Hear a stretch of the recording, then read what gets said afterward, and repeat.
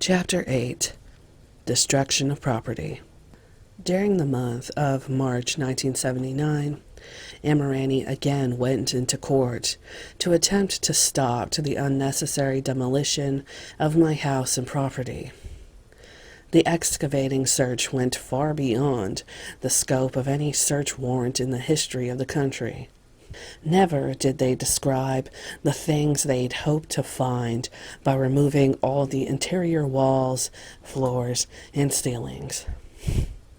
They could have easily removed the floors in each room without taking out the walls and ceilings, but their purpose was to make the house irreparable and unsaleable, to prevent me from salvaging anything financially from the property, to preclude my chances of a fair trial by destroying my final opportunity to raise money through total liquidation of my last asset.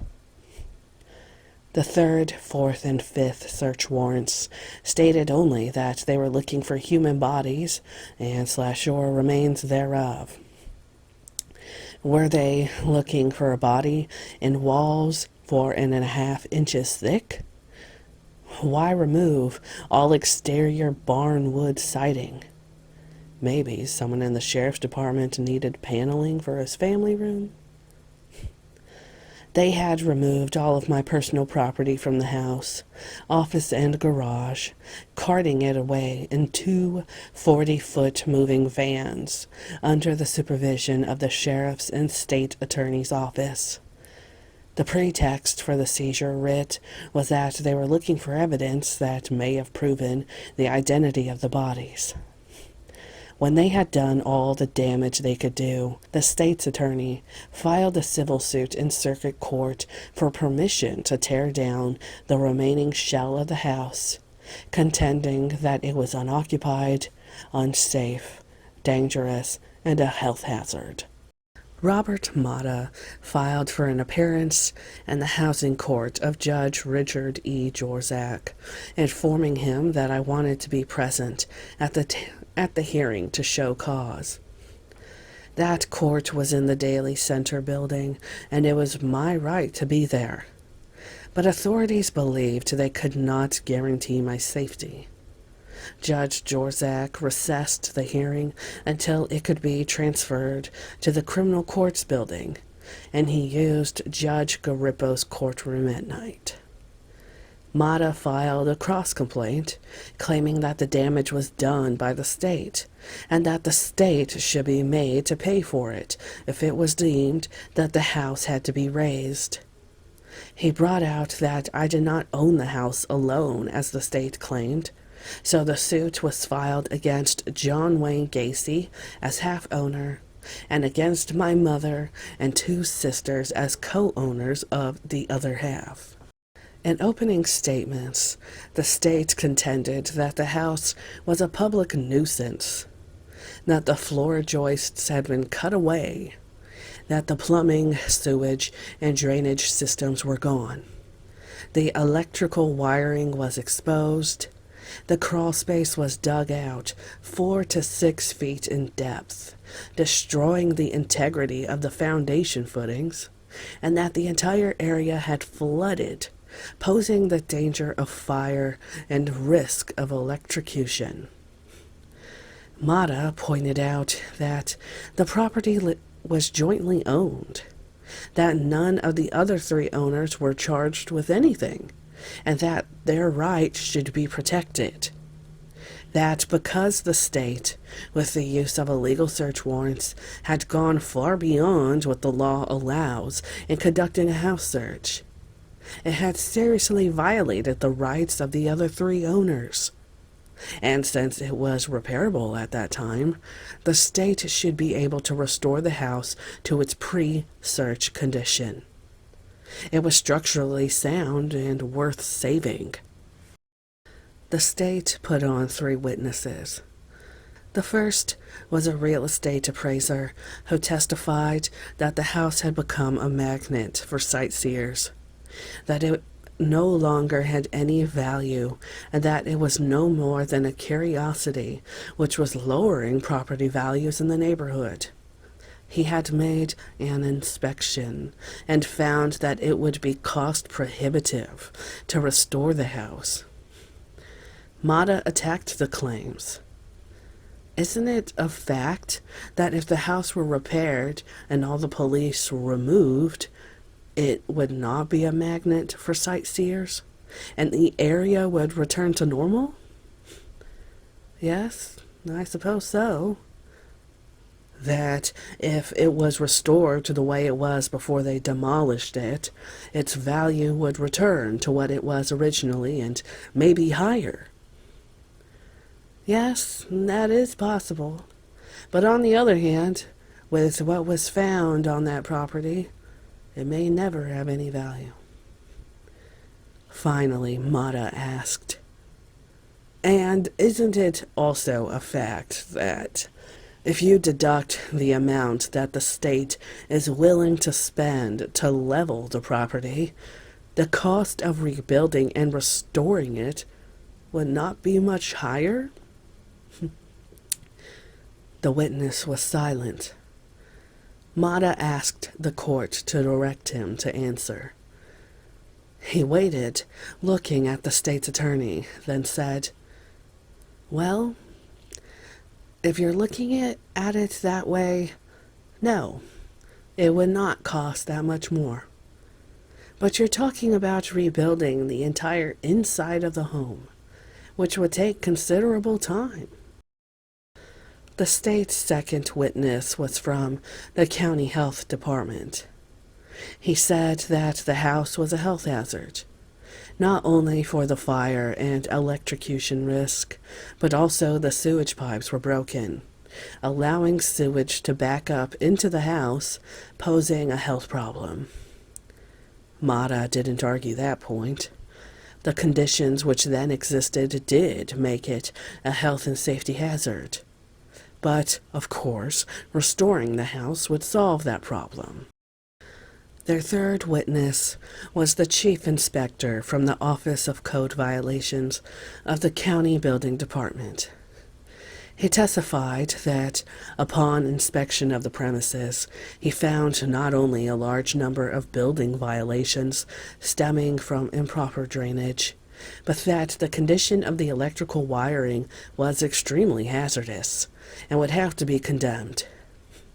He claimed that the foundation would be in a state of collapse when the ground thawed in the spring, that the building was nothing more than a shell, dangerously unstable, and the remaining superstructure would tumble with the first strong wind.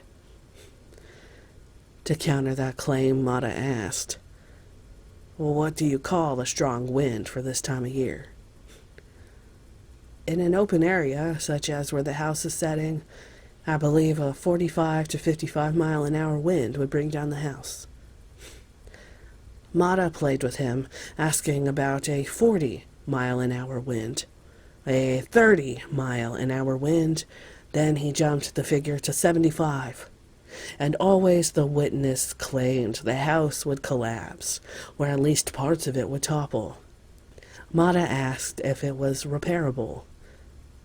"No way. The house is too far gone to repair." Mata had no more questions, and the state rested its case. Amirani laid the groundwork to undermine the state's witnesses. Our first witness was a geologist who, after listing his impressive credits, showed charts explaining the ground compaction, contents of the entire area, and in particular the test results of the samples taken from the site, extracted from some 30 feet down. It was his opinion that it would take an earthquake to move that foundation. The state was left agape. No questions. The second witness called by Amirani was a graduate structural engineer, a professor at Illinois Institute of Technology. He testified that he had made an inspection of the house and the site, that all the structural outer walls were sound, and that all of the roof joists were intact.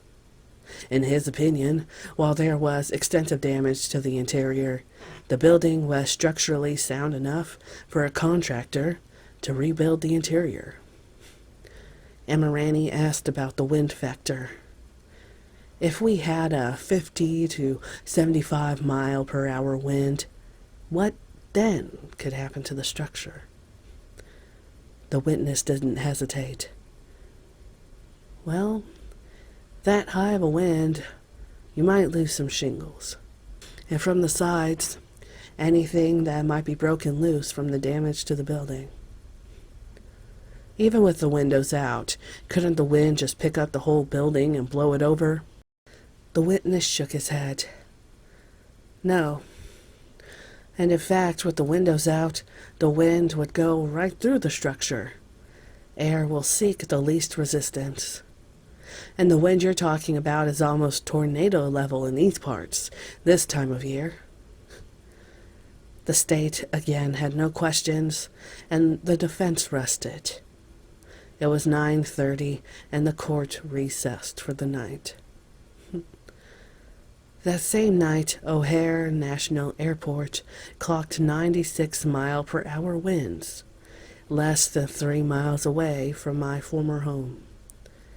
After a morning inspection of the house, it was shown that, while the few shingles were peeling and loose debris from the house had blown around, no part of the building had split or toppled.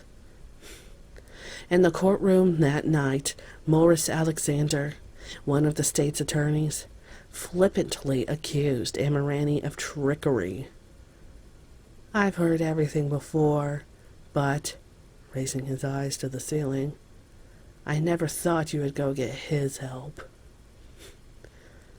That night, the state put on a rebuttal witness, a neighbor who had lived just east of my house. Mr. Brown, not his real name, with Alexander leading him, testified that the house was an eyesore in the neighborhood, and that sightseers had damaged his property. It could be a danger to children in the area because of the condition of the building, and that the putrid odor was so strong that they had to keep their windows and doors closed. There was nothing we could attack in that statement. It was all true. So Sam took a new avenue. He asked Mr. Brown how long he lived in the area and how long he had known me. And then he asked how the area, and in particular my house, had looked during the summer of 1978. Oh, it was beautiful. Gacy's place was always well kept. He would work on it like most of the neighbors, but I would say his place was kind of like the showplace of the neighborhood. He had it decked out with flowers in a horseshoe shape around his driveway, and people would stop to admire it. So you would say, before December 22nd, 1978, Mr. Gacy's place was a showplace, and that after that time it went downhill? That's correct. All that mess came after that date. After closing arguments, Judge Richard Jorzak issued an order that the house would come down. I am approving the order for demolition of the property, but I am also going to approve the defense's counter-complaint for damages. The award was for the full amount of the suit, $325,000.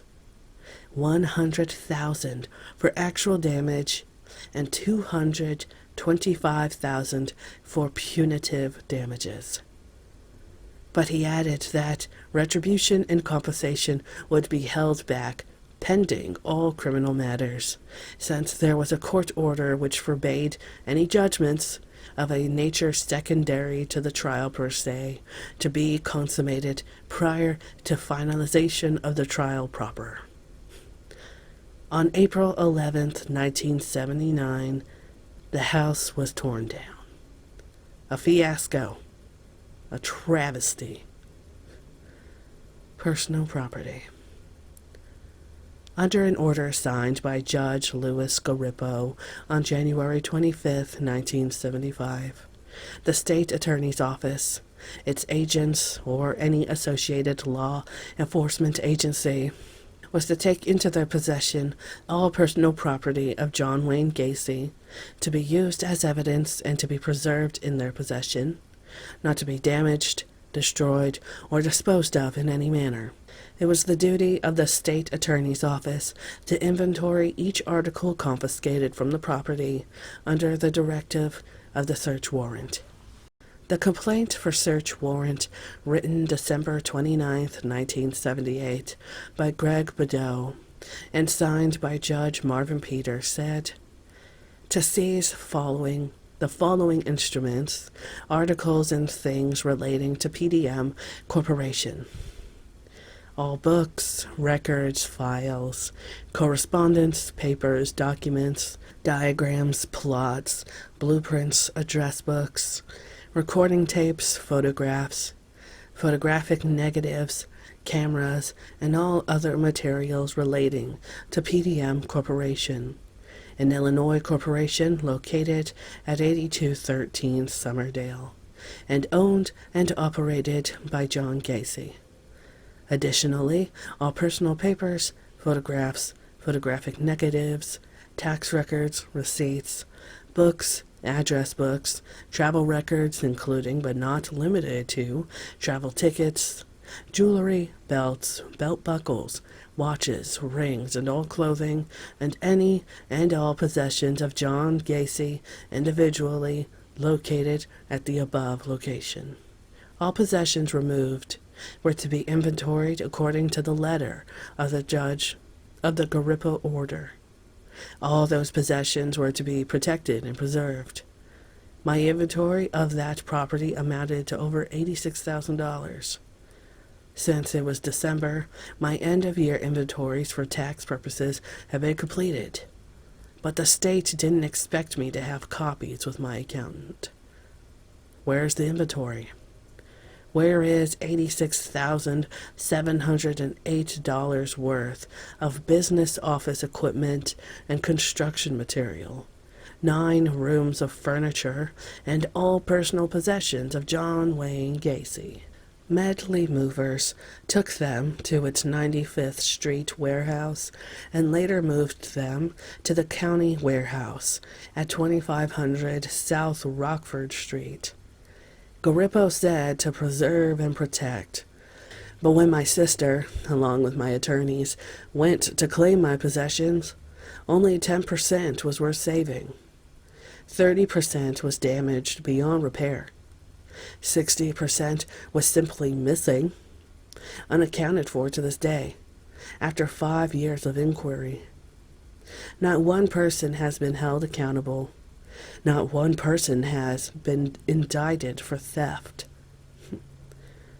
I know now that this is the kind of corruption any citizen can expect from the Cook County justice system. All the members of the sheriff's office and the state attorney's office who were assigned to the case should be indicted on felony charges or made to account for all that is missing. It was not petty theft. It was felony theft. Nearly 5 years after the conviction, the personal property had not been found or returned to my family. Why would the state hold $15,000 worth of artwork? Certainly not as evidence in a murder trial. PDM was never charged with a crime, yet nearly $38,000 worth of supplies and construction equipment belonging to PDM was carted away and was certainly not in evidence during the trial. Judge Louis Garippo, along with the rest involved in this case, after the trial, quickly slipped out of public office. I don't know. Maybe to hide their guilt? Maybe for their participation in that most shameless farce of justice. The new possessors of my property were not limited to law enforcement. Amirani signed personal vouchers for property of mine, which he received from the sheriff's office. Items he took to his office included a color TV, and stereo equipment. He told me those items were later stolen from his office. He would like to replace them, but he didn't carry theft insurance. Chapter 9. Medical attention, drugs, transportation. On Saturday, April 7th, 1979, the Chicago Sun-Times carried the headline, "Gacy, stricken, rushed to hospital." That was the entire front page of the paper. Inside, on page 3, was a quarter-page picture of me, the same one they always used, taken right after my arrest when I had been sleepless for 2 days, drugged, hungry, whipped. The story caption read, "Gacy suffers serious heart attack." Sensationalism at its worst. First, they frenzied the public into hating me, then elated them with the good tidings of a heart attack. I hadn't suffered a heart attack, but that's what Cermak Hospital released to cover their own stupidity. I was rushed to Cook County Hospital, unconscious, my respiration dangerously shallow. They acted swiftly, pumping my stomach to evacuate the drugs given me mistakenly by a nurse, overdosing me. The panic that followed was unbelievable, and the contingent comedy of errors could have caused serious injury to others as well as to myself. The story was told me a few days later in the intensive care unit by one of the officers assigned to me. According to him, after the drug reaction, even before I had been loaded into the ambulance, a Cermak for the trip to Cook County emergency room, the news media was at the jail's gate trying to scoop the first photos. Besides 8 officers crammed into the ambulance with me, 2 sheriff's cars with 6 men and each provided an escort. The media were like crazed animals, pursuing us like dogs after a kitten. On our arrival at Cook County Hospital, full film crews were already in place. It was close to midnight when 6 of the officers burst into the emergency room where people were waiting for medical attention. Picture, if you will, you're waiting emergency treatment when suddenly 6 uniformed men charge in, waving shotguns, pointing them at everyone, yelling at you to get against the wall. Behind them comes a guy on a gurney, accompanied by 8 more officers, some with guns drawn, followed by 6 more, screaming epithets at the news media, scuffling behind who were also ranting. The pyrotechnics of their flash cameras turning the room into a strobe-lit bedlam. A pregnant woman, trying to get out of the way, falls over a table into a wall. Others were so frightened they froze. One man failed to stop dead in his tracks. His open jacket revealed a holstered gun. The guard slammed him against the wall with the shotgun at the throat. Luckily, a doctor happened by and yelled, "Stop! That's the head of hospital security." The police were irrational over the possibility of me dying or escaping. What had to be done was to revitalize my system and get me stabilized. I was moved into the intensive care unit after they vacated the other patients. 9 officers were assigned to stand guard over me, with orders not to leave another room and before another full team arrived. 5 were in the room with me, and 4 more outside the door. All hospital personnel had to be searched before coming onto the floor. Visitors for other patients were also searched. Later, since ICU was on the ground floor, I could see the street outside. An officer was positioned at each end of the block, and 2 sat in a car outside the window. By morning, they had received the expected bomb threats. One maniac threatened to blow up the whole unit unless I was taken out of there. The atmosphere tingled with tension and restraint. The doctors assigned to me said that I didn't have a heart attack, but nonetheless could have died. I had been strongly hooked on Valium prior to my arrest and had been off the stuff for nearly 4 months. After I had avoided the hospital food for 2 weeks, the nurse at Cermak administered 20 milligrams of Valium, which guaranteed an overdose and nearly stopped my heart.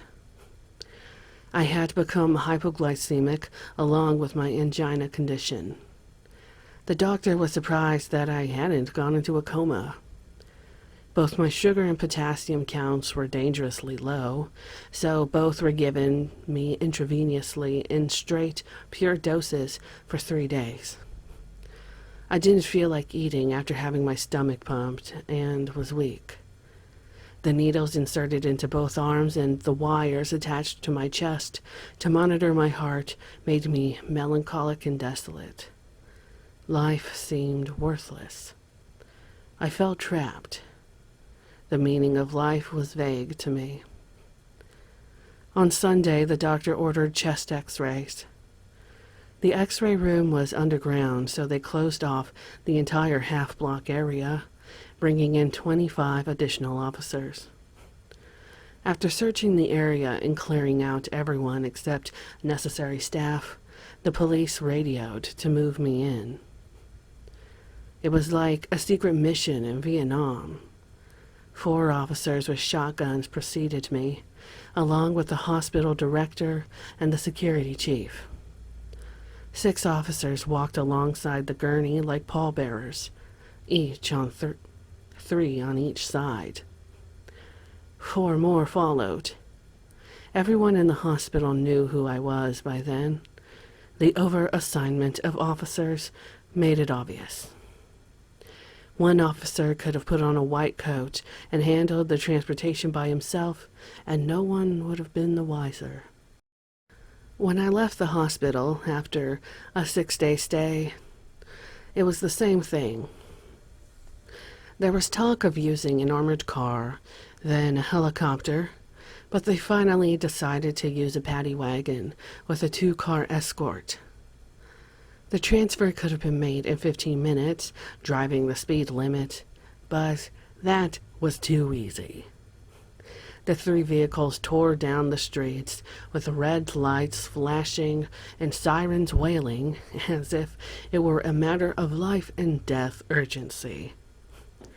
The scene was repeated any time I had to be taken somewhere.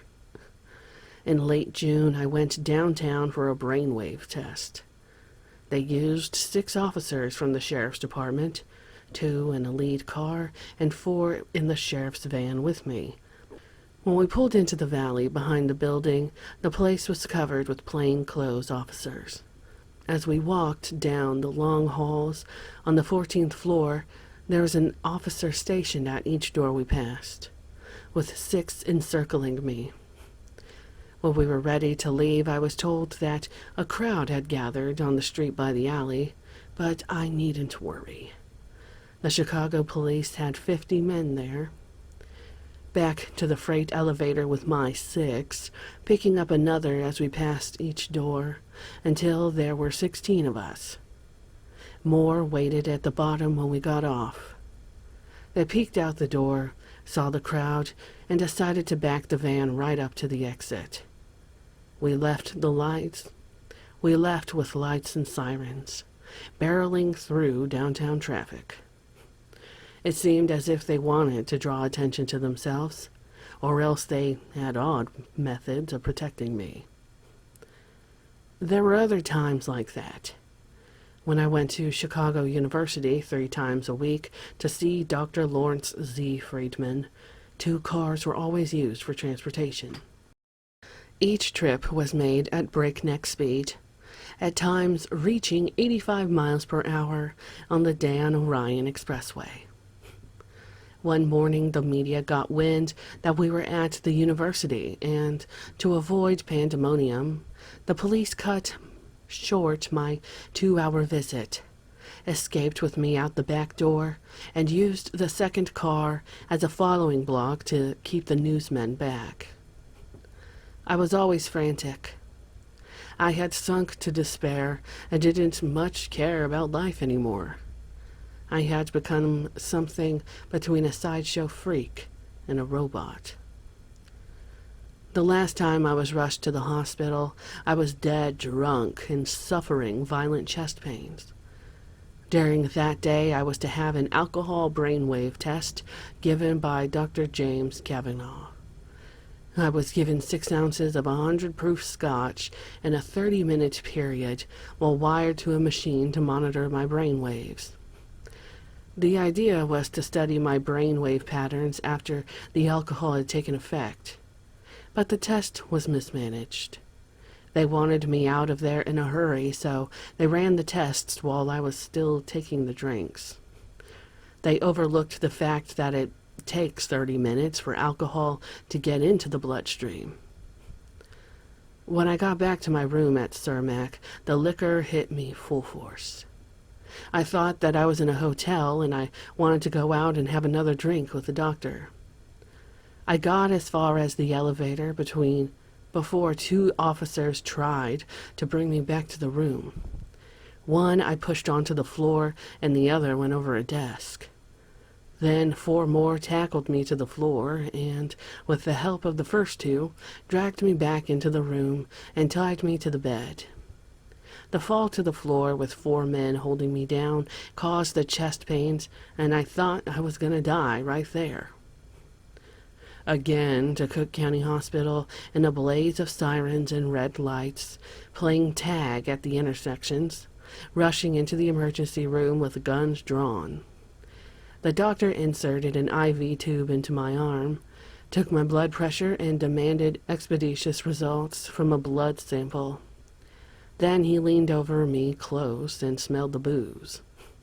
I was as high as the town drunk on a Saturday night. The news that I was getting drunk in jail would not sit well with the public. The mass killer lounging away the days, sipping booze like an Epicurean. So a bogus story was concocted about an attack of angina. The big city administrative incompetence was becoming old hat. The last time I was moved in this fashion was for the jury selection in Rockford in January 1980. The media knew in advance that I was going, so they loitered around the jail gate, hoping to get photos and a byline. But the sheriff sent out a false honeypot to attract the flies. Our entourage sneaked out a back gate, just 2 station wagons with 4 men in each. Rather, a skeleton crew compared to all the men and vehicles used for the short city jaunts. The deputies were armed to the gills with machine guns and shotguns, always ready for the overkill. The state troopers picked us up and rode ahead of us to clear the route. When we hit Winnebago County, a sheriff's escort led us right into town. At the courthouse, we drove into an underground garage, but even with all the preventative measures, the omnipresent press found cracks to pass through. Photographers, camera flashing, ran alongside the car as we drove down the ramp, until the overhead door descended in their path. But they had to print their story the next morning without a picture. The police kept anyone at all from getting that close to me. There were too many people who wanted me dead. 6 days later, when I left Rockford, there was only 1 car from the Winnebago Sheriff's Department, with 2 officers and 2 city police cars to escort us to the edge of the city and the tollway. The ride was quiet and uneventful. Rockford's police department and the Winnebago sheriff proved to be more professional than the Katzenjammers of Chicago and Cook County. Chapter 10. The Doctors. In early January 1979, I began seeing psycho doctors, first on court orders, then at the insistence of my attorney to strengthen his insanity defense. One thing is certain. If you think you know yourself, if you think you understand the meaning of what you're doing in everyday life, if you feel that all your hatches are sealed tight and your sails are well adjusted, you still will not leave the shrink's office without being labeled as something that meant nothing to you before, but a long Greek word that you'd sidestep in your reading. I told Amirani, long before seeing the first doctor, that I was against the insanity defense. Really, how could he convince 12 people that I was insane 33 times, then suddenly 33 times transposed back to sanity, showered and shaved, suited and sane, returned to running a business and working as hard as I did without showing any signs of aberration or of imbalance? But more about that later. My first meeting with Doctors of Enlightenment was a joke. I was taken down to a first-floor office of Cermak Hospital by Superintendent Patrick. All he told me was that there were 2 doctors from the court with an order to interview me. But Amirani had failed to tell me what was expected of me. He had told me to be cooperative with the doctors who interviewed me. But he also had told me not to talk to anyone or give out any information unless he was present, or unless they could properly identify themselves. So when I went with no instructions from him, not knowing what I was or wasn't supposed to tell them, not knowing where, legally or practically, the borders of confidentiality were located. When I got a look at the 2 strangers, I thought I had walked into the wrong room.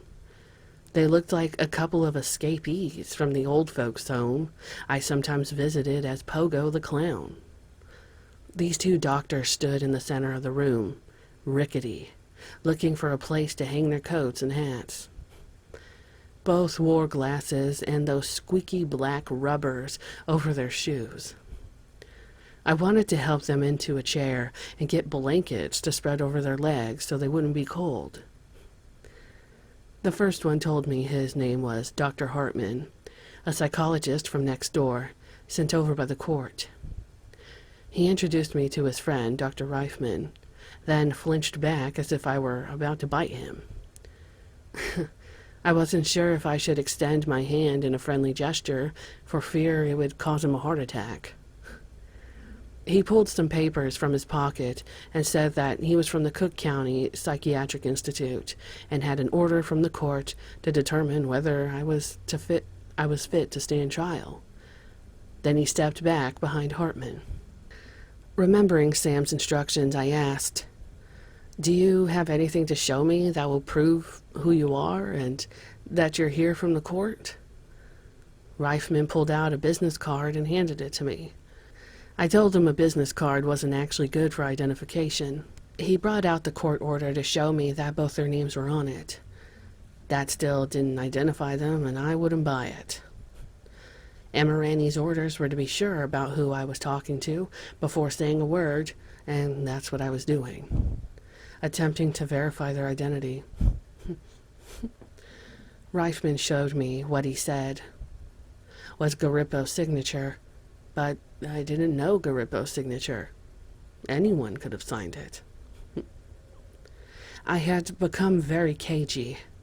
I didn't believe much of anything by then. The state had played so many games with lies, tricks, and innuendo. Why not with a couple of actors? I was not being belligerent or rancorous. I wasn't going to march into any kind of trap. I just wasn't going to march into any kind of trap. I told them about my attorney's warning. They were puzzled. They didn't know what to do.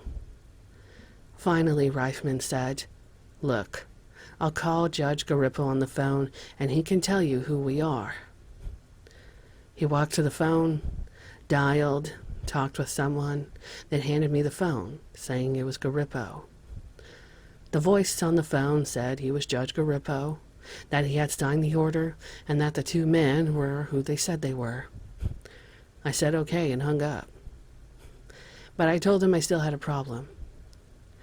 How did I know that it was Garippo on the phone?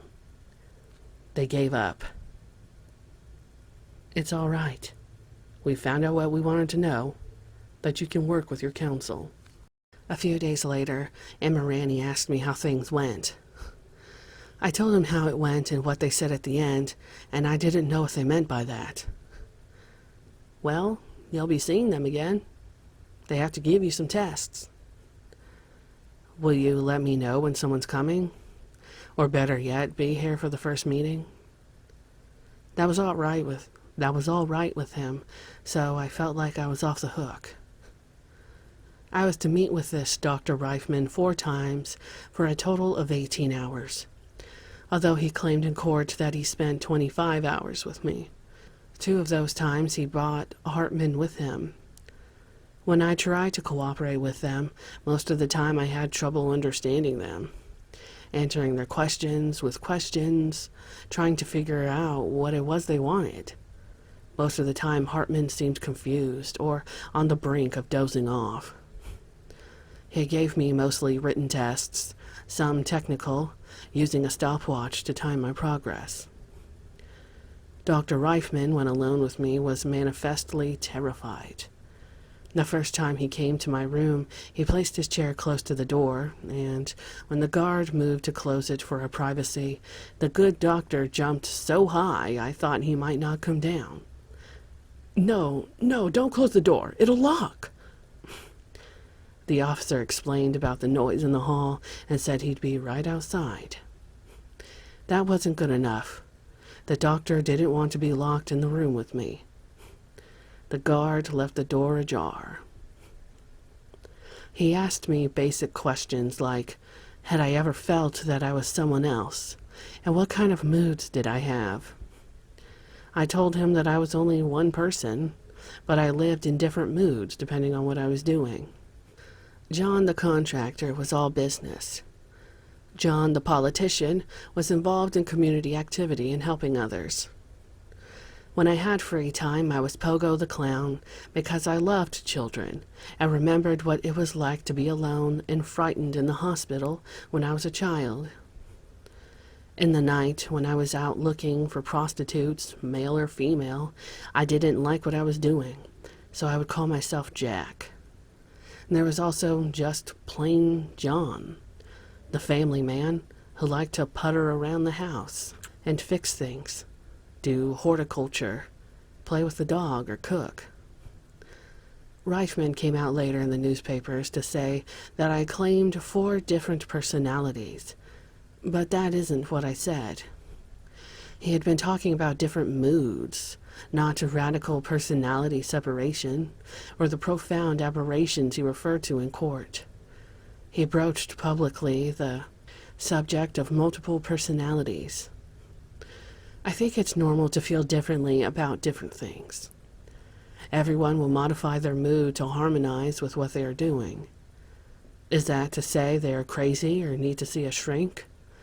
Going fishing or to a ball game creates a mood. Dancing, gourmet dining, sex, a funny movie, each has its own mood. No. I had to believe these men of enlightenment were closer to the cracker factory than I was. But all that talk about minds was beginning to spook me. Emma Ranney came by one day to tell me he was able to get Dr. Richard G. Rappaport to see me. You would have thought it was the greatest day in my life. He was bubbling. I had never heard of the man. My first impression of Rappaport was of a gigolo on a perpetual hustle, a gaudy ladies' man, out of the daily soaps. He wore a sport coat, open-neck shirt, and sunglasses. But over a period of time, I became very relaxed with him. The atmosphere became that of 2 guys talking over old times.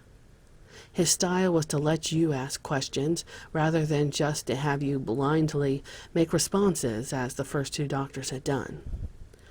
With him being so casual, I came to have a feeling of security and trust.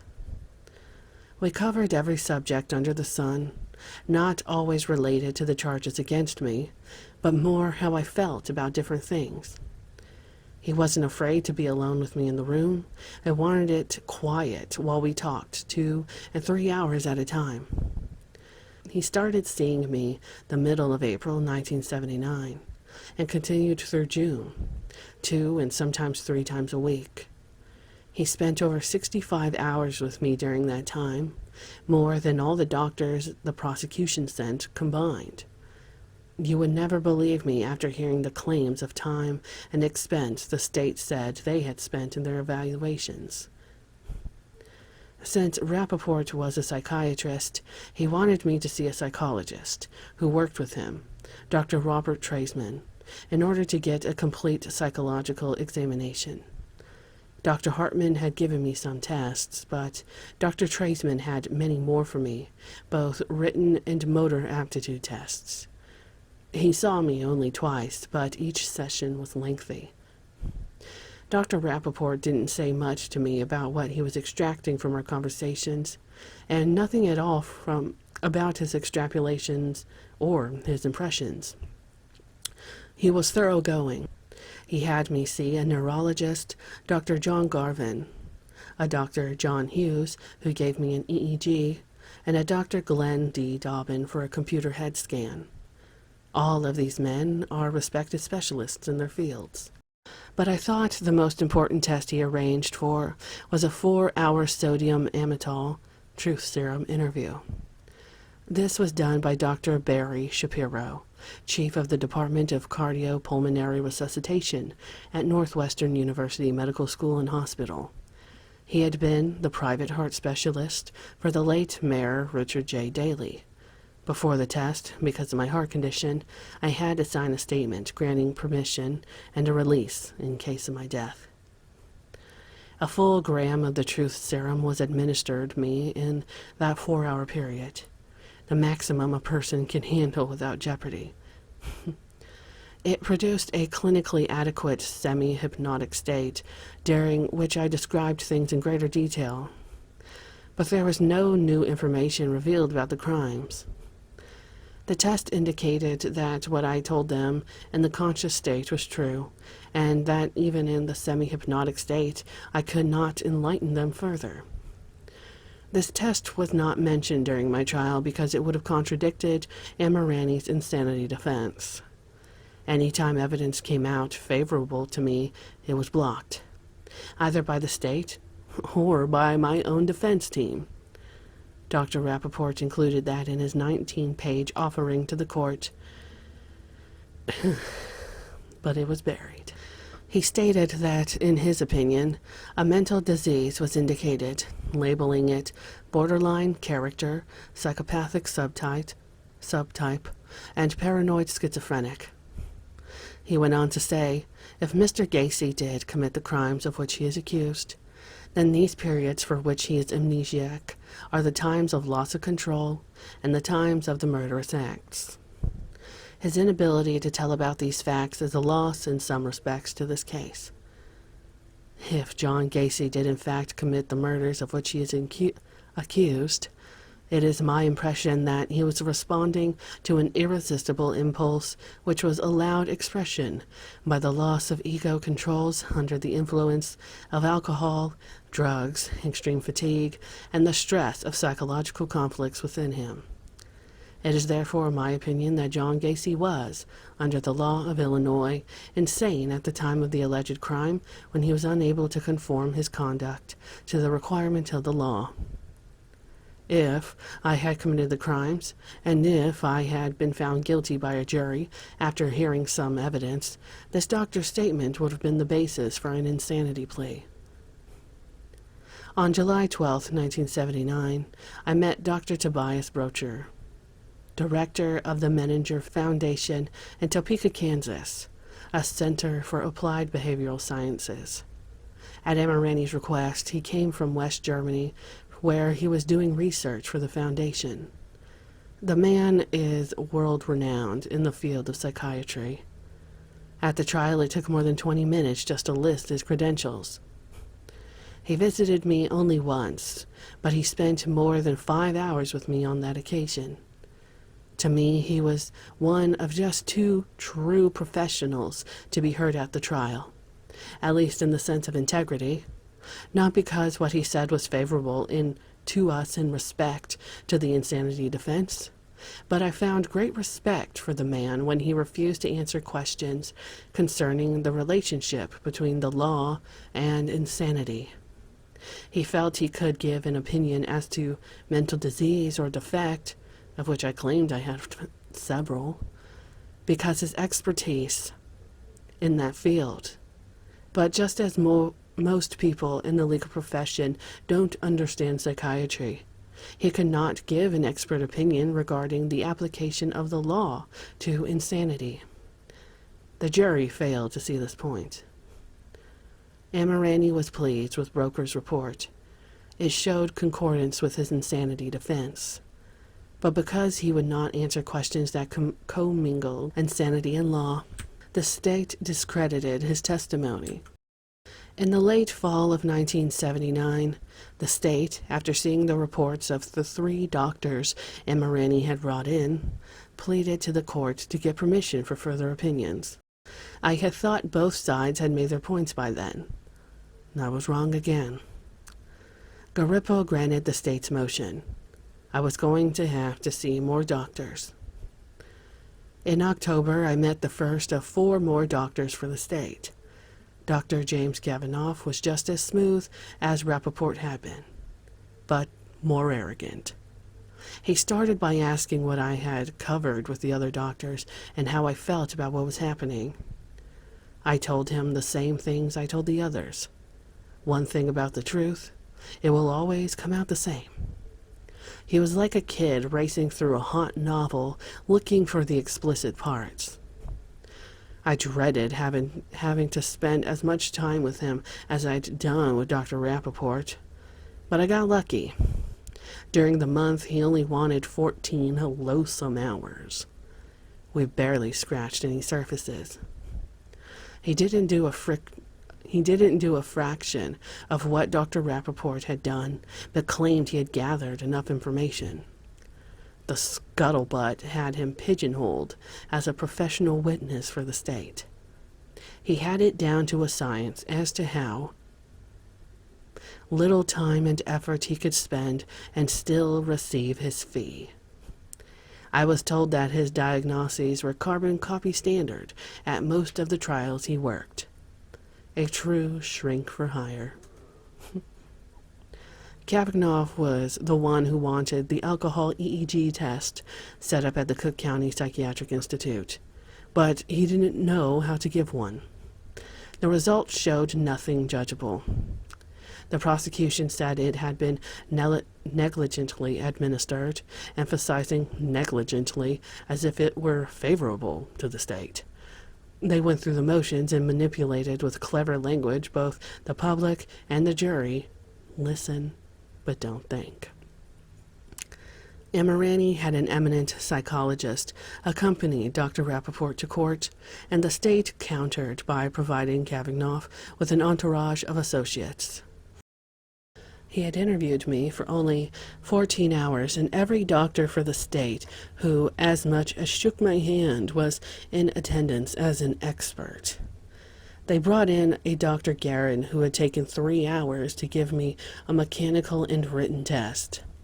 Along with him came a Dr. Rogers, a young guy just out of college, scared yet eager to spout from his $100 books. He had given me only one test. The SADS diagnostic interview made up of 4,500 questions, from which he felt he understood what caused me to grin, and why I rested my elbow on my knee and my jaw on my fist when I shit. But only 10% of all psychologists use the SADS because its findings are considered to be unreliable. In late November, I saw the last of the state's Isaac Ray Center team. Dr. Jan Fawcett visited with me for a time, going over the same things Dr. Cavanaugh had covered. In court, he claimed that he had spent 7 hours with me. All those doctors padded their hours for 2 reasons. They were paid by the hour, and it braced their feeble findings. Amirani was sold on the insanity defense, so he had me taken to see Dr. Lawrence Friedman, another Tobias broker with impeccable credentials. He was a professor at Yale Law School for 15 years, Yale Medical School for 20 years, served at Cambridge, Stanford, the University of Tel Aviv, and was now chairman of the International Institution of Social and Behavioral Pathology, headquartered at the University of Chicago. I wondered how they could have enticed his services. Because of his distinction and busy schedule, he didn't come to see me. I was taken to him, 3 times a week, 2 or 3 hours at a time. The first thing he did was tell the officers to remove the handcuffs so I could relax. Talking to him was like talking to the serene grandfather that I never had, a figure who inspired trust. He was the 10th doctor I talked to, and again I had to start all over from the beginning. But he was a good listener and had very few questions, wanting me to express myself, to stroll with him through my strongest memories from my childhood up to the present. I did most of the talking while he busied himself making notes. Just like Dr. Rappaport, I spent 65 hours with him over a period of 2 months. Just like Dr. Broker, he proved to be a man of integrity. He felt he could answer questions only in the field of his expertise, psychiatry, and refused to extend his opinion to the legal aspect. He was called to give a medical statement. The lawyers could provide the legal testimony. While I was seeing Dr. Friedman every other morning, Sam came up with another psychiatrist to see me simultaneously, Dr. Helen Morrison. She came across as a sincere person, but I felt like she liked to play games with me, to rouse me into reactions. Maybe it wasn't so much her style, but the fact that after 3 hours with Dr. Friedman in the morning, I was in no mood for another session with anyone in the afternoon. I think if you're not half cracked going into these head excavations, something unhealthy transpires. As banal and insane as it seems to me, talking those hundreds of hours about myself, those powerful memory jaunts I took, well, it just wasn't meant for any men to engage in that much introspection. It took its toll, but it continued for the next 2 months. Talk, introspection, retrospection, morning and afternoon. I asked Amirani, "What's the matter, Sam? Can't you get us no weekend bookings?" Even though I had agreed to go along with what he wanted, it was now crowding me. "It's making me goofy, Sam. It feels like these shrinks are going into my head with jackhammers and blasting caps." I asked why he didn't ask for a continuance, why we were being so pressed. He would only say that Garippa wouldn't do it. January 1980. I couldn't believe it. Amirani had another psychologist he wanted me to see, and he was going to come on Saturday and Sunday. Dr. Thomas Alicio came to the jail's hospital on January 12th and returned the following day. Since he was coming in from Rockford and had no time during the week, his only opportunity was that weekend. He began with a short interview that sent me through a series of tests, starting with the Wechsler Adult Intelligence Scale and the Halstead-Wrighton Neurophysical Test Battery. Some of these I'd had before. This was the 4th clinical psychologist I'd seen within a year's time. Without knowing what the results might mean to a professional, I had to become acquainted with some of the tests, like the Rorschach ink blot test, the Draw a Person test, the thematic apperception test, which is done blindfolded. Here I was, 37 years old, playing with blocks and funny pictures, trying to tell some grim, austere character what spilled ink defined. The final, and what came to be the most controversial test I took, was called the MMPI, the Minnesota Multiphasic Personality Inventory. I had taken it some months before with Dr. Traceman, but having gone through it before gave me no help the second time. It's too complex. I couldn't have known a right answer from a wrong one. Example: do you like fishing? If I say no, maybe they say I'm un-American. If I say yes, maybe they decide my fetish is killing innocent fish. I answered all 526 questions in a rapid-fire succession in 2 hours and 30 minutes. That's an average of 3.5 questions and answers a minute. Spontaneity had to be the key. No time to ponder for the best answer. Yet, at the trial, Kunkel claimed I faked the test, that I knew what answers to give to avoid any negative perception. Now, how the hell could I fake answers to questions that had no right or wrong for me? I couldn't even get a cigar in jail, let alone an answer crib from a university in another state. The test can only be evaluated at the University of Minnesota, where it was originally designed. The lie factor on my test was 0, meaning that I wasn't lying on the answers. That frosted Kunkel. In its reports, with no knowledge of who had taken the test, the university wrote, "The profile is consistent with an individual who was diagnosed as schizophrenic, showing paranoid and manic elements. Thus, the individual on this more objective test shows signs of being an active, belligerent, suspicious individual in his basic personality type. Even though on the surface he appears pleasant, comfortable, and benevolent and accepting of other people.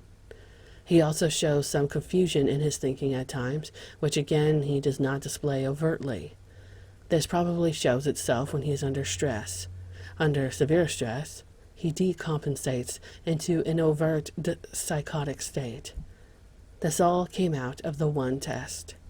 Score another point for Emirani's insanity defense. All told, I had seen 12 doctors, a total of 67 hours for the state and 201 hours for the defense.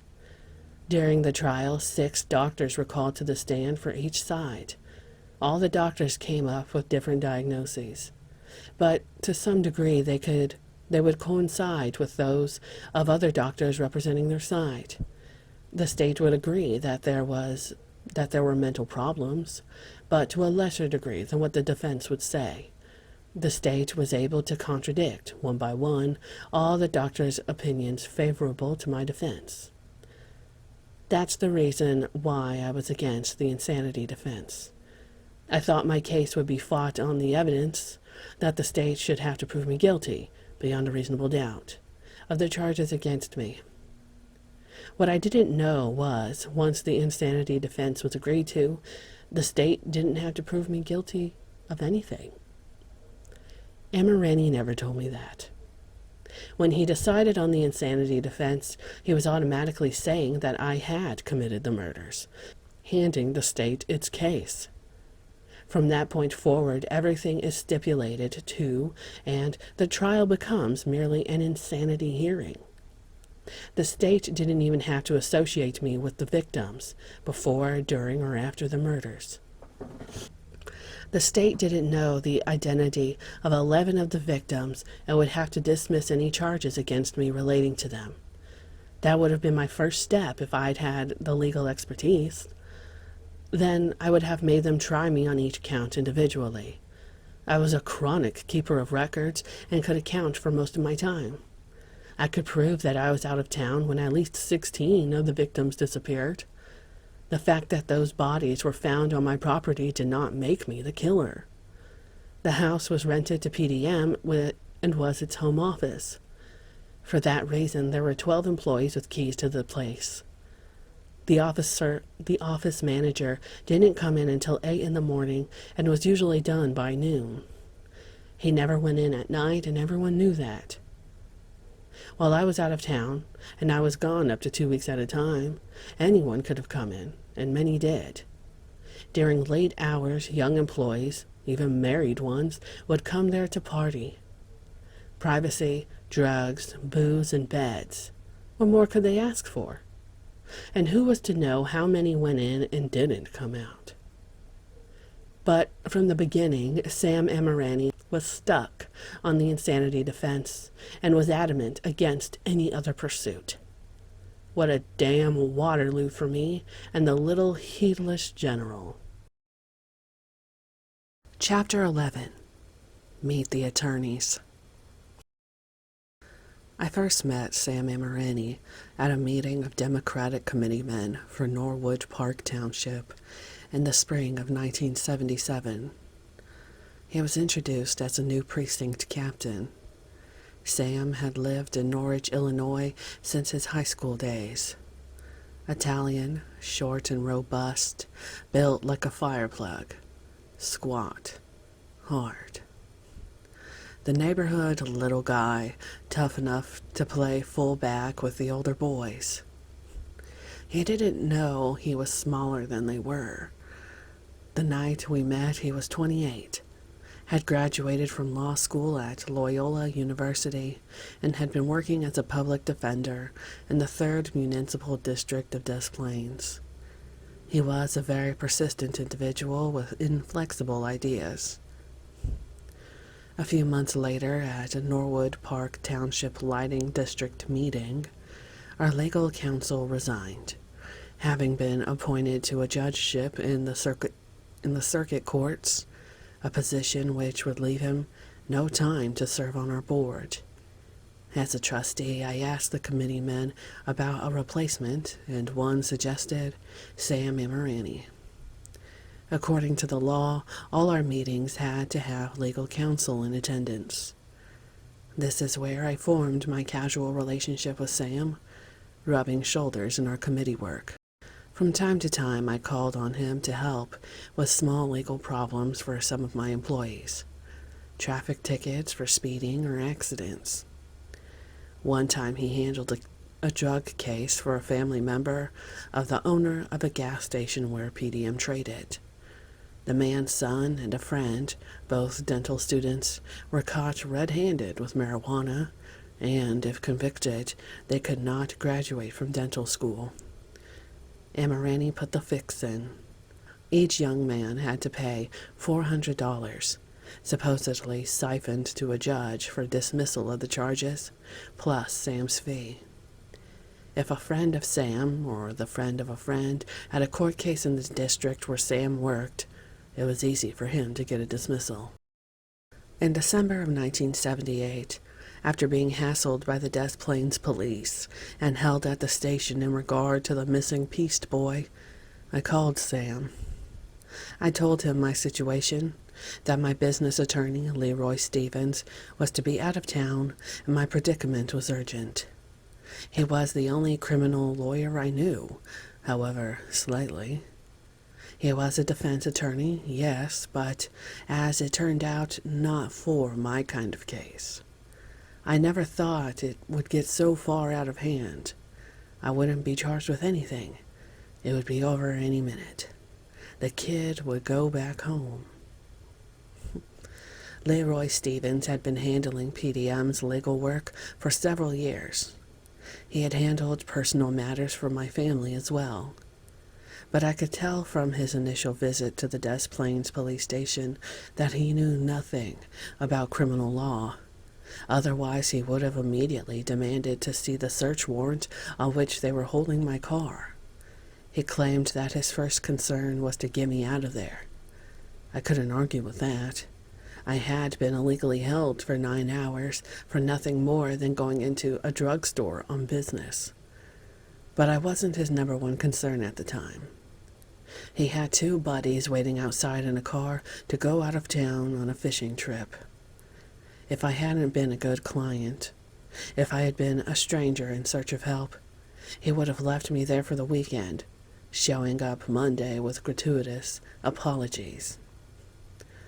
On Thursday, December 15th, I met with Sam in his office after telling him the whole story about what had happened to me, retained him to handle the matter.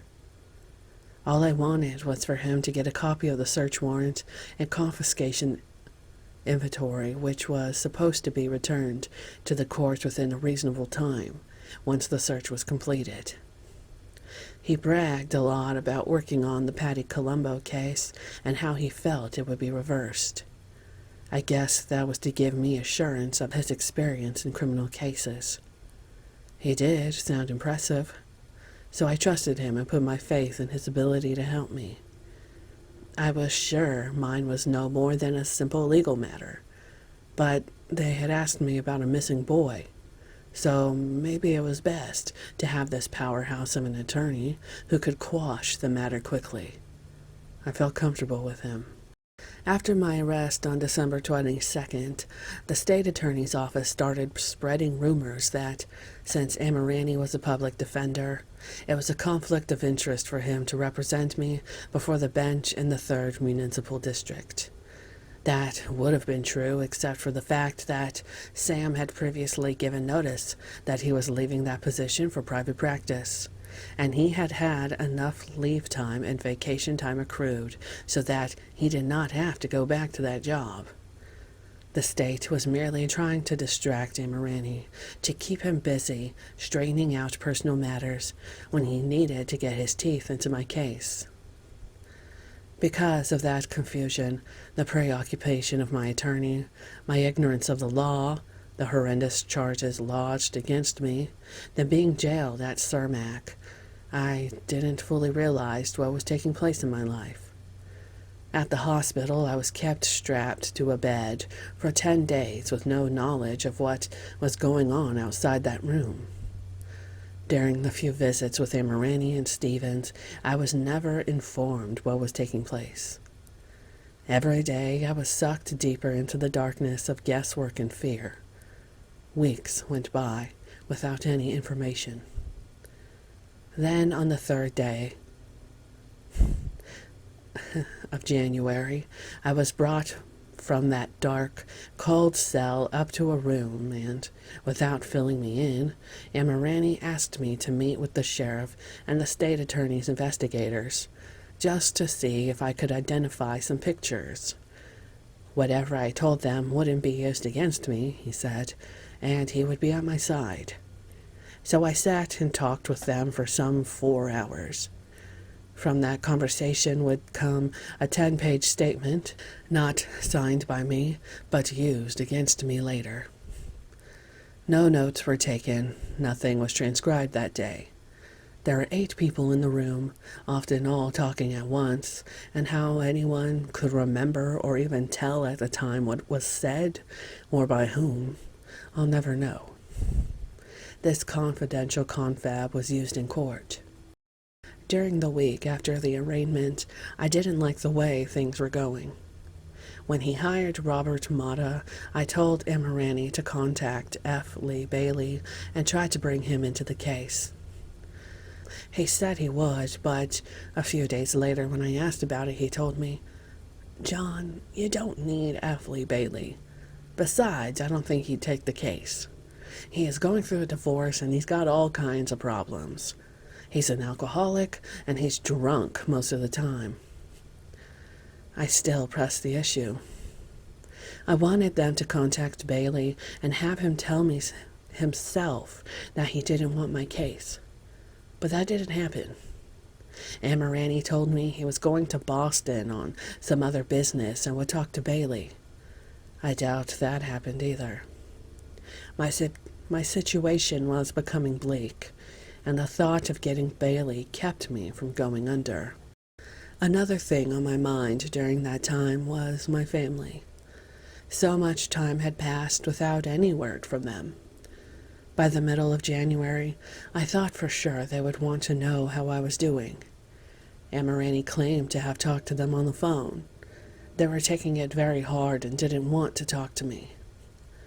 If you want to, go ahead and write to them, but don't give someone at the jail any letters to mail for you. There's a risk someone will sell them or take them to the state to use against you. So, when I wrote my family, I gave the letters to him to mail for me.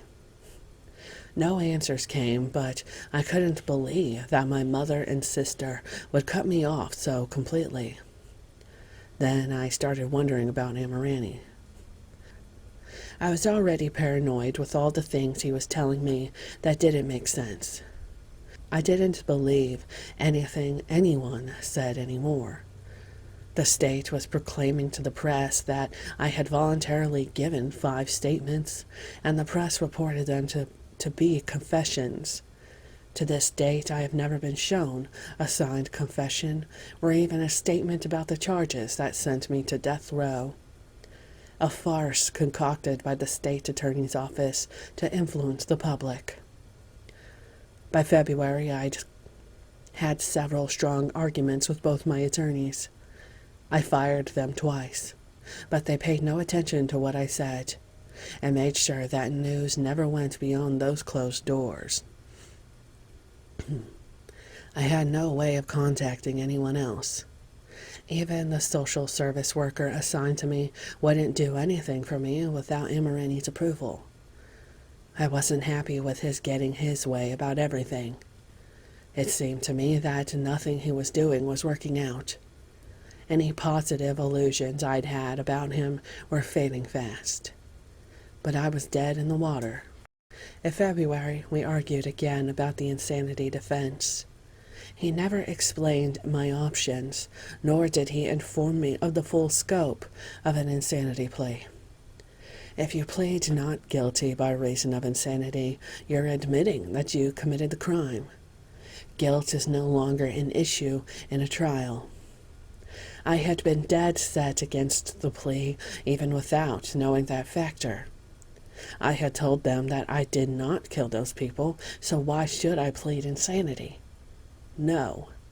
I entered a plea of not guilty, and that's what I wanted to stick with.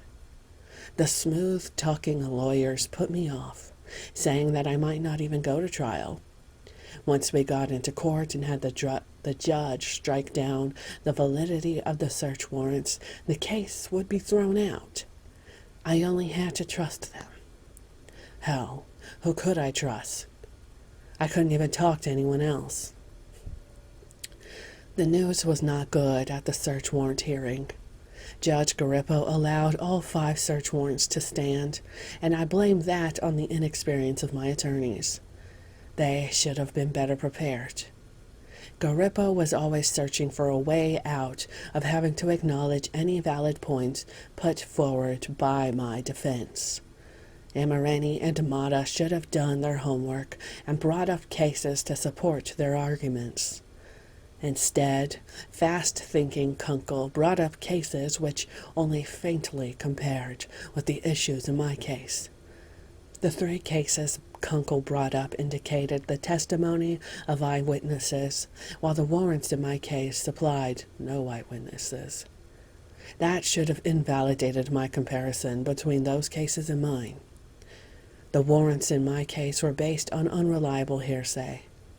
But Garippo didn't want to handle the public pressure and ruled the search warrants valid. Amirani was so sure he had it in the bag. There wasn't even going to be a trial. But here I am on death row. Now he was selling me on his new 3-prong defense. The first prong was to be a not guilty plea, which I thought meant they would have to prove conclusively each charge against me.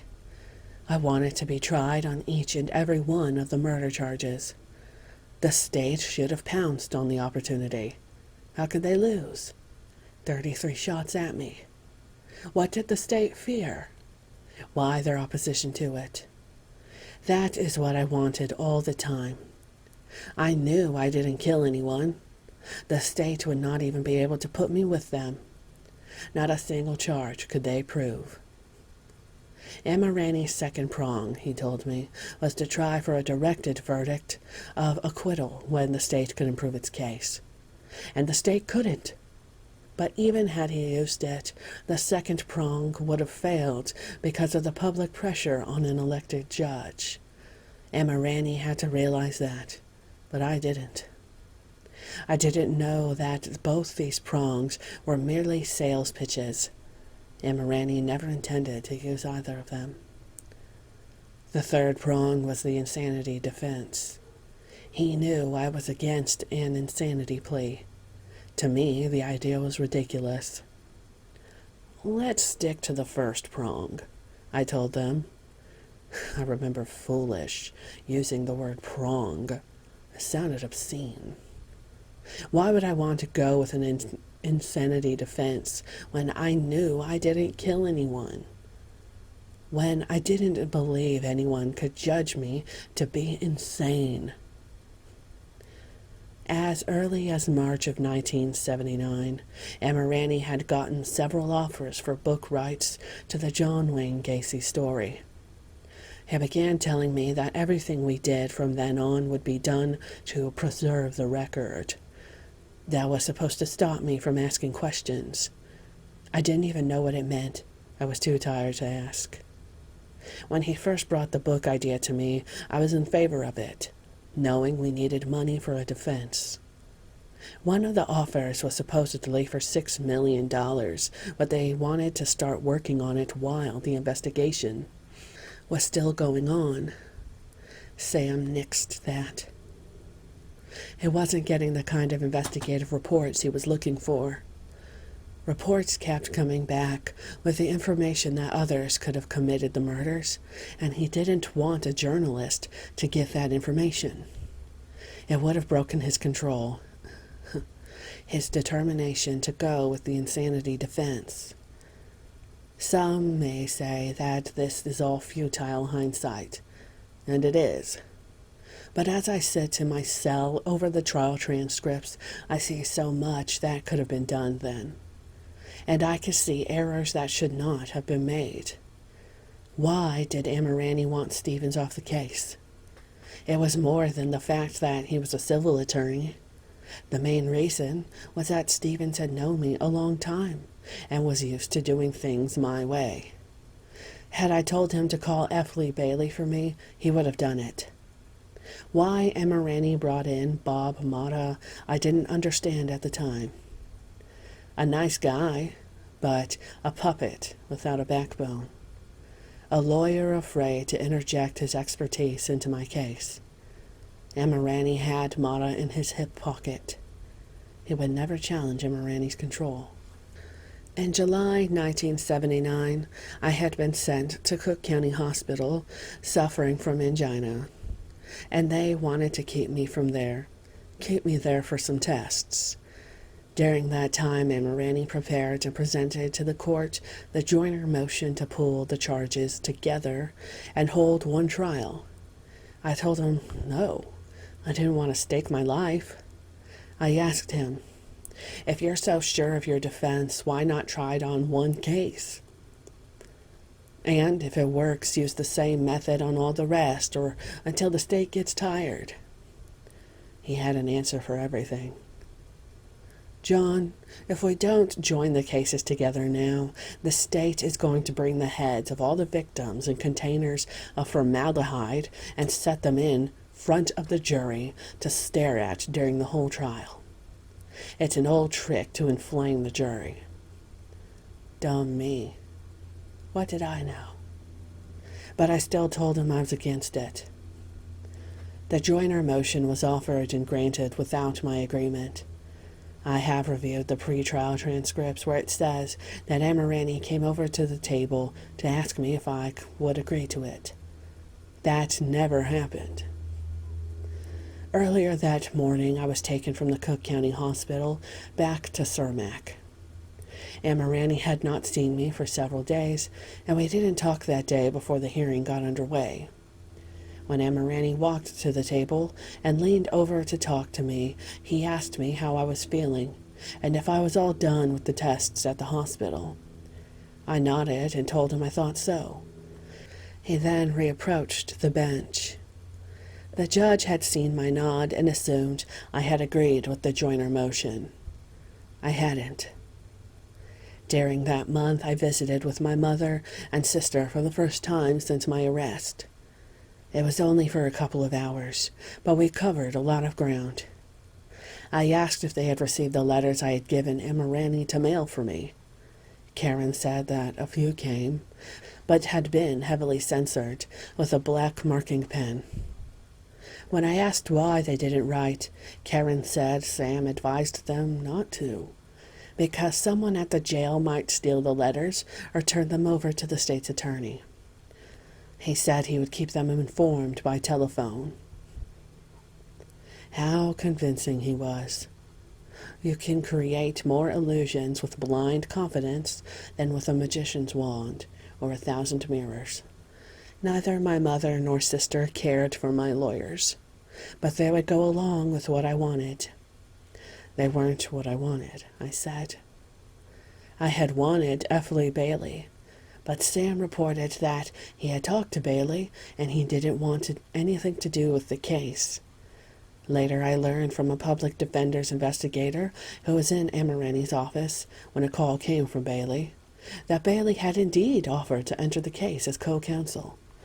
Emma Ranney had refused Bailey's offer, telling him that it was erroneous to believe that I had even suggested soliciting his assistance. Any lawyer who would turn down the chance to work with an expert, big-league trial attorney has to have serious ego problems. Robert Mata was older than Emma Ranney by 3 years. He agreed to become co-counsel after Sam told me he needed me for the arraignment. It was my understanding that he would be used only for that purpose, but once Emma Ranney found out he could pull Mata's strings, he retained his services for the entire trial. Mata fell in line so he could stay on the case. He jumped at the chance to become part of a case so highly publicized. To me, he seemed to be very sharp in the courtroom. He had a knack for attacking witnesses, but lacked the experience to be in the big leagues. In the entire 14 months before the trial, I don't believe he contributed one idea. I wanted him to say just once, "I think I have a better approach," or, "John, from your viewpoint, how do you think it's going up to now?" But nothing. The prosecutors. Terry Sullivan was the first of 3 state attorneys I was to meet during my ordeal with the Cook County criminal justice system. My first encounter with him is described in Chapter 1. He stood by and watched my rights being violated and said nothing. Kosenchak threw me up against a wall, made me empty my pockets, and had me put in a cell.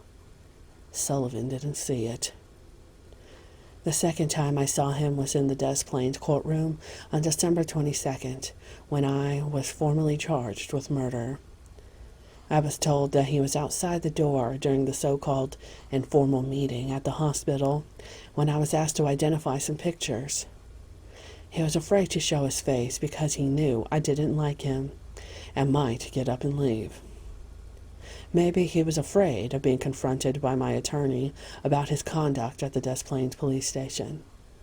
In any case, his own guilt kept him out. Possibly a negative factor against me was the close friendship he shared with Emma Ranney. I didn't know until much later that the two of them had worked closely together for the previous 5 years out of the same court building. Sullivan for the state, Emma Ranney for the public defender. Had I known that in the beginning, Emma Ranney would never have been my defense counsel. Over that period of time, they had to learn how each other operated, strategy, how the other approached a case. Influence there may have been, collusion there may have been. In any case, how can any attorney fight his best when he's fighting against a friend?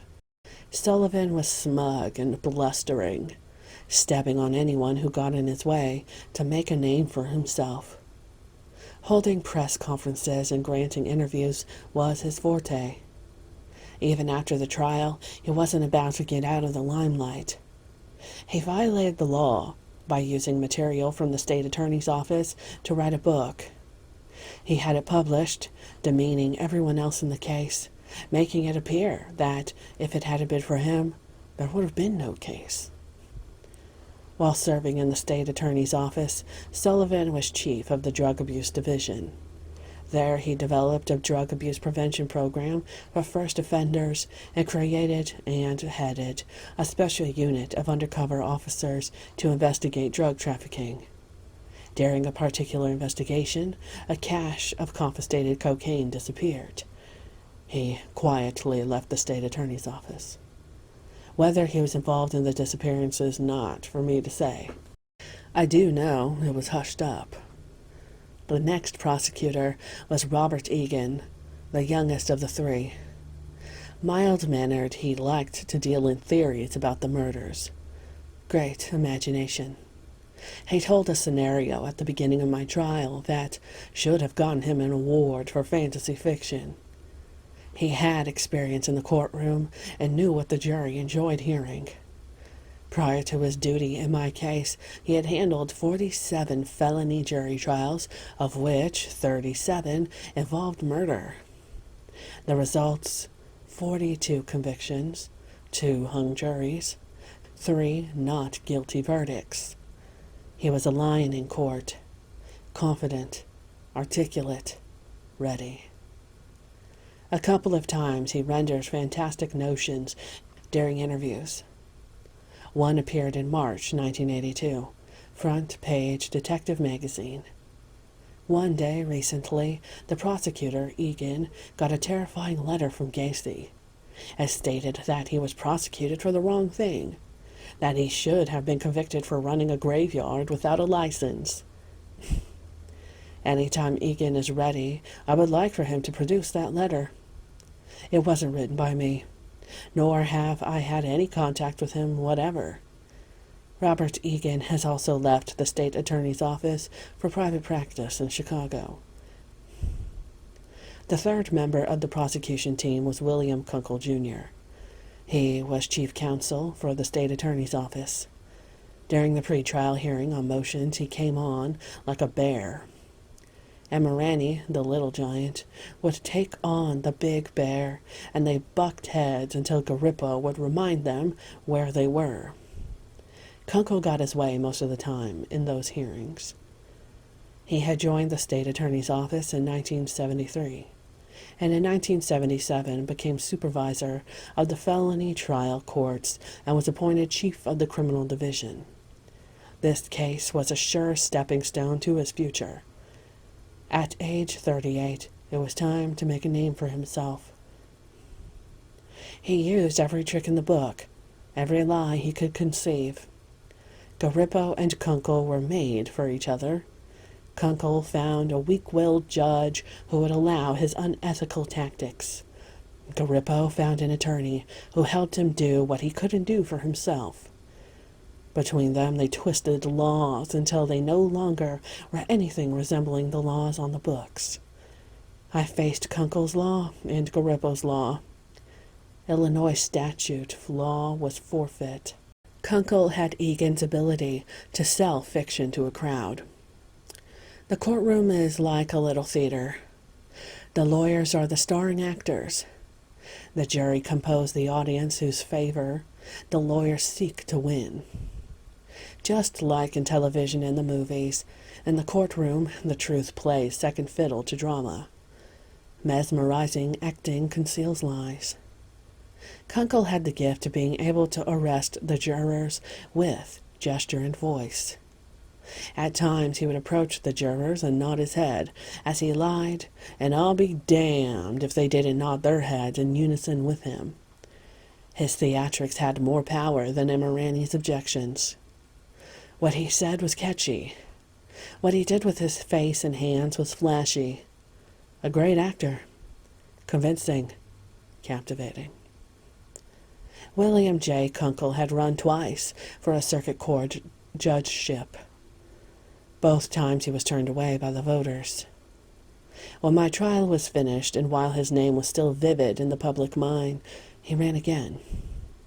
He ostentatiously printed on his campaign literature, chief prosecutor of mass murderer John Wayne Gacy. He was riding the highest crest of fame and glory his life would probably ever attain. The voters dumped him again.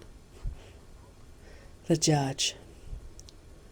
Rounding out the cast of characters who played in my drama was none other than the Honorable Judge Louis B. Garippo.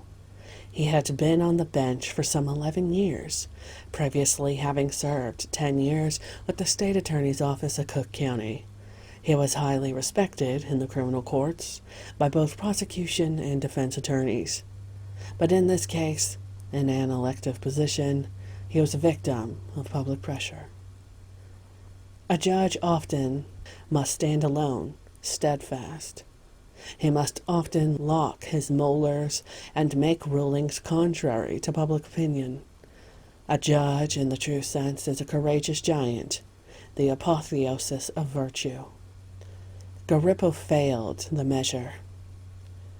A seasoned veteran of jurisprudence, he understood that the trial he was presiding over was rife with technical errors. There were so many times that some pause and reflection were warranted, but he ignored the importance of punctilious law. Look it up. It's flagrant through the trial recordings. Louis Garippo left the trial bench soon after my case ended in 1980 and entered private practice as a defense attorney. Chapter 12. Selecting the jury in Rockford. Our motorcade arrived in Rockford at 1 a.m. We entered the jail structure through an underground garage. Even in the middle of the night, even in Rockford, where Garippo decided there wasn't much interest, a crowd gathered to get a first-hand view of the curiosity. Most people, I think, would not have recognized me on the street without all the pomp and ceremony that surrounded my every move. After some paperwork effected my official transfer into the custody of the Winnebago County Sheriff, I was taken to an isolated medical area, which was to be my home during the jury selection. The building wasn't called a jail.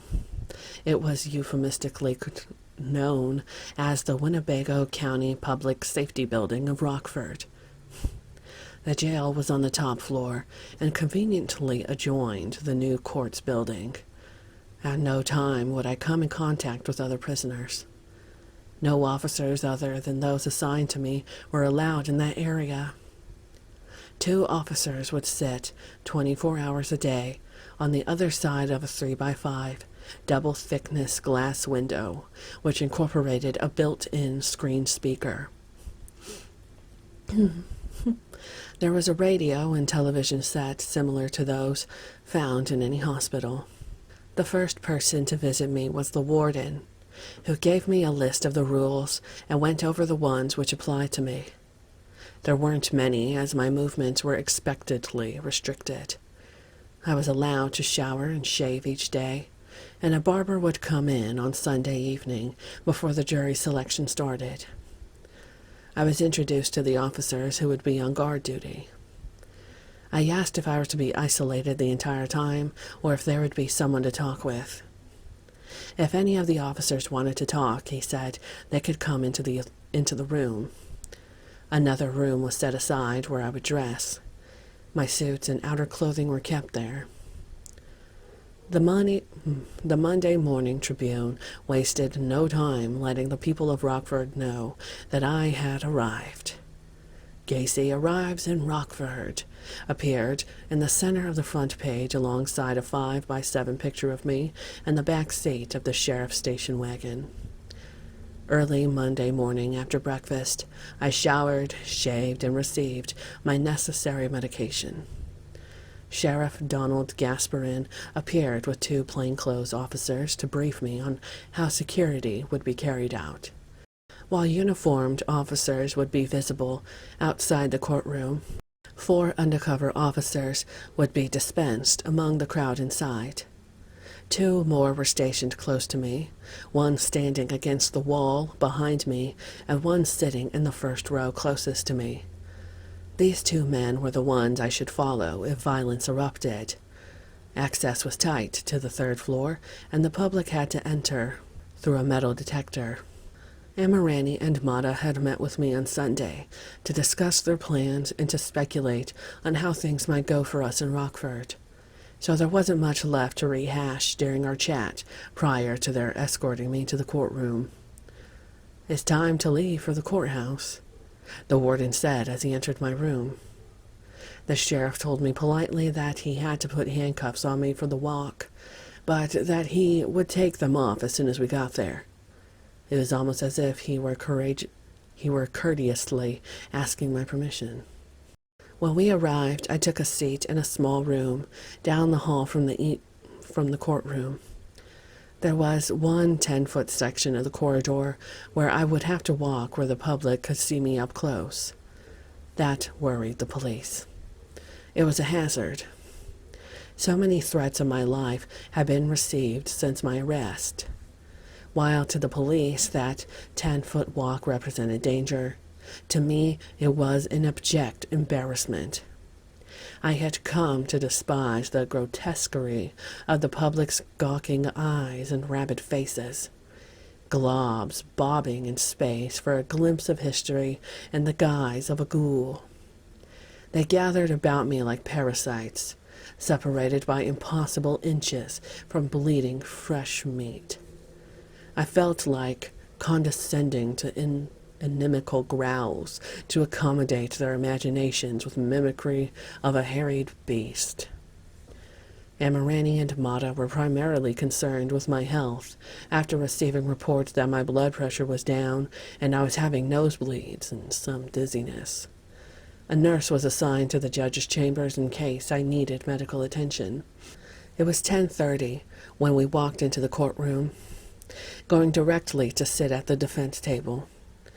I spotted the security officer that I knew sitting in the front row by the gate. Behind us in the gallery there was a rumble of voices, rumors being confirmed or refuted, curiosity satisfied. The bailiff called the court to order.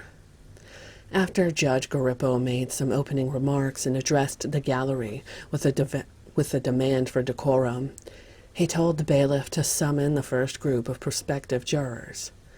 They sat in the first 3 rows, and he asked general questions of each. Their availability of time, as the trial in Chicago was expected to last 6 to 8 weeks. Had they formed their opinions as a result of press releases? Would health problems prevent them from serving? Were they related to anyone participating in the trial? He asked those with problems or objections to remain standing so that he could discuss their reluctance with them individually. 24 of them were dismissed because of family, job, or health reasons. 76 remained when he came to his second advice. The jury will be selected here in Winnebago County. After that time, they'll be allowed to go to their homes until the trial starts. Once the trial starts, the jurors will be transported to Chicago, where they'll remain for the duration of the trial. During that time, 6 days a week, we'll be working long hours. On the 7th day, arrangements have been made so you might visit with your family and friends. Will any of this cause an undue hardship to you? Of those 76 persons, the judge excused 36 more for family or job obligations.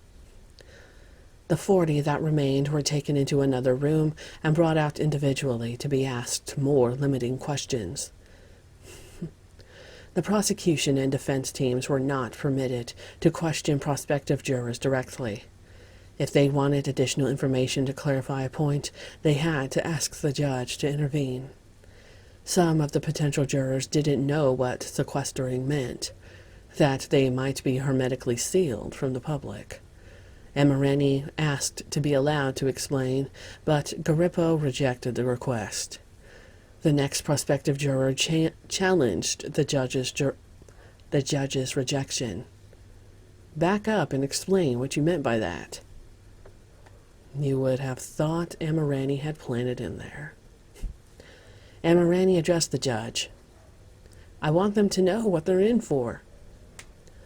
What do you want me to tell them? That they're going to hang by their fingernails?" Laughter broke up the courtroom. With that, Garippo ordered a recess.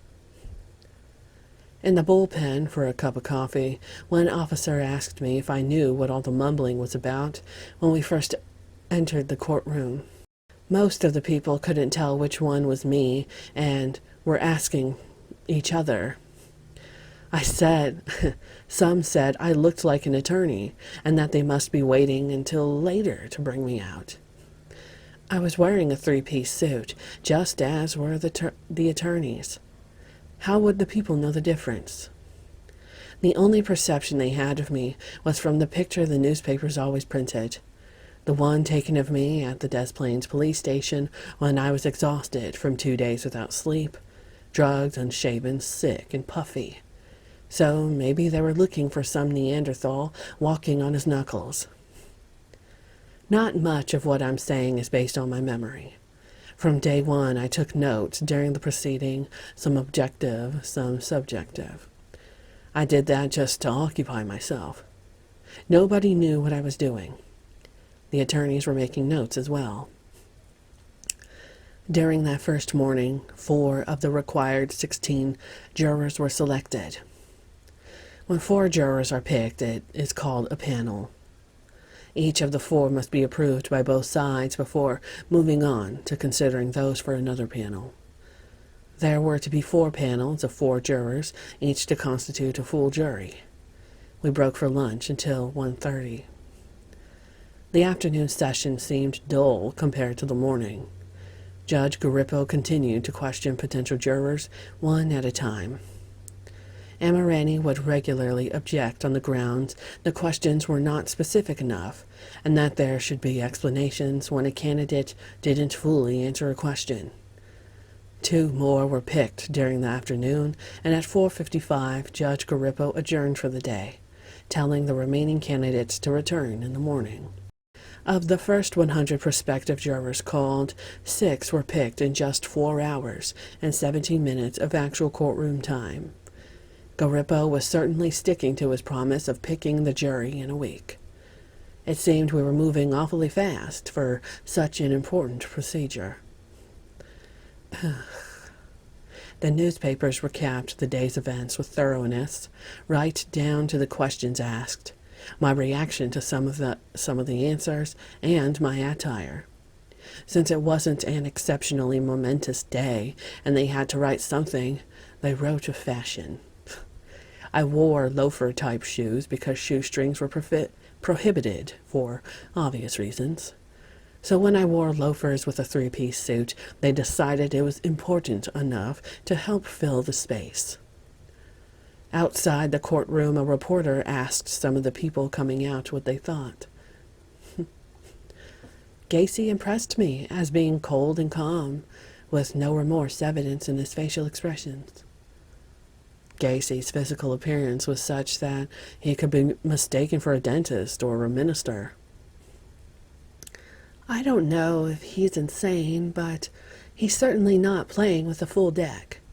I think it would be hard for him to get an impartial jury. Maybe they should have taken the trial clear out of the state.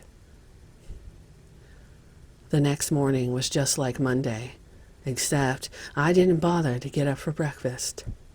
A nurse woke me at 8:30 to take my blood pressure and pulse and give me my medication.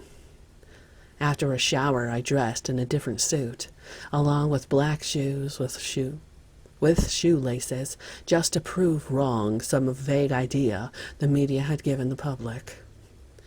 My lawyer stopped by the holding room on the way to court and indicated that they were satisfied with the jurors selected the day before. I didn't know how they could be. Sam, those people should all be arrested for perjury for lying under oath. They took the stand and claimed they hadn't heard about my case. How in the hell can they come out with that when I have been in every newspaper available to them, every radio and television station in the area? Who actually believes they never heard about me? Came the standard answer. Trust us, and don't worry about it. Then there were the judge's inflammatory questions regarding homosexuality, indicating that such a lifestyle might become a vital consideration in the trial. He inquired of those men and women if they felt that if a defendant they were to judge was homosexual, would that create a bias in their thinking? That remark seemed to present a foregone conclusion. These days, homosexuals are not afraid openly to declare themselves such. If I had been one, I would have done so long before. But the fact is, I'm not. And when Garippo suggested I was, he was damaging my case, especially inasmuch as the jury was being selected in a smaller city where homosexuality would be viewed with a more provincial attitude. I felt that Garippo had caricaturized me falsely, prejudiciously imprinting homosexuality on the candidates' minds. I had by then lost all respect for the law. All the state seemed interested in was whether the jurors were in favor of the death penalty and if they would mandate it in the event that I was found guilty. During the Tuesday morning session, Amirani seemed to muster some backbone after I had clearly expressed my dissatisfaction with the way things were going. They kicked up more objections to the line of questioning Garippo was using. Some prospective jurors were dismissed when they said they had already made up their minds that I was guilty. Amazing. Some honest people. Seeing as they were located on his property, evidently, he did it. A few were excused when they voiced negative opinions on the use of the insanity plea. There were some who were excused by the state. A heavy-set woman who appeared to be in her 60s said, "I cannot sign a statement sentencing Gacy to death if he were found guilty.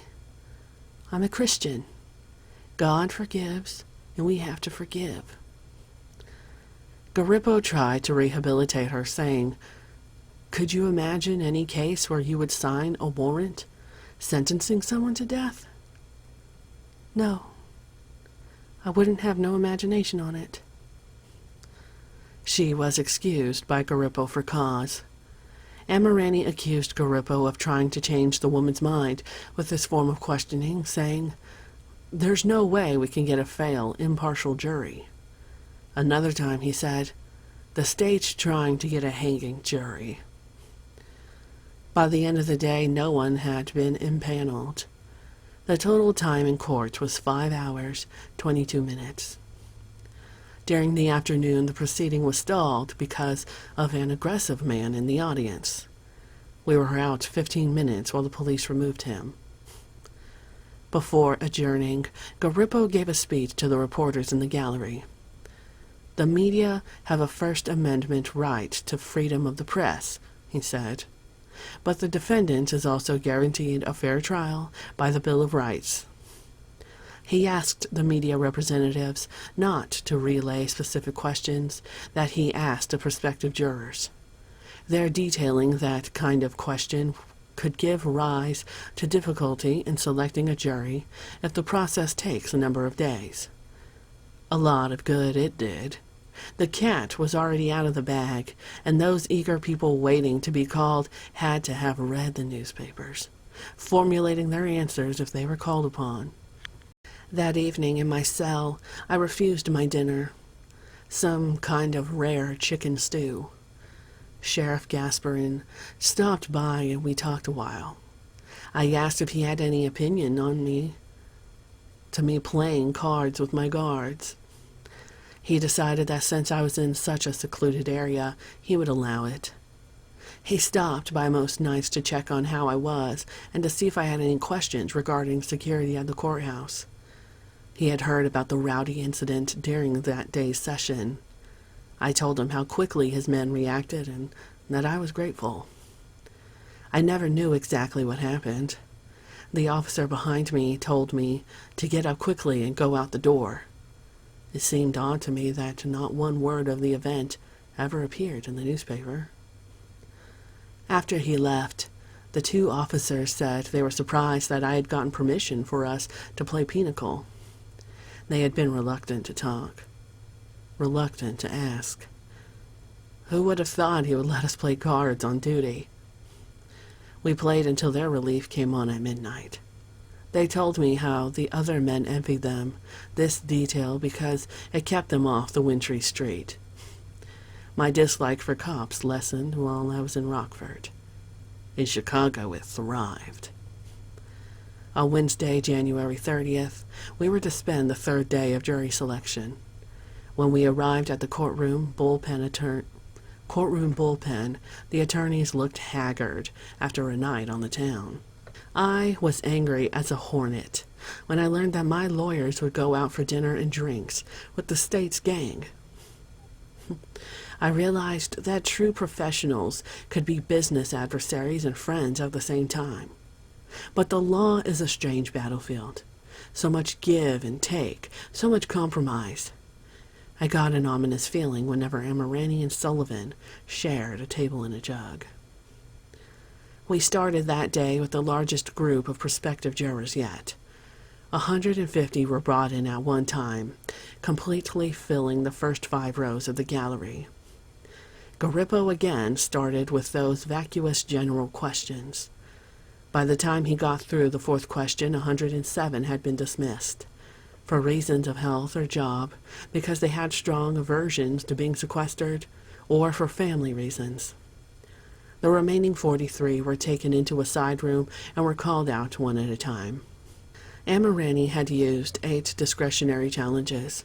The state had used 6, and Garippo had dismissed 8 potentials himself, deciding they couldn't be impartial. Some intended jurors expressed reservations about the legitimacy of the insanity plea. They were quickly dismissed. One woman said, "Generally, I think it's a bad provision. I feel a lot of people get away with things because of the insanity defense." Out of 600,000 criminal cases in 1 year in the United States, less than 3% used the insanity defense. Less than 1% were successful with it. I don't support the insanity defense because of potential abuse and for personal reasons, but certainly not because of overuse. The notoriety it has received has come about only because it was used in some recent cases of widespread publicity.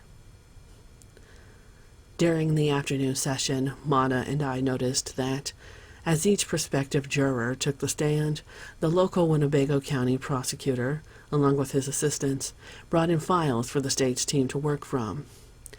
With the assistance of these files, it seemed that they were able to ask questions which indicated they had extensive reports on each person.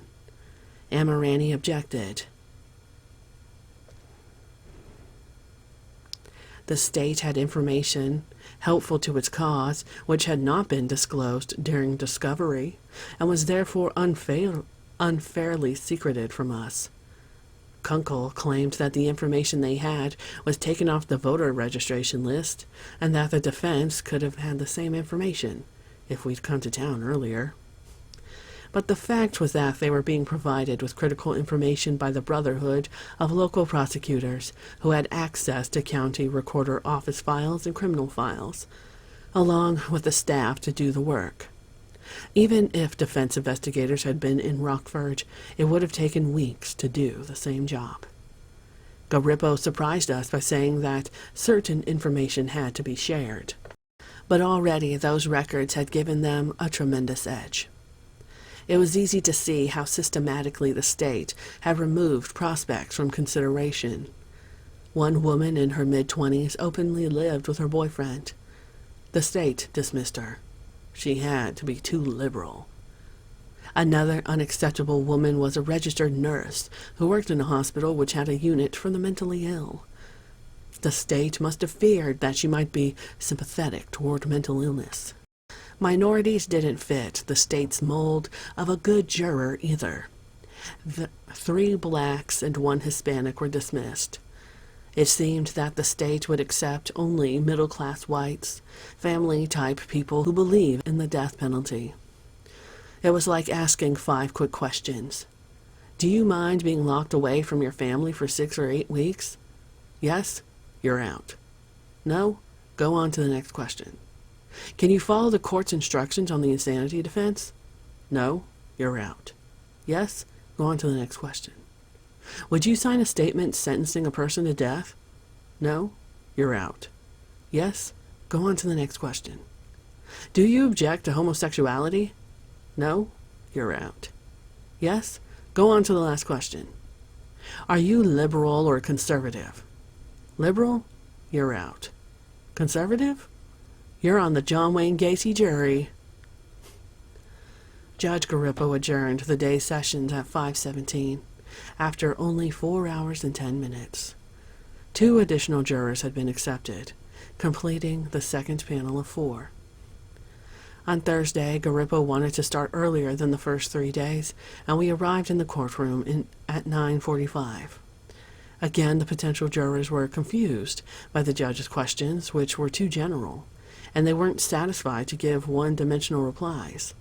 One man said, "He's guilty from the word go." He was dismissed. I had to laugh because he wasn't answering a question, just reflecting the media propaganda. He knew nothing about me or the case, but he had made up his mind on the basis of the image created in gruesome portion by the newsboys. I hated the press, not him.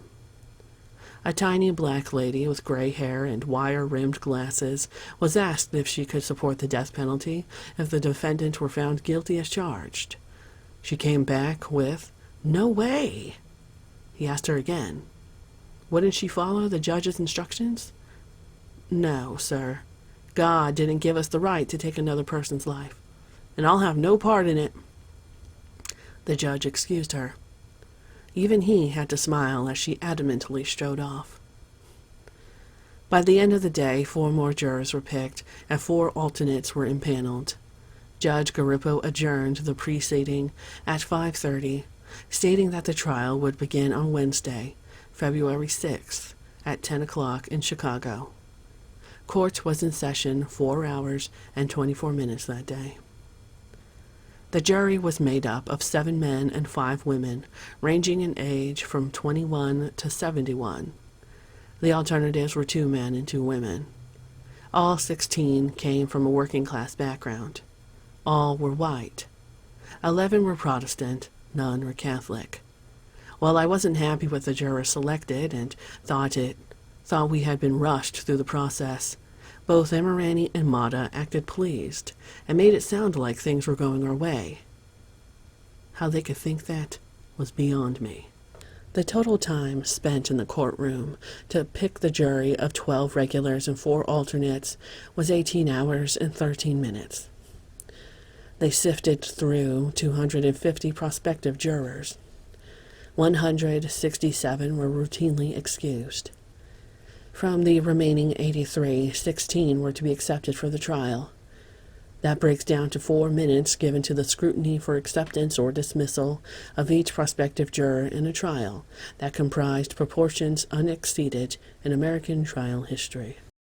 The National Jury Survey Project and the American Bar Association say that in a trial by jury on a capital murder charge or in any major criminal case, the questioning of each prospective juror should take between 2 and 3 hours in order to find how that person is thinking.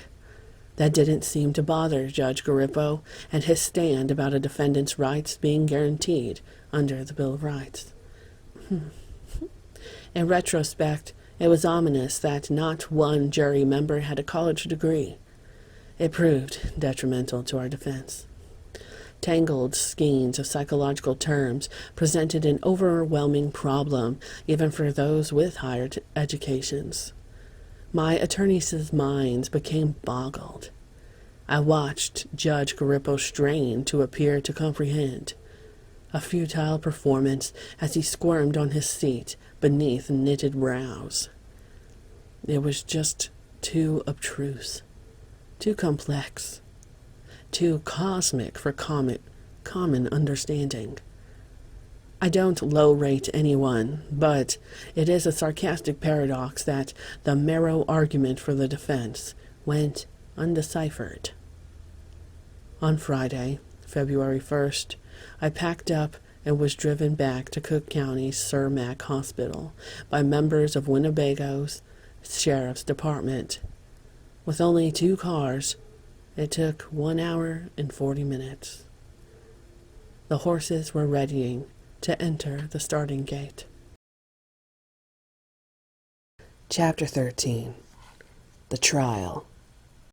February 6th, 1980. In the Circuit Court of Cook County Criminal Division, the bailiff read, "The people of the state of Illinois versus John Wayne Gacy. Indictment number 76-69 to 79-75 and 79-2378 and 79-2378 to 792-403 before the Honorable Louis B. Garippo, Judge of said court and jury. The stage actors were Bernard Carey in the role of the state's attorney of Cook County, William J. Kunkel, Robert R. Egan, Terry Sullivan, and James M. Varga, and the character roles of assistant state's attorneys of Cook County on behalf of the people. On behalf of the defendant, sharing leading roles, Sam L. Amirani and Robert M. Mata, attorneys. Judge Garippo greeted the jury, commended everyone for being on time, and the jury was sworn. I still felt that, technically, the jury should have been charged with perjury for lying under oath in Rockford and now in Chicago. I have no preconceived notions as to the guilt of the innocence of the defendant in this case, each juror had said. The day they were picked as jurors is the day they should have been sequestered. But Garippo allowed them the liberty to go home, to read their names in the newspapers, to study popular opinion and the media point of view, rehashings of historical mass murders, the psychology of clowns, references to homosexuality, to be influenced by people around them before coming to sit in unbiased judgment. At the point that a juror is picked, all outside pressure should be removed from him or her, not 6 days later. The damage had been done before the day they appeared in court for the trial. Any chance for unbiased judgment had been lost. The inexperience of my defense team had hurt in this as well as other respects. They should have insisted that the jurors be sequestered the day they were selected. By the time court convened, their minds were like subway walls trashed by scatological graffiti. Immediately after they were sworn, they were asked to leave the courtroom. A few pretrial matters had to be handled outside their presence. A witness was called to introduce 2 exhibits that the state wanted to use in its opening statement. Charles Pearson, an evidence technician with the sheriff's office, had prepared a large plat of the lot on Summerdale to be known as Exhibit Number 1. It was outrageous in size, 3.5 feet wide and 12 feet high. The second exhibit was a large Rand McNally map which portrayed the Chicago vicinity and the outlying 70-mile area. It had been marked with colored pens to highlight certain locations. They were to be admitted only for use as demonstrative evidence during opening arguments. However, because of their inexperience, my team members never had them removed. The prosecution was able to use them to hypnotize the jurors, and they were prejudicial against the defense. For 5.5 weeks, the jurors sat with those outsized pieces of state propaganda staring them in the face. Their size alone was intimidating and suggestive. They would be joined later by a gallery of 22 photos of victims dressed in Communion Day purity. The judge allowed those exhibits without restriction. Emirani stated, "Over our objection for the record." Garippo signaled the bailiff to bring the jury back.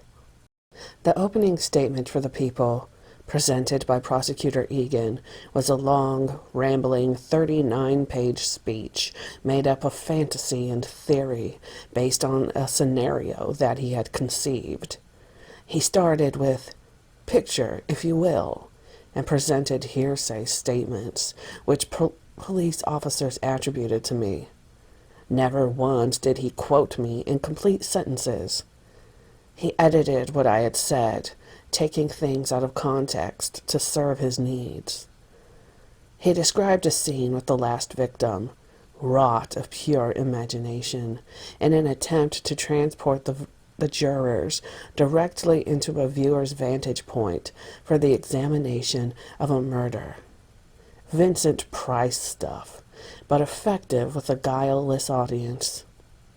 He told how the victim was a 15-year-old boy, working to get enough money for his first car at age 17, how a ghoulish contractor lured him from his job with the promise of a big salary, 4, 5, 6 times what he was earning, got him into his car, took him off into the distance.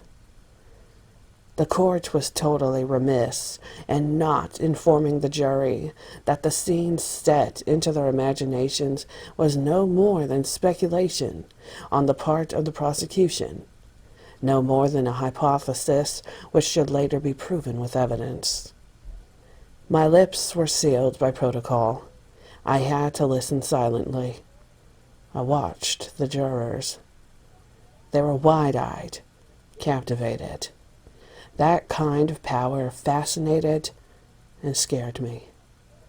He created a murder for them, including dates, times, places, even down to the conversation, all lending believability, implying craftily that it would be substantiated and proved. It never was. The series of dates weren't fact, but merely guesses as to when the state felt each victim might have disappeared. They intermingled the terms disappeared and murdered throughout the trial as though they were synonymous. Not one of the dates was an actual murder date, according to what we had learned in our investigation, but that was withheld from the jurors. I suppose that most people who sit on a jury think that they are going to be hearing facts, at least from the state. They should be instructed that both opening and closing statements are not necessarily based on facts, that they may not contain any facts at all. But as jurors, they view the state as being representative of the system of justice, wholesome, honest, forthright. Jurors take an oath to keep an open mind, to listen to both sides impartially, to render a fair and honestly come-by verdict based on facts set before them. But I doubt that they sift through the state's testimony as suspiciously as they do that of the defense. I now know that both sides can be side-winding liars, that a courtroom fight is just that, a fight. And sadly, in the courtroom as in a back alley, the purpose of a fight is victory. Win. Disregard truth and justice. There was to be no warning the first day or any other day. No ground rules were explained. The jurors were on their own, expecting veracity in those opening statements, the music of which set an unforgettable refrain. Mata objected after the first few minutes, but Judge Garippo would not honor the objection. Egan was to continue his fairy tale as if he had been a witness to what he was describing. Quoting Egan, trial transcript page 17, Gacy was getting into his car, and John Gacy motioned him into the car. He, Peast, said, "What do you want?" He said, "I want to talk to you about a job."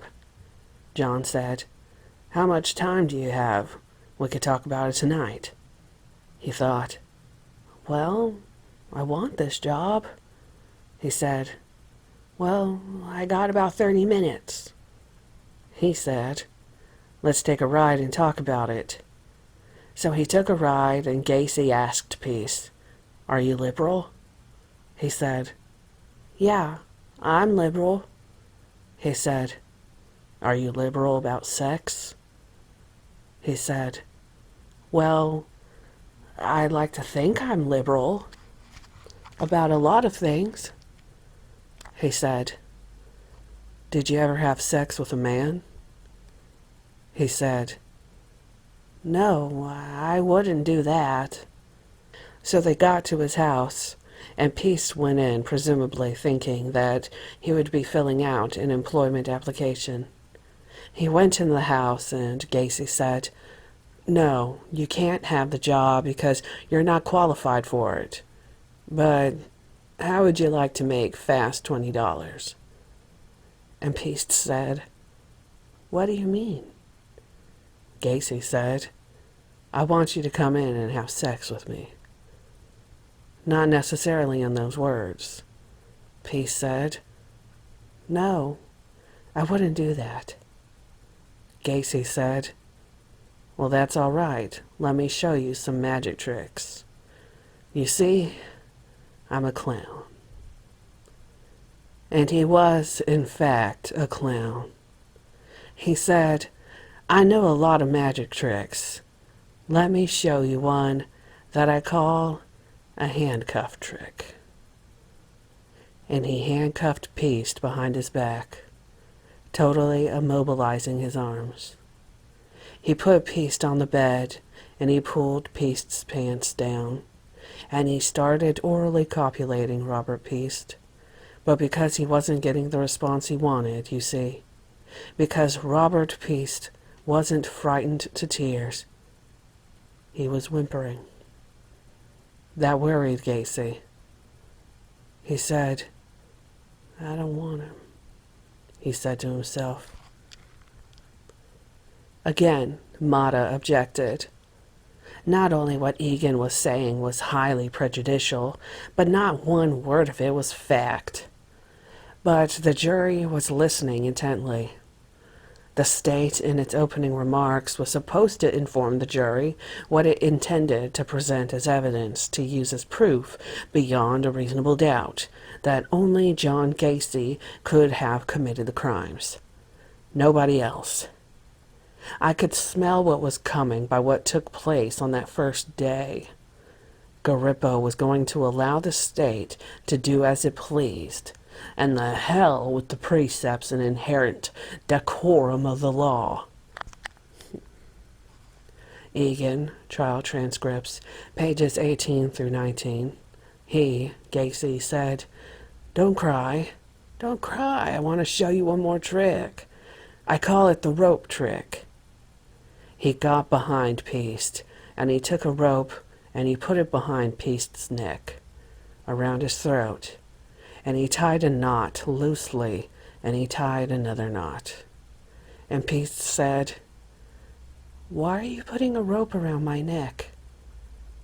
Gacy would later say, "Why did that kid ask me why I was putting a rope around his neck? He was stupid."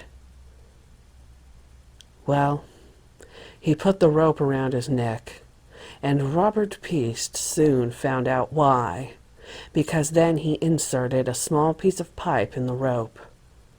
Do you know how a tourniquet works? Well, this worked the same way. He took the pipe and twisted it, and then he twisted it again, and he held it there, and it did just what a tourniquet would do. It broke off the blood flow to the brain, cracked the bone. No more air went to the lungs. Piest convulsed, and he was dead in seconds. You could hear a pin drop in the courtroom. Egan had held the jury spellbound. Moving on, he pointed to this horror board, Exhibit 1, and the smaller Exhibit number 2, his map. He hadn't mentioned them yet, so he then started indicating all the different places on the map, explaining its purpose for being in evidence. Here's Des Plaines, which you passed on the way here today. And here's Park Ridge. You might have passed that coming into court today. It was now show and tell time. See, Park Ridge is a fact, and you can see it right here on the map. So everything I'm telling you is a fact. The Rockford people were so gullible, and Egan's acting was so good, they ate up every word. He told them that he wanted to go back 6 years, and for them to remember that I was charged with killing 33 people, that I started a murderous rampage in 1972. He planted bitter seeds. He said that what happened to Robert Piest was the same thing that happened to each and every one of the 33 boys and young men. He began to assume an omniscience. He talked as if he was a witness to everything he spoke about. Egan started with January 1972. The year a kid disappeared from a Greyhound bus station. He was now referred to as victim number 9 on the display map. The reason he was called Kid was that he was never identified. Egan resumed his hypnosis of the jury. His macabre tales were as merciless as they were grim. My perspective was how gruesomely absurd it all was. But the jury was watching, listening. He moved to July 31st, 1975, describing John Bukovich, then 18, who disappeared but came to rest under John Gacy's garage. That's all he could say. He could add nothing to point to me as his murderer. About 8 months passed, and one Darrell Sampson, 18, vanished in April of 1976. He was a runaway with serious teenage problems. Again, Egan used his pointer and his poster to show where Darrell was found. Egan then said that a month later, May 14th, 1976, a boy named Randall Reffitt, 15, went out to play and never came back. On the same day, Samuel Stapleton, 14, disappeared from the same neighborhood. The only data Egan had was that this boy worked in a pizza parlor and was saving for a car. But he talked about them as if he knew them personally. Did I fit into the murder of Samuel Stapleton? Egan never said. After he pointed to sites numbered 6 and 7, the graves of Reffitt and Stapleton, he moved on 3 weeks to June 3rd, 1976, to name the next victim, Michael Bonin, 17, who had left home to paint a friend's garage. He never got there. He associated me by the thinnest thread. I was in the remodeling and construction business with him. That was the sole link between myself and the number 18 his pointer rested on. We both used paint. Egan then moved to June 10th, 1976, as the day William Carroll, 16, vanished. He was a problem child, but was trying to get his act together by going to a special school. He never had the chance. He was number 22 on the plat, which Egan pointed to, now terming it Gacy's graveyard. August 6th, 1976, and this time it was 18-year-old Rick Johnston, who lived in Bensonville, just west of O'Hare Airport. He had gone to a concert at Chicago's Aragon Ballroom, in one of the city's most dangerous areas. His mother had driven him and warned him of the neighborhood. Never was he heard from again. Egan listed him as victim number 23, pointed to the map, pointed to where Rick lived, and nodded. Many of the jurors nodded along. He pointed to the pad, number 23. All nodded along with him. He was pulling their strings. Up to that point, and mostly throughout the trial, they never placed me with any of the victims. The fact that I owned a house to which there were 12 keys in the hands of employees does not make me the person who killed them or who put their bodies under it. Egan went on with his scenario, moving forward 4 months to December 12th. The victim was Gregory Godzik, 17. Egan pointed out that he worked for me. This was half true. He worked for PDM, and I owned that. For the first time, Egan used some fact. On the night of December 12th, Gregory dropped off a date at 12:30 and never made it home. Egan went to the plat and pointed to number 4. More nodding. During the time Godzik worked for PDM, he showed up just 3 times in 6 days. When our investigators talked to his mother, they discovered that she had problems with him staying out all night and dabbling in drugs. Egan didn't bring up those facts. He didn't try to indicate what I had been doing that night. Nothing to associate us on that evening. The prosecutor theorized that after the boys' date, he had gone to 8213 Summerdale. To meet whom? The people who worked for me were certainly more his age. We shared no interests. No. The state's prosecutors were selling air to the Rockford Provincial. Egan pointed out that 8 people had been buried at the Summerdale address. He didn't know where they had been killed. No trace of proof of how, why, or by whom. He implied since I owned that piece of property, I had to know what was happening there. Preposterous. On January 20th, 1977, John Zick disappeared.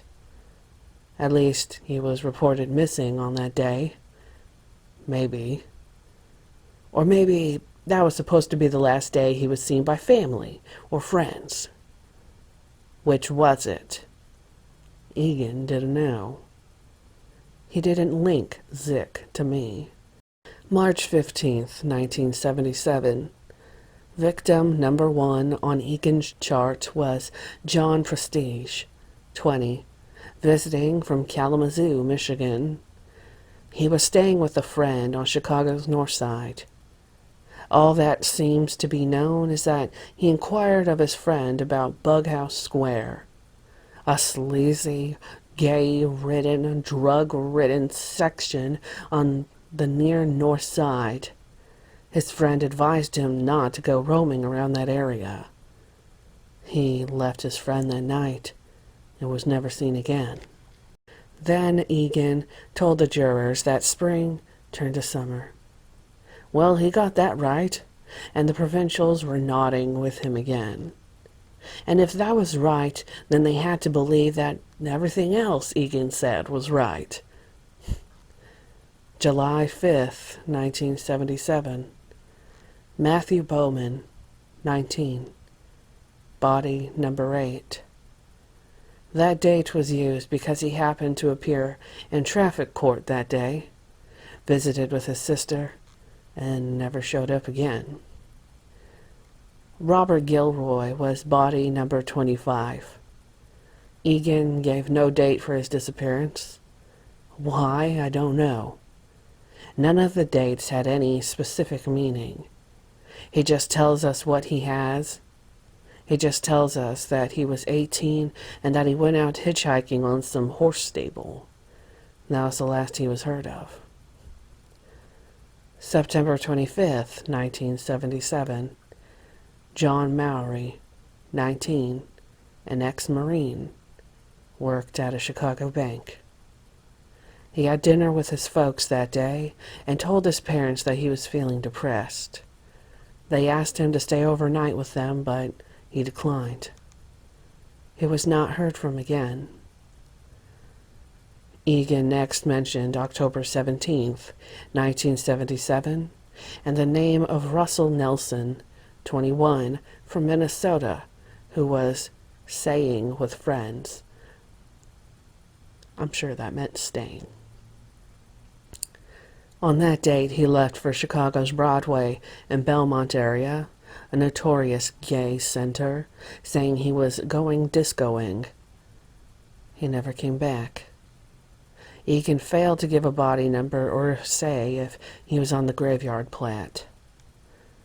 Egan continued the ghastly roll call, giving the date of November 11th, 1977. Another Michigan boy, Robert Winch, a 16-year-old runaway. Egan gave him number 11 on the graveyard, tapping the large plat with his pointer. November 18th, 1977 is Egan's next date. Tommy Bowling, married, 1 child, unemployed body and fender man. He was last heard from by his mother, with whom he discussed some business by telephone from a bar. Egan moved to 3 weeks later. David Talsma, 19, was in the Marine Reserves and lived with his parents. No date of disappearance was given. He went to a rock concert and didn't return. He was given no plot number in Gacy's graveyard. Egan had, by that time, spoken briefly of 17 dead boys. 17 boys whom he said I murdered and buried beneath my house. 1978. Gacy's last year of killing. February 16th. A boy named William Kindred, 19, was from the north side. He saw his girlfriend every single day. So the first day she didn't see him, she knew something was amiss. That night, he told his roommate he was going to a bar. He wasn't heard from again until he turned up as body number 27. We moved from February to summer, June 30th, 1978. According to Egan, the crawl space was filling up. Timothy O'Rourke was found in the Des Plaines River. Egan linked us by saying that O'Rourke told his roommates that he had met a construction man in the suburbs. One evening he went out for cigarettes and ended up in that river. That's how Egan put it. That's it. That was the whole link. November 4th, 1978. Frank Landigan, 19, had a fight with his girlfriend. He had been in jail and had been bonded out. He was last seen walking down Foster Avenue and was in the Des Plaines River. Egan made it a point to tell the jury that his bond receipt was found at the Summerdale house. That may have been so. I fixed many tickets for employees and their friends. There are a number of ways it could have ended up there. I was a precinct captain, and it was not unusual for me to have those things. But it certainly didn't put him with me. Or the slip could have come in via one of my young employees who wanted a favor done for a friend. Many times, bond slips and driver's licenses were left in the office when I was out of town. 3 weeks later, Thanksgiving Day, 1978. James Mazzara, 21, from Elmwood Park, had Thanksgiving dinner with his folks. When he returned to the apartment, which he shared with some friends in downtown Chicago, close to Bughouse Square, he found that they had been evicted. James was last seen by a friend walking down the street with a suitcase. He was found floating in the Des Plaines River. Egan then mentioned Robert Peast again as being the last victim. He had talked about 22 whom he had identified, and went on to say that 11 more had not been identified, but were found in the Summerdale graveyard. Egan then told the jury how the men of the Des Plaines Police Department had discovered the bodies, without saying that the search had been made with illegal search warrants. He claimed to have 5 unsigned statements from me.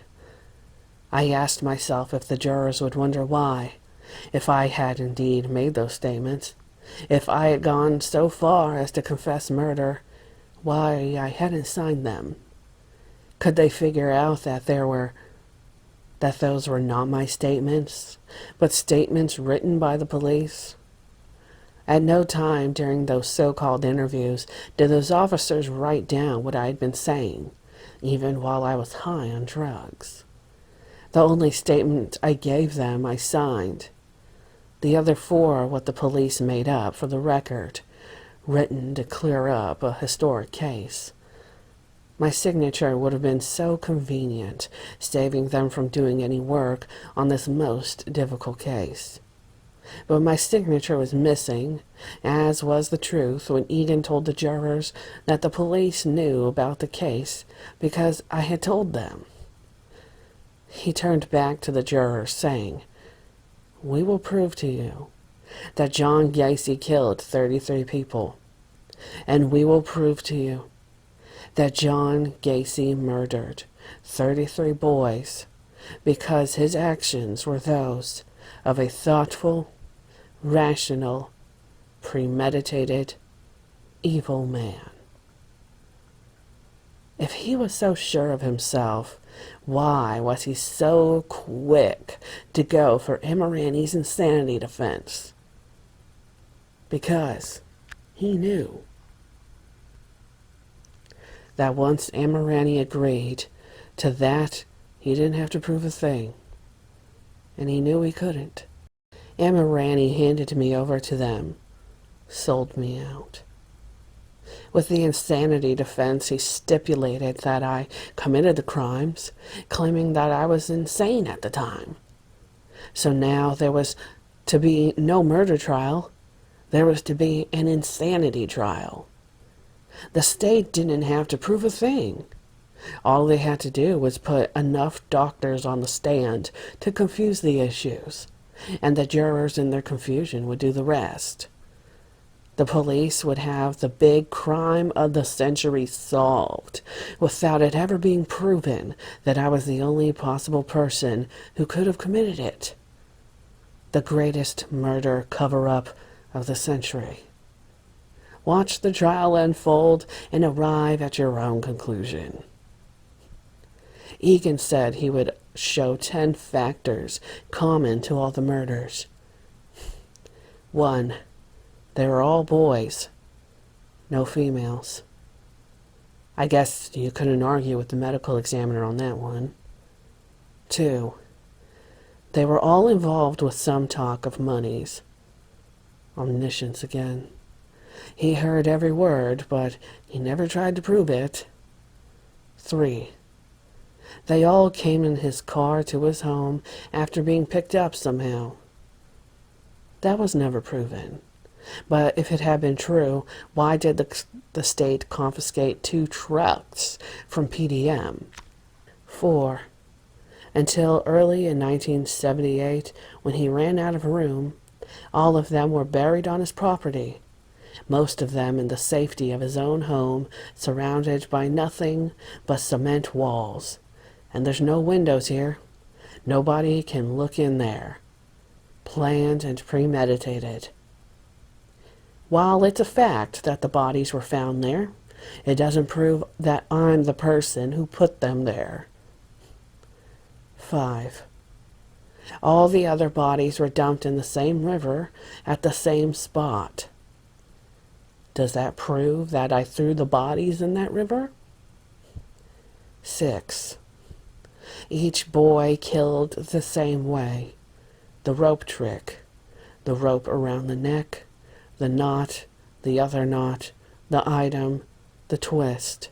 The tourniquet. Each the same way. Planned, mechanical, and premeditated.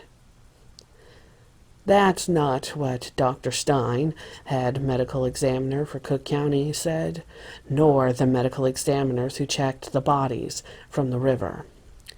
Dr. Robert Stein said 6 were by ligature strangulation, 1 by stabbing, 1 by manual strangulation, 13 by suffocation, meaning buried alive, 10 undetermined.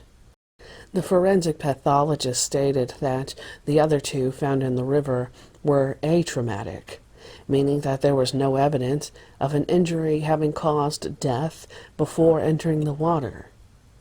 But the state wanted to establish a pattern for the jurors' imaginations. 7.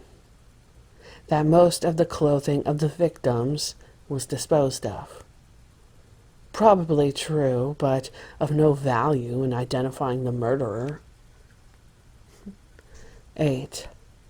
Egan claimed that I kept souvenirs, driver's license, ring, fishing license, and Robert Peast's coat were found at the Summerdale house.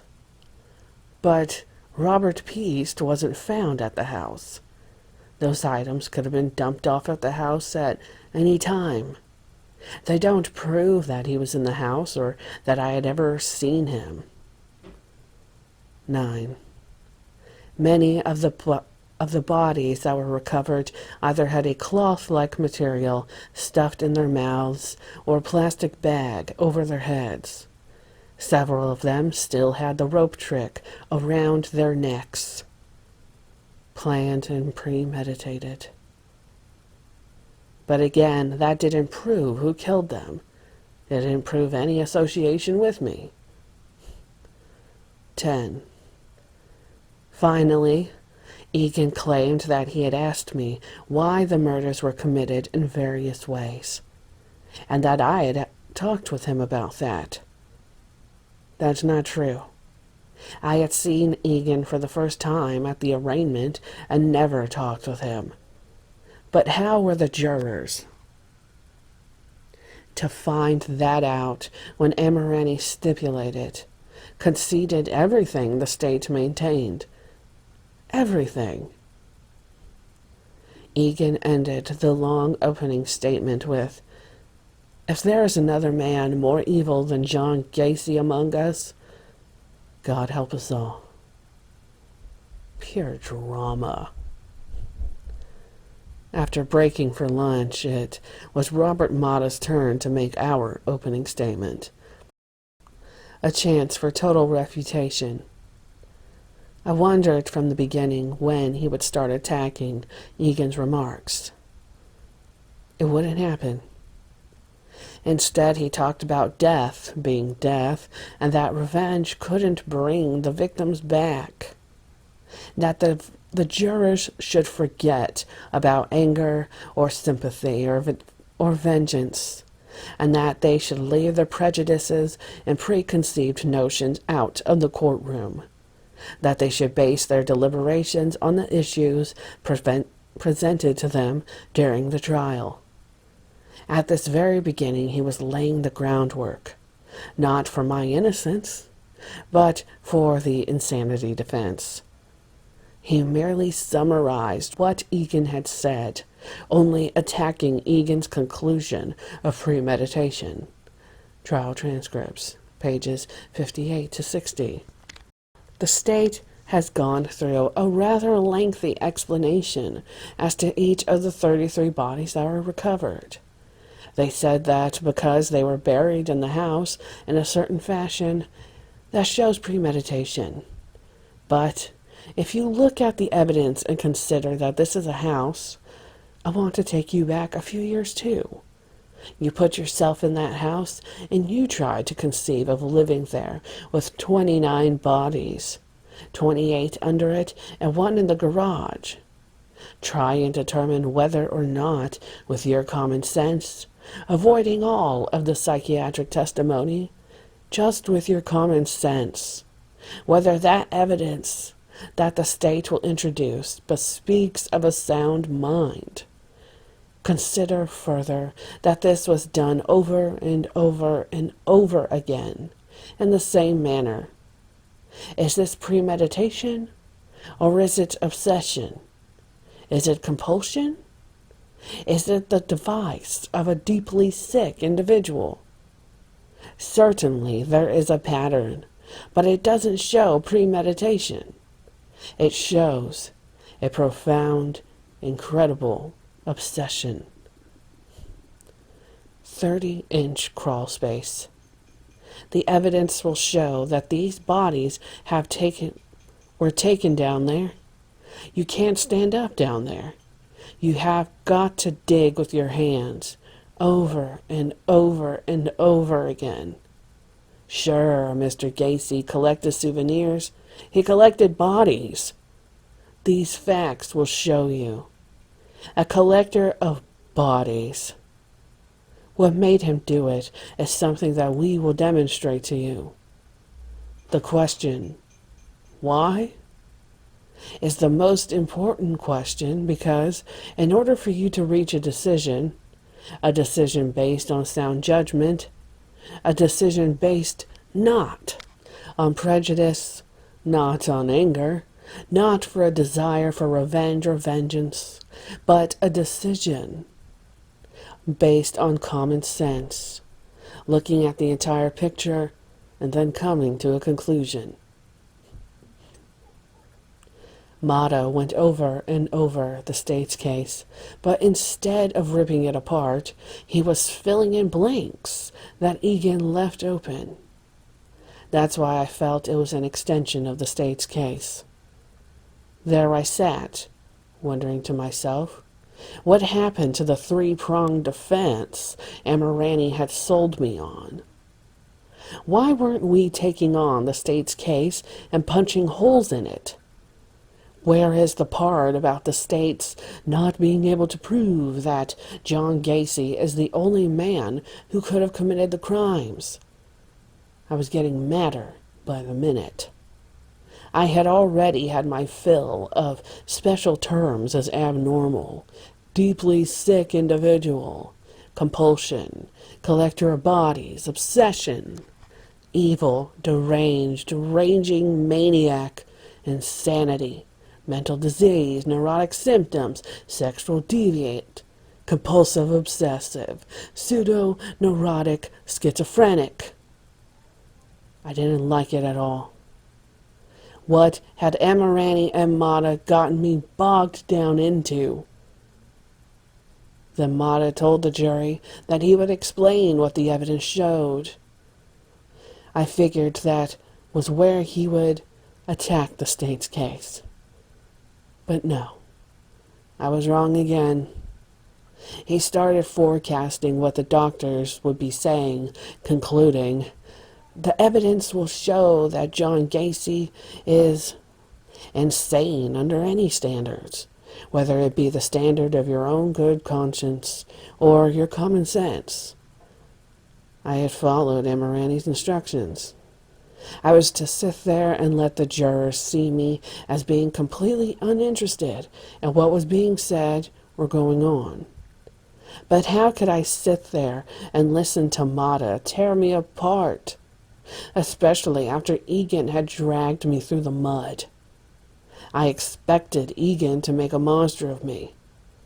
Mata, on the other hand, was the first supposed to take the state's case apart, then raise the insanity issue if all else failed. That's how I interpreted our case. But Mata would only talk about the different doctors who would tell the jury about all my mental problems, about the numerous labels that would apply to me. He even had me stand up like a dummy and look bland for the jury, wordlessly. Not even a speaking part in this theater of the absurd. I saw it was all going haywire. I was being set up. The opening statements were finished, and Judge Garippo gave instructions to the jurors. During the evening, again, do not discuss this case in any way. You haven't heard any evidence, and it would not be fair to either side to begin your discussion at any time before you have heard all the evidence and also received your instructions. During the time that you are sequestered, perhaps people, curiosity-wise, might attempt to talk to you and find out how things are going and things like that. Remember them. Remind them of your oath not to discuss the case in any way, and also remind them of the possibility of their being subject to criminal penalties, either for contempt or for criminal penalties for attempting to discuss this case in any way with you. Again, it may be a tempting thing for these people whom you might legitimately have contact with to make some sort of inquiry along those lines.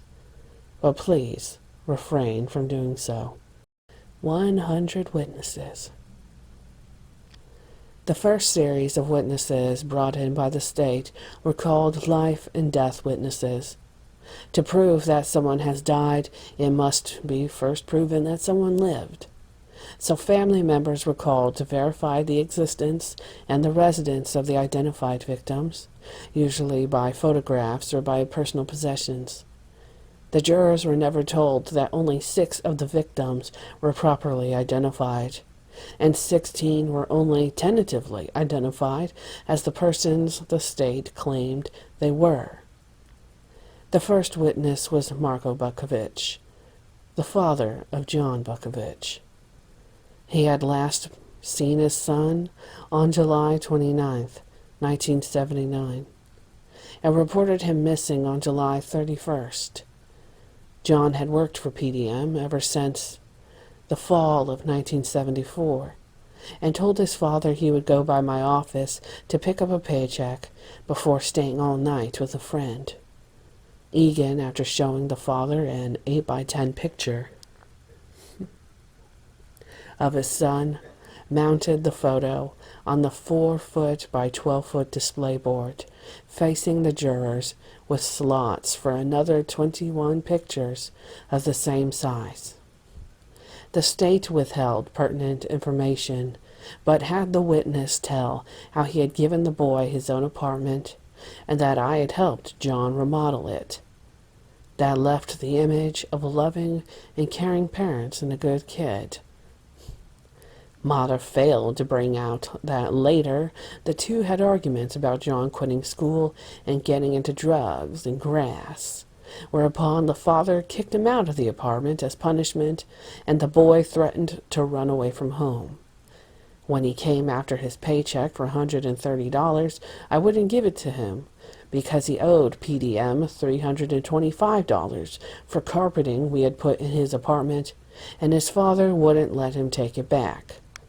So much for the loving father image. Another thing our investigation turned up was that, after leaving PDM that night with 3 friends, they went to a pool hall, got into a fight, and beat up a man with a pool cue. All this some 3 hours after seeing me. This information would have punctured the state's case that the crime was sexually motivated. The defense did not carry out its responsibility. The next witness, called Dolores Vance, mother of Daryl Sampson, who was last seen alive on April 6, 1976, and reported to the police as missing. Again, the prosecution painted a characterization of a pristine young man. The state wanted all the victims to appear as altar boys, and me as the devil. Emma Ranney didn't bring out anything about the results of our investigation, which turned up the boy's police record as a street hustler and how many times he had run away from home. If we had brought out any of our negative information, it would have meant evoking anger and distaste in the jury. The state had only built-in advantage. They came across as commiserative and sensitive. We could only appear at that point as callous predators, violating the memories of the dead. Their plan was cold and clean, but a far cry from factual. Life and death witnesses are not the ones to get evidence from, but at some point we should have cleared up the picture the jurors got from the state's attorneys. Members of only about 5 of the concerned families were willing to testify at the trial, and most who came forth did so only under subpoena. No one was willing to assert that most of the victims did not live wholesome lives, but the truth remains that most of those murdered boys did lead lives away from home that were dishonorable. For the most part, their lives comprised numerous runaways, juvenile records, male prostitution, strong homosexual histories. Everyone has some dirt under his fingernails. While theirs was being covered up, the state was magnifying mine. But it couldn't connect me with any one of those deaths, other than that the bodies had been found on the property that I owned. The next witness was Miss Bessie Stapleton, mother of Samuel Stapleton, 14, who disappeared on May 13th, 1976. Now watch, if you will, a pre-planned, rehearsed dialogue, a sad performance where a bereaved was told to emote for the jury. Did your son wear any particular type of jewelry? Yes, he wore a bracelet, a chain bracelet. What type of chain was that? Like a dark chain? I ask you, Miss Stapleton, to examine the contents of an envelope labeled People's Exhibit Number 8. That's Sam's bracelet. God. Why? The trial was halted, and Mrs. Stapleton was taken off the stand. 3 other witnesses testified before they brought her back to identify her son's dental records. Garippo had her brought back to the stand while the jury was out of the room, sensing what the prosecution had planned. He had the state show her a photo of her son, which would go on their display board. Egan said, "This is the same photo I showed you in the office this morning." And she identified it without emotion. When the jury had returned to the courtroom, she identified the photo and the dental records. And Moraney cross-examined. He asked if she knew or had heard about men named Ronald Duncan and David Cook. The first she wasn't sure about. The second she said yes. Sam asked her what she told the police about that person. I can't recall. I can't remember. This was the first link in a chain of memory losses throughout the trial. Always coming at critical moments, always when evasion was necessary. How about Tommy Boley? Do you know a girl by the name of Christy McPeak? Did you hear of a person named Mr. Clean? Yes. Egan objected. Judge Garippo sustained it. Sam had hit a nerve. It showed in her face, and it ruffled Egan. And Moraney asked another question about Mr. Clean. Egan objected. Hearsay. Mrs. Stapleton parroted. Just hearsay. The reason she didn't want to answer was that Mr. Clean, David Cook, and Tommy Bowling were all street hustlers and druggers with arrest records. They were also her son's friends. This was all learned through our investigation. Emma Ranney returned to the bracelet over which she had played her emotional scene earlier. "That bracelet you saw before, Mrs. Stapleton. Did you see that before you came in the courtroom here?" "That's my son's bracelet." "Did you see that bracelet today before you came in the courtroom?" "Yes." "Was that the first time you saw it?" "No." "When was the last time you saw it?" "I've seen it before." "And you did see it today, again, right before you came into court?" "Yes." "Do you know who showed you that bracelet?" "My attorney." "Mr. Egan?" "Yes." Some of the jurors mumbled to each other.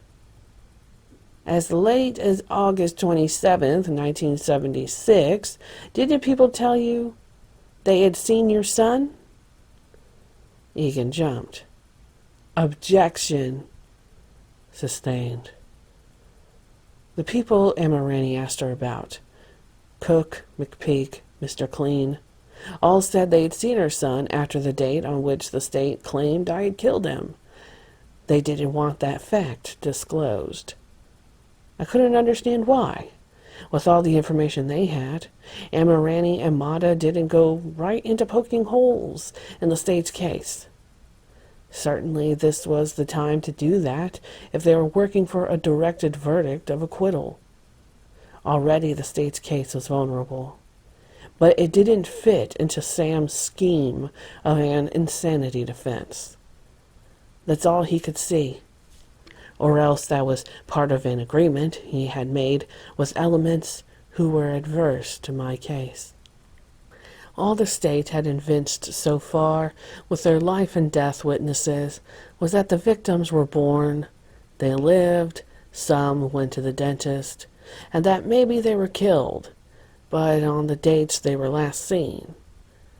It was shown that bodies had been found under the house, but there was no mention of the 12 keys to the house and the hands of others. The case against me was shabby from day one. No effort had been made, nor would be made, to put me with any one of them. When the trial was over, the families of those boys still did not know who had killed them. And I'm on death row, because my attorneys tried to pass me off as insane and a pretense to having my life spared. One of the 3 witnesses who took the stand between Stapleton's first and second appearances was Myrtle Reffitt, the mother of Randall Reffitt, age 15. He was last seen by his mother when he left her house on May 14th, 1976, and was found by the excavators in the crawl space under the Summerdale house. He was never shown to be connected with me at any time, in any way.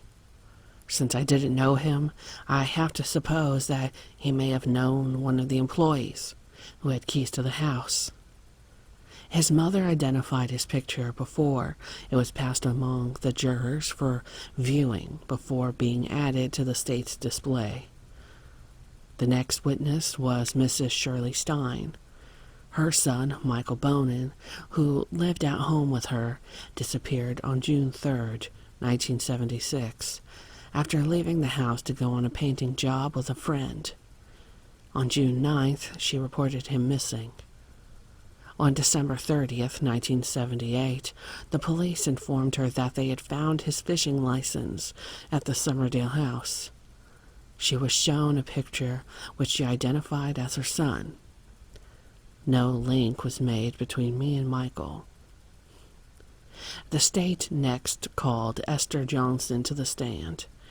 She had driven her son Rick to Chicago's Aragon Ballroom on the night of August 6th, 1976, for a rock concert.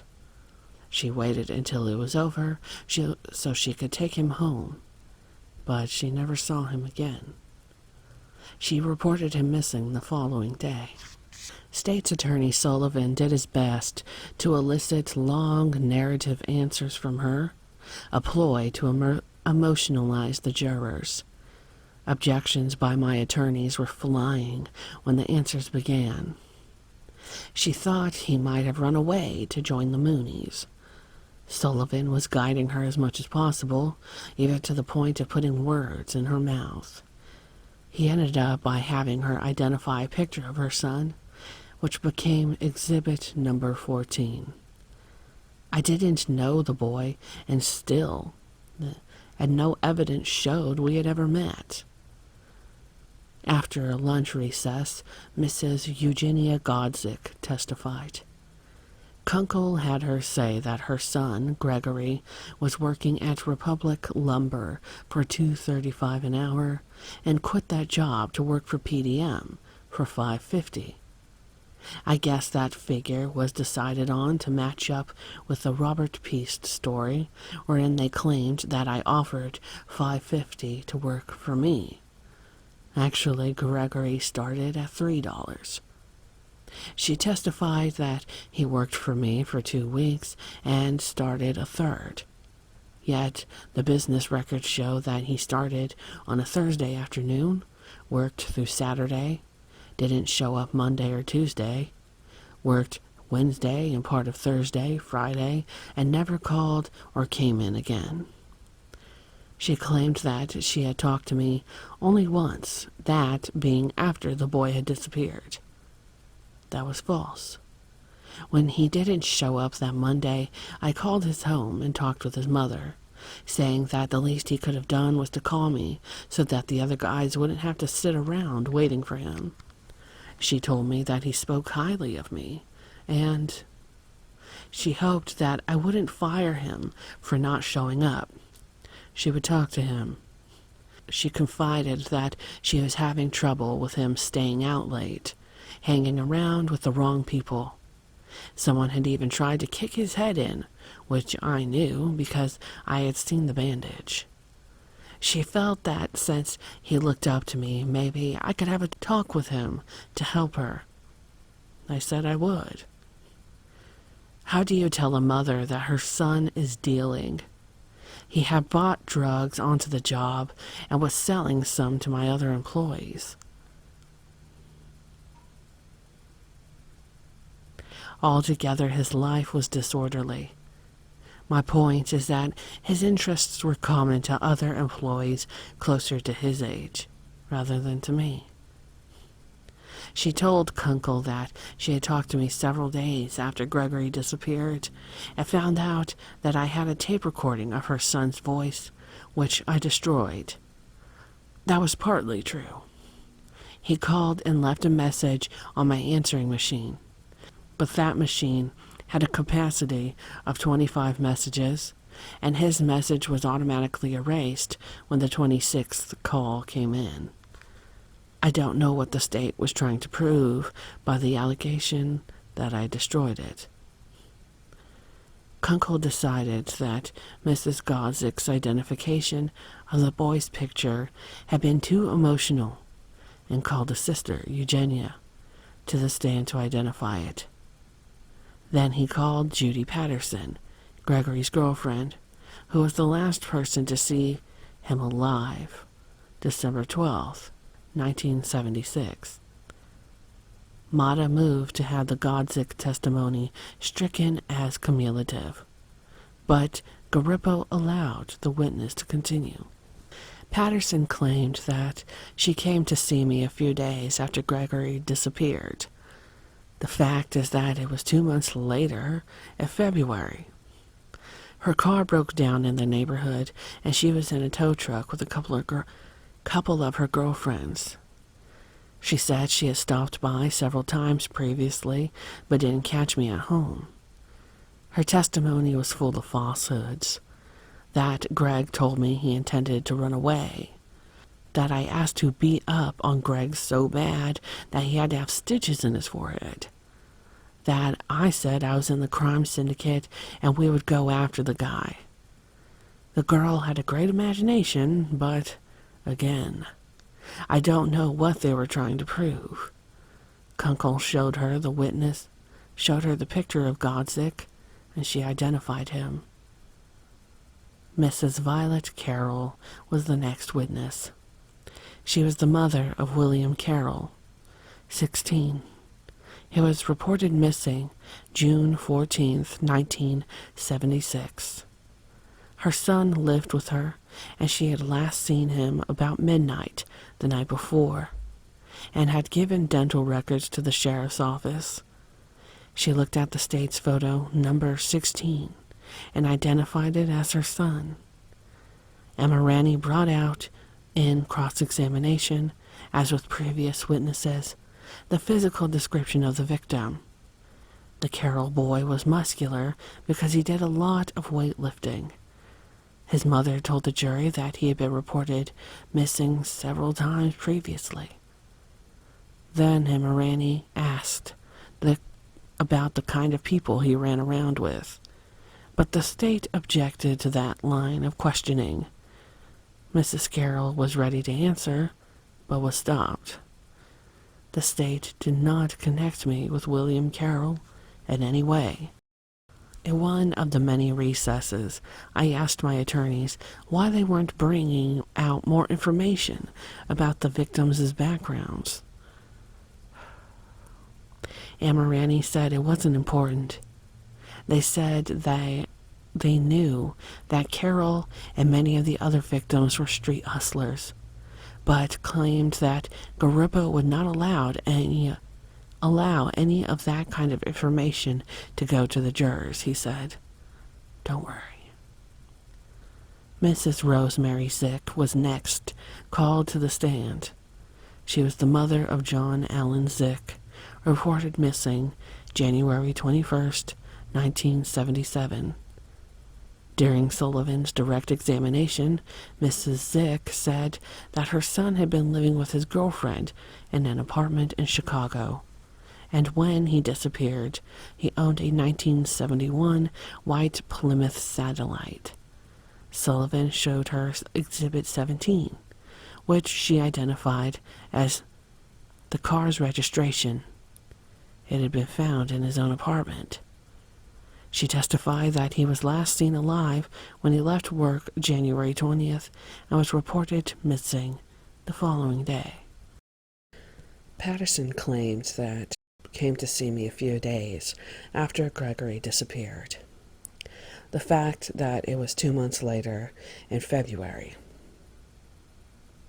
Her car broke down in the neighborhood, and she was in a tow truck with a couple of girlfriends.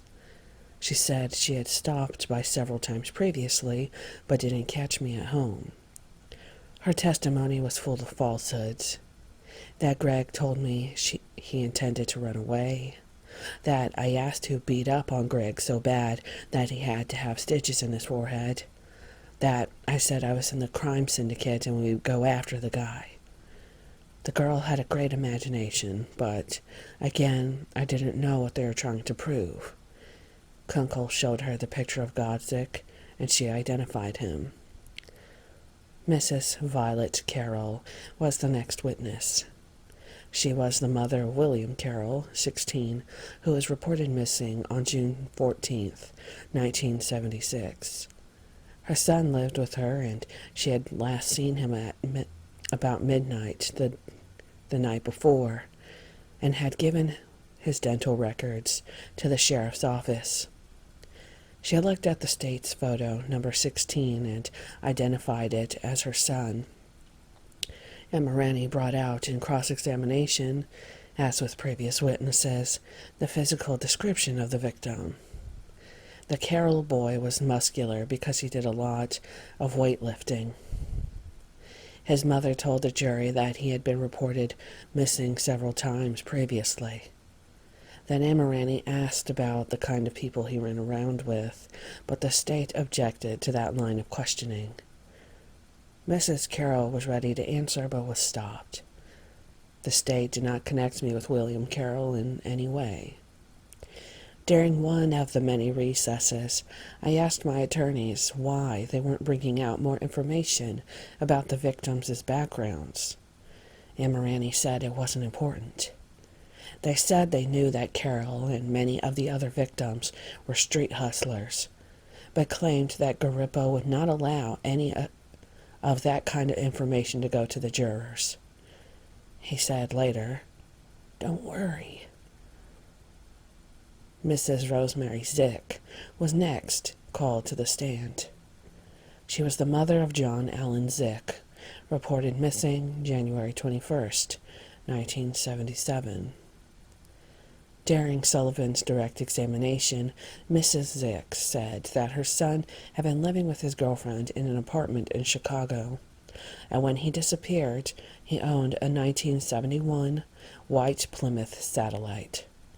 Sullivan showed her Exhibit 17, which she identified as the car's registration. It had been found in his apartment.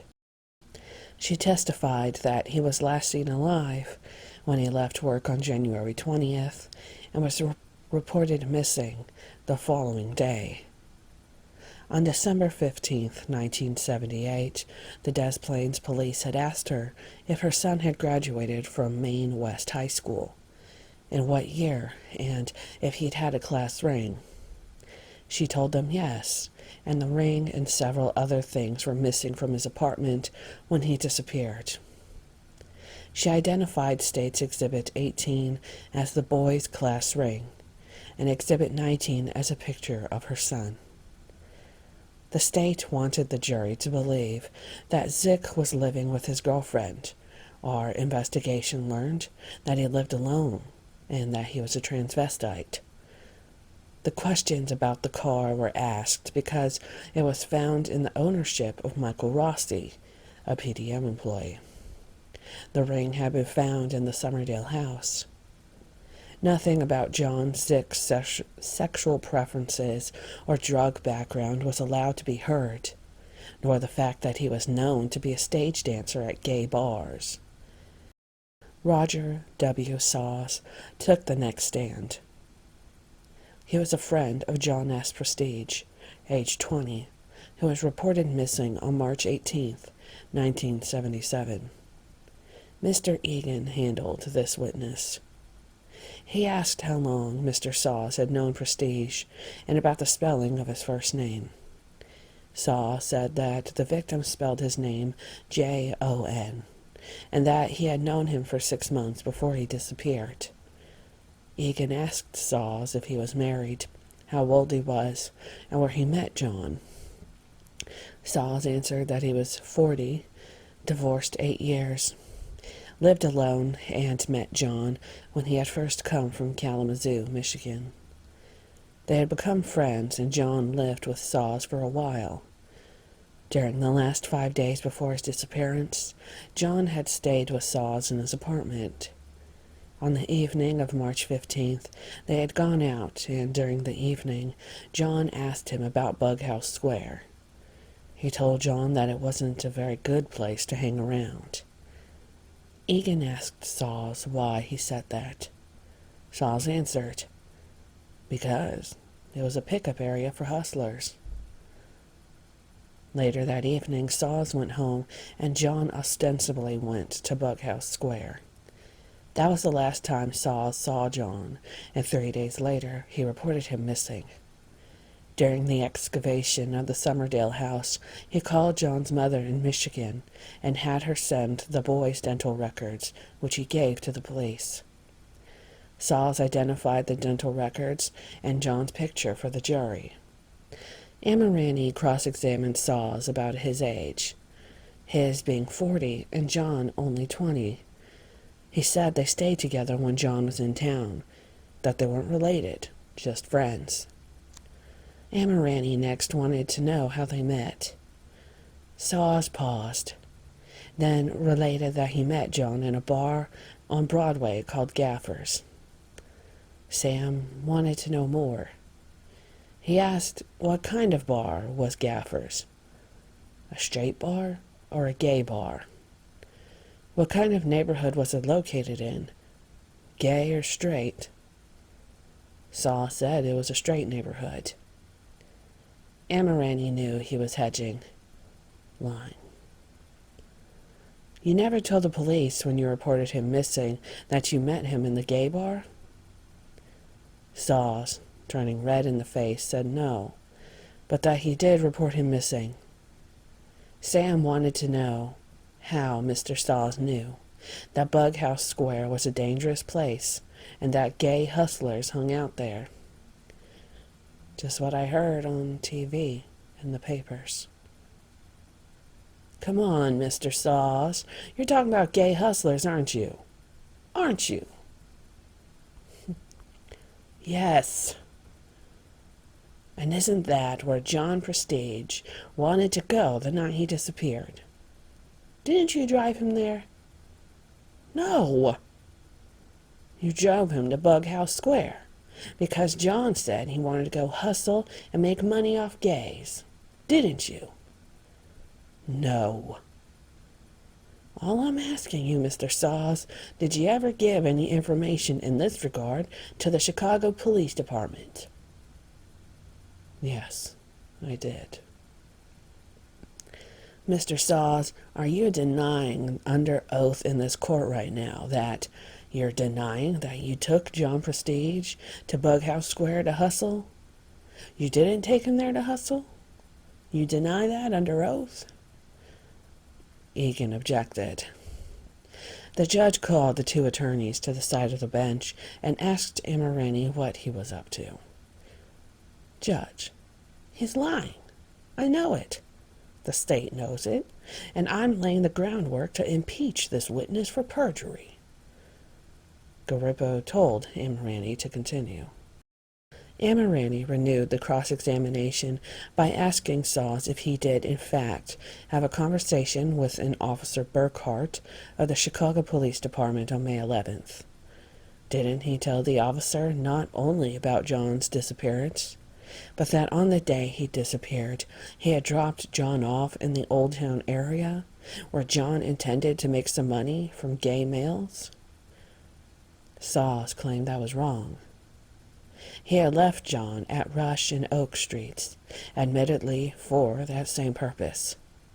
He wouldn't say whether John was gay, but he admitted putting John's picture in a gay magazine out of Chicago and the missing persons ads.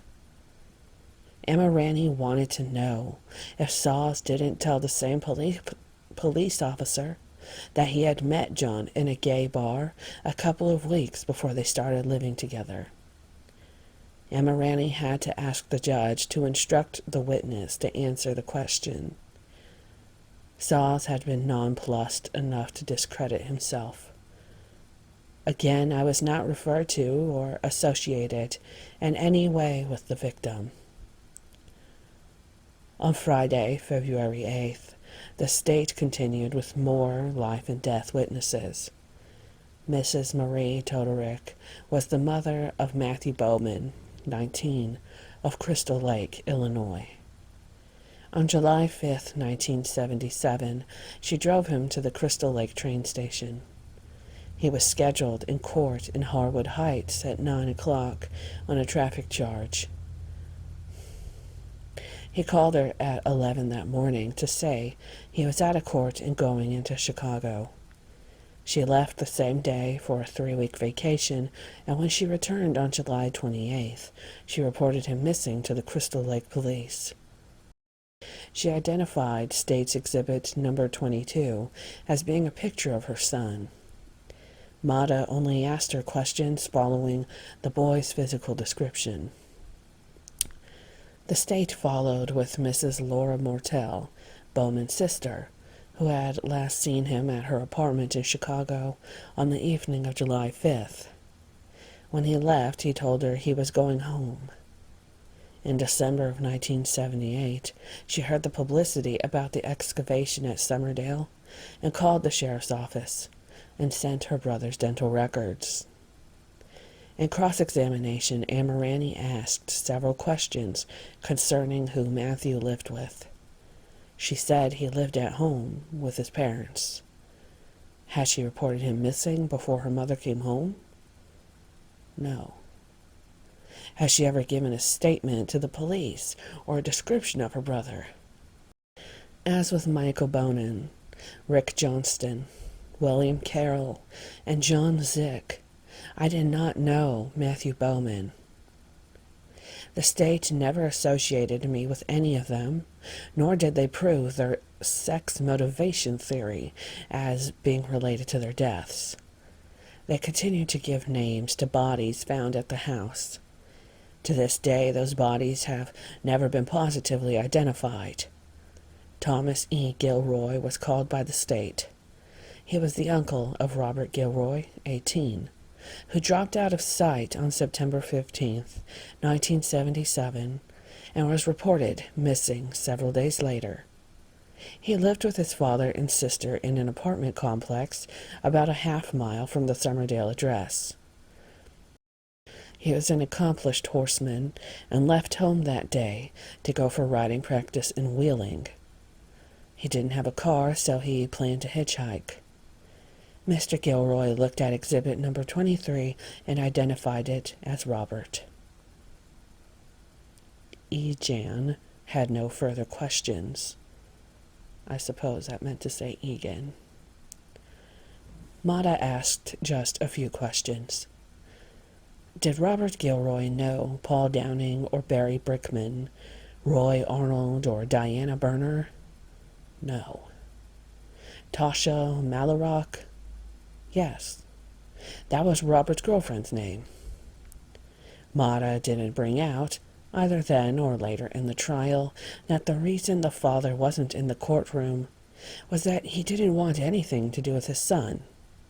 His father was a police officer, and, according to the defense investigators, young Robert was a known street hustler, a runaway, and had been in trouble with the law. No connection was established between me and the boy. The state called Dolores Nieder to the stand. Sullivan asked her if she had a son named John Mowry. She said yes, by previous marriage. He was last seen on September 25th, 1977, and reported to the police as missing on September 29th. After his discharge from the Marines, he lived with his family, but moved into his own apartment when attending Truman College in Chicago and working two part-time jobs. The last night Mrs. Nieder saw her son, he had dinner with the family, but couldn't stay overnight because he had to work the next day. A few days later, she received a call from one of her friends saying that he had not been to work the last few days. The last 4 days. She called the police and reported him missing. In December of 1978, Mrs. Nieder received a call from the Cook County Sheriff's Office that her son's driver's license had been found at the Summerdale house. She requested the U.S. Marine Corps to send his dental records to the sheriff for identification. Sullivan showed her a jacket, Exhibit 25, and asked if it had belonged to her son. She said it was the type of jacket he had, but she could not be sure it was his. The defense had no questions for her.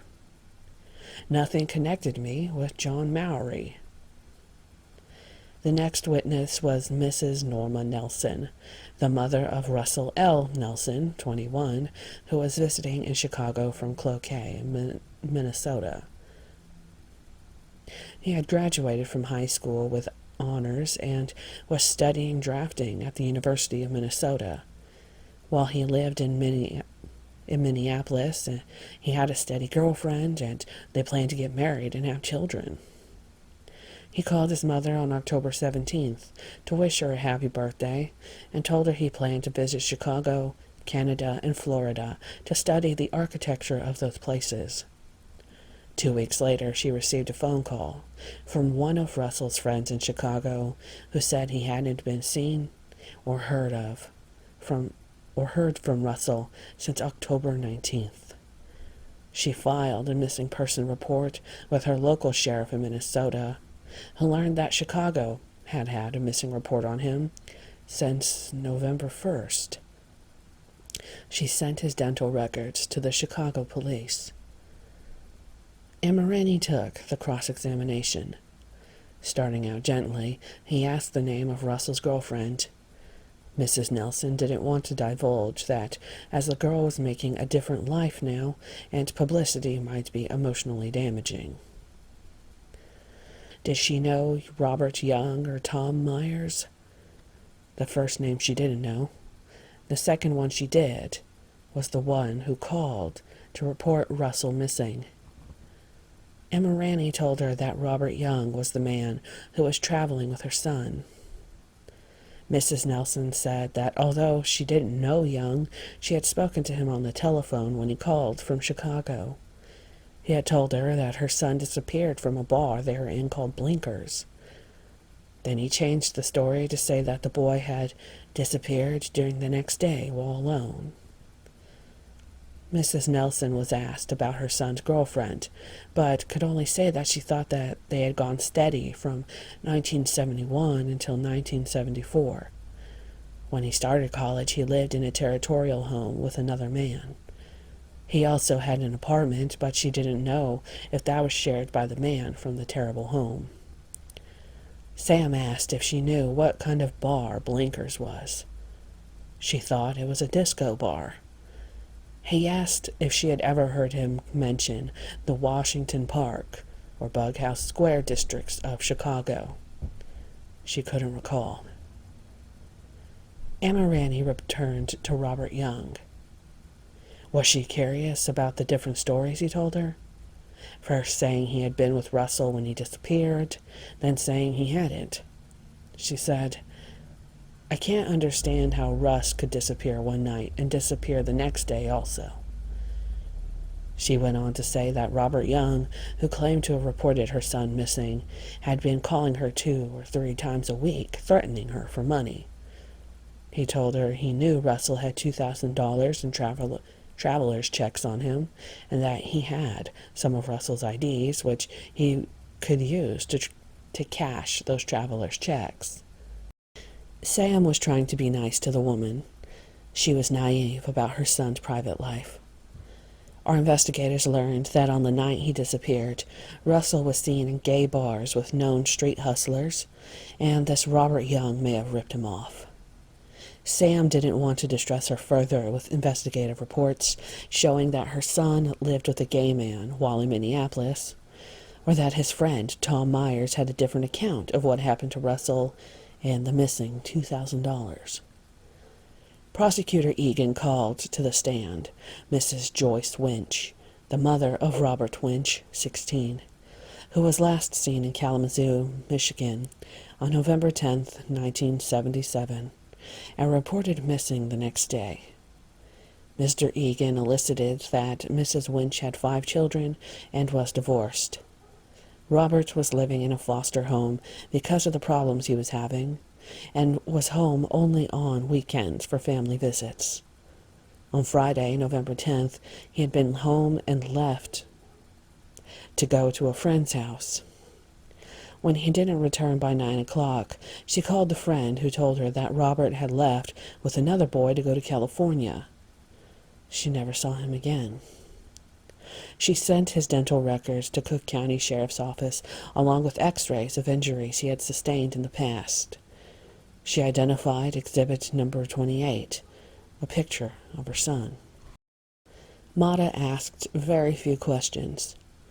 Mrs. Winch said that Robert had lived in the foster home several months after a court order had been obtained. One of his friends told her that he had gone to California with another friend.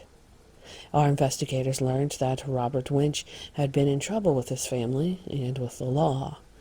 He and his friends were reputed to be straight hustlers, and some were flagrant homosexuals. No connection was made between that boy and myself. Mrs. Albina Bowling took the stand next. Kunkel asked if she had a son named Tommy Bowling. Yes. He was 20, married, and had a son named Timmy.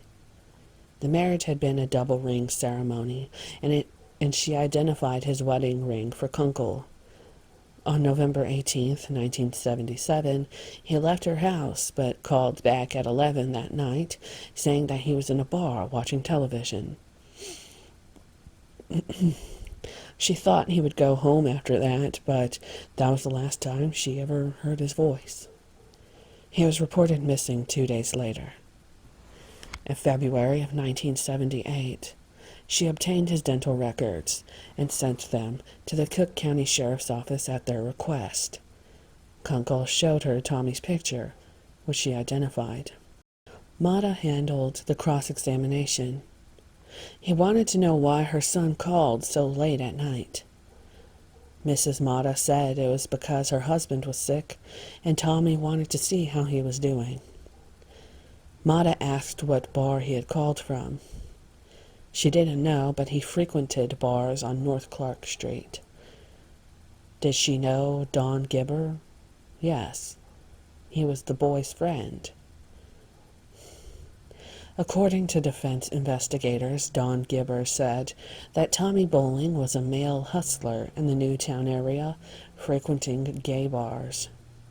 He said Tommy had a police record, and he was known to rip off people he hustled. I never met Tommy Bowling. His remains were found beneath a house on Summerdale. The state presented nothing that even hinted that the Bowling boy and I had ever met. Mrs. Pearl Talsma stepped into the witness box, and for the state, Attorney James Varga came forward. Mrs. Talsma was the mother of David Paul Talsma, 19, reported missing on December 14, 1977. He had been living at home until he was last seen on December 9th, when he told her he was going that night to a rock concert in Hammond, Indiana. She had checked around with his friends and even with her mother in Florida before reporting his disappearance. He was in the Marine Reserves, and she obtained his dental records from the Marines in October of 1979 to give to the sheriff's office. Mata, for the defense, asked if David lived at home. Yes. What time had he left on December 9th to go to the concert?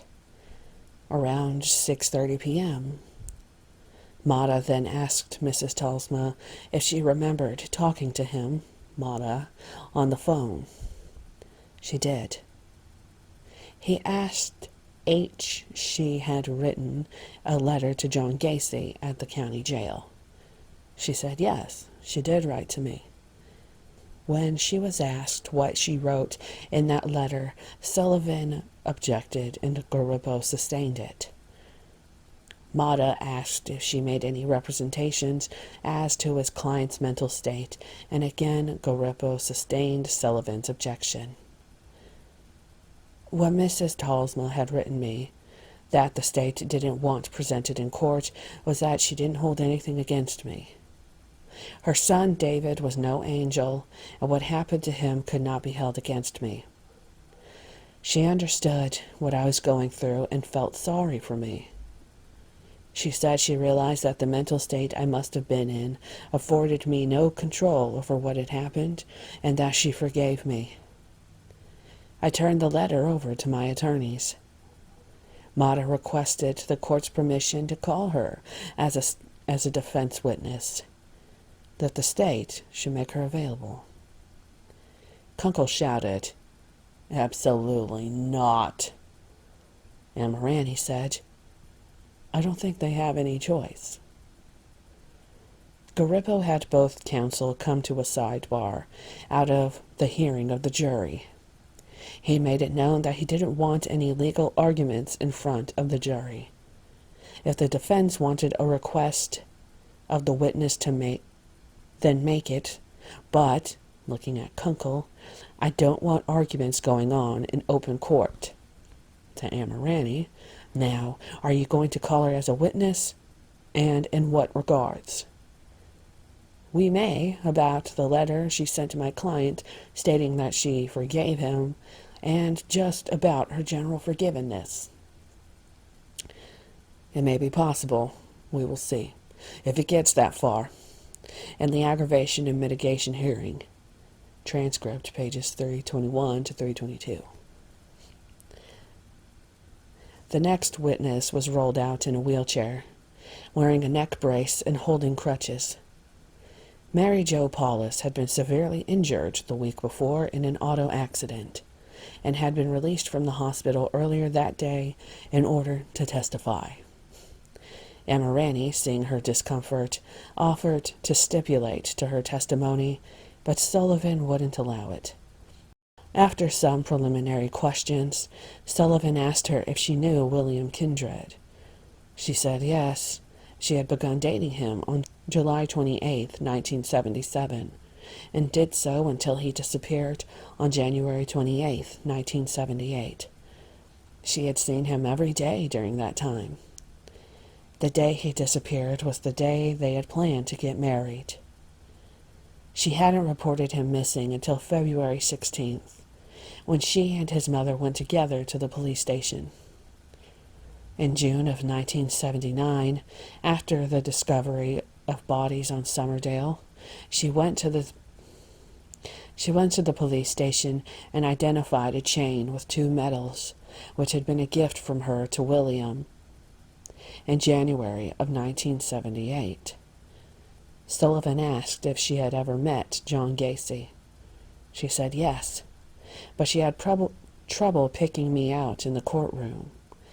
She claimed that she had met me at the Good Luck Lounge on Elston Avenue late in 1977, that I had done a sketch of her on a bar napkin and gave it to her. She knew it was me because I signed it. When asked if she still had this drawing, she said no. Then she testified that she had talked with me a second time in November of 1977 at the Good Luck Lounge, that I had bought her a drink, then invited her to party at my house. She claimed to have seen me 5 times during 1977 and 1978. Sullivan ended his examination by having her identify a picture of William Kindred. Emma Ranney was keyed up. He sat beside me at the defense table and mumbled to me that she was lying. Mata cross-examined, starting out with general questions. She was 19. She met William Kindred on July 28, 1977. She couldn't remember the date they became engaged. He had been unable to buy her an engagement ring. Asked about her physical condition, she couldn't describe her injuries, but she was taking medication. Mata asked when she first met me.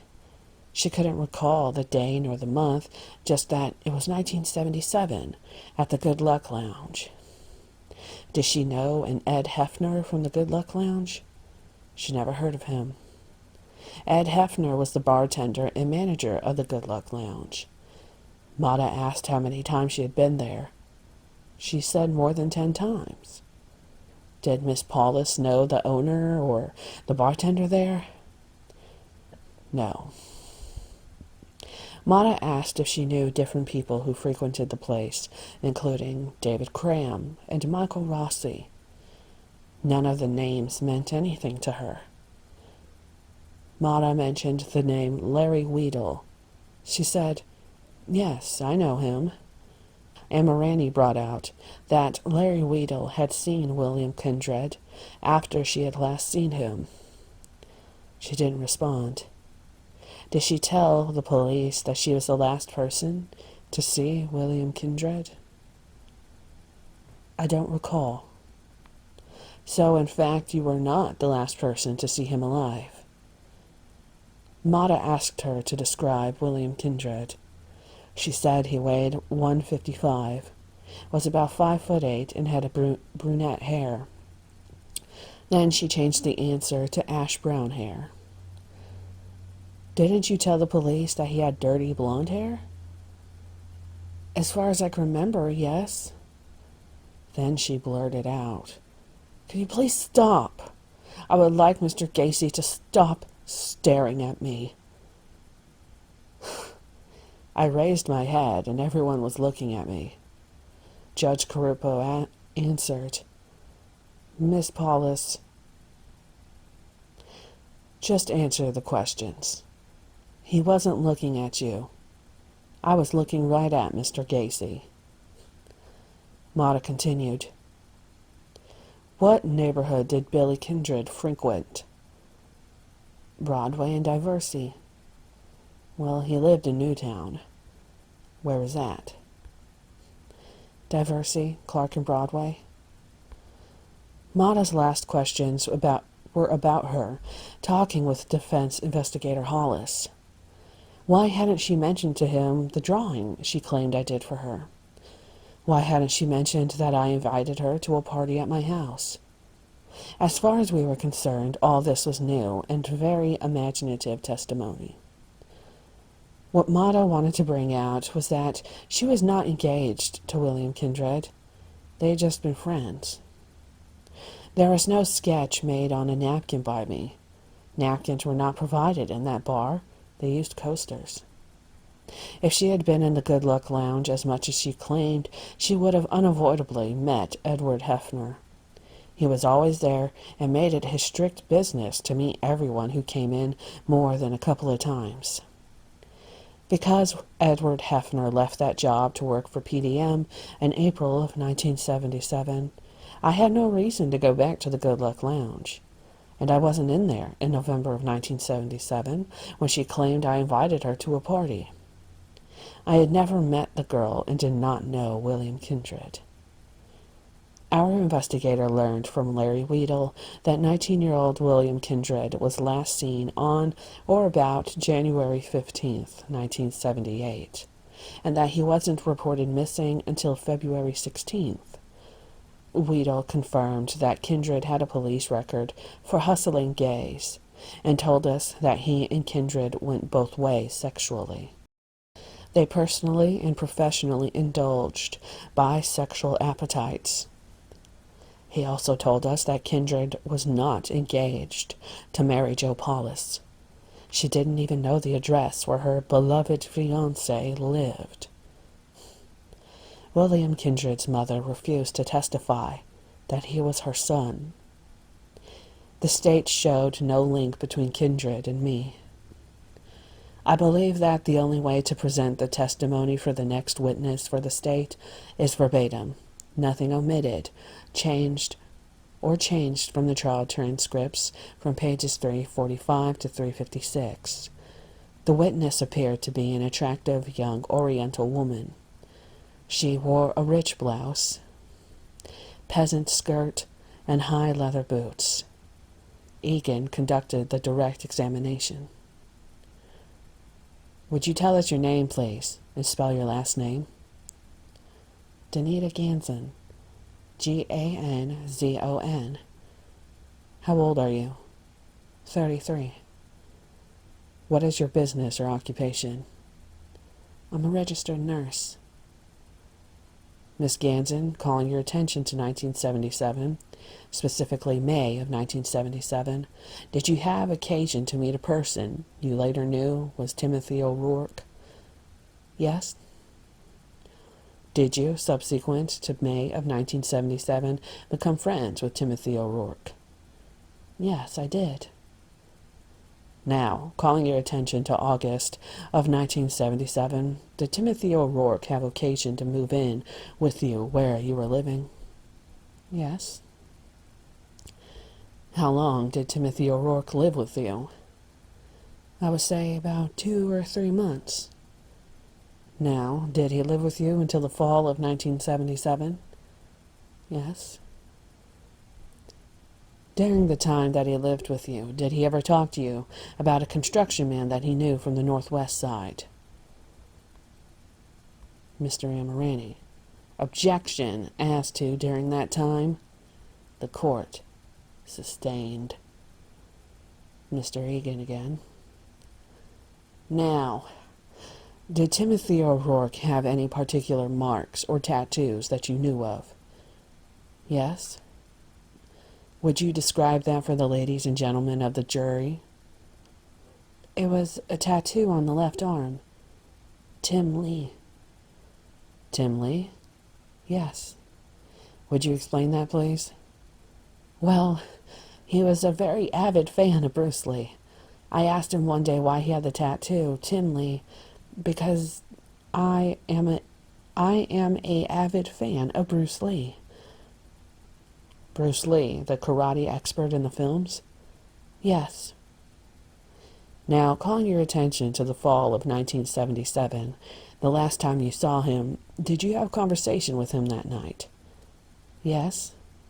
Where did this conversation take place?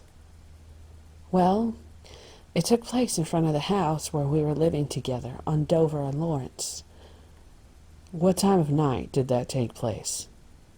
It was about 11:30 to 11:45. Were you getting home from work at that time?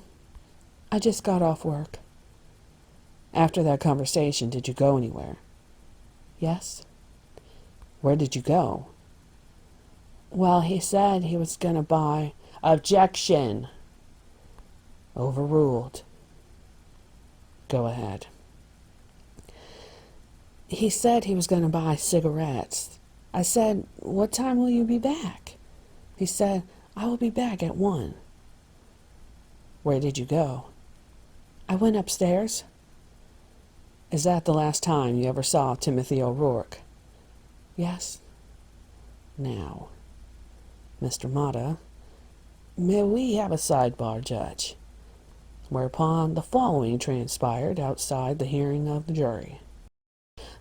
The court. Go ahead, let me see it. Mr. Egan. That is the photograph. For the record, she's a registered nurse, and I've shown her the picture at noon today. I asked her would she be willing to look at it. She didn't lose her composure. She said she'd be willing to look at it in court. Mata. Are we talking about this going into evidence? The court. We don't know. Egan. The photograph will not be admitted. Mata. You are not going to seek to introduce it then. That is all I wanted to know.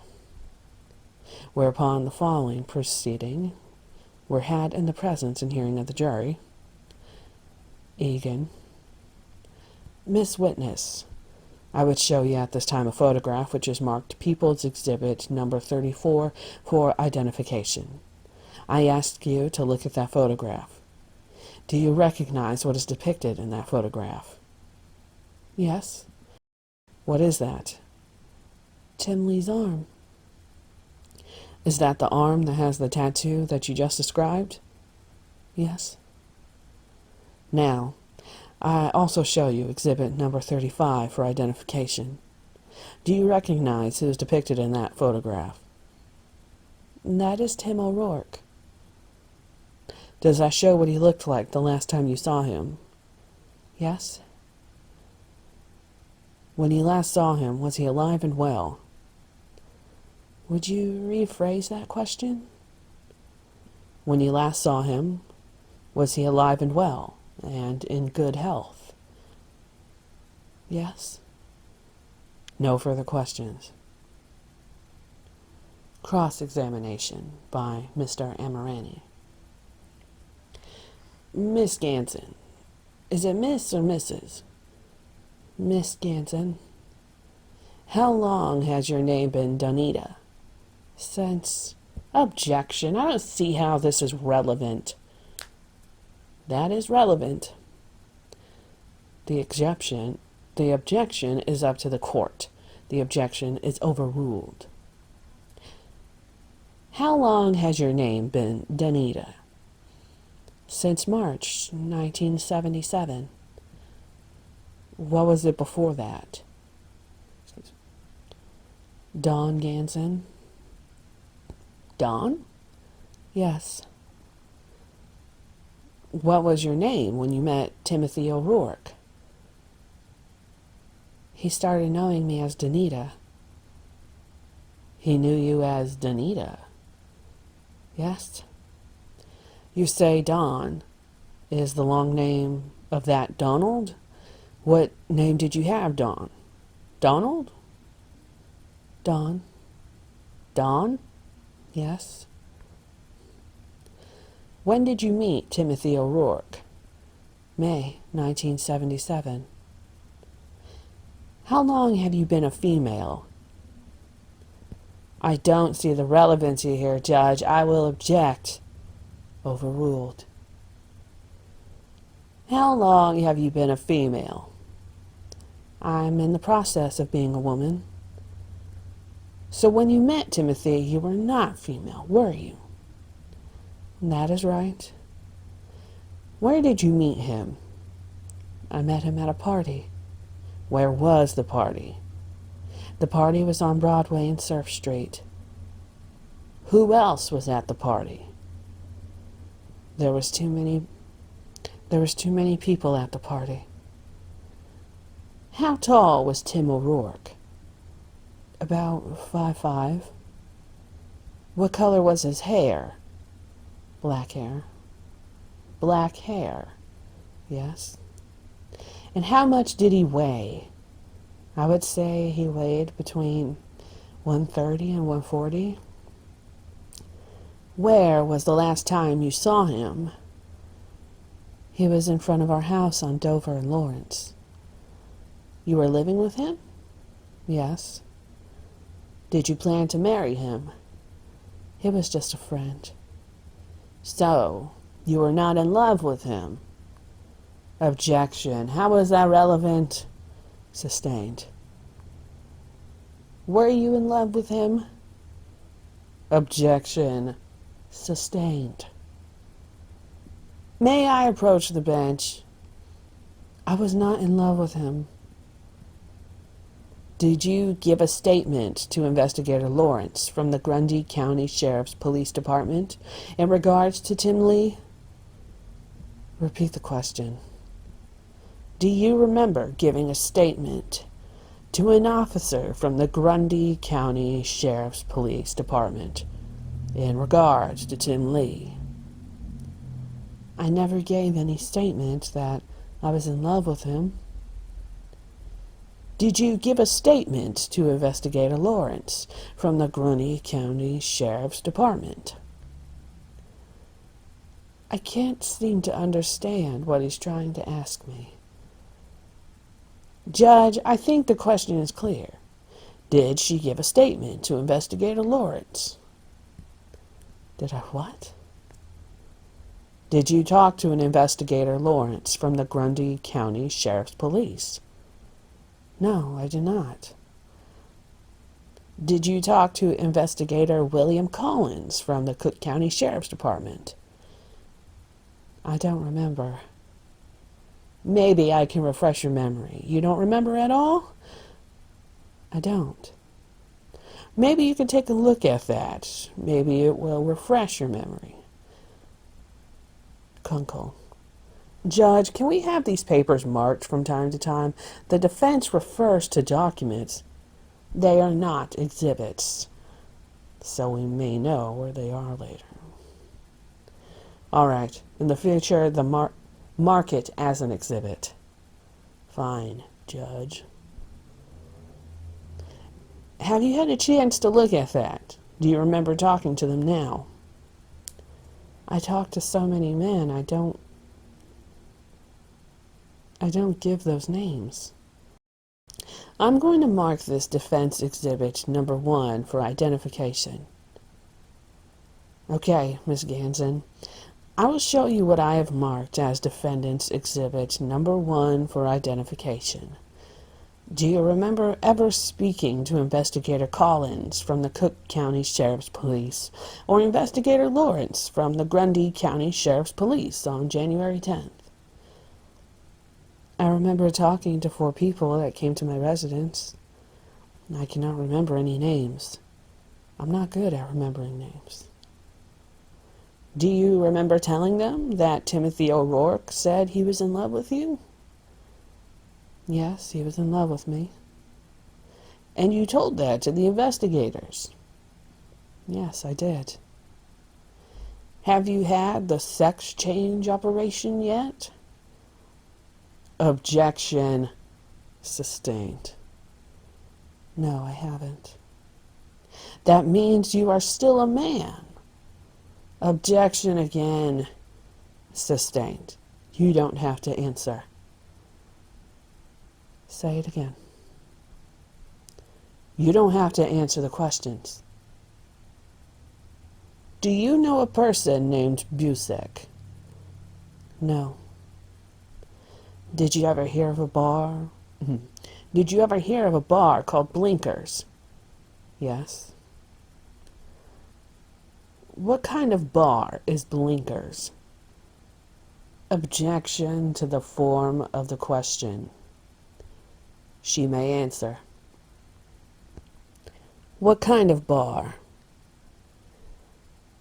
It is predominantly a gay bar. No further questions.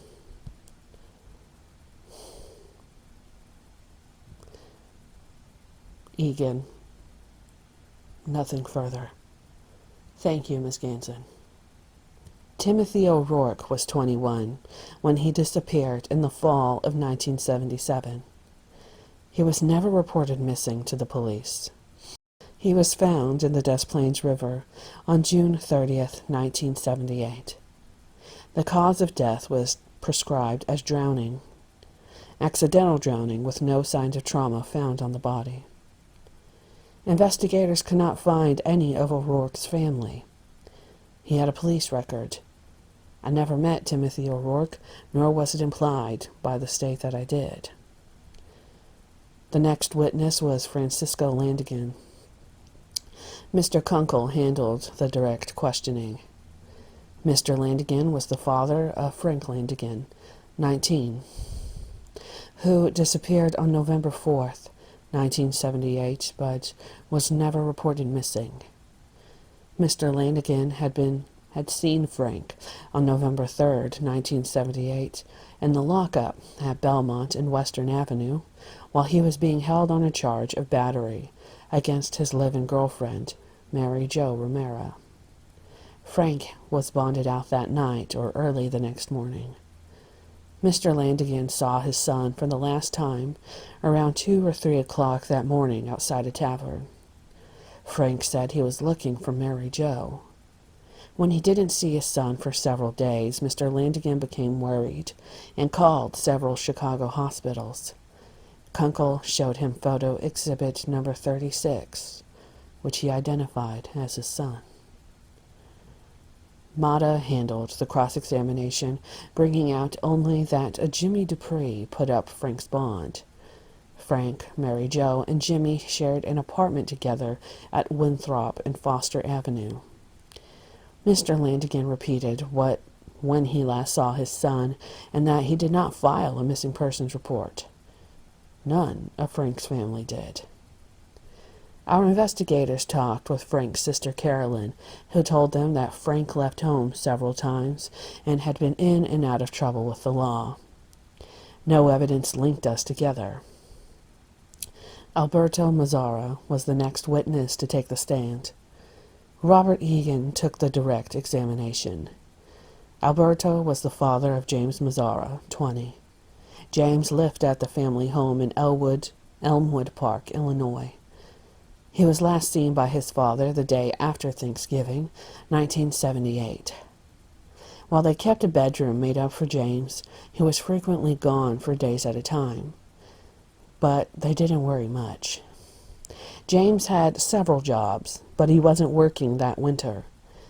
Kunkel showed him photo exhibit number 37, and Mazzara identified it as his son. He asked if James had any nicknames. Yes. They called his son Mojo. Cross-examination was by Robert Mata. Did Mr. Mazzara know Andy Kopna? No. When asked if he knew James's friends, Mr. Mazzara said that he knew a few of them. But no, I don't recall an Andy.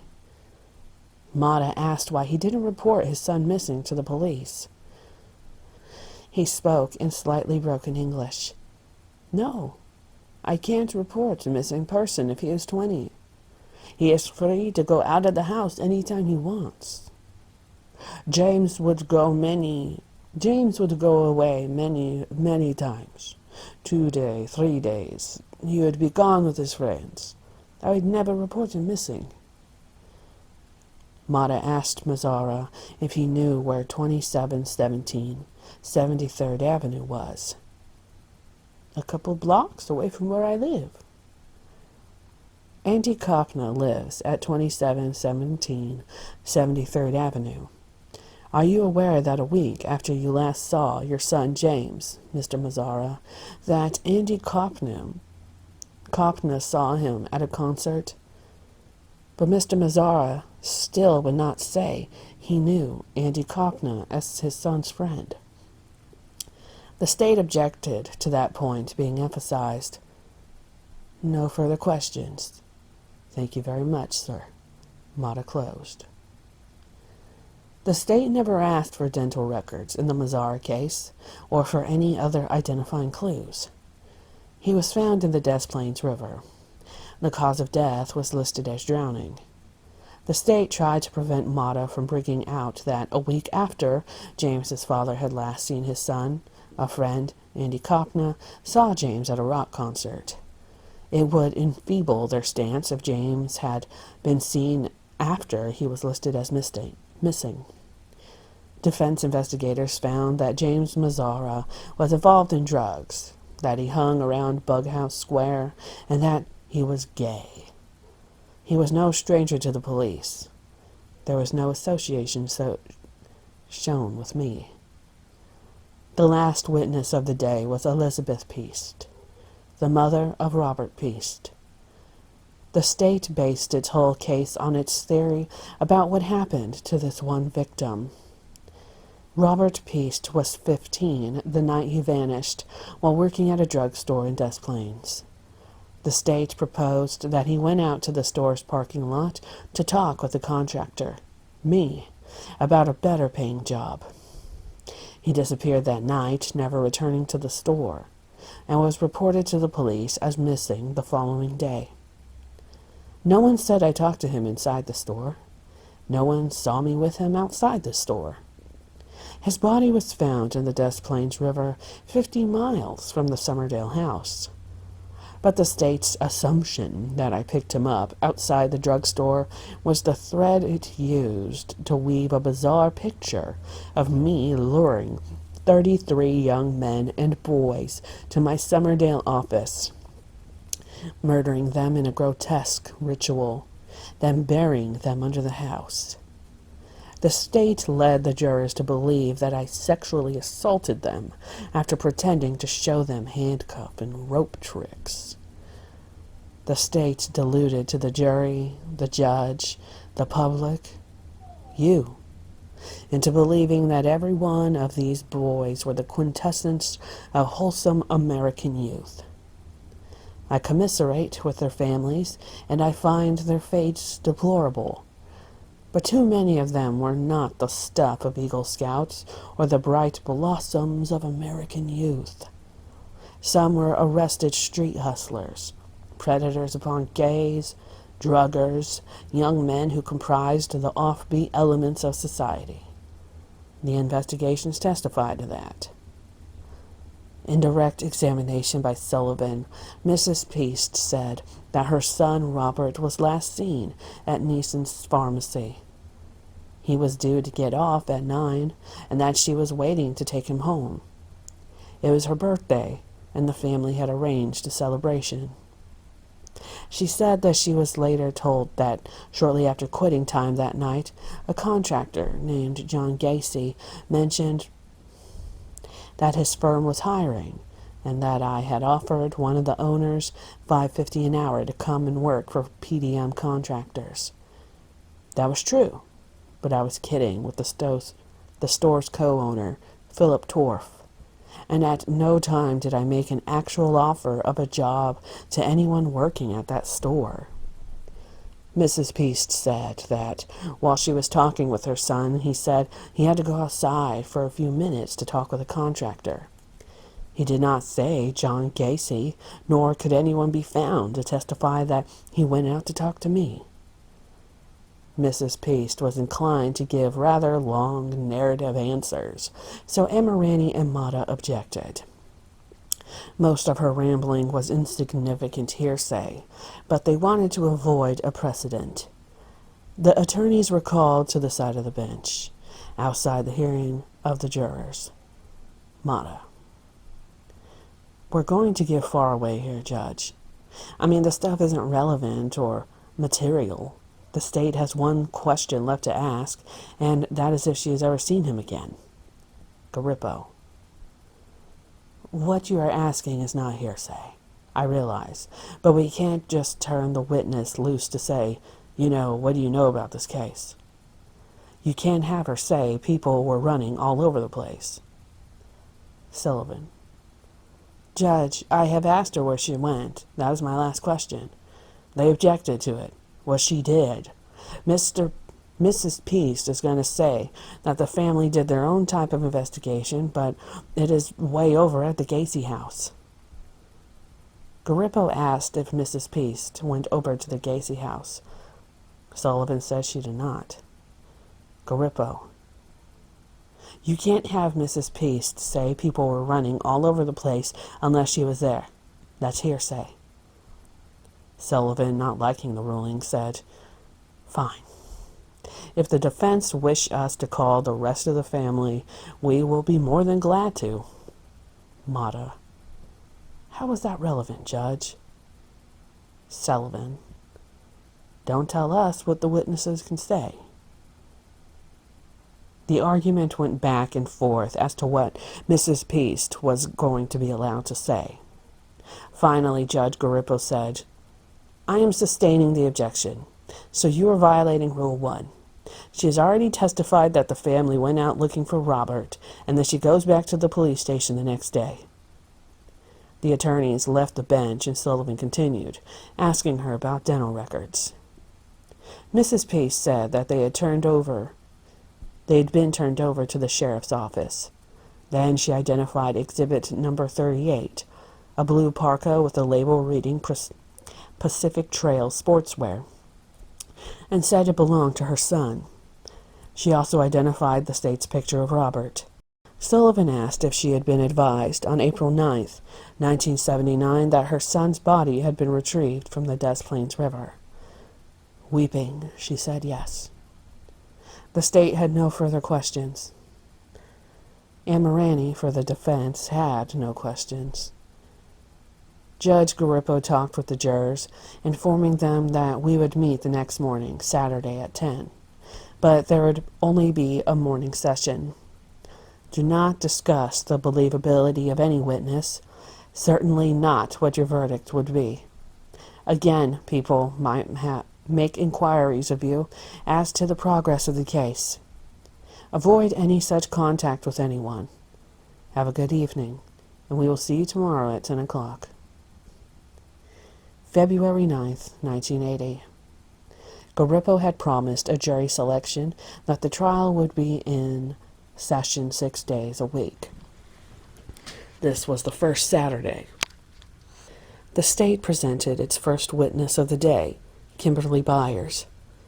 Sullivan handled the direct examination.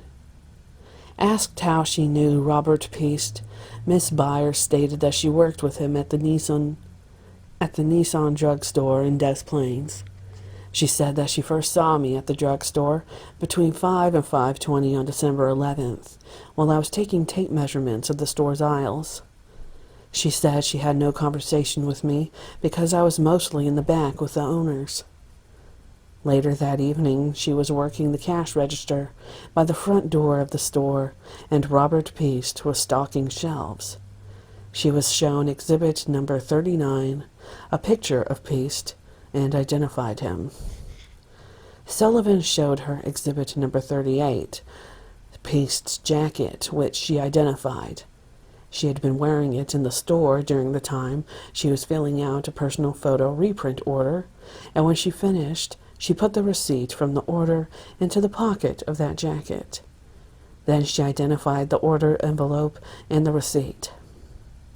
Sullivan then moved the time frame to 8:50 that evening, asking who came into the store at that time. Miss Byers stated that Mrs. Peast came in to pick up Rob. Between 8:50 and 9, Robert asked Miss Byers to watch the register. Peast said he was going to talk to the contractor guy about a job. He'll be right back. This was the last time Kim Byers saw Robert Peast. and Morani had no cross-examination. I couldn't understand why. Buyers had seen me earlier in the store about 5:30, but they had not put me with Peast. From 5:30 to 8:50 is 3 hours and 20 minutes. There could have been 10 contractors in the place during that much time. Robert Peast went out to see the contractor guy. No name. The next witness was also a Nissan employee, Linda Mertes. Egan began the direct by asking her what position she held at the store. Mertes answered that she was the store manager and that she had been talking with John Gacy at 4:30 the afternoon of December 11th in the pharmacy area. She said we had talked about Mike Rossi, who had worked on the remodeling for PDM some 2 years before. She asked me how Mike was doing. She remembered how he had complained about his $3 pay. She said I told her he was doing much better, now making $7, like most of my employees. She claimed that Robert Peast was standing around during this conversation, and that, jokingly, she turned to him and said, "Hey, Rob, you want a job?" Peast didn't comment. No comment by him? No comment by Rob or Gacy. Miss Mertes then stated she left the store at 6 and returned at 7. I was still there. She left again to go shopping and returned at 8:45 and was positive of the time. When she returned the last time, she noticed a pickup out front marked with PDM contractors on its side. Egan showed her exhibits numbered 45, 46, 47, 48, and 49, and asked her to identify them. Ms. Mertes claimed that they were of the same truck she saw that night. When she went back to the store, she said she saw me, Phil Torf, and Kim Byers. She knew Rob Peast was working the cash register at the front because she paid him for some medication when she left. Robert Mata took the cross-examination, first asking what she knew about Michael Rossi and for a description of him. Then he asked about the truck she had seen outside the store that night and about its color. Black, with white lettering. Mata was looking at the state's exhibits numbered 45 through 49. "Did you give a statement to Officer Piquel?" "Yes." "Didn't you tell Piquel that you saw a red truck with black letters?" "Yes, I did." Miss Mertes: "Now you say it's a black truck with white letters." "Because I see what's color." What? My God. Because that's what color it is in the photos. Mata made sure she repeated the fact that the night of December 11th she did think and did say that it was a red truck with white letters. "No, I told the officer it was a red truck with black lettering."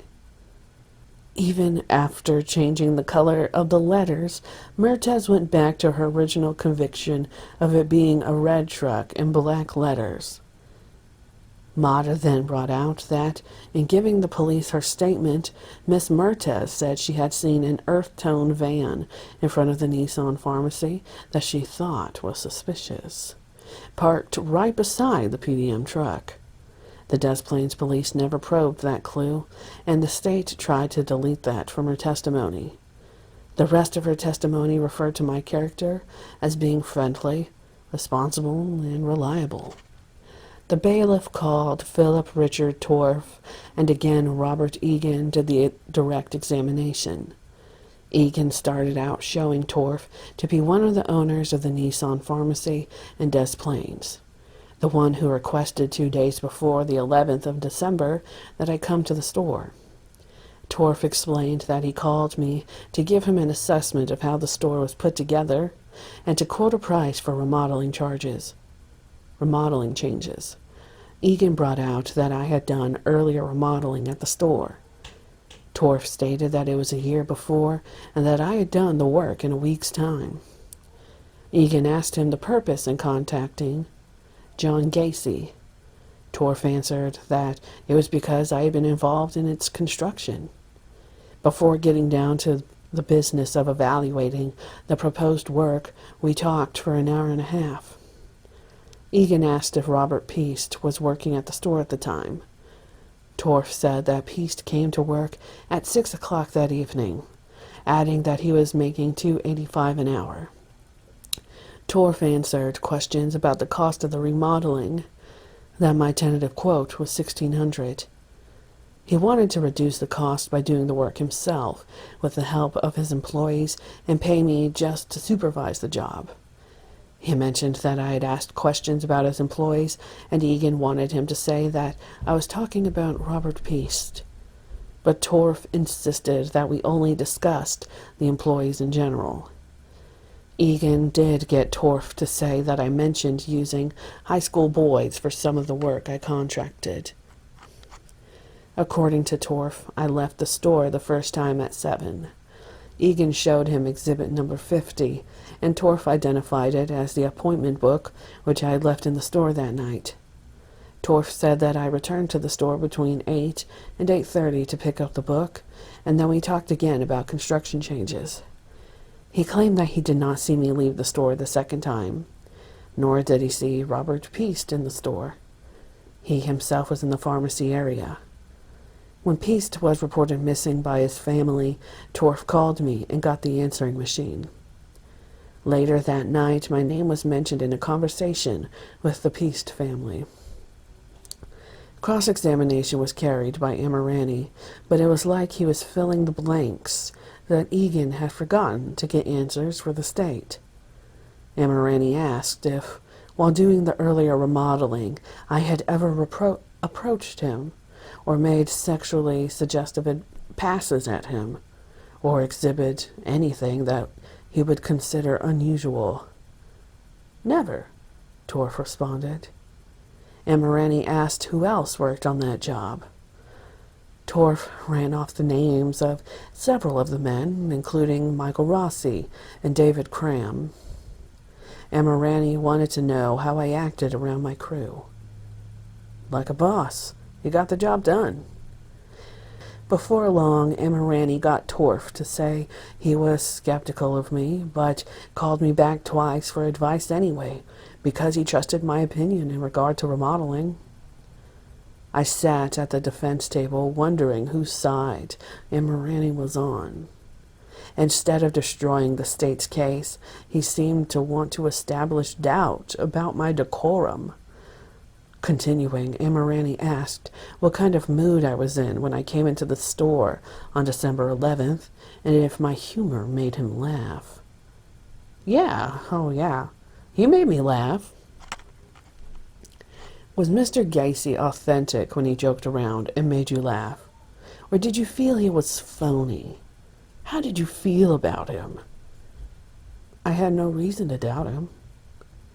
Amirani got back on track by asking if I had talked with Robert Peast or approached him.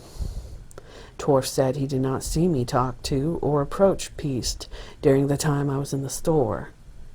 Amirani, I felt, then began laying the groundwork for his insanity defense by flirting with the psychological.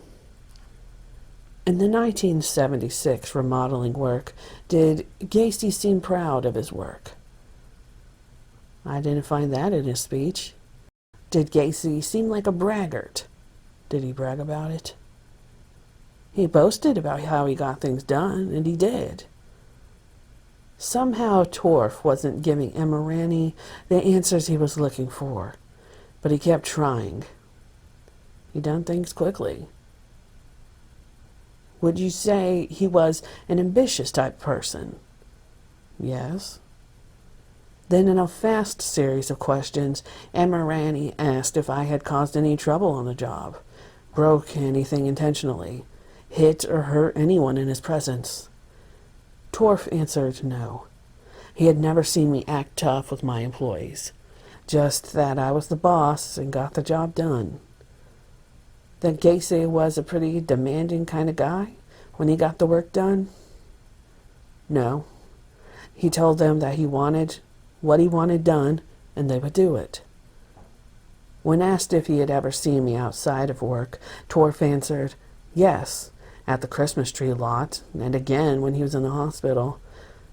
He said he visited me once in the hospital when he was working in the neighborhood. No, I didn't seem like I was happy to be in the hospital like Amirani suggested. Amirani went back to my moods and work habits. Torf said, he hustled. I've always known him to be working. He was exclusively, compulsively business with me. The state proceeded with George Konieczny, a police officer working in Des Plaines. Kunkel established that he worked the front desk of the station from 11 p.m. to 7 a.m. and was there that December night when Peace's parents arrived. He took down the pertinent information regarding their missing son. In giving that information, they mentioned the names of Mr. Philip Torf and Mr. John Gacy. The officer advised them to go home, and they would shortly be contacted by the juvenile department. If they didn't hear by morning, they should call back. Other than his initial conversation with the Peasts, his phone call to Mr. Torf, preparing the report and forwarding it to members of his department, Mr. Konieczny had nothing to do with the investigation. The defense had no questions. Officer Ronald Adams took the stand next, with Kunkel doing the direct. Mr. Adams' position with the police department on December 12th was an investigator assigned to the Youth Bureau. After talking with the Peast family that morning, he called Phil Torf, then called me at the office. He said I was very cooperative. On December 13th, he put out a lead message to all law enforcement in the state. That afternoon, he cleaned out Robert Peast's school locker. He also participated in the first search at 8213 Summerdale. He stated that he did not find anything there himself, but during that search, a Maine West High School ring was found with the initials JAS inside it. He checked the school and was given 2 names, one of them being John A. Zick, who was listed as missing. On December 16th, he and Sergeant Piquel interviewed Richard Raphael, who said that John Gacy worked with him. On December 18th, he was present when the police talked with David Cram, a Gacy employee. On December 20th, he interviewed Robert Zimmerman. Kunkel was skipping around with unlinked questions.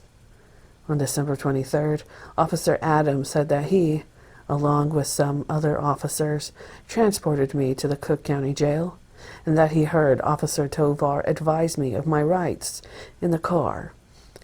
He said I had a conversation with him while traveling there, but Kunkel didn't have him explain what that conversation was about. Kunkel had him identify exhibit number 18, the Maine West ring with the initials JAS. Amirani had no questions. Again, I couldn't believe that he would freely let Kunkel bring in hearsay and erroneous statements from other people. He didn't try to discredit any of the statements of people Adams had interviewed. In discovery, he received copies of these statements, and our investigation checked them out. He had a long time to prepare a rebuttal. From his own interviews, Sam knew that many of those statements had been altered. Obvious contradictions. For example, Adams interviewed Richard Raphael, and he knew he was my business partner. But in the statement that I worked for Raphael as a foreman, he did it again on the stand. Trial transcripts, page 486. Egan. Was Raphael an acquaintance or an associate of John Gacy? Adams. Gacy was a superintendent for Mr. Raphael.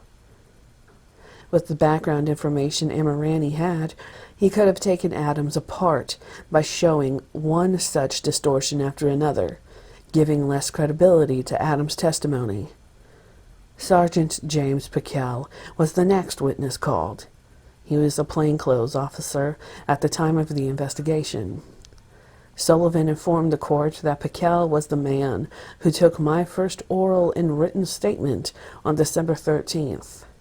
Pickell talked with me in order to keep me there, while Gacy was trying to get a search warrant. Sullivan called on Officer Pickell to say that he had gone to Northbrook, Illinois, Police Department to collect information about my having an old assault arrest. 2. He was the officer who came to my house on December 12th with Lieutenant Gacy. He said that they came to the front door and, while they received no answer, thought they saw movement. When they came around to the back door, they saw me sitting inside, knocked on the door, and I let them in. Then he asked who it was that pulled up in my driveway while they were coming around the back door of the house on December 13th. Pickell stated that it was a young man named Rossi in a PDM van, and they had him wait outside while they came in to talk with me. Sullivan, wanting what Pickell would say emphasized, had him come down from the stand and use the pointer to show where the front door of the house was on exhibit number 1, then point out the route they took to get to the back door and where he first saw me sitting. Then he showed how inside the house they were led to the back of the house. Pickell returned to the witness chair and was asked about the conversation between himself, Gacy, and me. Mata objected at this point, and a sidebar was held. And Marani objected to Sullivan's going into Pickell's conversation with the defendant regarding the investigation because it was an exculpatory statement. Mata: If there's something involved, Judge, I believe that the state has to establish that they in fact informed my client of his rights. Garippo denied the objection. There is no necessity. Number 1, there is no motion to suppress. Number 2, he's not in custody, so no question about it. Sullivan repeated the question. Pickell related the conversation between the three of us with long narrative answers. They had gone by my house in regard to the missing pieced boy to see if I could assist them. I said I didn't have any information, but I would be more than happy to help. Sullivan inquired if I hadn't been willing to go to the police station with them. Pickell said that I would, but there had been a death in my family, and I had to stay at home to receive phone calls. I was willing, he recalled, to give a written statement at the station at a later time. Pickell stated that they waited while I made a phone call, then after completing it said that I told them I was still busy. During the time I was on the phone, Michael Rossi was allowed to come into the house. They finally left after I agreed to come down to the station later. Sullivan wanted it told whether I had gone down to the station at the end of the hour. Pickell replied that I called the station at 11 and told them I was running late, but I would still be in. He waited until midnight, and Gacy waited until 1 without me showing up. The next day, December 13th, Gacy told him I was coming in and he wanted him to take a statement from me. When I arrived, I was escorted to the Detective Bureau, where we talked. Then he had me write out our conversation as a statement. Sullivan went through that statement asking questions along the way. He wanted to know if I had any conversation with any youth while at Nissan's. Pickell said he knew of no conversation I had with any youth. He pointed out that my second departure from Nissan's was shortly before 9 p.m. Sullivan asked if I had mentioned Michael Rossi while at the station. Pickell replied that I had told Mr. Torf that Rossi was still working for me and that I was paying him $400 a week. Mr. Gacy was paying him that much? Yes. Sullivan wanted to know what kind of involvement I had in the community. Pakel said I told him that I was a lighting district commissioner for Norwood Park Township, a Democratic precinct captain, and that I was instrumental in putting on the Polish Day Parade in Chicago. Then Sullivan asked about my construction business, my marital situation, and about my having been a chef before going into construction. None of this was in that first statement I had given at the station, in spite of its insignificance that was all added on, but my attorney sat back and let Pakel rattle on. Next, Sullivan showed Pakel exhibit number 51, introduced as the statement I had made that day at the station, and asked Pakel to read it. Amirani had no objection.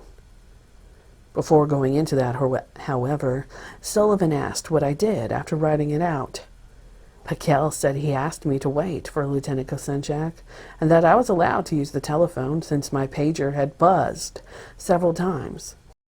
Later in the day, Pakel was told by Kosenchak that I was to be detained while they tried to get a search warrant. Sullivan then brought out via Pakel that 4 o'clock that day a search warrant was finally signed by Judge Marvin Peters.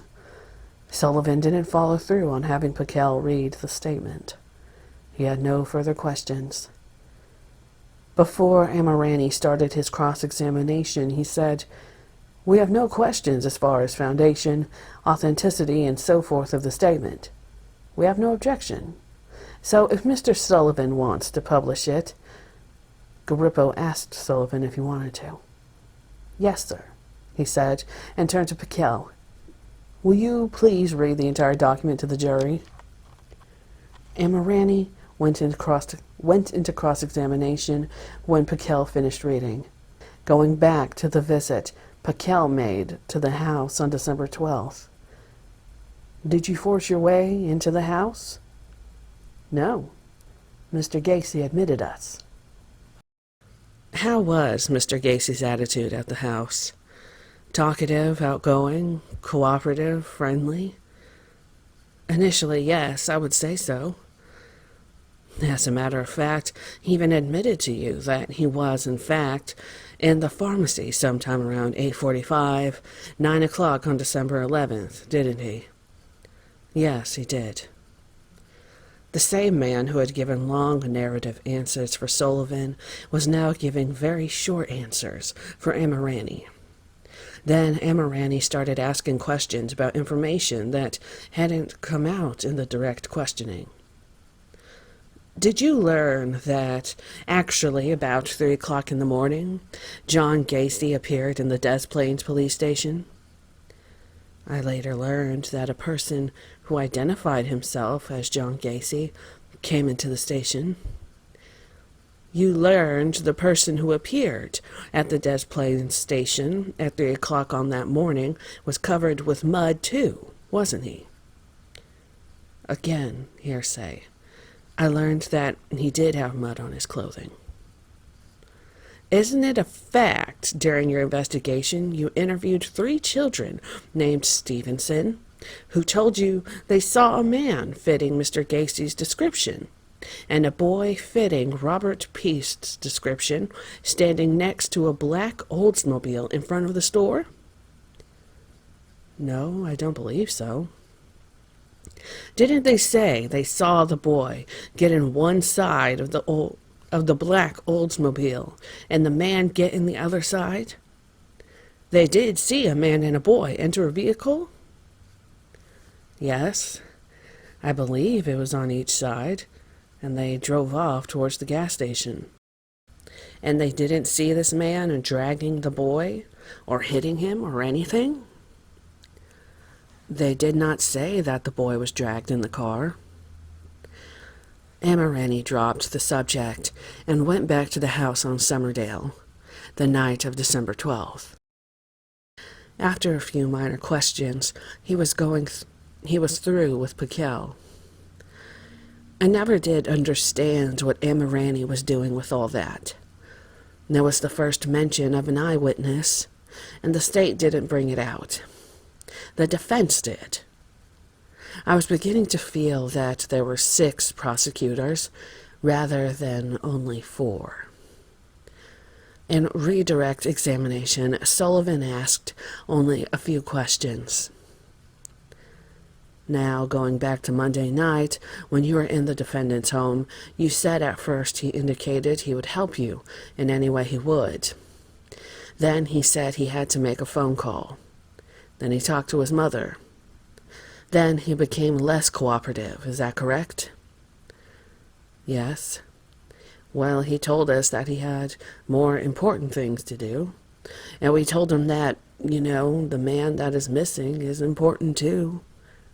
And he indicated to us that he felt his things were more important with the death in his family. And he asked the question, "Don't you have any respect for the dead?" Now, it was bad enough that Sullivan ended his questioning with that. But in re-cross-examination, Amirani emphasized the same question, trying to clarify it. Pakel brushed it off by saying, "Well, Gacy did have a death in his family, and I could see him being concerned about that." No further questions. I sat in shock, wondering whose side Amirani was on. Instead of attacking the prosecution's vulnerable witnesses, Sam was doing the opposite. He could have attacked the discovery of Peace's jacket. It hadn't been found in the initial search. He should have impugned the police for illegal restraint for holding me without a charge. He should have assailed the testimony, which improperly depicted me in an old assault arrest. Amirani knew the whole story behind that, but didn't clarify it. In 1974, when I was charged with assaulting a male in Northbrook, the charges were dismissed. The victim tried to blackmail my wife at home over the phone. I called the sheriff's office and they set up a payoff in a restaurant at Devon in California, and the man was arrested. Amirani, instead of defending me and attacking the state's case, was interested only in laying the groundwork for his insanity defense. He asked Pakel questions which attacked my character in areas that this witness hadn't mentioned and the state had not covered. It was like Amirani was flinging mud on the parts of my character where Sullivan missed. February 11th, Monday. Both the weather outside and the mood in the courtroom were gray and morose. The state would attempt to follow my activities from the time of their initial visit at my house until I found time to report to the Des Plaines police station. Their purpose was to link me to the Robert Peace murder, and then, by extension, to the murders of the 32 others.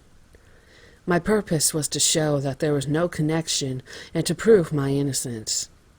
But as the trial moved on, it became more apparent to me that there existed a pact between my attorneys and the prosecutors. The state was trying to bury me. My lawyers, instead of trying to lift me out of the hole, seemed to be kicking more dirt on top of me every time they cross-examined a witness. The first witness of the morning was Dennis Johnson. Attorney Varga represented the state and established that Mr. Johnson worked for the Illinois Tollways Department. Johnson described his job as primarily driving a truck to give assistance to people stalled on the tollway. He worked the midnight to 8 a.m. shift and was working the morning of December 13th. About 2:30 that morning, he came upon a black Oldsmobile resting in a ditch at the side of the road at milepost 28 northbound. He said the car had a police light on the left side. What's a police light? According to Mr. Johnson, it was one of 2 matching spotlights with red lens. He was shown States Exhibits 53 and 54, pictures of my car with both spotlights turned to show the lens. During his testimony, Johnson twice contradicted himself. When he arrived, he had a partner with him in the truck. At first, he said his partner got out of the truck. Then he said this partner stayed in the truck the entire time. Then he claimed the man talked with me, and he overheard me tell the man that I was a police officer from Rockford working on a murder scene. He said he was there for 20 or 25 minutes and then called a tow truck for me.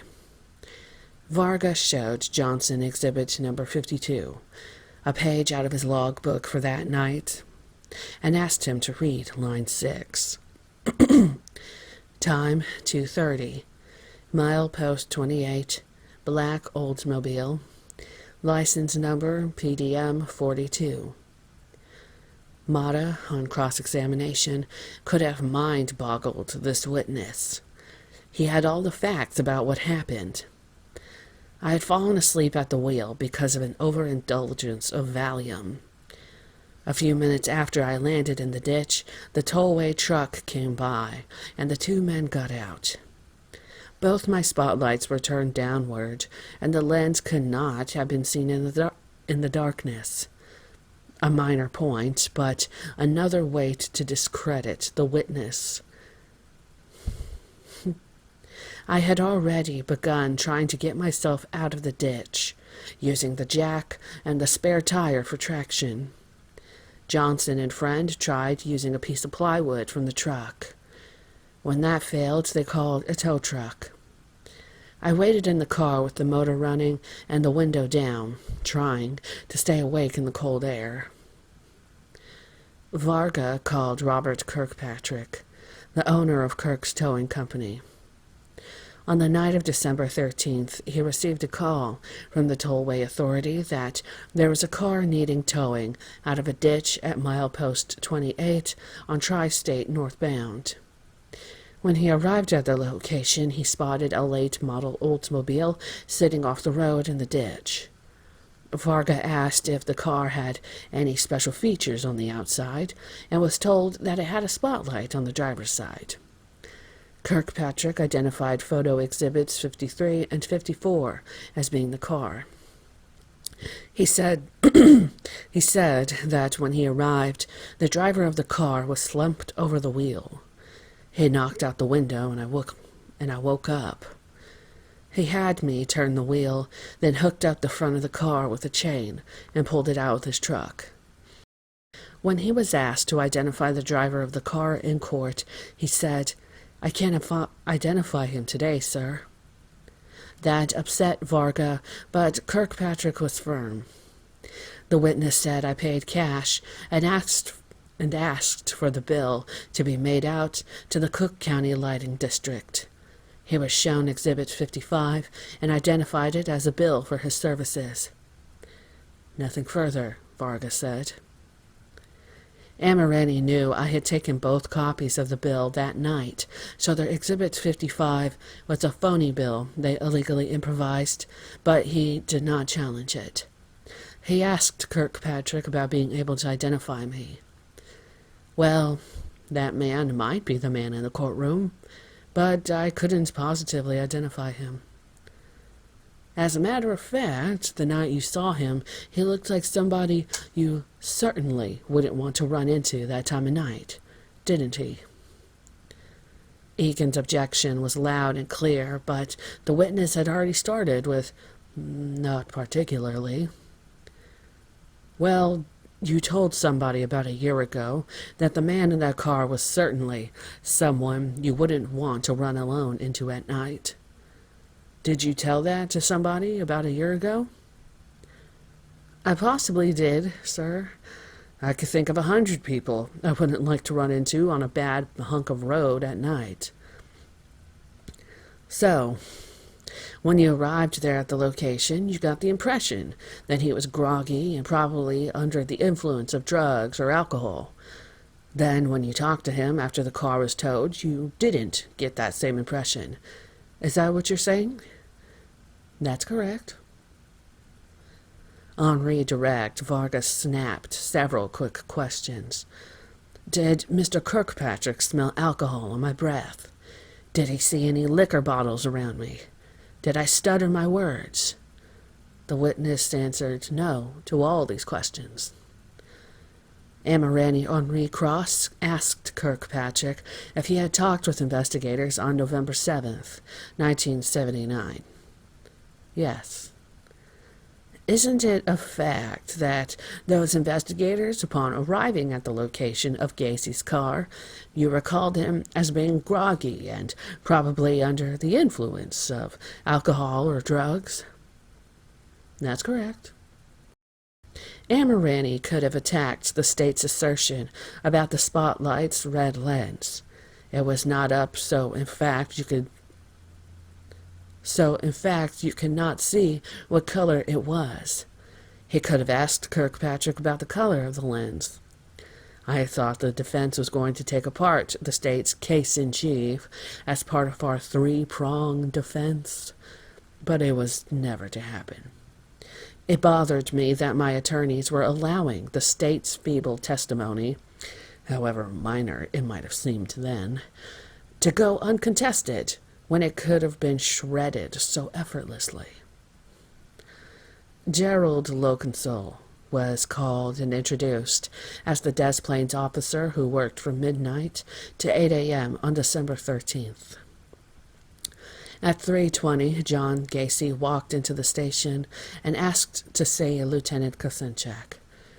He was told that the lieutenant had waited for him until 1 o'clock and left word that Gacy should call in the morning if he showed up. I asked Lokensoll to tell Kosinchak that I would call him in the morning. He said he noticed that I had mud on my clothing and shoes, that I seemed nervous and my eyes were glassy and bloodshot. Sullivan asked nothing further of Lokensoll. I couldn't believe it. Mata didn't have a single question.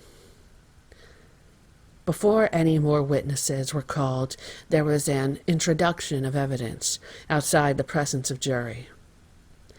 Garippo said he first had to rule on a couple of items that the state wanted to introduce as evidence, whether, with respect to the first search warrant, they could be fairly submitted as evidence. He asked the state to produce a copy of the inventory to show that, or if, those items were on that list. The state brought in a plastic bag containing a pair of handcuffs with a key, supposedly confiscations from the first search warrant and marked as Exhibit Number 32. A piece of rope found in my trash basket was proffered as Exhibit 6. Exhibit 35 was a 2x4 with 2 holes bored in each end. The state declared that the handcuffs and the key were found in the Summerdale house and the southwest bedroom in a plastic bag. My attorneys failed to point out that the cuffs were with the rest of my clown paraphernalia, and their original unopened plastic bag just the way they came from the store, and that we had a witness to show where and when I had recently bought them. Garippo admitted them as acceptable evidence. Judge Garippo refused to admit the length of rope as evidence. Next, the state presented the 2x4. Kunkel alleged that it was obviously designed to be a restraint of some kind. Mata objected. Judge, with respect to the board, there was no indication that it was used, never used for anything. And there isn't anything from any of the discovery the state has given us. Garippo ruled against us. With respect to the board and the handcuffs, I will allow those in view of the complaint for a search warrant, in view of the fact that they could be used for restraint. With the conclusion of the introduction of evidence, the jury was recalled to the courtroom. The bailiff called up Lieutenant Kosinchak. Egan began the direct questioning, starting out by covering the same things he had covered with Sergeant Piquel. how Kosenchak and Pakel came to the house, what was said inside, who was present at the time. Kosenchak said that he was on the case from the morning of December 13th up until my arrest. He said that on December 13th, I came into the police station at 11:15 a.m. and gave a statement. He claimed that I waited willingly, was not coerced in any way, and that about 4 o'clock he had a conversation with me. He said he told me that he had a valid search warrant to my house and asked for my keys, which I handed over to him willingly. He then went with 4 other officers to the house, where they were met by an officer from the Cook County Sheriff's Office, Carl Humbert, an evidence technician who took pictures throughout the house and the garage. Egan showed Kosenchak pictures, Exhibits 56 through 69, and asked him if they were on the inside of the house and the garage. Kosenchak went through them and identified each one. He then identified the handcuffs and the 2x4, stating that they were found in the house.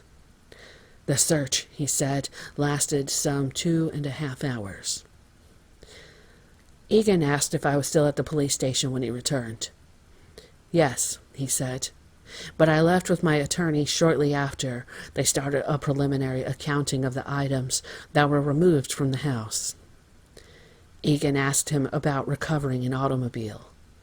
Kosenchak stated that they had taken one black Oldsmobile and secured it in the police station garage. Egan then added more photos to his exhibits, pictures of the inside of the car trunk, averring that Kosenchak found human hair in that trunk. Egan presented that as evidence to the jury. After the inventory was appraised, where did you go with this case? I ordered a surveillance to begin of John Gacy. Your witness?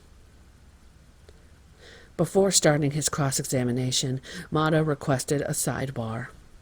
He asked Judge Garippo about allowing Exhibits 73 and 74, the pictures of the car, and Exhibit 72, the envelope with human hair. The judge agreed that they were improperly obtained without a search warrant and therefore must be disqualified as evidence. Mata failed to have Garippo instruct the jury about this ruling. Mata went over the direct examination with Kosenchak, who listed the names of the officers who participated in the surveillance. Mata suggested that I had cooperated amicably with the police during questioning and cited my calmness. Kosenchak agreed, ending it with, Mata said, "And after you told Mr. Gacy that you had a search warrant, he voluntarily gave you the keys to his house. Is that correct?" Yes, he wasn't under arrest at the time. Mata didn't attack that statement, even though he knew better. Why did Kosenchak slam me against a wall, have me searched, and throw me in a cell for 4 hours if I wasn't under arrest? If I had voluntarily surrendered my keys, why didn't they take me to the house when I asked to go?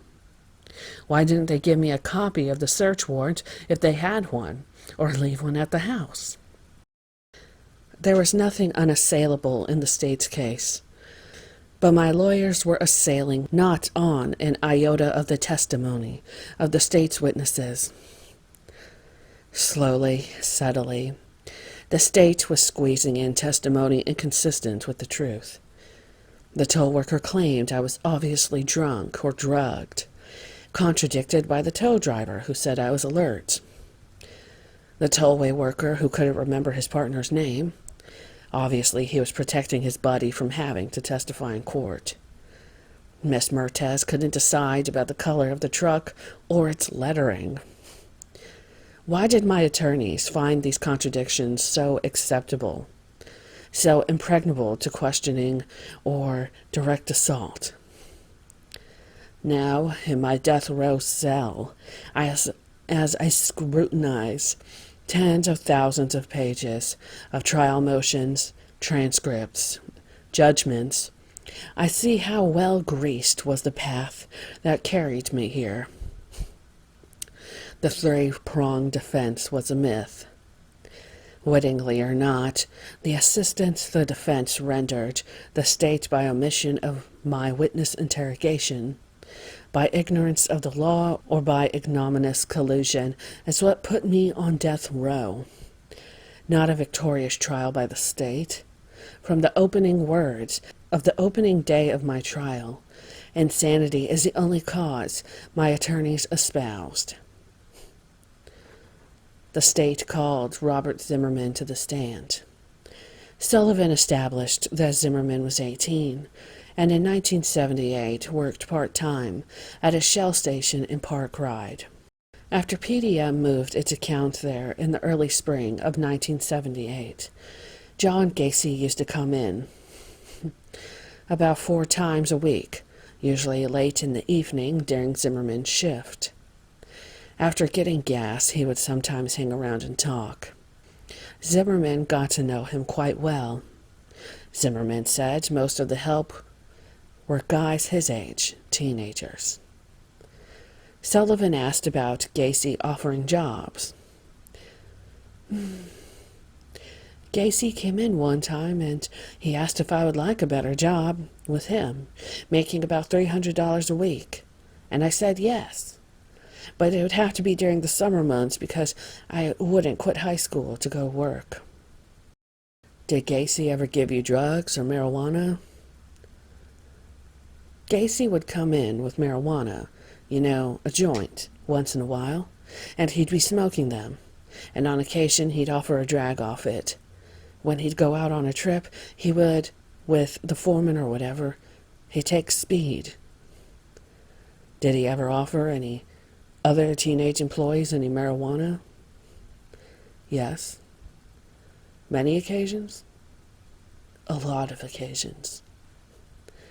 Did he offer any speed at the station? Only me that I know of. Can you describe what that speed was? They were black, called black beauties. By speed, you are referring to the amphetamines or an upper? Yeah, a stimulant. Mr. Zimmerman, have you ever been in Mr. Gacy's house at 8213 West Summerdale? Yes, maybe 5 times. Mr. Gacy invited me. Was this a general invitation or a specific invitation which led you to his house? Well, a specific invitation. Mr. Gacy was having a theme party.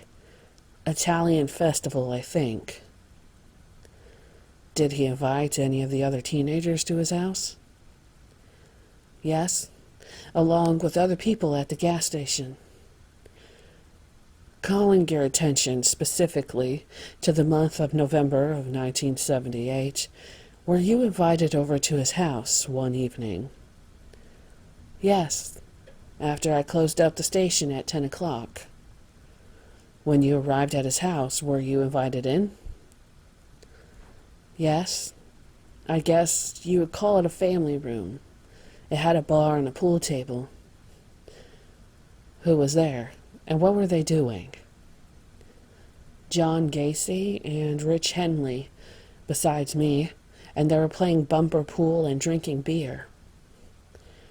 Were you offered anything to drink? Yes, by John Gacy.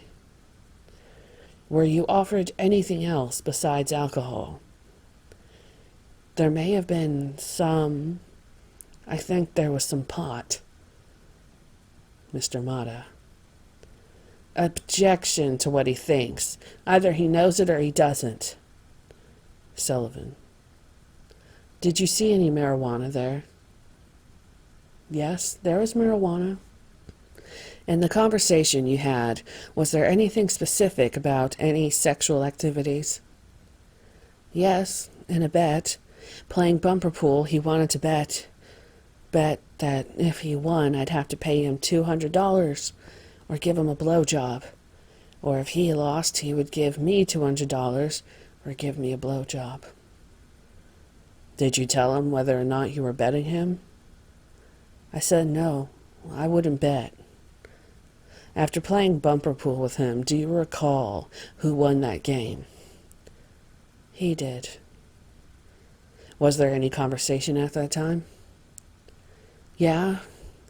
He said that we did bet, and I said we didn't.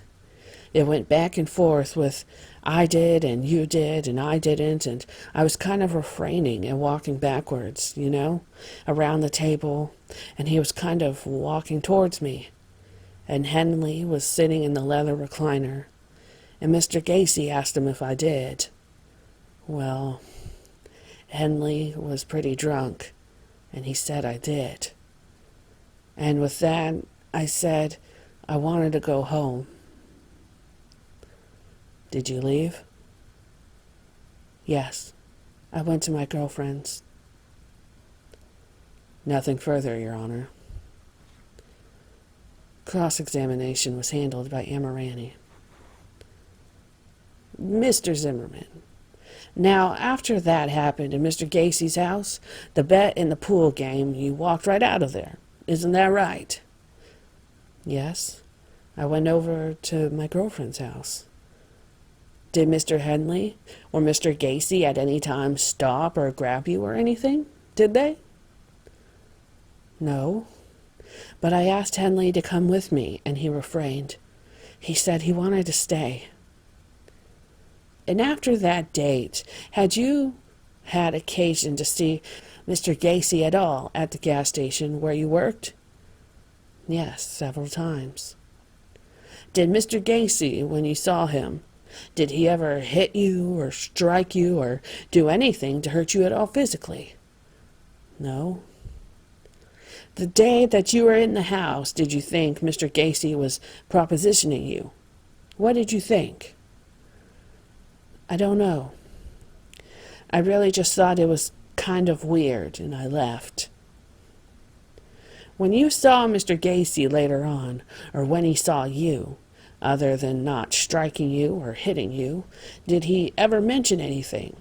Did he threaten or menace you in any manner? No, not in any way. Did he warn you that if you told anybody, he would kill you? No. Amirani went on to the Italian festival party, which Zimmerman said he attended. That was a pretty big party, wasn't it? Yes, close to 300 people. Were they mostly older people or mostly younger people? Or what kind of people were there?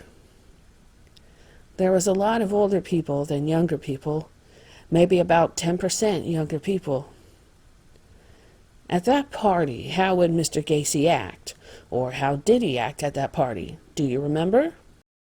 It was kind of weird, because he was with us a lot, and it struck me kind of odd that he was smoking with us. And I asked him, didn't he care about his older friends knowing it? He said no. If they didn't like it, they can lump it. It was just that kind of attitude. I cannot see what important substance Zimmerman had brought for the state, nor what Amirani had done profitably for my defense. Zimmerman gave more opinion than anything. He mentioned a job, but it was always he who inquired about a job. I always told him to stay and finish school. There was no offer from me of a job. He asked me if I would hire him after he was out of school. He also had it backwards about the pot. It was him or one of the other employees who offered me a joint. All the boys there smoked pot. It was the only place I knew where I could gas up and get high at the same time. He mentioned a pool game and a lewd bet. It never happened. Henley and I were high and were joking with him. All they had to do was ask Rich Henley. He was there. We never made such a bet. Sullivan, after Zimmerman, said I offered him a drink, came back with, "Were you offered anything besides alcohol?" The transcripts prove that Zimmerman didn't say it was alcohol that was offered. Sullivan did. When he came in, Zimmerman asked what I had to drink, and I told him to help himself. Zimmerman claimed he got a specific invitation to the theme party. The fact is that the invitation was addressed to the owner of the station and his employees, like with all the businesses doing business with PDM. He found it weird that I was sitting with younger people when he got there. Amirani failed to bring out that the party started at 6, and young Zimmerman didn't arrive until close to midnight. By that time, I had been at every table for a while, and it was time I visited the young people. Amirani knew all this, but never brought it up. I guess it didn't fit into his insanity defense. Mr. Richard Raphael was called.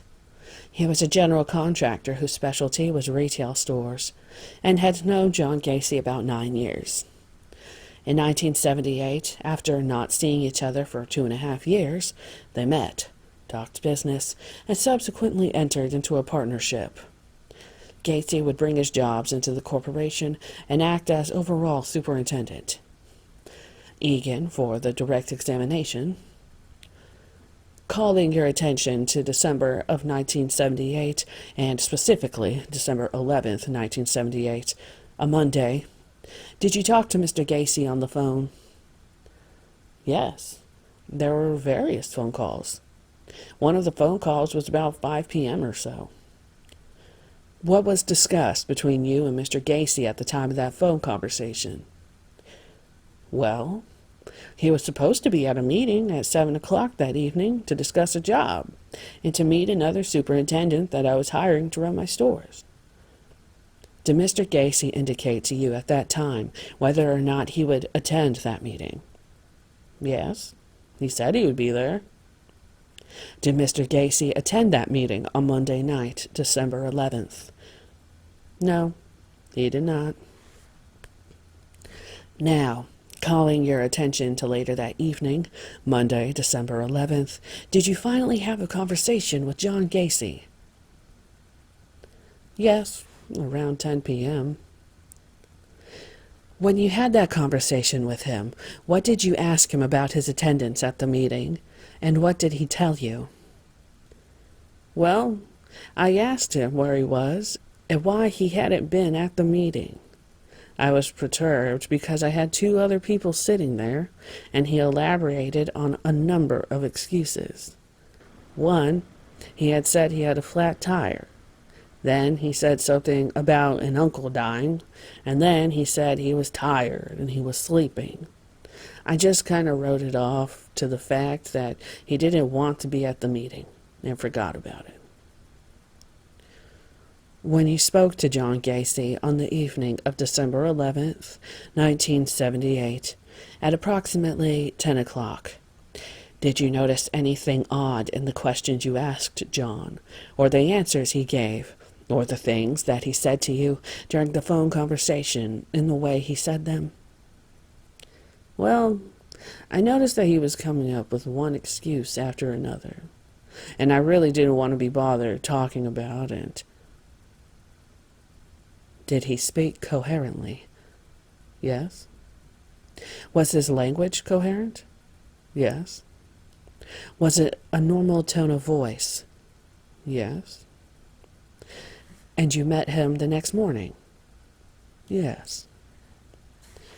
Was there anything unusual about his behavior, his speech or appearance the next morning, which struck you as odd or unusual? No.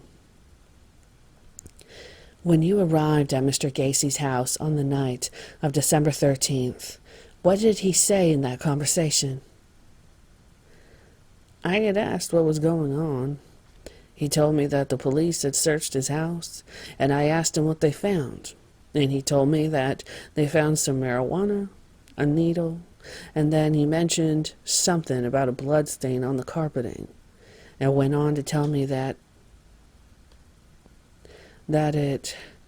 somebody had cut themselves when they put, when they're installing the carpeting, which I thought was strange, and then he had mentioned to me they had found some magazines.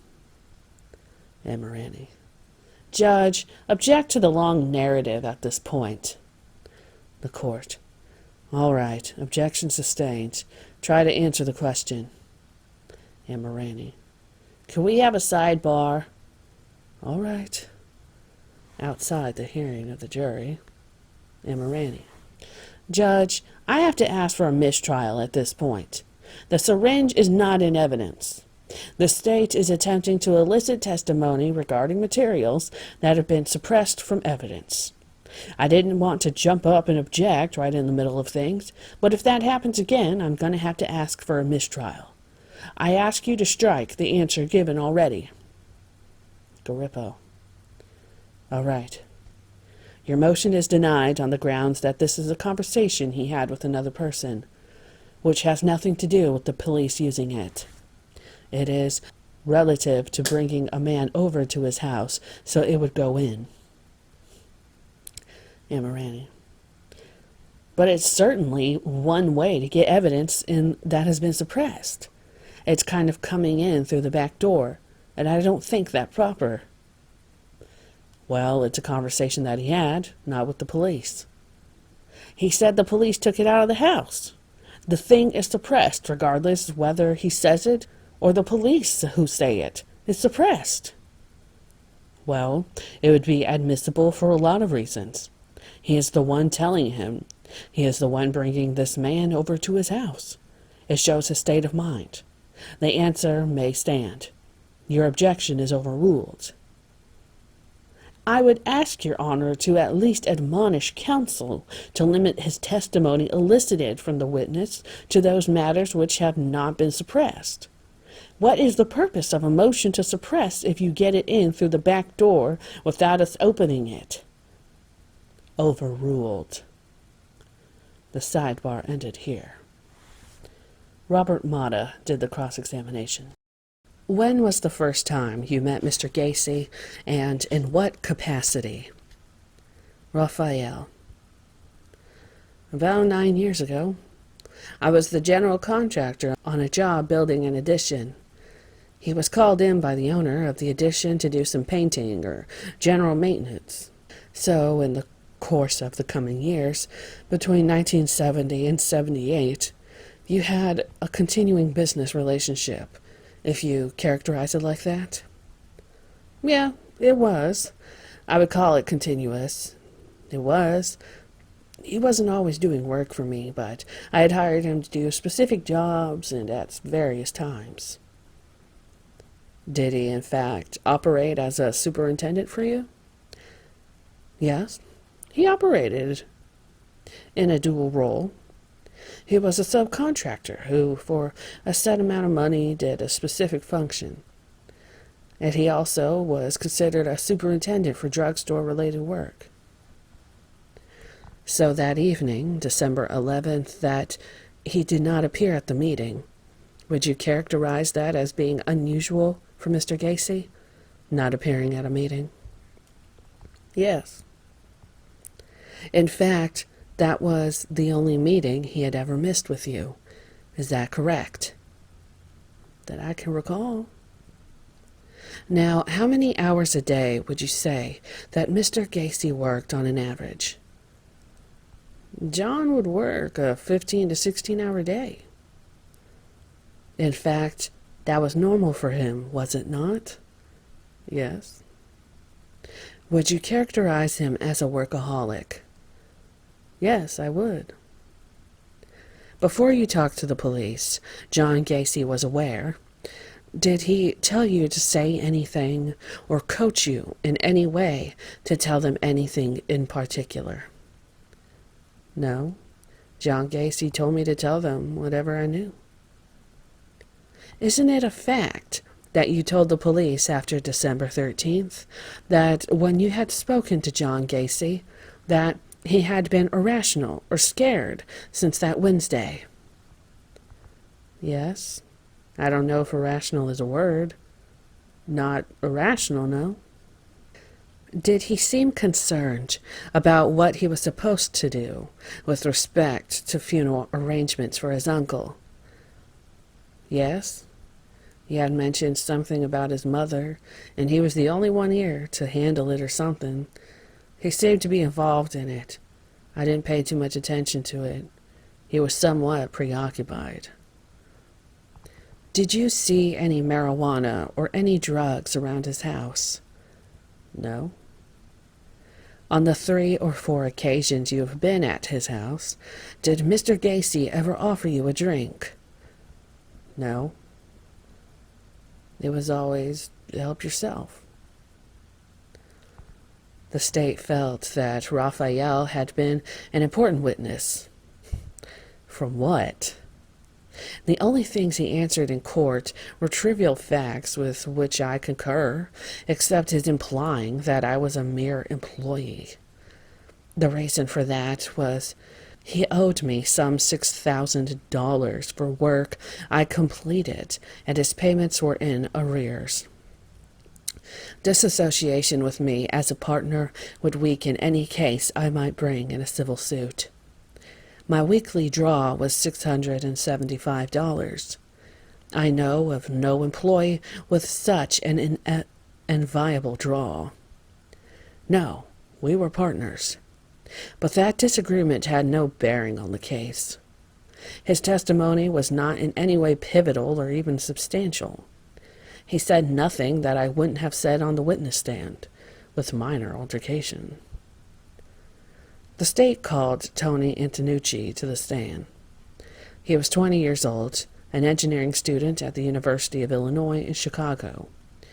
In the summer of 1975, when he was 15, he met John Gacy, who offered and he accepted a summer job working general construction. He started early in June and received $3 an hour. Egan for the state. Calling your attention to June of 1975, shortly after you starting work for John Gacy, did you assist him at a job at the Democratic headquarters on Montrose Avenue? Antonucci. Yes, in the evening. Probably 8 or 9. What was your purpose for going to the Democratic headquarters with John Gacy that night? To clean up and to set up chairs for a meeting the next day or evening. During the course of your cleanup and assisting John Gacy in cleaning up and setting up chairs, did anything unusual take place? Yes. John began making advances toward me, asking me to perform homosexual activities. What did you say in response to that? No. All right. What else did Mr. Gacy do? We went into another room in the same building, and we sat down on the couch, and I guess had a bottle of whiskey, and asked me if I wanted a drink. I can't remember if we did or didn't, but if we did, we just had maybe 1 shot apiece. Did he say anything else to you at that time? He started asking me about homosexual activity, Offered money or asked if it could be my job. What did you say to that? No. I continued with no replies. Did the conversation about homosexual acts at that time eventually cease? Yes. We continued about our work, setting up the rest of the chairs and mopping up. Did you take him serious at this point? Not really. I thought it was like a test, or like a joke, practical joke. See how you would handle pressure. Now, during the course of your continuing to set up the chairs, did anything unusual take place or happen at that time? Again, making advances to grab my buttocks, and I moved away. I worked at a different part of the room for a while. What did you finally do at the end of this? I had a chair, and I sort of picked up a chair like I would swing it. And what was his response to that? John sort of laughingly asked me why I didn't just say stop, before. Where were you going to stay that night? Well, I wanted extra hours, so we were going to work the next morning early. I planned to stay over by his house.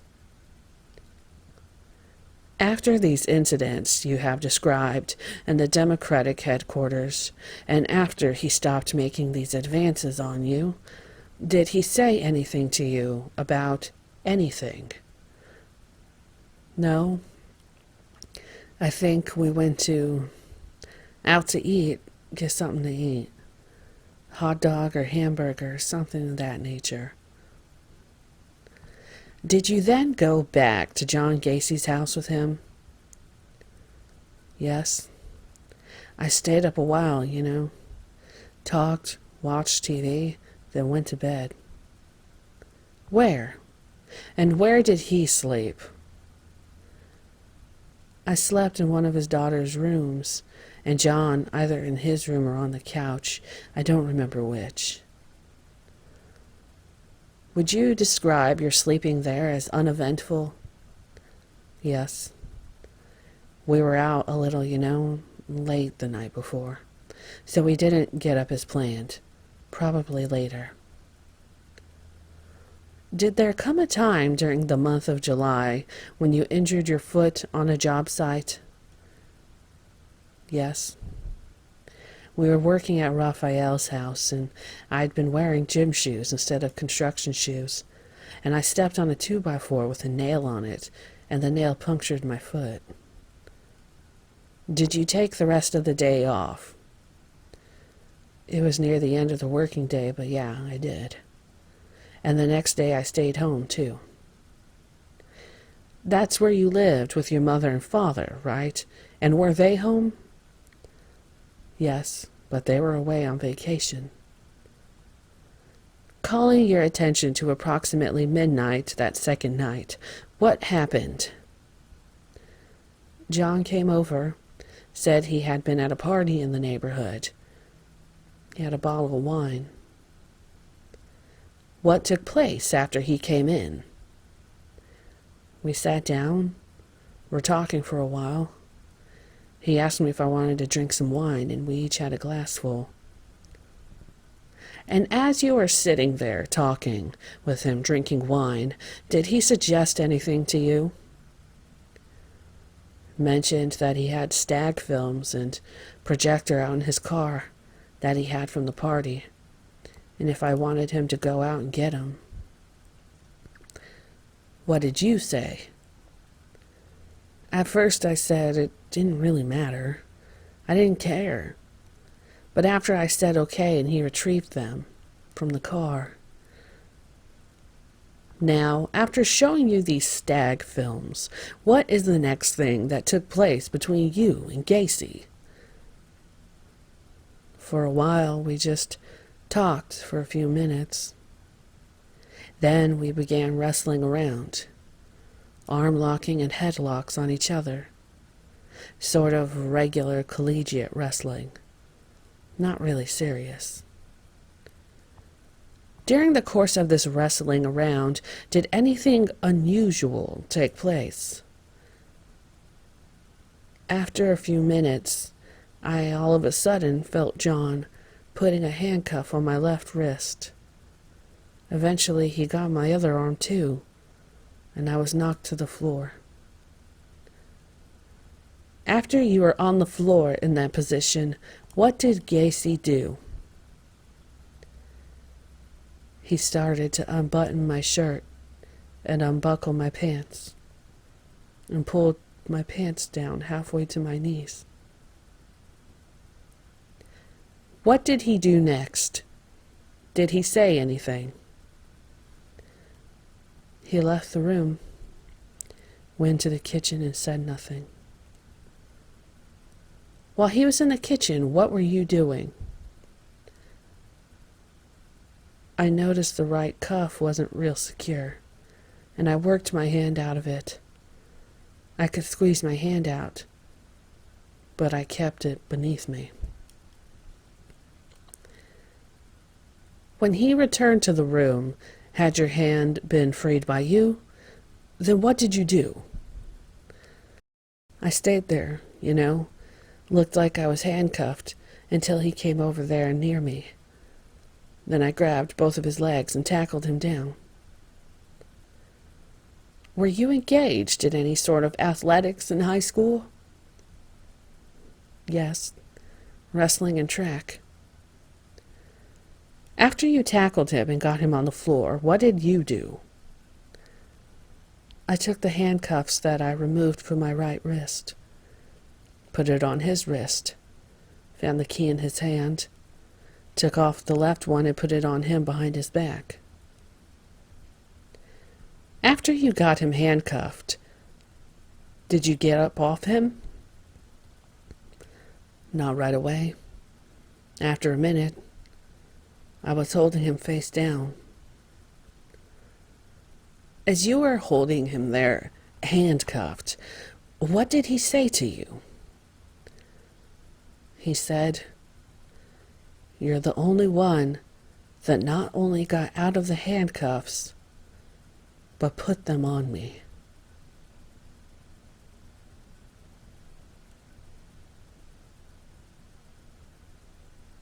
What did you do after that? I kind of walked away, He was still handcuffed, laying there. Then after a while, I guess we talked or something, and I just unhandcuffed him, and he went home. As a matter of fact, after he left your apartment that night, did you continue to work for him? Yes, until the spring of 1976, then part-time. After the second incident with the handcuffs, and during the rest of your employment with John Gacy, was there ever another incident like you have described? No. Amirani on cross-examination. The story you have just related to the state's attorney on direct examination, the first time you ever told anybody about that was after John Gacy was arrested. Is that correct? Antonucci. Yes. Now, during the first incident at the Democratic headquarters, you said Mr. Gacy just came over and asked you for a blowjob. He asked to, but he didn't seem totally serious. But it was not laughingly. I didn't take him seriously. Then the second time was in your own home. And immediately before this wrestling around and so forth, you were watching some kind of stag movies, you say? Drinking wine, kind of like horseplay? Yes, not seriously. Yeah, like kids would do. After he had the cuffs on you and you were laying there and he pulled your pants down, did he put anything around your neck? No. Did he strike you or beat you or hit you in any manner whatsoever at that time? No. Kick or stomp you? No. And so when he came back in order to get this cuff on him, the right one, he started wrestling with you again? No.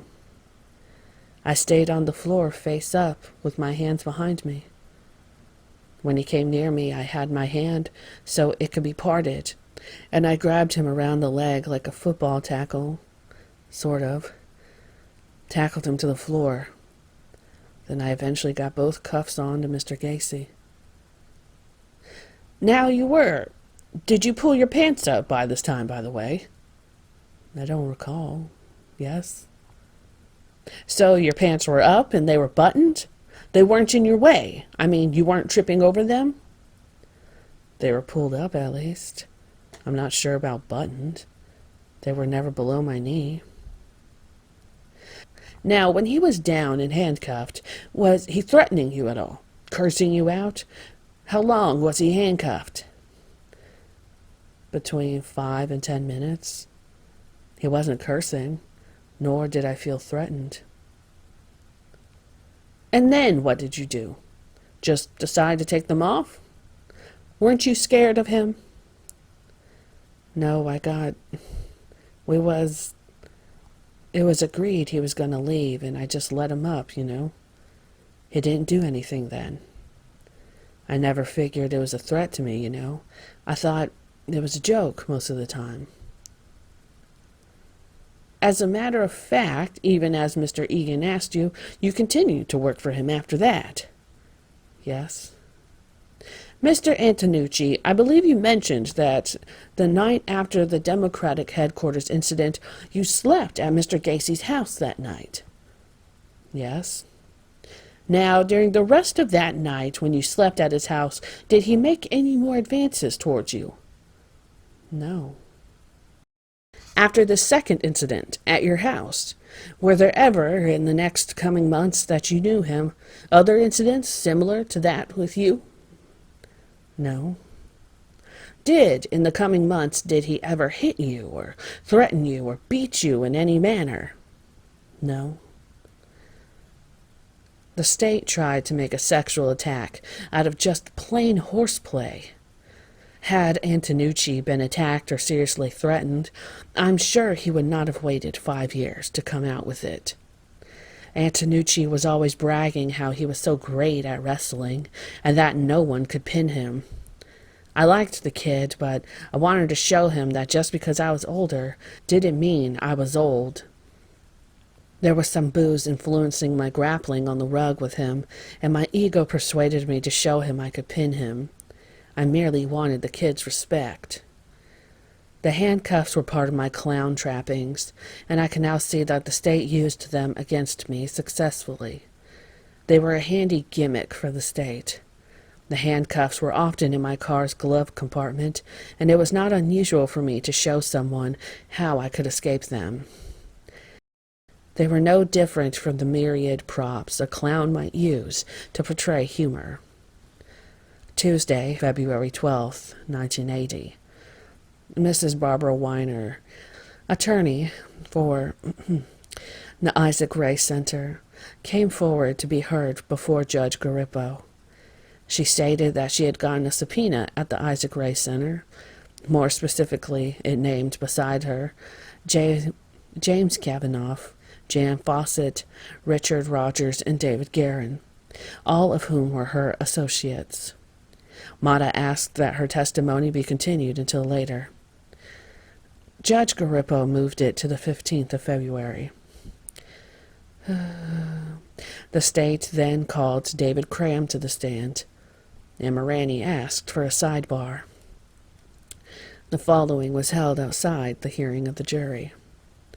And Marani: Judge, David Cram, as we indicated some weeks and weeks ago, has not been available to us at all. He's not been at the address that the state told us he was at. We have not been able to contact him whatsoever.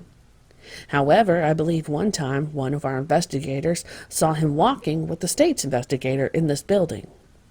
At that time, I believe one of our investigators even asked the state's attorney's investigator if we could talk with him, and the state's attorney's investigator pretended that, or acted as if he didn't even know what was going on. We ask that he'd be made available now. Sullivan: Number 1, as to the subpoenas that they supposedly served, this witness would testify he was living at the same address we gave the defense. Now, whether or not he wanted to talk to them is his own prerogative. If they haven't found him, it's certainly not the state's fault.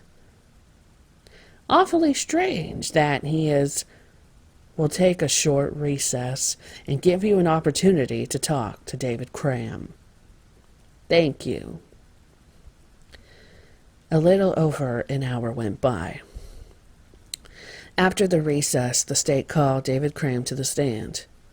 He was 22, single, and he had known John Gacy since July 26, 1976. He lived at Gacy's house at times over his 2.5 years working for PDM contractors. After these facts were established and some other preliminaries were covered, Sullivan continued his interrogation. Sullivan: did he tell you anything about any degrees that he had? Cram: yes, he did. He told me about a degree in psychology and sociology, and he just, built himself up like that. While you were riding in the car, did he tell you anything about his psychology degree? Yes. He said that it was good to have one, especially if you're in the trade that he's in, because you'd be able to more or less manipulate people a lot easier. Did he have any type of set saying that he gave in relation to manipulating people? Well, he more or less said, plant the seed in your head and let it grow like a forest, or something to that effect. During the first month that you worked for him, Mr. Cram, where were you living? The first month I was working for him, I lived with my grandmother, I think it was. Did Mr. Gacy at or about August 20th or 21st make an invitation to you? Yes. I think it was around the end of August that he told me that he had recently divorced and that he had plenty of space in his house. His house had 3 bedrooms.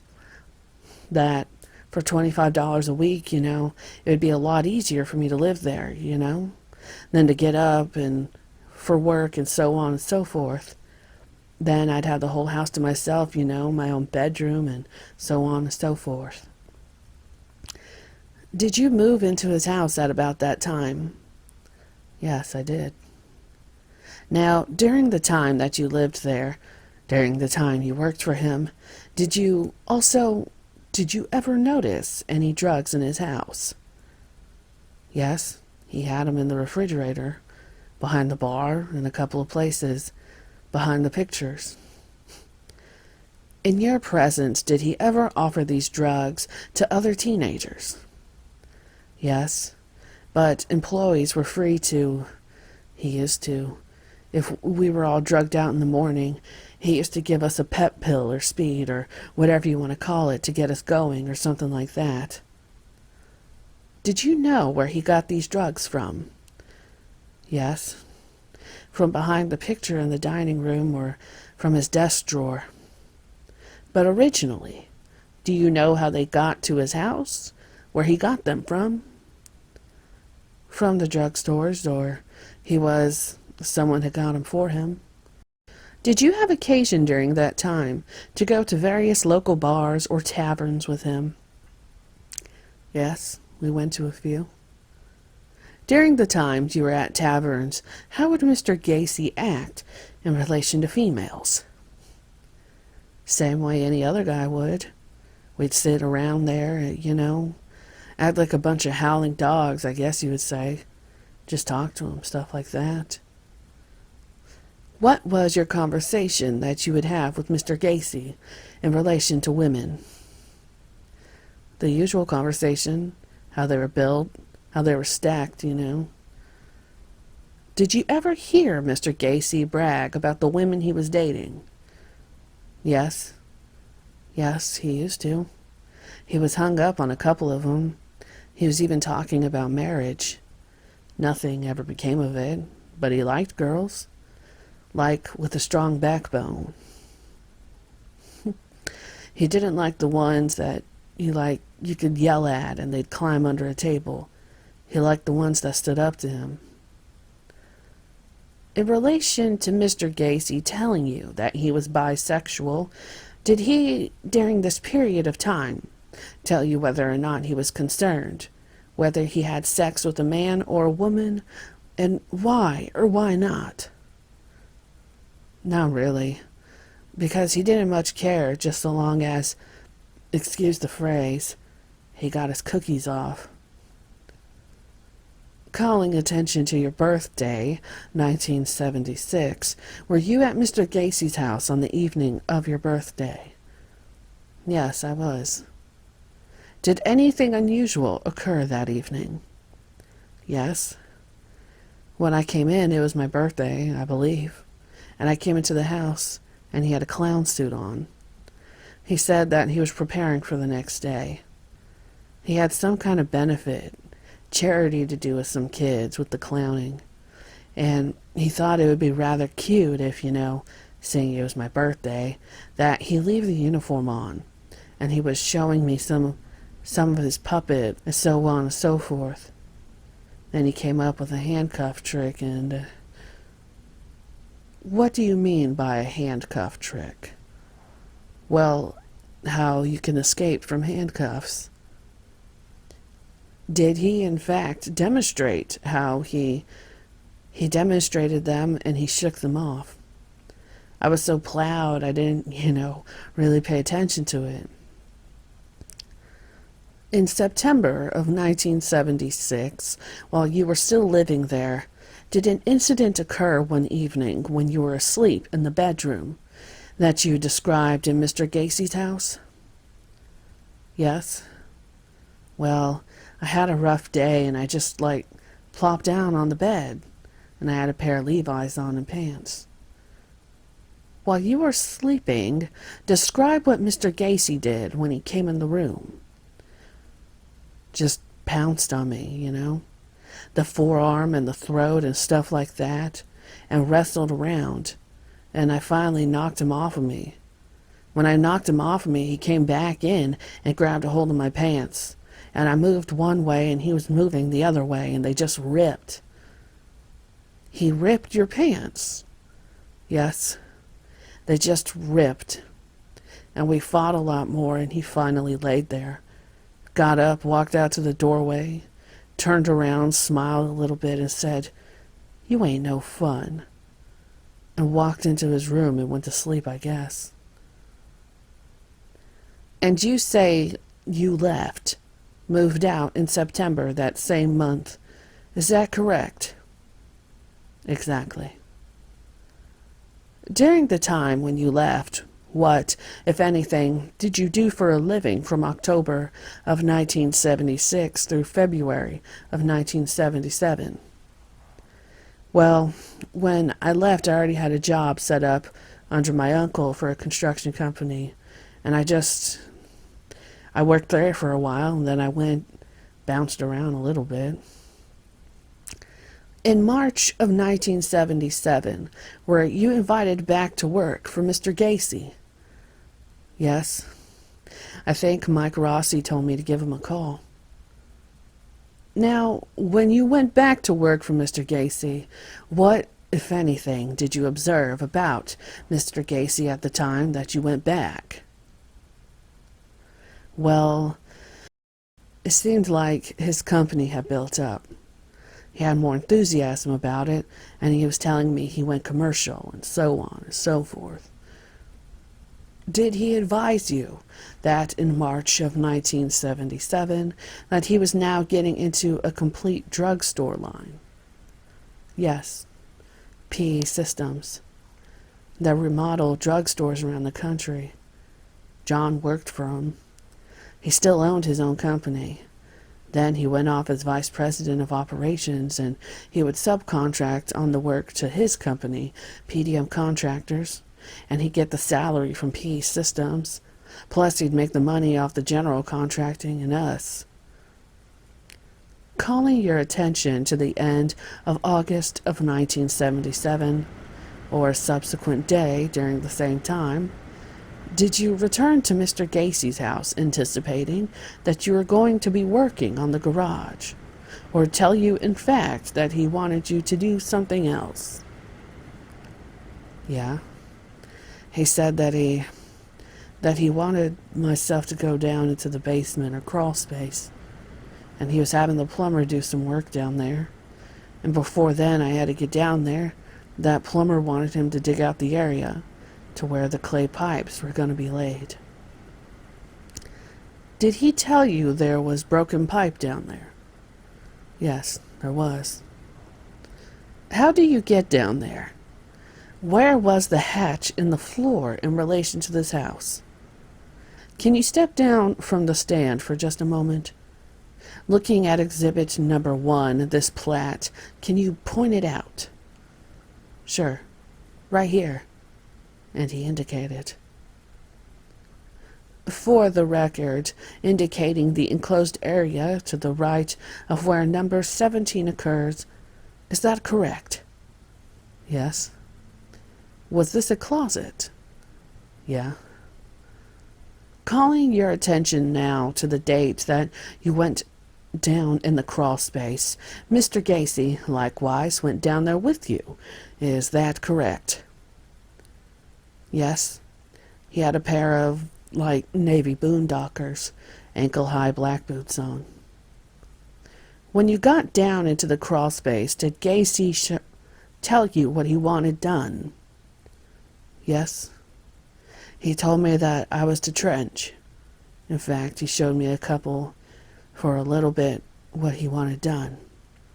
He showed me how deep to dig. Then, did he describe where he wanted you to dig those trenches, and how many trenches did he want you to dig? Yes, well, basically, 2 long ones. Did he also indicate any other trenches that he wanted you to dig that day? Well, right where the tile piping, the clay pipe was broken. He wanted me to, more or less, make a drain so the water would flow from where the water was coming up into the sewer itself, where the sub pump was. Did you, in fact, dig down there that day? For how long? Yes, I did, for about 4 or 5 hours. Can you show us on the plat? Keeping your voice up, will you describe the first or longer trench that you dug? Speak so that the jury can hear you. Approximately here was the sub pump, and I dug about 8-10 feet up to right where it says 15. Right up to the corner, and then right on the side, right across here to approximately here, where he indicates. For the record, Your Honor, indicating directly to the north, I believe, you described Mr. Cram about to the point of where number 15 is. Is that correct? The point of that red area where he indicated. Note, Cram pointed, not one body was ever found. Sullivan. Now, while you were down digging this day, did you notice any dirt mounds that you later described? Did you notice any dirt or those down there in the area where you were digging? Yes. Well, they were about 1 foot, 2 foot high, about the size of about 4 feet long, 3 feet long between there, and about 2 foot wide. Note, on December 13th, 1978, when Des Plaines police went into the crawl space for the first time, there were no such mounds found. Sullivan. From October 1977 through the middle of March 1978, did you notice anything different about Mr. Gacy as a person? More enthusiastic? More businesslike? More positive about what he was doing? At the time, did you notice anything unusual about Mr. Gacy? Not really, no. Just the same thing, just enthusiastic. From the end of November of 1978 was when you worked for Mr. Gacy again, is that correct? Yes. During the month of December 1978, did you at any time have a job that you did for a company by the name of Raffico? Yes, that was John's partner. Do you know who was the owner of Raffico? Richard Raphael, John's partner. You didn't work December 11th, but on December 12th, Tuesday, of 1978, did you, in fact, have a conversation with Mr. Gacy? Yes, about where I'd be working, painting Democratic headquarters. Calling your attention to Wednesday, December 13th, 1978, were you likewise still to be working at the headquarters, the precinct headquarters on that day? Yes, I was supposed to go to Democratic headquarters and finish up the job there, and I drove over to John's house. Fine. Now, when you got to the house on Summerdale, did you see anyone there? I thought he had a meeting going on. I walked into the back door, and I believe it was Lieutenant Kosenchak that confronted me with a badge and a search warrant, and he asked me if I lived there, and I told him no. Now, at approximately 11 o'clock that evening, did you make any telephone calls? Yes, I did. I called Michael Rossi's house to tell him I couldn't find a battery, and his wife Kathy told me he was out at John's house, so I thought he was just checking over and whatever. So I called out there and John answered the phone, saying that he was dropping Michael off. Would it be okay if he came by and picked me up? And I said sure. When you went in the house on Summerdale, did Mr. Gacy show you anything, or did you have any conversation? Yes, we went in and walked into his office, I think right away, and got the flashlight out of the drawer. He said, "Turn off the lights in case anybody is watching." So we turned off the lights and we proceeded walking through his house after he looked through it real briefly. And then he turned off the light, and we started searching his drawers and stuff and seeing what was missing or whatever. They were upside down, and everything was still there, but they were upside down. What did he do when he went down in the crawl space with the flashlight? He looked around in a complete circle like this. Then he came back out and said, "I wonder what they were looking for down there." Sullivan went through the state's photo exhibits and had Cram identify the room pictured in each one. Then he went through each day, December 14th through 17th, skipped the 18th and 19th, then to the 20th, going over how the police were tailing me each day. Sullivan. Now, calling your attention to Thursday, December 21st, 1978, did you receive a phone call from Mr. Gacy on that morning, in the morning hours? Yes, I did. I believe he was at Ron Rhodes' house. He was going to have me drive him around, but because he was in no condition to drive. That he wanted Michael Rossi to meet us at my house, as he wanted to talk to the both of us. Did he subsequently drive to your house? Yes, he did. Did Mr. Gacy say anything to you at that time? Yes, he seemed kind of very disturbed. He said that he had spent the entire evening in his lawyer's office, and he confessed to 30 syndicate killings, and he was up all night, and then he passed out on the couch, and then he wanted to go around saying his last goodbyes. He said they were syndicate-related killings, but he swears. He swore up and down. That's, in fact, when he broke down in tears. He said, "I had nothing. I never had anything to do with this boy being missing." He was talking about the Peace Boy from the drugstore. Mr. Cram, I'm going to show you certain cards, people's exhibits. Do you recognize these cards? Number 78.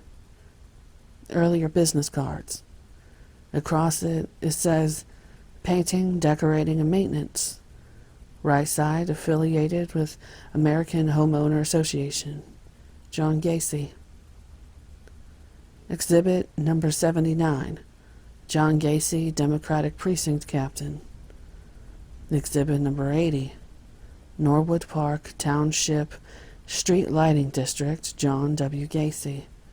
Next line, Cook County, George Dunn, President.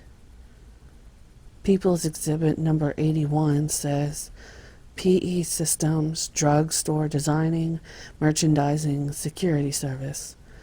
John Gacy, Vice President and Construction Supervisor. Exhibit number 82 says, Raffico, Incorporated, Construction and Developers. Next line, John W. Gacy, Vice President of Operations. Sullivan.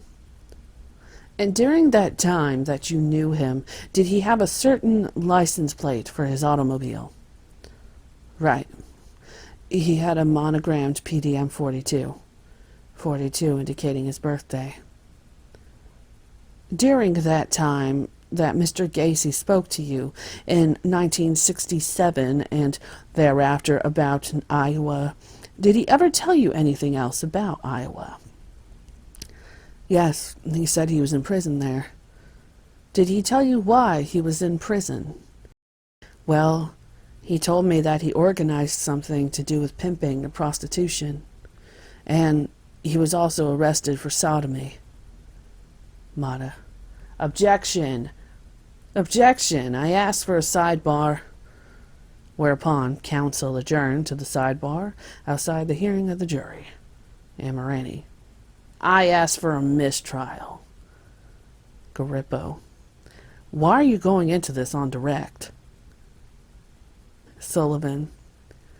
He is talking about, he's going to make a statement as to the fact that he said that he will never go back to prison. Garippo. All right.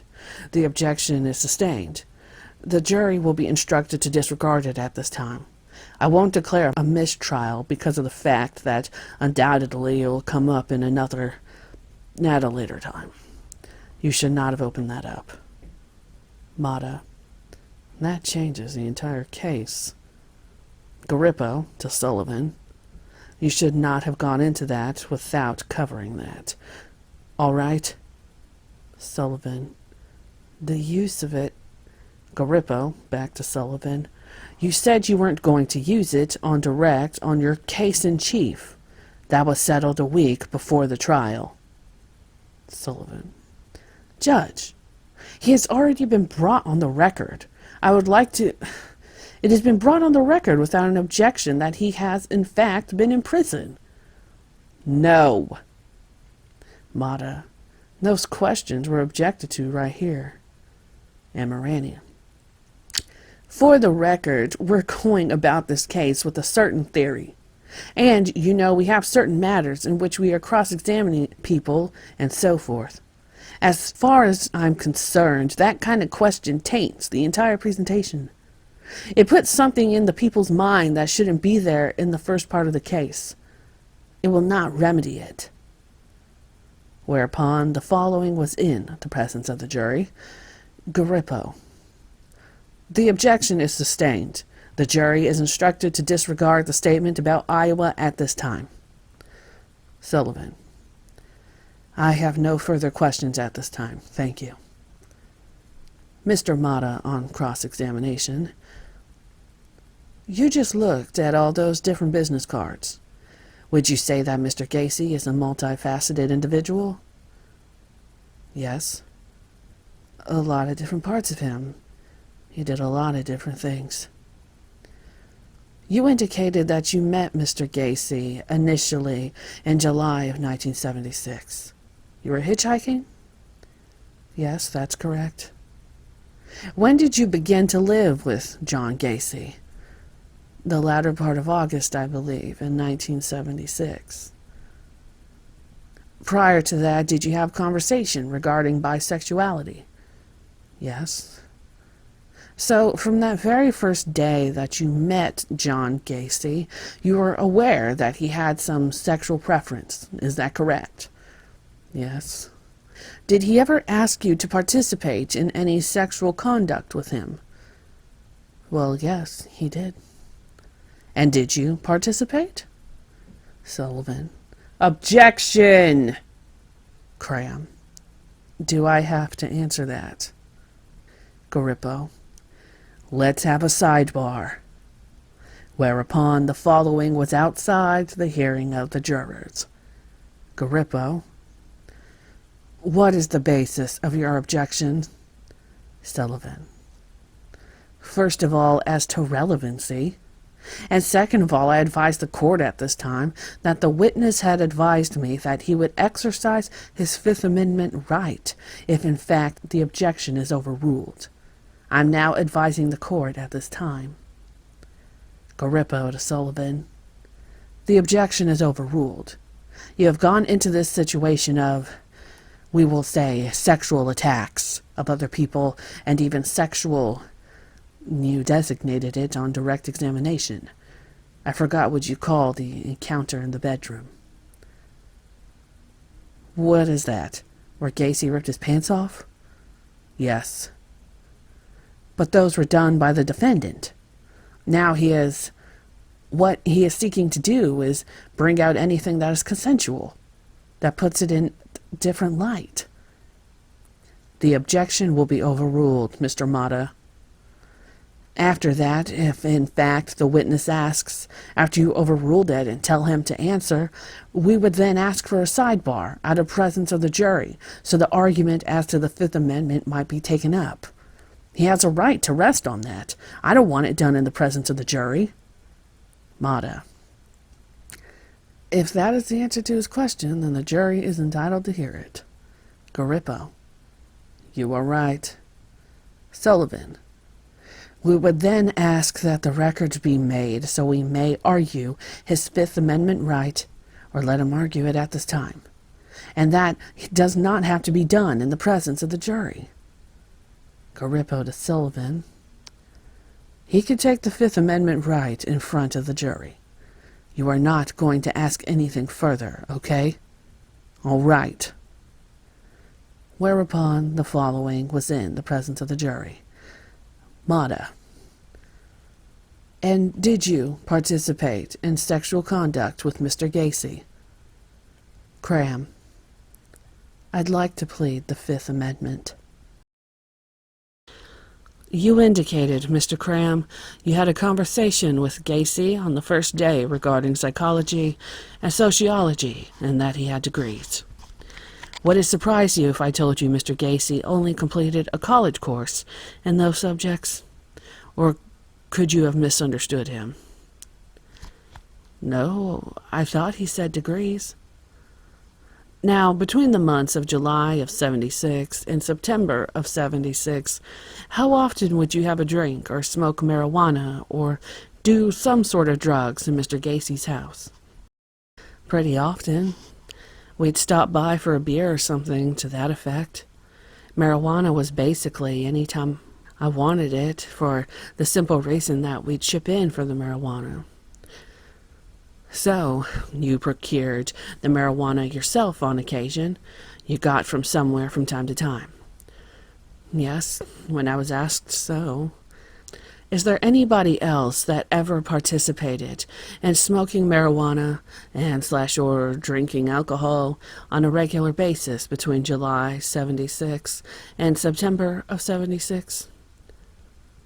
Basically all the employees there. Mike Rossi, Randy Stewart, a guy named of Jeff. So unless you were with Mr. Gacy, you wouldn't know how often he did take marijuana and drink alcohol, is that right? Yes, exactly. Now, on direct examination, you testified that on December 12th of 1978, John worked a normal day, is that correct? Yes. He went to various jobs, checked various jobs out.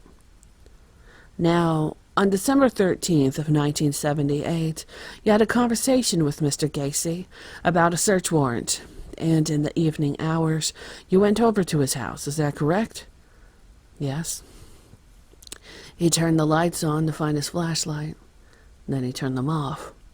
We walked around the house with the lights off again.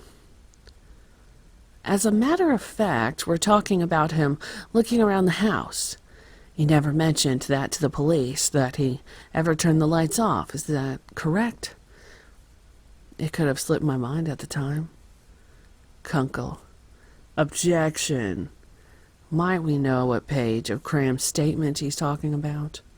Mata. It's page number 8 and 9 of his 19-page statement. I want you to tell the jury if you ever told the police he turned off the light and looked around in his house with the flashlight. Cram. Yes, I did. Reading. Went into the crawl space with the flashlight, and the lights were also on also. So the lights were on also, and nowhere in here does it say the lights were off in the house.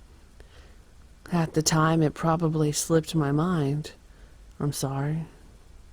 No, it's not in the statement, not that I can see. Did you tell the police officer that, in this statement, that Mr. Gacy put those handcuffs on you at one time? I'm not sure. I haven't read through it. And so, if the statement about Mr. Gacy putting the handcuffs on you is not in this report, then you didn't say it to them on that date, or it didn't happen. I suppose so. Who used to supply drugs to you or John Gacy? Did you used to buy them from somebody? Marijuana, yes.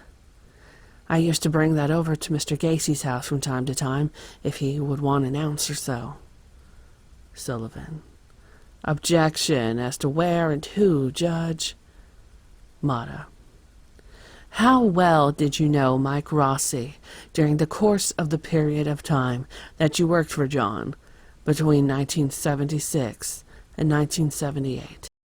Fairly well. Every time I worked with him, we socialized together on occasion. Did Mike Rossi ever have any sexual relations with John Gacy? Objection. Overruled. That Mike Rossi, I wouldn't know. Did you ever have any sexual relation with Mike Rossi? Objection. Overruled. I'll go with the Fifth Amendment on that. Well, was Mike Rossi ever your lover? Did you make love to Mike Rossi? Objection. Judge, it's the same basis. Objection sustained. Would you characterize John Gacy as your lover? Did you ever sleep with him? Isn't that within the same? Answer the question. No, I would not, and no, I never slept with John Gacy. Did you ever commit oral copulation on John Gacy? Objection. What's this? It's the same thing, isn't it? You may answer. I'd have to plead the Fifth Amendment. Did John Gacy ever commit oral copulation on you?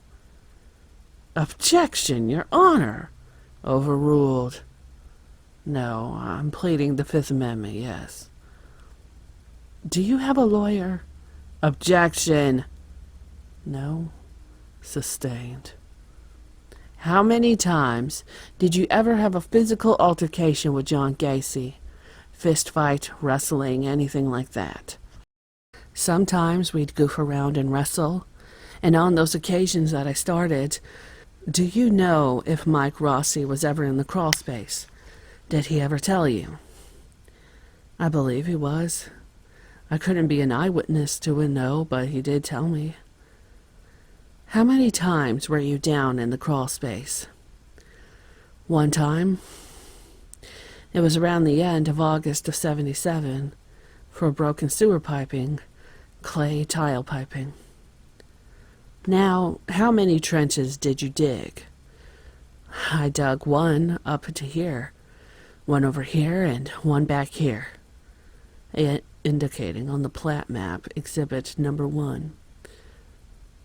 Now, you also indicated that one night you came home and you were tired and you went to sleep, is that correct? And then Mr. Gacy came and he pounced on you?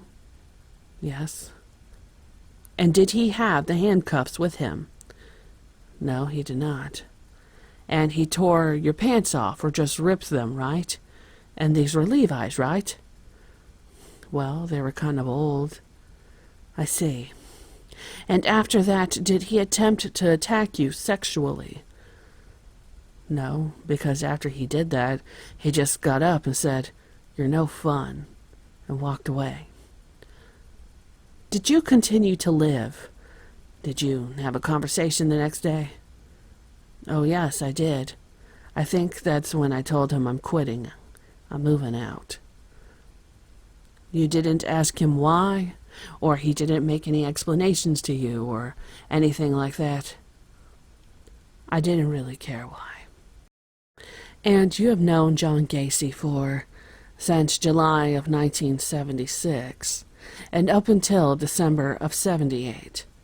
Have you ever known him to do anything else like that, except those things that you have talked about? Do anything else to me again? No, you did not. Would you say that it was totally out of character for him to do something like that? Totally out of character, not like him. You started back working for him in a few months and worked for him until December of 78. Yes, overlooking the incident. Aside from the incident that you described, you consider Mr. Gacy to be a likable individual. He's trying on your nerves because he's a tough boss and he's nitpicking and he's a perfectionist. Yeah, we can summarize it to that. Sullivan, I'll redirect.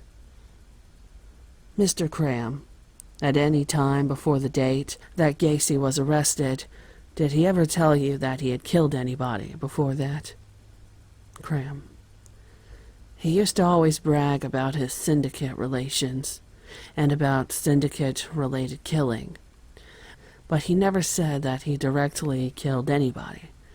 He said that he set it up. Did you ever see any bodies in John Gacy's crawl space? Yes. One. My girlfriend. She hid down there one time. Other than that, no.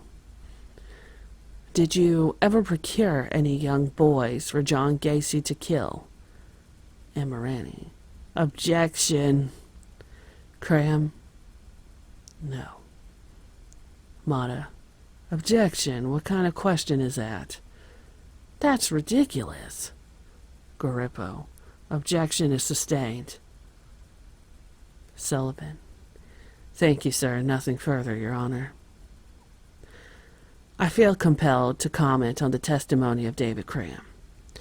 He worked closely with me during the time the state's prosecutors felt many of those 33 young men were murdered and interred beneath my house. He stayed at the Summerdale house many times, overnight. He lived there at times for lengthy periods. What had he seen?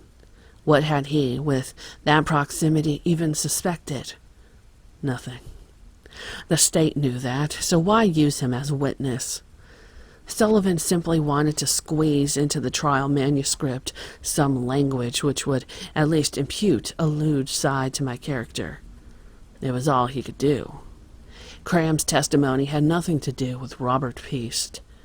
Sullivan had nothing with which to build a case, so, as a consolation, he spoon-fed this frightened David Cram into aiding their direction by having him sling some mud. What is my rebuttal? Variations between Cram's version and mine are trivial. His testimony was not damaging, and I do not need to refute it, except for the purpose of removing a wad or two of that slung mud with the solvent of truth. In 1975, not 1976, David Cram was fired from his job and asked me for work. I gave him a job and let him stay in my house because his family had thrown him out and he was virtually living in the streets.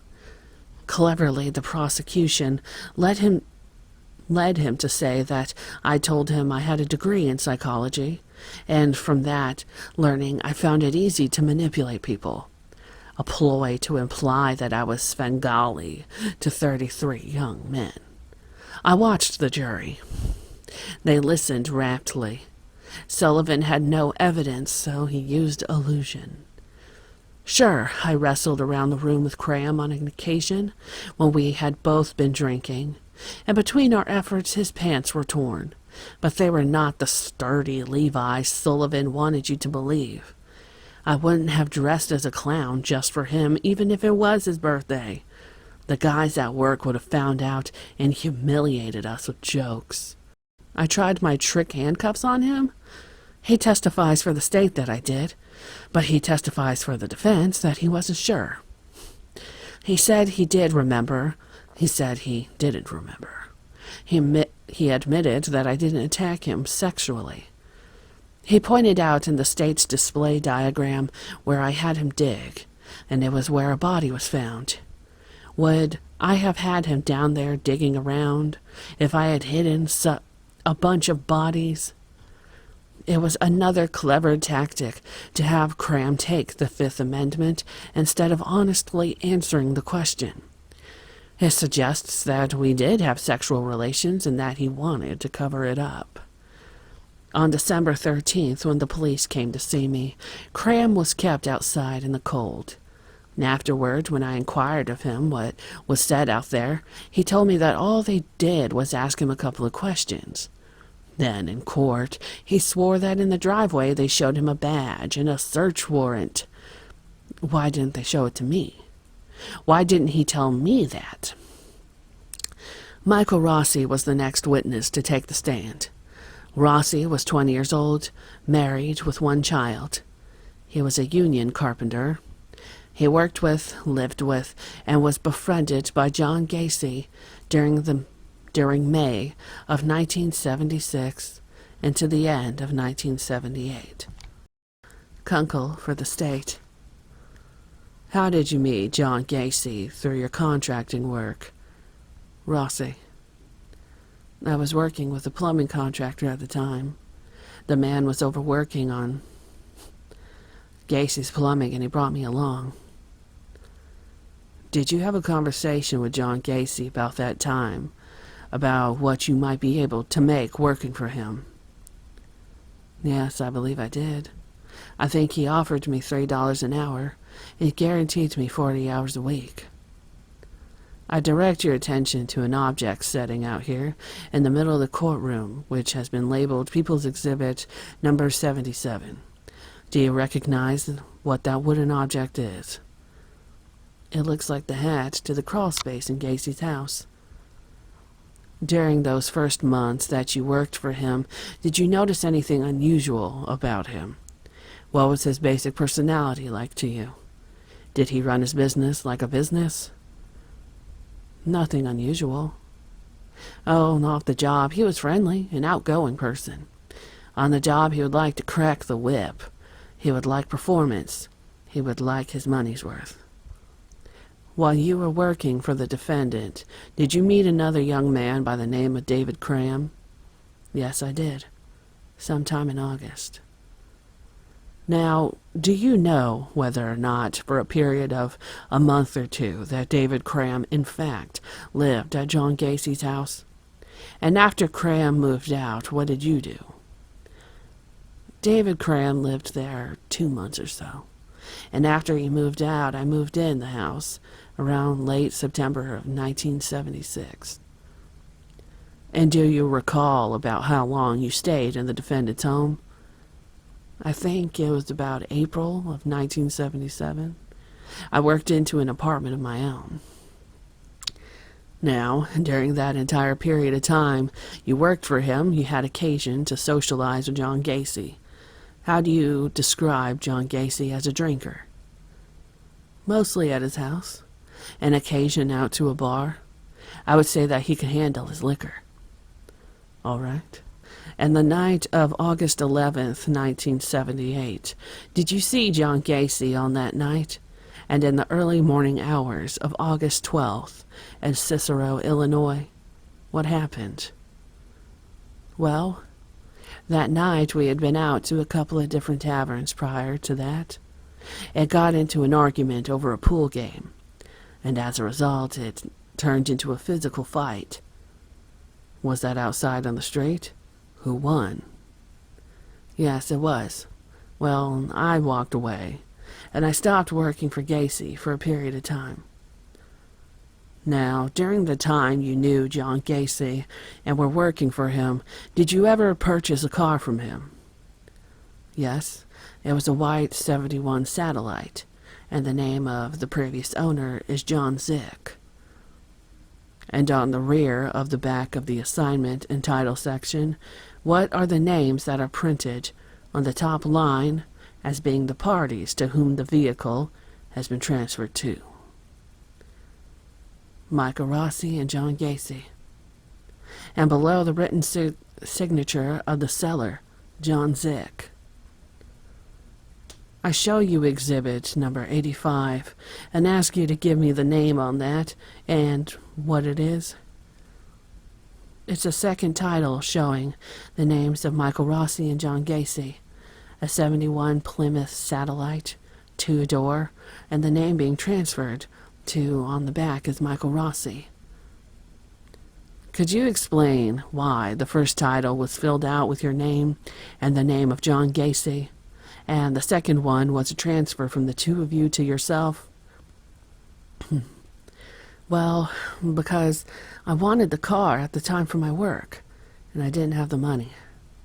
So Mr. Gacy offered to sell me the car and put the money in advance if I paid him back on a weekly basis. But he also wanted to have his name on the title until I paid him off to get the clear title. Between 9 p.m. and 9:30 p.m. on the same night, Tuesday, December 12th, 1978, did you go over to Gacy's house? Yes, I did. I was driving a 78 black Chevy van belonging to PDM Contractors. Now, did you see anyone when you drove up to Gacy's house on that night? Yes. 3 or 4 detectives from Des Plaines Police Department interviewing Mr. Gacy. Did you go into the house after the police left, or were you inside the house? I was told to wait outside, but after a while I went in and Mr. Gacy was on the phone. After that phone call, did you have a conversation with the defendant as to whether or not you were going to continue your plan and go out after the Christmas trees? Yes. He told me to go over to Mr. Rhodes' Christmas tree lot and that he would follow shortly after. How long did you wait at the Christmas tree lot waiting for Mr. Gacy? Approximately an hour, and I ended up buying a Christmas tree, left Rhodes' tree lot and went back to the house. Directing your attention to the day, December 21st of 1978, did you receive a telephone call from the defendant, John Gacy, that morning? Business-related or what? He wanted me to come out to his house and drop off some tools. I told him I couldn't, and we compromised and met at Cram's house. About 11:15 a.m. on December 21st, 1978, did you in fact go to Cram's house to drop off the tools and go into Cram's house for a conversation? Yes, I did. He was very emotionally disturbed and said, well, at that time, he proceeded to tell myself and David about confessing to his lawyers the night before to over 30 killings. That was the high point of the conversation, and I left the residence right away. Now, during the summer of 1977, at that time, what job or what did you do relative to the defendant's crawl space under his home at 8213 Summerdale? I was to go down into the crawl space and dig a trench line for some drainage tile. Do you recall what part of the crawl space or where, if you can make reference to that drawing, exhibit number 1 plat, what area were you digging in? Number 13 towards 16, and a horizontal line between them, approximately a foot wide, and between my knee and my hip deep. Did the defendant ever ask you to go down in the crawl space and dig on another occasion? And were you willing to do it? I believe he requested it, but not a second time was I willing. Were you willing to stick around the premises and supervise newer employees who would get the job of going down and digging? Yes. Now, on the occasions when either you, yourself, or other employees under your supervision were asked to dig trenches in the crawl space, did the defendant express any concern or care about where the particular digging would go on? He would go down into the crawl space and give a specific area in which to dig. He would actually mark it out with sticks. And if someone deviated or started to go offline to the specific plan that the defendant laid out for the digging, what would he do? He would get very upset. Although you never dug in the crawl space again yourself, did you do any other job relative to the crawl space? I had the task of spreading 800 or 900 pounds of lime throughout the crawl space, at least half an inch thick, which removed the musky odor from there. Nothing further. Amirani, on cross-examination, seemed to want to unnerve Rossi. The first thing I want to do was ask you to calm down a little bit. I notice you've been real nervous on the stand. Just calm down. How are you doing? Pretty good, thanks. Secondly, I noticed, Mr. Rossi, that you referred to Mr. Gacy. Well, you referred to the man sitting over here in the light blue suit in such terms as Mr. Gacy and the defendant. All these years you have known them. Is that how you refer to him? Mr. Gacy, the defendant? What did you call him? John, the Duke, Mr. Gacy, Colonel. So there were a number of terms of friendship and affection and so forth. Isn't that correct? Yes. How many times did you rehearse your testimony before you came up here? You talked to your lawyer about it? No response from Rossi. Come on, Rossi. You have a high-priced lawyer? Did you talk to your lawyer about it? Kunkel. Objection. Ask that it be stricken. Garippo. Sustained to the remark. Amirani. Mr. Rossi, didn't you tell my investigators when they came to talk to you that you had a high-priced lawyer, and he said not to talk to us? Did he tell you that? Objection. Sustained. As a matter of fact, for what reason did you have to hire an attorney, Mr. Rossi? Objection. Overruled. Because it's my right. Good answer. Egan. Objection to counsel's commentary in the answers. Amirani. How old were you when you met Mr. Gacy? When you met John Gacy? How old now? 16. And now I'm 20. Would you say he's a man, kind of a multifaceted man, as Mr. Mata would say? A complex kind of man, a man of many facets. He didn't seem like a phony. He was authentic. Would you classify him as a workaholic? He was not a phony in that respect. Authentic, sure. In other words, a busy man. I would classify him as a workaholic. Well, how do you reach that? That opinion, that decision of a workaholic? Working beside him for 18 or 19 hours straight when the job had to be done. Very responsible. What did he do when he wasn't working those 18, 19 hours a day that you saw? You lived with him for a while? Watched TV, book work for the company. Always the company, the company. He wanted to succeed. Now, after that initial conversation about what did you think about your interview for the job? I mean, you're 16 years. The guy's hiring you to work as a construction worker, and he starts asking if you are liberal. What did you think of that? It was a first. I don't recall. Sidebar. Not quoted on the record. Mr. Rossi, it's after that first time. I believe you just answered that after the first time during the interview, Mr. Gacy never approached the subject of being liberal or having sex again with you. Is that correct?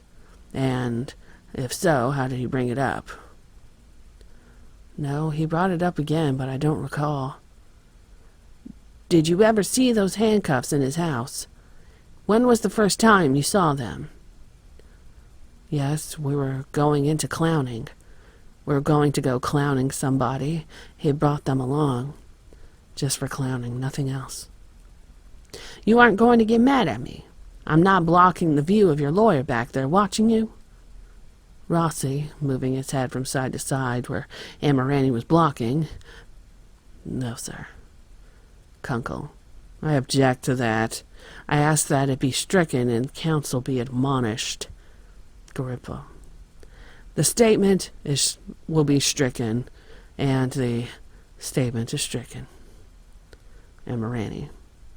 Okay.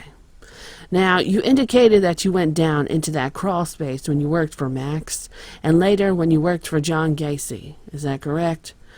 What, anything unusual down there then?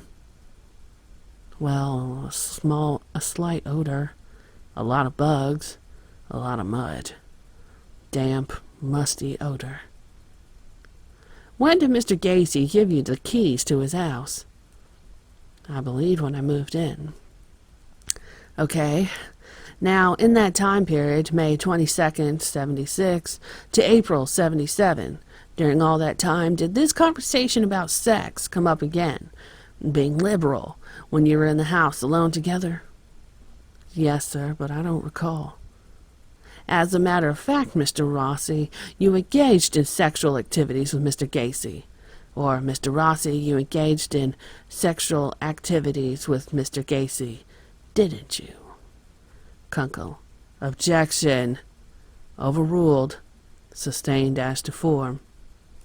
Did you ever engage in sexual activities with Mr. Gacy? Objection. Overruled. I don't know. Did you ever smoke marijuana and drink with him at the same time? Smoke and drink how many times? Yes, we did. I don't know how many times, I don't recall. Okay, Mr. Rossi, you indicated you had been driving around in a white Plymouth Satellite. Is that correct? Do you know whose car it was? Yes, sir, it was John Zick's, the night I decided to buy it. You don't remember when it was that you got the car, or when it was that you went and applied for the title, is that correct? I don't recall. It was wintertime.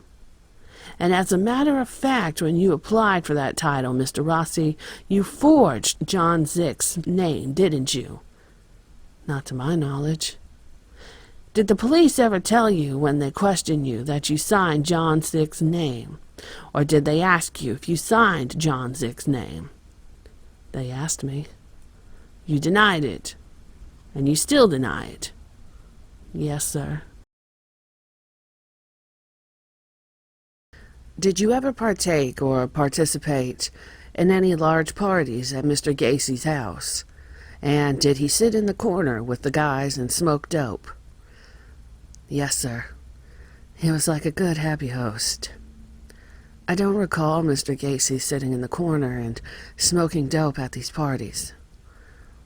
Did you ever use his house when he was out of town? Yes, I did, when he was out of town. Just to go over there, have a couple of drinks. Not often. How many times did you go over there when he was out of town? I go there all the time. Sometimes 5 minutes, sometimes 5 seconds, sometimes a few hours. Did you see him bring any pickups in his house, or did you ever see him rape anybody? Not really, no, sir. Did he ever rape you? No, sir. You hesitated a little bit. What were you hesitating for? It's my prerogative. So it's fair to say the whole time you knew Gacy, you knew John Gacy from 1976 until now, he has been nothing but a pretty good guy to you, is that right? For the most part. We have had our scrapes, disagreements. Did he ever beat you up? Well, yes, I think so, once. A couple of years back at his girlfriend's apartment. Well, he didn't come up to you and start beating on you out of the clear blue sky. Something must have had to provoke him, I would think. What was it? Evelyn Preby. I think they were engaged.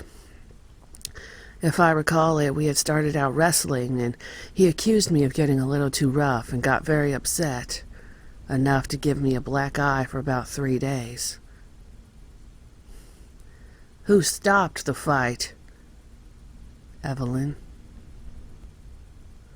Okay. Now, you got into another fight with him in front of your mother's tavern, didn't you? And it was not only you and Mr. Gacy. There were 3 of you fellows, is that correct? Well, in the immediate fight, it was me and Mr. Gacy. As a matter of fact, he didn't even strike a blow, did he? You did a pretty good number on him, didn't you? It happened. It was more like a lunge to choke me again. But he never struck a blow, did he? And you two put him in the hospital. Not after I started. I put him in the hospital. What did you do to him? I punched him. Would you like a demonstration? It's the way you feel. It was a pretty hard punch. Now, after that fight with Mr. Gacy, you say you did nothing. You say you did not continue to work with him. As a matter of fact, he filed a criminal complaint against you, didn't he? No, sir. I didn't go back to work, and yes, there was a criminal complaint. Now, Mr. Rossi, I just wanted to talk about these last few days you saw Mr. Gacy when you were working with him. Now, on December 12th, I believe you said you walked up to the driveway of Mr. Gacy's house at approximately 9 o'clock or 9:30. Walked up to the house, and there were police officers there. Is that correct? Yes, sir. It was approximately 9:30 from the time I was there. It was approximately 15 to 20 minutes until anyone entered the house. How did Gacy appear to you? Did he appear to be normal at the time? Anything unusual? Well, there had been a death in the family, but outside of that, he was okay. An uncle or something. Now, on December 20th, you state that John Gacy was at your house at approximately 6:45 p.m. Yes, sir. Kunkel. Objection. That's not what he testified to. He testified he got home at 9 o'clock and Gacy was there. Okay, where were you before that? And how long were you in Des Plaines Police Station? Well, from early afternoon, I believe. I was at the Des Plaines Police Department. It was a little of both. I was taken there, and I did go there voluntarily. Mr. Gacy received a phone call. Now, did he say where he was going when he left? It's cloudy, but there's a possibility he said he was going to see you. And that was about 10 minutes after you got home? I'm not sure. It was something in there, I think so. Okay. Now, you didn't see him again until the next morning, the 21st. You agreed to meet him at David Cram's house? No, sir. I brought some tools over to Cram's house after he called that morning wanting me to come out to his house. At the time, Gacy seemed to be, would you say, emotionally disturbed, and he told you something? Yes, I don't recall. Where is? Think hard. What were his exact words? I believe he said something of the nature that he had done a lot of bad things, He had been involved with over 30 syndicate-related killings. He told that to David Cram, too? I believe so. I was leaving immediately after that statement. I am sorry, Mr. Rossi. I want to go back a little bit. In regards to that automobile, do you recall the Plymouth? The 1971 Plymouth you were driving? John Zick's car? Did you have your own license plates on that car? Yes, sir. Do you recall an incident the winter of 1977 to 78 in a gas station regarding a 71 Plymouth? Yes, sir. Objection. I asked to be heard. Garippo. Okay. Sidebar. Whereupon the following was outside the hearing of the jury. Kunkel. Judge, the plates that was on there from Zick. I mean, there was no conviction.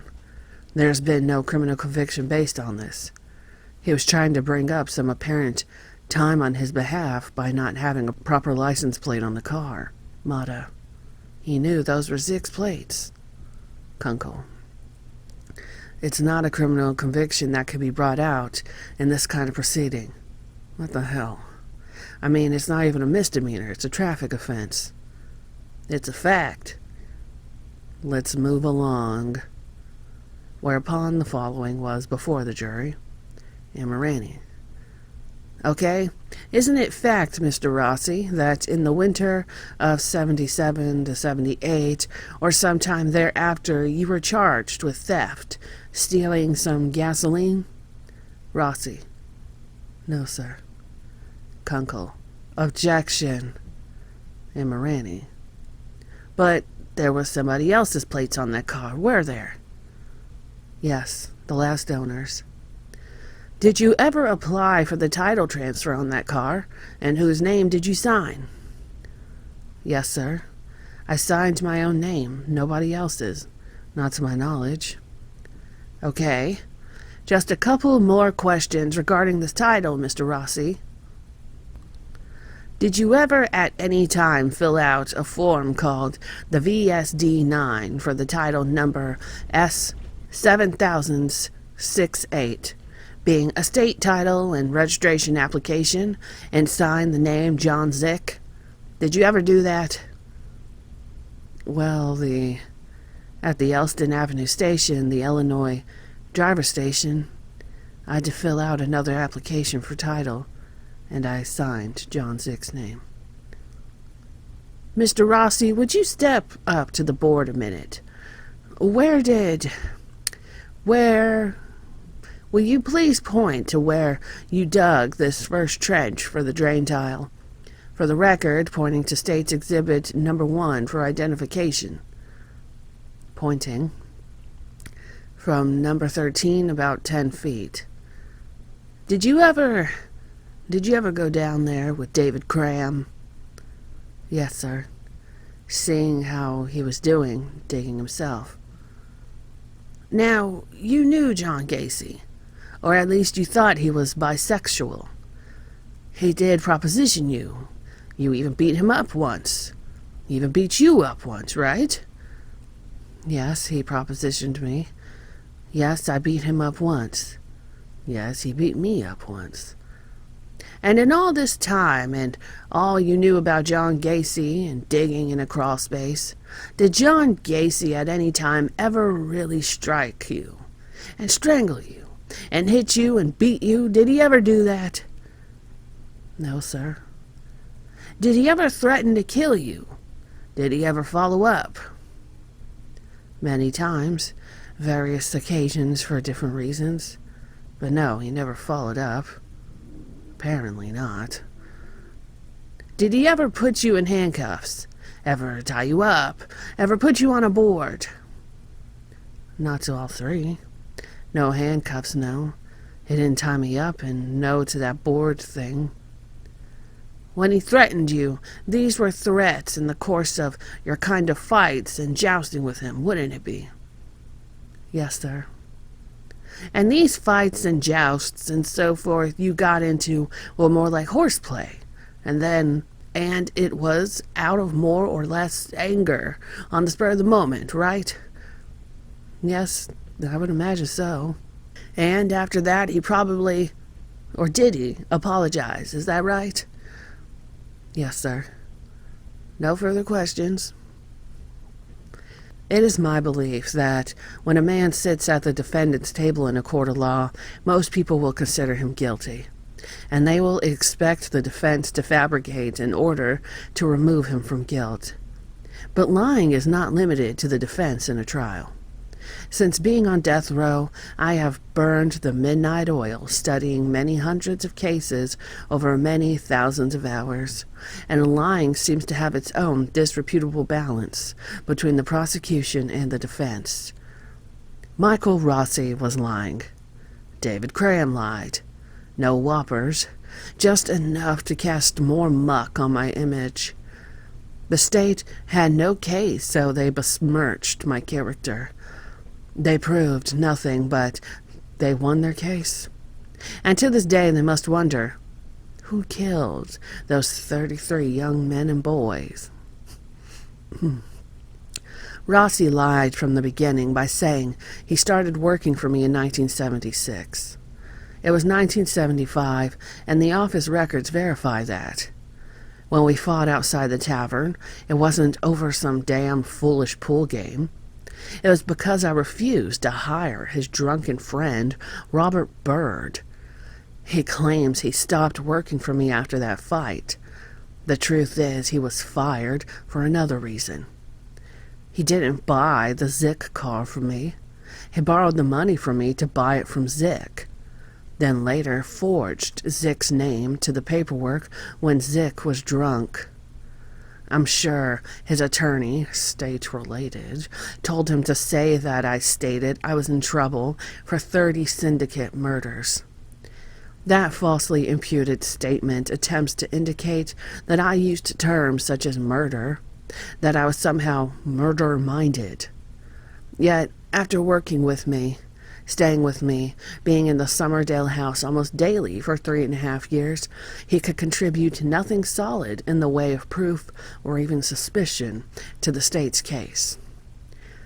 He said that on December 20th, I spent 10 minutes at his house. I was there 3.5 hours, drinking and smoking grass, first with his wife as we waited for him, then with both of them. When we finally arrived, he told us he had been at the Des Plaines Police Department and had been questioned. He took a lie detector test, which he failed. He said most of the questions he failed pertained to his sexual behavior. He lied about being arrested for stealing gas at the Montrose Kimball gas station, for taking gas, not paying, and absconding. His license was taken down. The 15th District Police Station called me at PDM and asked me to bring him in. I did. And I gave a cop there some money under the table, and he was released clean. I sit here and wonder. Graham and Rossi both had keys to the house. Both had questionable sexual preferences, although Garippo wouldn't allow my attorney to bring that out. Both drank too much and drugged. Trial transcript, page 103. Emma Ranney. How many times did you go over there when he was out of town? Rossi. I go there all the time. How can I help wondering? On Wednesday, February 13th, 1980, the state called David Hockmeister to the stand, with Kunkel doing the direct questioning. Hockmeister had been with the Des Plaines Police for 8 years. On December 14th, 1978, he was assigned to the surveillance team under Sergeant Lang to follow John Gacy in a 12-hour shift. December 15th was his first night on the team. At midnight, he parked in an unmarked police vehicle on the 8300 block of Summerdale to observe the 8213 Summerdale house of John Gacy.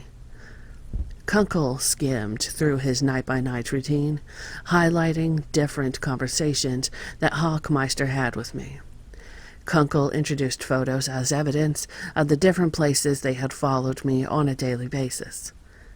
Hockmeister stated that on December 16th I had asked him why they were following me, and in a related conversation that I was very concerned about the missing Des Plaines youth. I did a lot of bragging about who I was. I was a part-time clown and owned property in Wisconsin, Minnesota, Nevada, and Florida. At one point, upon leaving the Pot and Pan restaurant, I told him I was going to the Good Luck Tavern at Elston. And when I arrived there, instead of going in, I got into a brown van in front of the place and stayed for a half hour. He said that then I went to another lounge called PJ's on West Irving Park, went in, saw two young ladies, and sat at their table. Hockmeister said he told me that he wouldn't interfere with my social life and would stay in the background. Kunkel, did you hear any of the conversation between the defendant and those ladies? Hockmeister, yes. At that time he introduced my partner and myself as bodyguards. Now, after the defendant had had a few drinks at PJ's, did you notice any change in his action or physical appearance? No, sir. He would have 2 drinks at each stop, sometimes more, but there was no change in him. How many times did Gacy stop that night in early morning, and how much was the drinking? We had made 5 stops that night, and at each place he had 2 or 3 drinks. That we observed, and his speech and behavior never changed. Hockmeister went on to tell that on Monday, December 18th, 1978, around 2 a.m., after following me into the Golden Bear restaurant at Harlem Avenue and Irving Park Road in Chicago, we talked outside. Kunkel, all right. Tell the ladies and gentlemen of the jury what he said in that conversation. At that time, he indicated that he was, in fact, a registered clown, and that besides being a registered clown, he's an amateur magician. There were a number of magic tricks that he knew, that he would entertain these young people with. He then spoke about being a clown, saying that people really don't look at a clown as being a person, but just rather being a clown. Did he tell you any of the benefits of being a clown, say, at a parade? Yes, he did. He mentioned that on a number of occasions when he was marching in a parade as a clown, he would walk up to a good woman that might be on the sidelines, sit on her lap, and he would grab their breasts without them saying anything. They'd laugh it off simply because he was clowning. He then stated, "You know, David, clowns can get away with murder." After talking about his clowning, did you have any conversation with him regarding his life in between? Yes. We started talking a bit about his marital status, and he indicated to us that his first wife, when she divorced him, that she took him for every penny that he had. He said, however, on the second marriage, he was smart enough to tie up his money so that when he got divorced, that time she didn't get a penny. And then talked a little bit about saying that single life was, on occasion, somewhat lonely. However, on occasion, he does find time to have a pretty good time. Well, did he give any specific instances where he would have a pretty good time? Yes. He mentioned that he had a trip to New York with Michael Rossi, and he said that it was just one continual party where they'd be picking up woman after woman. He also indicated that this particular trip was a business trip, and from there we started talking again about his business. Directing your attention to Tuesday, December 1st, 1978. Before you were relieved at Lesson Drug Store in Waukegan at about 11:25, did you have a conversation with the defendant? Yes, we did. Myself, Detective Albrecht, and the defendant.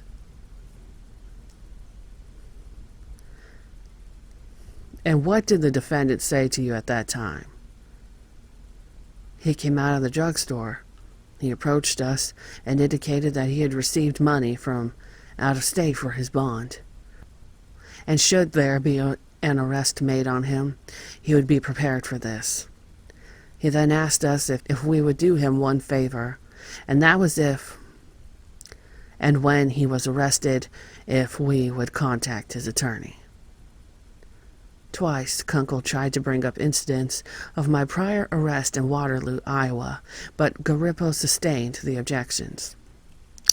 Amirani, on cross-examination: "Now, after the first day, you more or less got to know John Gacy, and he was rather congenial and friendly. Is that right?" "Yes, sir, he was." "He bragged about his position in society, in the community, and even told you his cousin, what did you say, an alleged crime syndicate figure, Tony Accardo?" "Yes, that's what he said." "Did your investigation later reveal his cousin is in fact Tony Accardo?" "I don't believe we ever even checked into it." "You don't know if in fact he even went to sleep, do you? But you do know until how late he stayed up? At least how late he stayed out, right?" "I have no idea if he slept. But I do know he got in at 4 or 4:30 the first night, 6:15 a.m. the next night, and there was a few when he got in at 2 or 3 a.m. "And then immediately the next morning, did he meet with a business associate?" "He met with some individual, yes, about sometime after 8 a.m., some at 7 a.m., something like that." "You indicated that, I don't know if he told you or you observed that his driving habits were extremely fast. They were kind of reckless and erratic, isn't that right?" "On occasion, yes. Usually always fast, even with knowing that we were police officers." "Okay. Now, I believe you even indicated that because of Mr. Gacy's driving habits, at one time it was difficult for you to follow him, because you actually lost him, isn't that right?" "Yes, sir." "But you didn't really lose him because Mr. Gacy told you where he was going to be. And this was even after you had indicated to him or advised him that you were investigating him for the disappearance of a missing boy. And he told you where he was going, isn't that right?" "Yes, sir." "So it would be fair to say that his erratic and reckless and fast driving habits really, in your opinion as a police officer, was not intended to lose you, isn't that right?" Kunkel: "Objection to this." Garippo: "Overruled." Hochmeister: "Yes, sir, but I felt that on certain times he may have been trying to lose us." Amirani: "He made absolutely no, in your presence, at any time, what you would consider attempt to flee the jurisdiction or escape, did he?" "No, I don't believe so." "Did he ever even say a harsh word to you, other than you were obnoxious for parking in front of his neighbor's house?" "Not that I recall." "For the most part, it seemed like he was fairly sincere with his conversations when he called you David and talked to you as a matter-of-factly, didn't he?" "Yes, he seemed very sincere. Yes." "And in that conversation he was talking sincere and speaking with you. He told you a few things. He told you that, I believe you said, you testified, David, clowns can get away with murder. And he was talking clowns as kind of in the third person. He told you they really weren't persons, right?" "That is what he said, yes.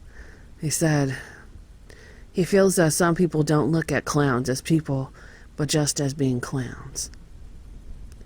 "So you usually don't get to know the people you are tailing or conducting a surveillance on, as well as you got to know Mr. Gacy. As a matter of fact, they usually don't get quite as friendly as Mr. Gacy, do they?" "That's correct.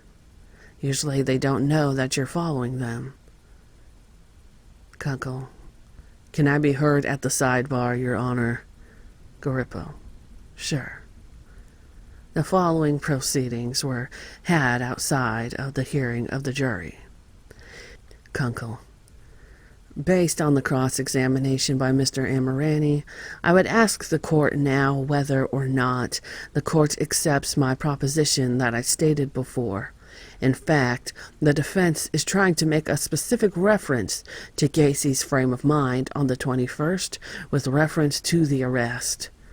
They made more implications concerning the possibility of suicide or disappearance, and in fact, because he is in the presence of the police car, has committed a crime, that being passing marijuana cigarettes. I think if it wasn't appropriate before, even in light of anticipating the defense of insanity, I certainly think it is now, after this cross-examination. Garippo. Overruled. What does that mean? Denied. Hockmeister had a convenient memory. He mentioned that I talked to 2 young ladies at PJ's Lounge and that I had a couple of drinks. But he seemed to forget that every time I had a drink, he and his partner had a drink. They did not take any notes of the time they were with me. So how their observations could be so clear is beyond me. He also failed to bring out that he didn't stay in the background at PJ's. They sat at my table, drank with the girls, and his partner even kissed one of them. In recounting my statement that clowns can get away with murder, he took the line out of context.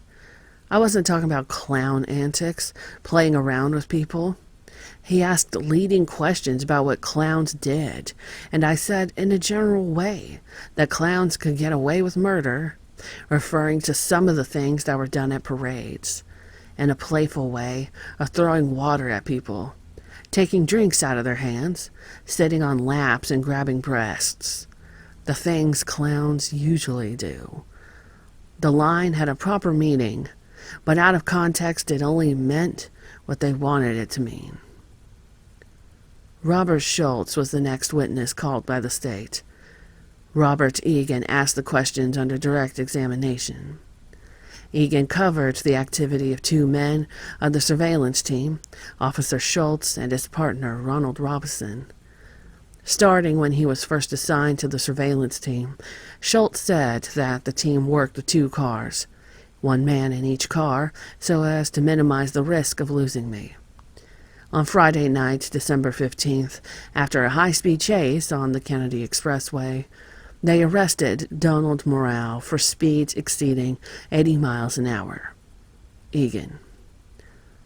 Now, where was Gacy during all of this? Did you arrest him too? Schultz. He was at the time of arrest standing outside of the vehicle with Ron Road. We didn't arrest Mr. Gacy. Now, I want to call to your attention to another day, Sunday, December 17th, and ask you if you relieved the other surveillance team on that day. Yes, we did.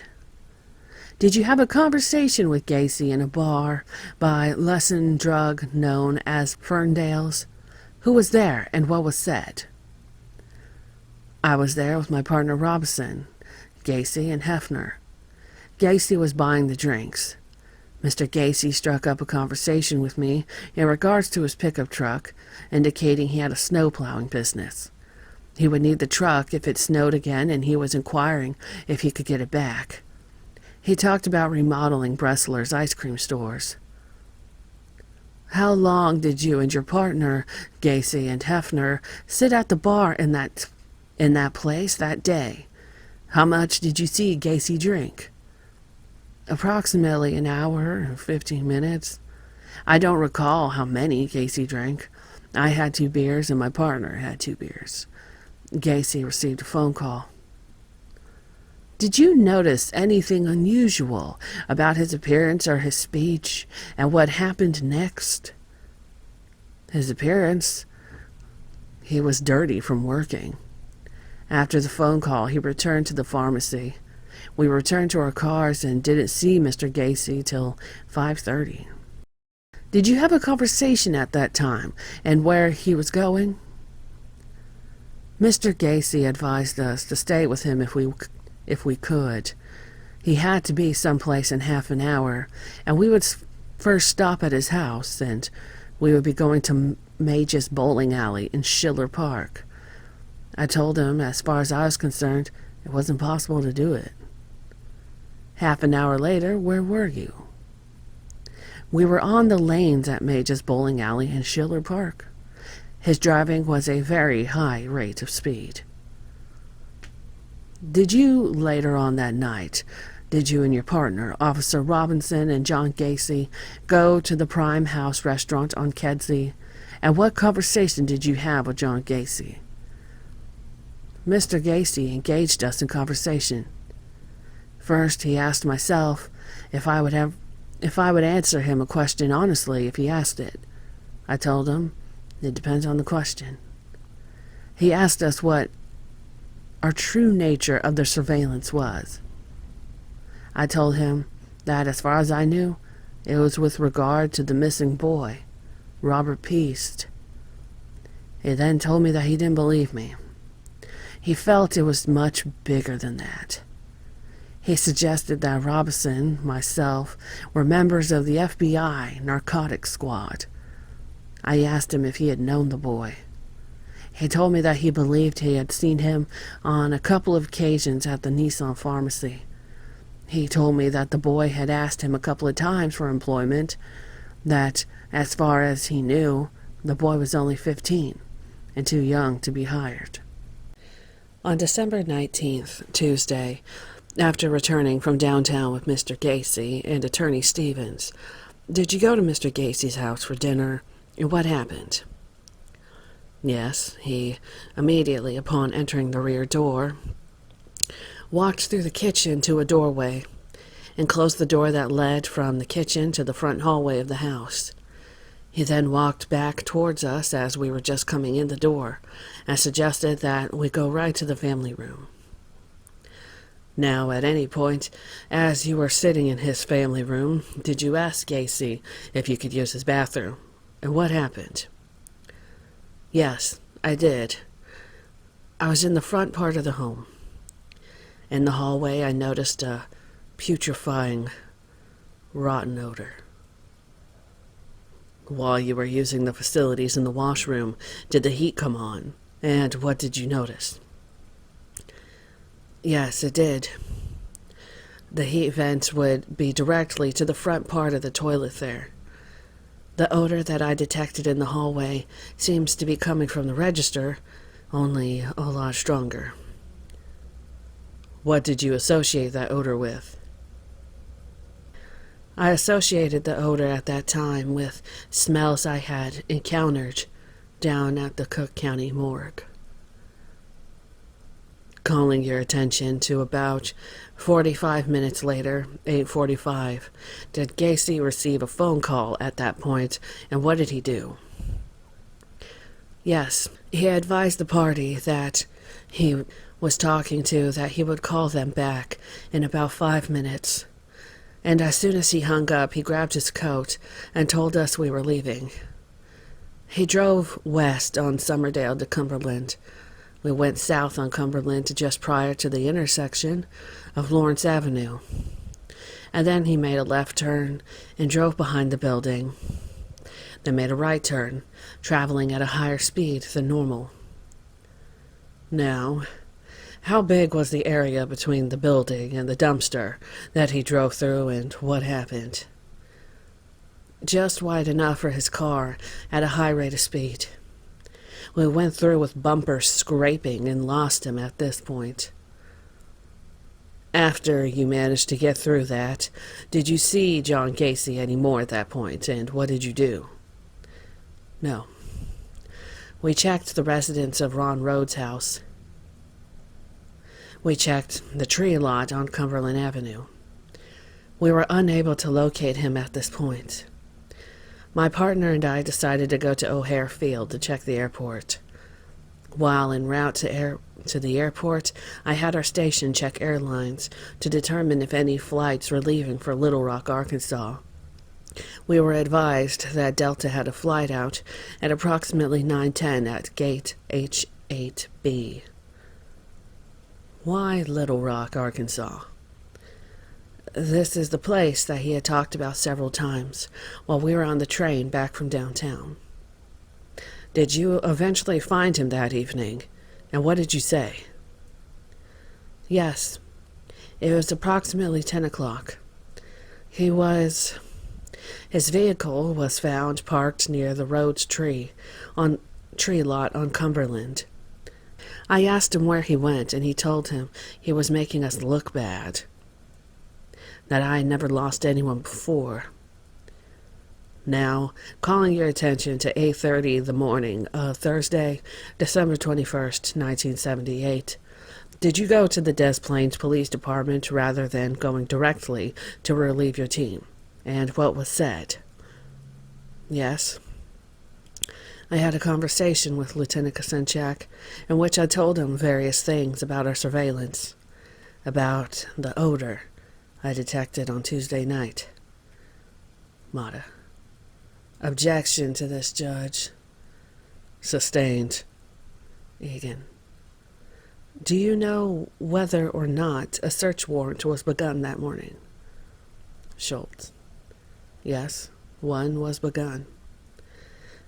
At cross-examination, Mr. Mata asked one question. Officer Schultz, how are you today? How are you? Fine. I have nothing further. Thank you. The state's witness talked about odors in the house, how I lost them at one point, how I made a statement about seeing Robert Peast on several occasions, and that I drove at a high rate of speed going to a bowling alley. Mr. Mata, on the other hand, could have asked Schultz about the telltale smell, and if he was so sure of himself, why he waited some 40 hours before bringing it to the attention of Lieutenant Kosenchak. The dog had done his business on the rug, and that foul odor was made stronger by the heat. The trip to the bowling alley was made within the speed limits. The night they lost me, I was just on the other side of the street, in a shopping center. They never checked across the street before going to the tree lot. But most importantly, how could I have ever talked to or seen Robert Peast on several occasions, when in fact I had been in Nissan's only one night? I did not talk to him because I spent all my time with the owners, so why would I have said that? The conversation never happened, but the defense never objected to it. The state again brought nothing incriminating. I can only offer here my minor rebuttal to the state's minor suggestions. On Tuesday, February 14th, 1980, Greg Bedeau was the first witness called by the state. Sullivan asked the direct questions, bringing out that Bedeau worked as an investigator for the Cook County Sheriff and was assigned to the state attorney's office in Des Plaines. He became involved in the missing Peast Boy case on December 13th, 1978. Bedeau said that, along with Lieutenant Kosenchak, he talked to me at 8:15 or 8:30 on the night of November 13th at the Des Plaines Police Department where I was being held. He then stated that he read me my Miranda rights, but that I refused to sign them until I was allowed to speak to my attorney, who had been at the station since 5, but they had refused permission to see me. Bedeau was used solely to establish that they had given me my Miranda rights. Emirani asked Judge Garippo for a sidebar before embarking on cross-examination. Judge, this is, number one, it's all hearsay, and I think we have been extremely tolerant in letting him go on, and two, I don't see what the materiality is. Garippo. I don't see it either. It's just this idea of tying in pieces. It means nothing. Let's get down to the evidence. Sullivan. That's what we're doing. Garippo. The fact what all these people did, who cares? The point is we are attempting to tie up other people. That's exactly what he's going to do. This is what leads them to the second search warrant and to the defendant. But all this stuff about searching with helicopters and making all these searches and all this stuff, I'm going to ride a very hard line. Well, Judge, I think we are entitled to let the jury know as to how they were able to come up with certain other names of people, which led to the second search warrant. That's all I'm doing. Second search warrant is inadmissible in evidence. We would ask the court to reserve our cross-examination of this witness at a later time. The state called Ronald Rode. Mr. Kunkel did the direct examination. Rode was 47, a cement contractor for 23 years, married with 4 children. He said he met me in 1973 through business. Kunkel: Did you notice anything unusual about the people that John would hire to be his crew? Rode: Most of his men were on the young side, and when I asked him why, he told me, well, somebody has to give the younger ones a break. I just let it go by. During the time Rossi was with you on the Christmas tree lot on December 12th, did the defendant ever arrive at that lot? And what did Rossi do? No, John never came by. In fact, I stayed open until approximately 11:45 waiting for John, and told Mike I was tired of waiting around, so I went home at that time. Now, on Friday, December 15th, did you go with the defendant and another man anywhere, and what happened on the way back? Yes, Don Morale. I and John went to check out a job that night. Don is a plumbing contractor, and he wanted me to check out the basement floor. Don knew John had a police tail on him. In the process of being on the way back to your house, did you get on the Kennedy Expressway with Don Morale driving, and what happened? Well, Don was, like I said, he's an excitable gentleman, and he got a little perturbed because the squads were tagging him so closely. So, I remember we pulled up on Lawrence, right by the Kennedy Expressway, and there was a bus there, and we were supposed to turn down the expressway. Don says, I'll fix them. As soon as the light jumped, he jumped on his, cut in front of the bus, and went down the expressway. I told Don, you better cool it. Those are police officers back there. He said, well, I don't give a damn. They can't do nothing to me. I said, well, pal, you're driving. Nothing off of me. So we proceed down the Kennedy, and I could see that he was really giving him a hassle. And all of a sudden, I see these 3 red lights come on, and I told Mr. Morale, I said, Don, you better cool it. Well, they were really upset, and Don, I would say, was speeding. I don't know exactly how fast he was going. I was sitting on the opposite side. Don was driving, and Mr. Gacy was in the back. All of a sudden, they just surrounded us and stopped us. And Don was pinched for speeding and reckless driving. They took him to Des Plaines.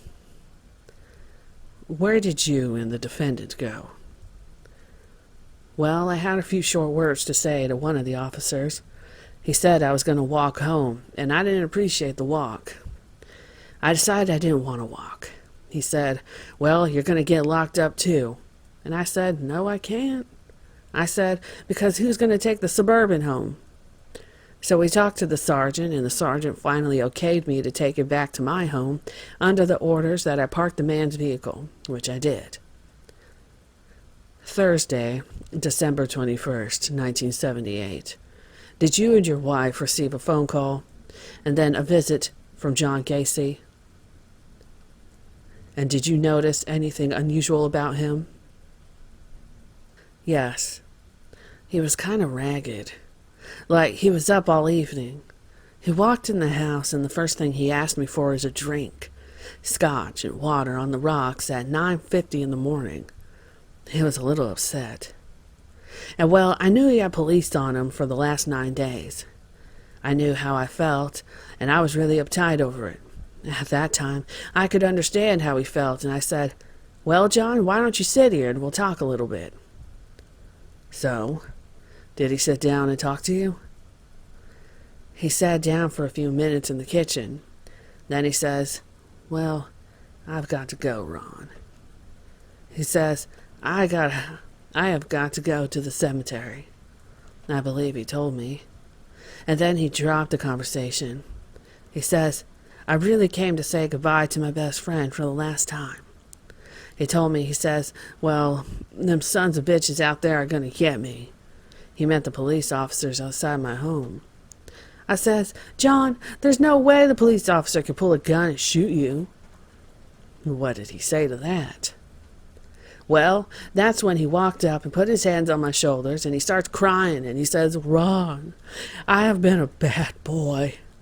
And I looked at him, and I don't really know what to say. And I says, "Oh, come on, John, you haven't been that bad." He says, "I killed 30 people, give or take a few." I didn't know what the hell to say. I looked at him and I says, "John, the only bad people that I know is Jesse James and Billy the Kid, and they are all dead." He said, "I have been a bad boy," he says, and he was crying. Do you know whether or not David Cram or Mike Rossi or any other employees of the defendant ever lived in the defendant's home with him? Do you have any conversation with the defendant concerning that? Yeah, I knew Mike Rossi lived there, and so did Cram, but no, I had no conversation, as John, or more or less, kept me away from that. He kind of protected Mike Rossi for me. Honestly, I didn't care for the lad.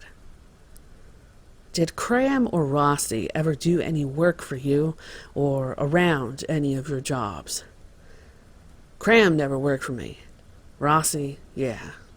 One day I needed an extra laborer, and I hired Rossi for a couple of days. But Mike was young at the time, and he was kind of wild. Thank you, Mr. Rode. Amirani took the cross-examination after a short recess. Amirani: This kind, good person that you talked about, that you found until that first body came out, and when those events started coming, was extremely hard for you to believe that John Gacy could do what he told you he did. Isn't that true? That's true. I believed in John until the first body came up. Rode was never a close friend, as he claimed. We were business associates. He was a small cement contractor, illiterate, poor in figuring his cost bids.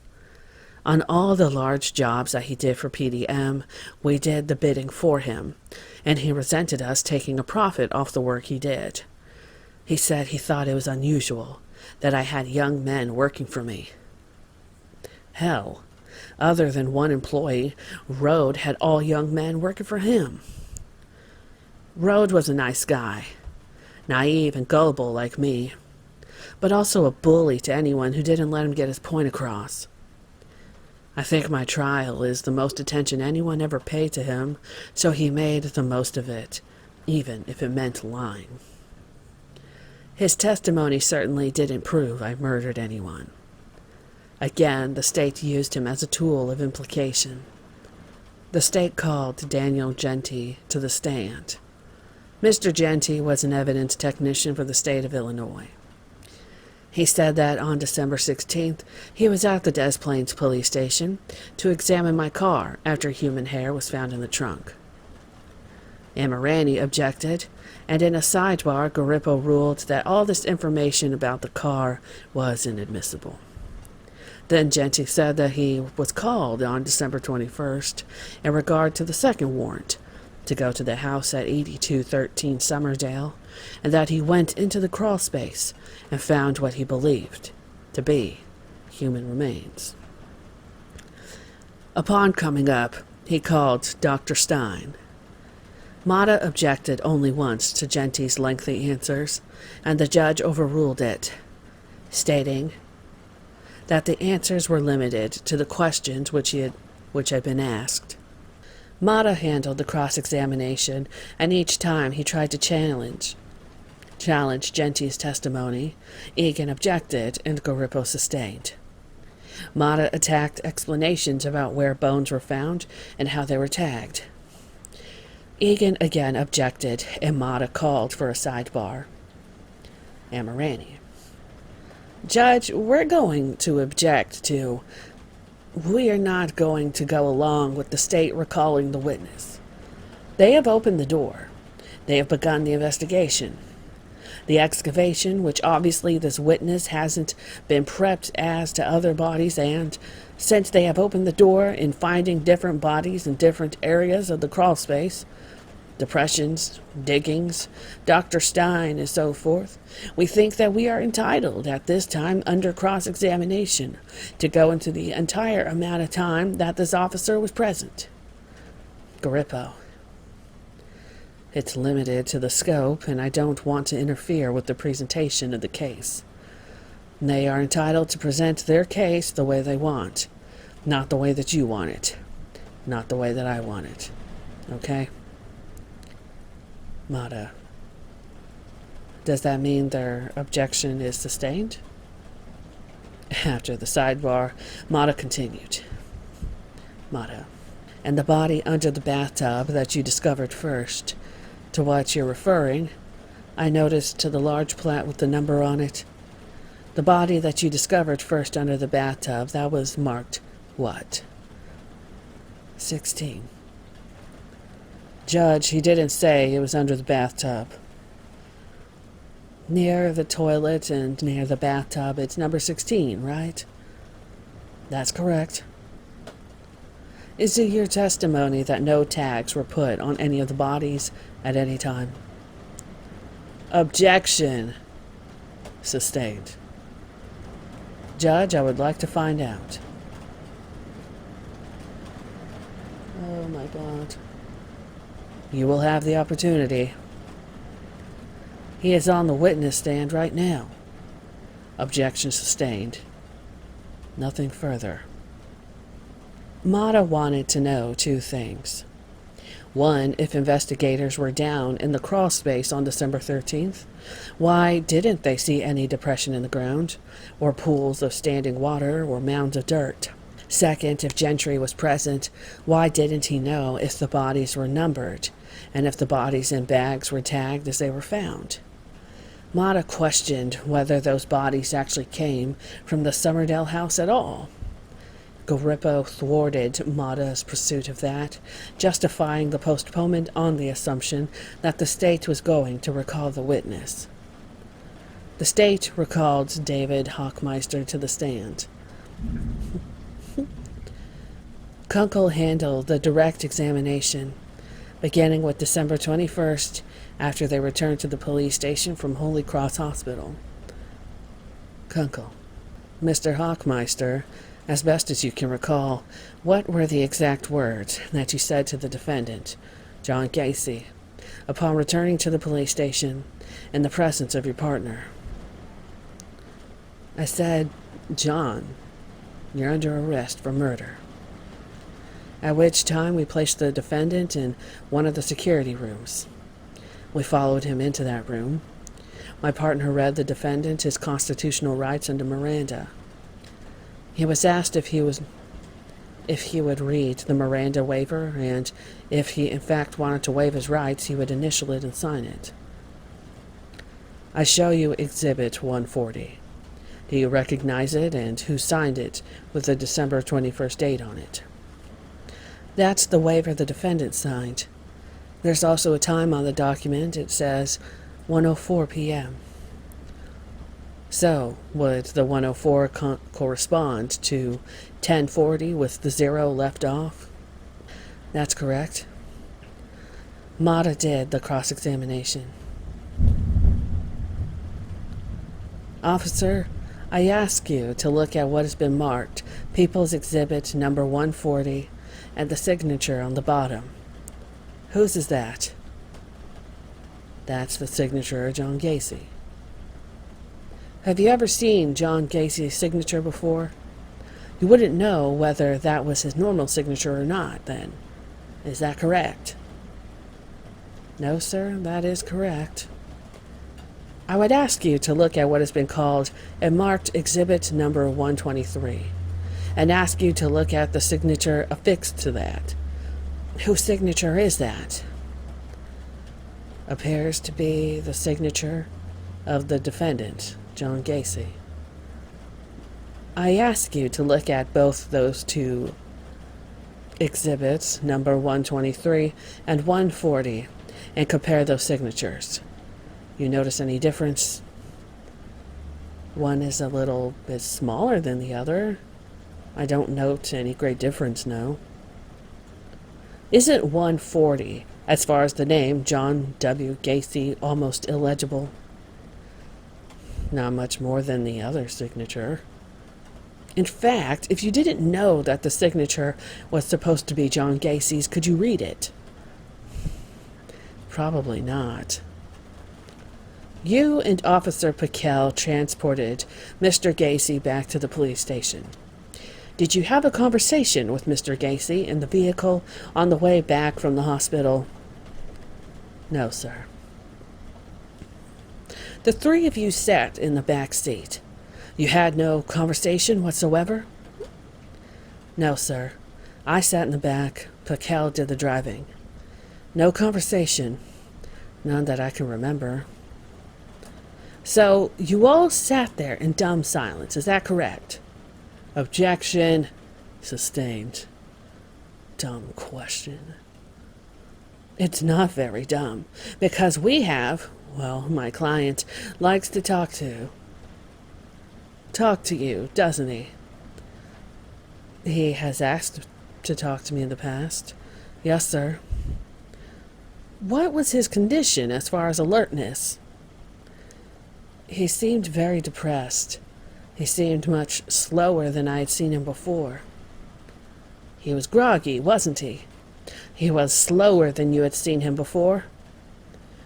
I can't say that he was groggy. He was much slower than I had seen him before. Yet, when he got into the police station, then he was back to his old normal self. Is that your testimony? No, sir. He was still acting somewhat depressed, acting much more slower. Did he appear to be under the influence of some sort of drugs? No, sir. Well, you recall he moved much slower. Something must have made you come to that conclusion. What was it? Just my visual perspective of him. I have nothing further. Thank you. Mata tried to bring out that exhibit number 123 was the statement that I signed on December 13th, and that I never signed any other statement. The state's exhibit number 140 was forged by one of two officers. The second point Mata brought out was that before I went to the hospital, I had taken 70 milligrams of Valium on top of the 60 milligrams that I had taken earlier. For that reason, I had been groggy, as well as because I had been awake for some 39 hours, except for a short nap taken in my attorney's office the previous night.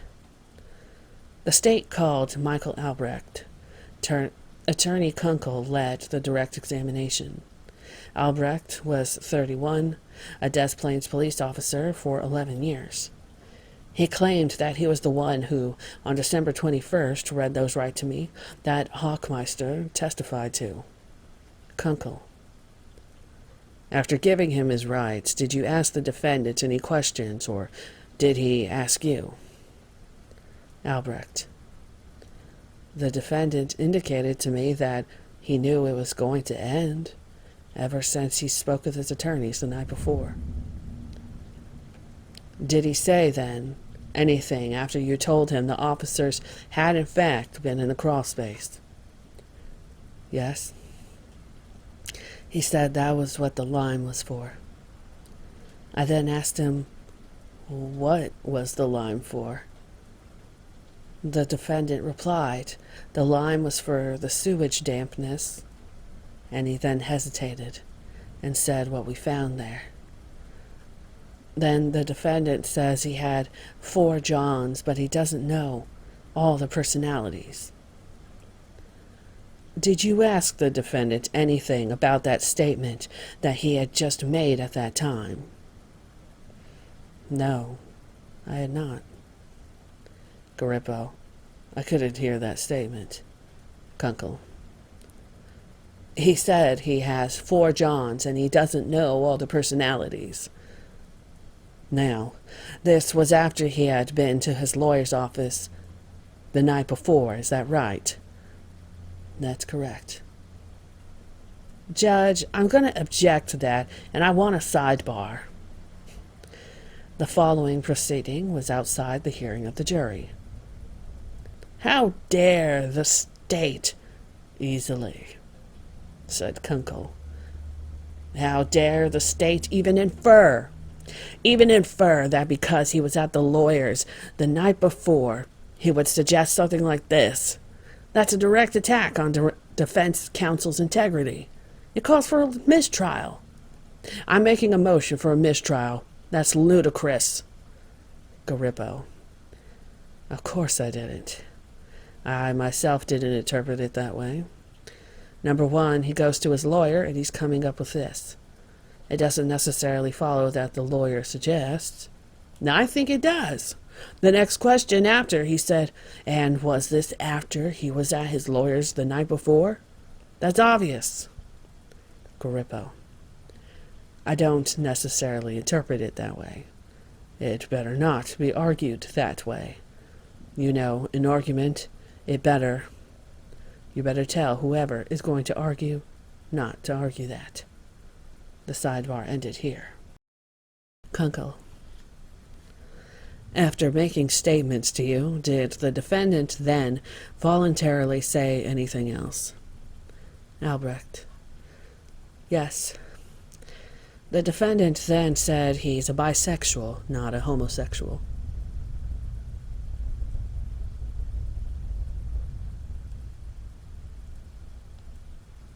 He further stated then that he never, in sex acts, never used force. It was always by consent. He couldn't force anybody because he wasn't that strong, especially since his heart condition. Did he then ask you anything about other persons? He then asked if we had any other people in the station. There are others involved. I asked him how they were involved, directly or indirectly. What did he say? He said directly. They participated. Did you then ask him to specifically name who these persons were that had participated in it? He indicated his associates, several of them. He then mentioned the names of Rossi and Cram. At that time, did Officer Schultz ask the defendant any questions about Piest, and how did he react? Yes. He asked the defendant if the Piest boy was in the crawl space, and Gacy appeared puzzled. And I indicated to him then, the boy from Nissan's. Did the defendant reply? Yes, he did. He said, "Oh, I didn't know his name. No, he's not there. I don't know. I didn't transport him." Mata on cross-examination. Did you have occasion to fill out a 2-page police report regarding the statement you just testified to? Yes, I did. So really, the only question becomes then the accuracy of what John Gacy told you. Is that correct? Objection. Garippo. I don't understand the question. Mata. Let me rephrase it. If what you put in your report is accurate, the only thing we are concerned about is whether or not Mr. Gacy knew what he was talking about. Is that correct? Objection. I still don't understand the question, Garippo. Mata. If Mr. Gacy told you something that was inaccurate, and you put it in the report, then it wouldn't be worth much, would it? Objection. Garippo. Sustained. Mata. Mr. Gacy in his statement indicated that he strangled all the individuals. Is that correct? Albrecht. That is correct. And they were all strangled with a rope? That's what they said at this time, yes. Now, if Dr. Stein were to come into court and testify that one of the deceased individuals that the state seeks to identify as a Mr. Landigan died by suffocation by something being put in his mouth, would that affect the truthfulness of what Mr. Gacy told you? Kunkel. Objection. Garippo. Sustained. Mata. What's the basis of the objection? Garippo. Witnesses don't weigh credibility. The jury does. Mata. But by putting what Mr. Gacy said in your statement, you are in fact saying that it's true. Is that correct? Objection. Garippo. Sustained. Did he indicate that he had a strong fear of being a homosexual? Was he adamant about not being a homosexual? Yes, he did. He said he was a bisexual, not a homosexual. Did he say that Cram and Rossi had both engaged in sex acts with him? Yes, he did. If Dr. Stein came into court as a medical examiner and testified that quite a few of these individuals... Objection! Mata. The deceased... Kunkel. Objection. Garippo. Sustained. Mata. Nothing further, Judge. Amirani. I want it clear. I asked for a mistrial at that point, that there was an interference. Your Honor said that you didn't interpret it that way, but it was obvious. The question right after that, totally immaterial, out of the clear blue sky. What was the question? You had 4 Johns, and this was after he was with his lawyer all night. He said this. I mean, it was perfectly obvious that the jurors looked. It was a ridiculous thing. It's a direct attack on my integrity. Whether you know, I don't know what he tried to prove by it. And you know Terry Sullivan knows that after the thing there with kidding with your party, the shirt and everything, but you know it's untrue. The inference is a lie. I don't like that it was said. It puts my credibility in issue in front of the jury. It's a direct attack on my credibility, and I don't like it.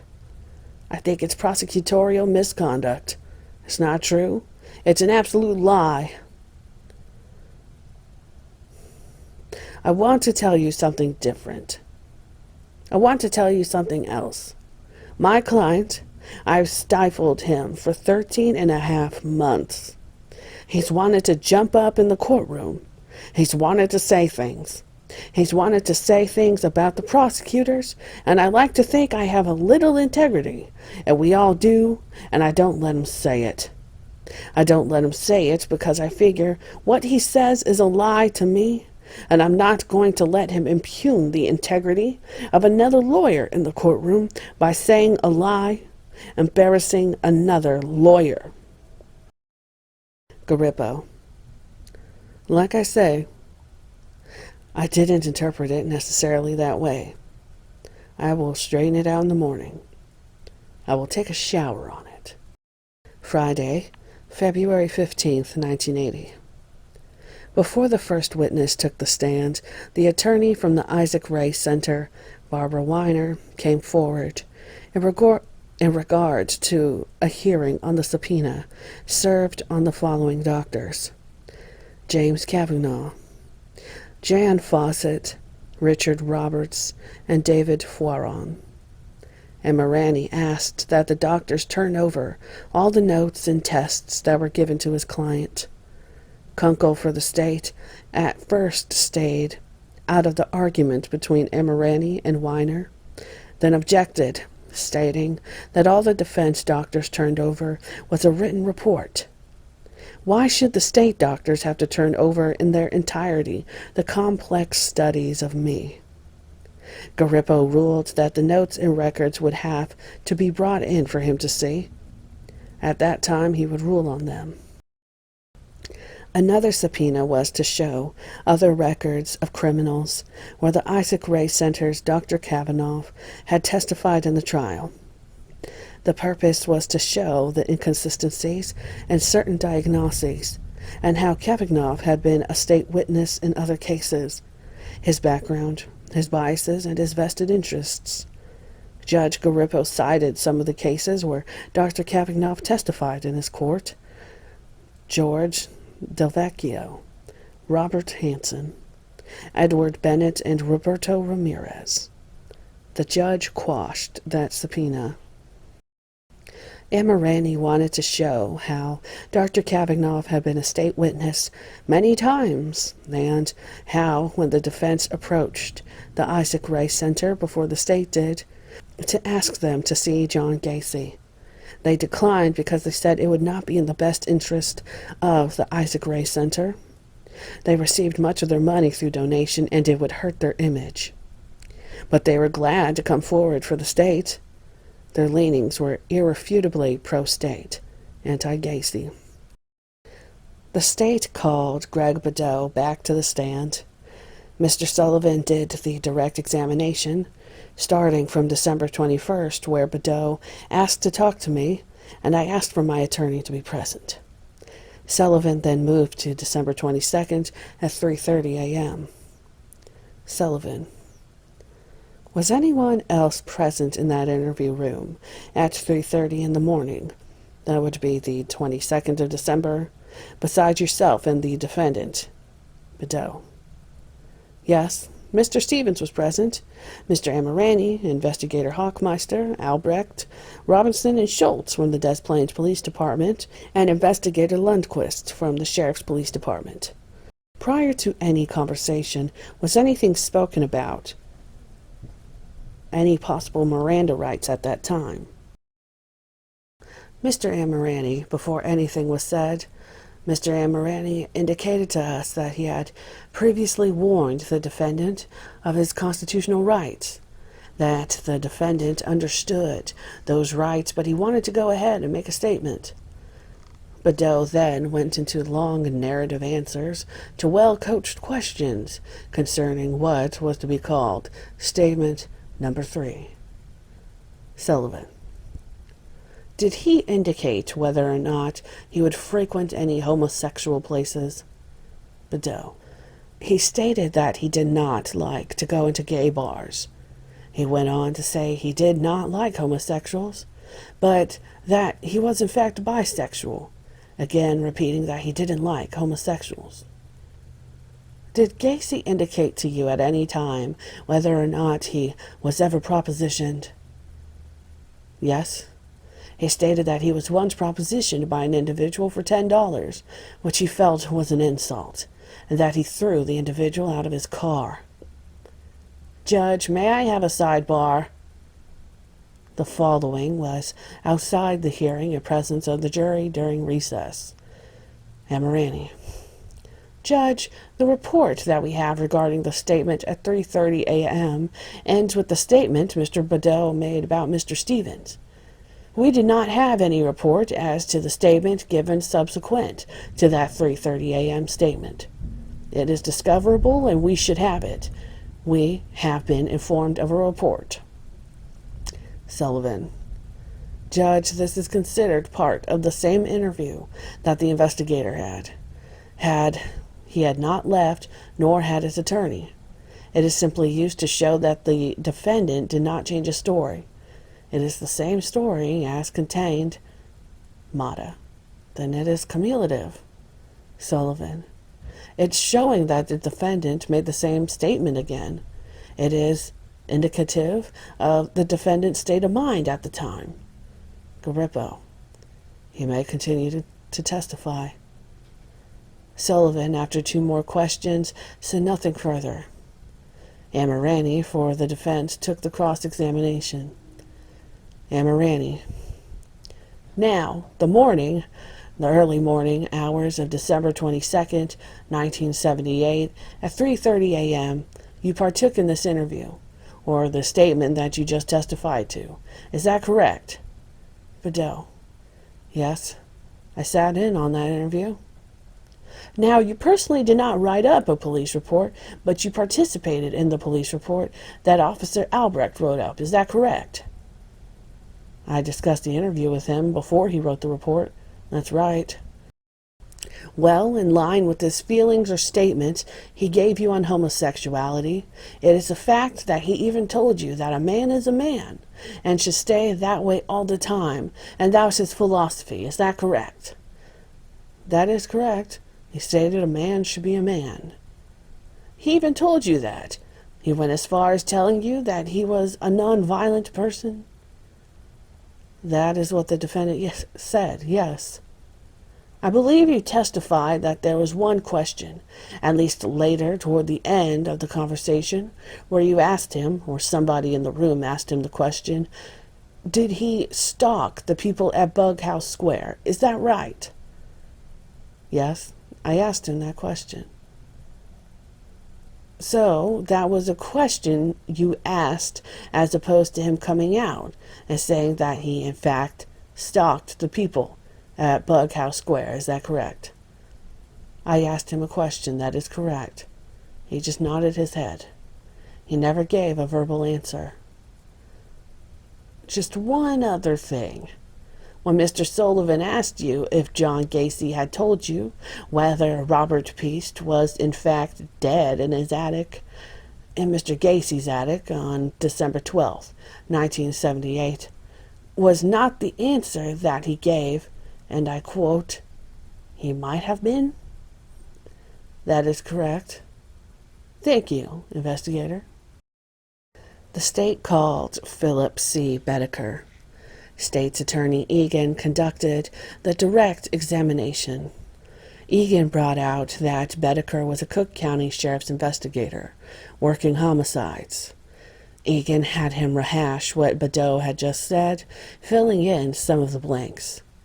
Bedecker testified that on December 22nd in the morning, about 5 or 6 a.m., we got into 3 cars and drove out to the I-55 bridge that crosses the Des Plaines River. That in the 3 cars were John Gacy, along with his attorneys and sister, several officers from the Des Plaines Police, Badeau, and himself.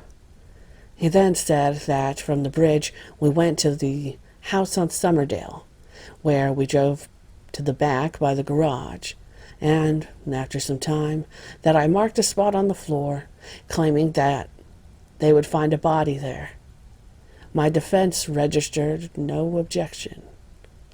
The defense acted like all this was not shocking, but unreasonable, but reasonable and true.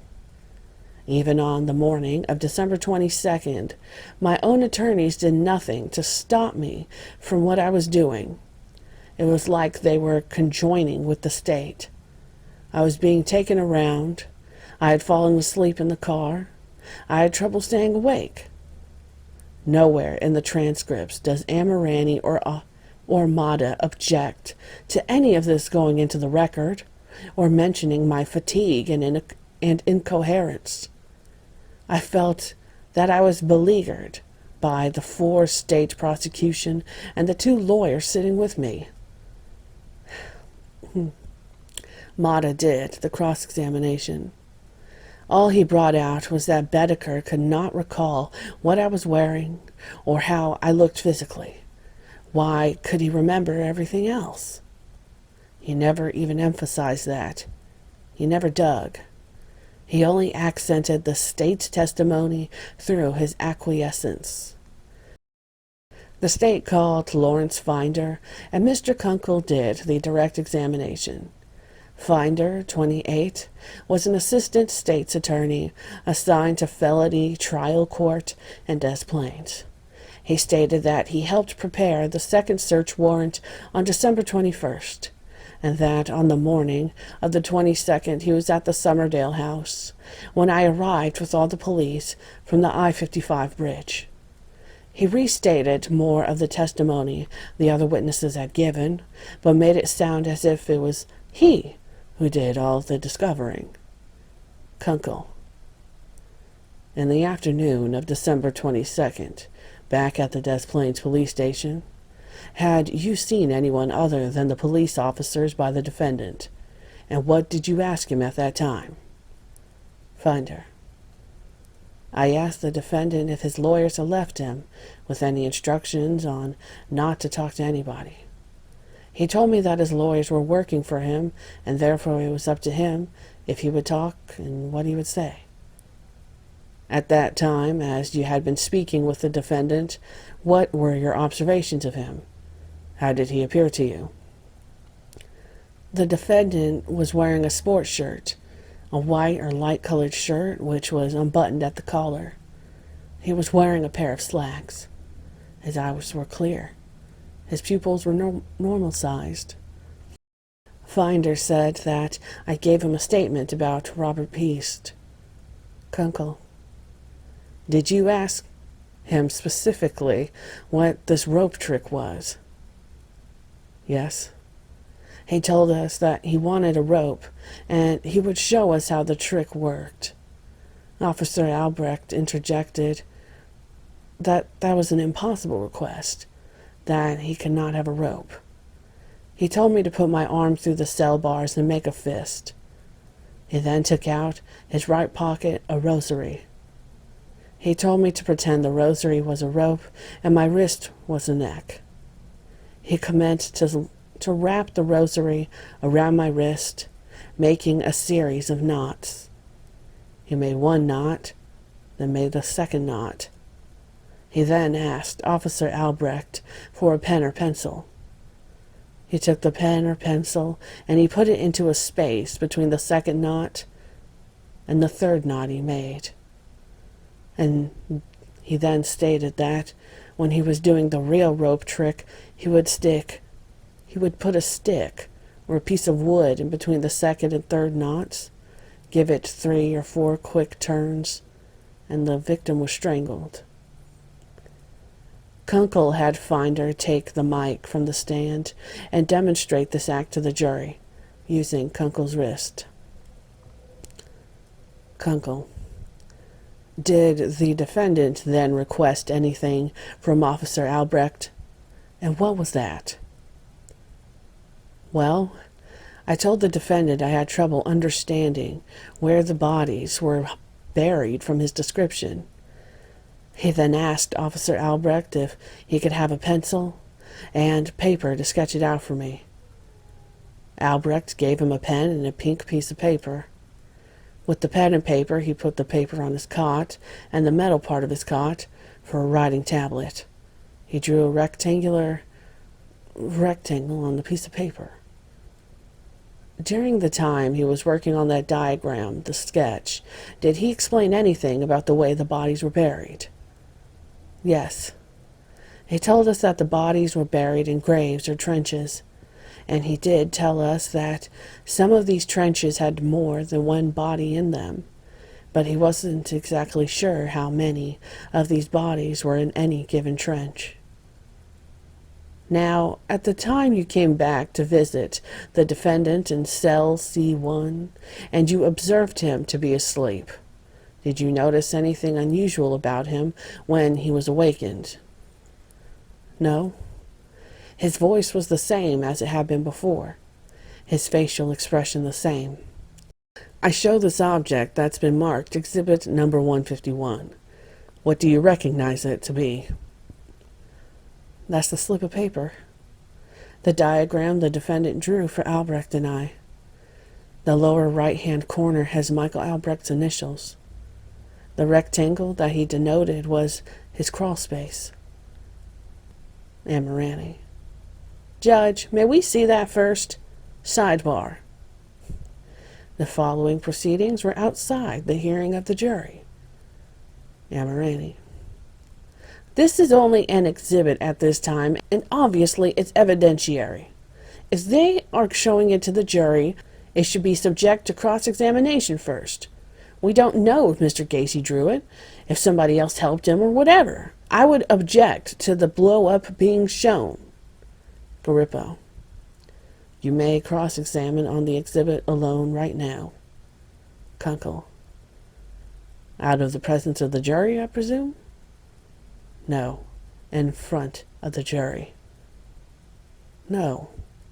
Voir dire on an exhibit should be out of the presence of the jury. Not necessarily. Absolutely. Not on his cross-examination. It's just another exhibit. I'll continue my direct with paper, and we'll do it twice then. Rather than do it twice, why don't Amirani do the cross-examination now? The point is, they're not going to be able to see it. Amirani, you understand it's only as to foundation for exhibit number 151. The sidebar ended here. Amirani. Mr. Finder, calling your attention to exhibit number 151, this is a diagram on a pink piece of paper, right? Yes, it is.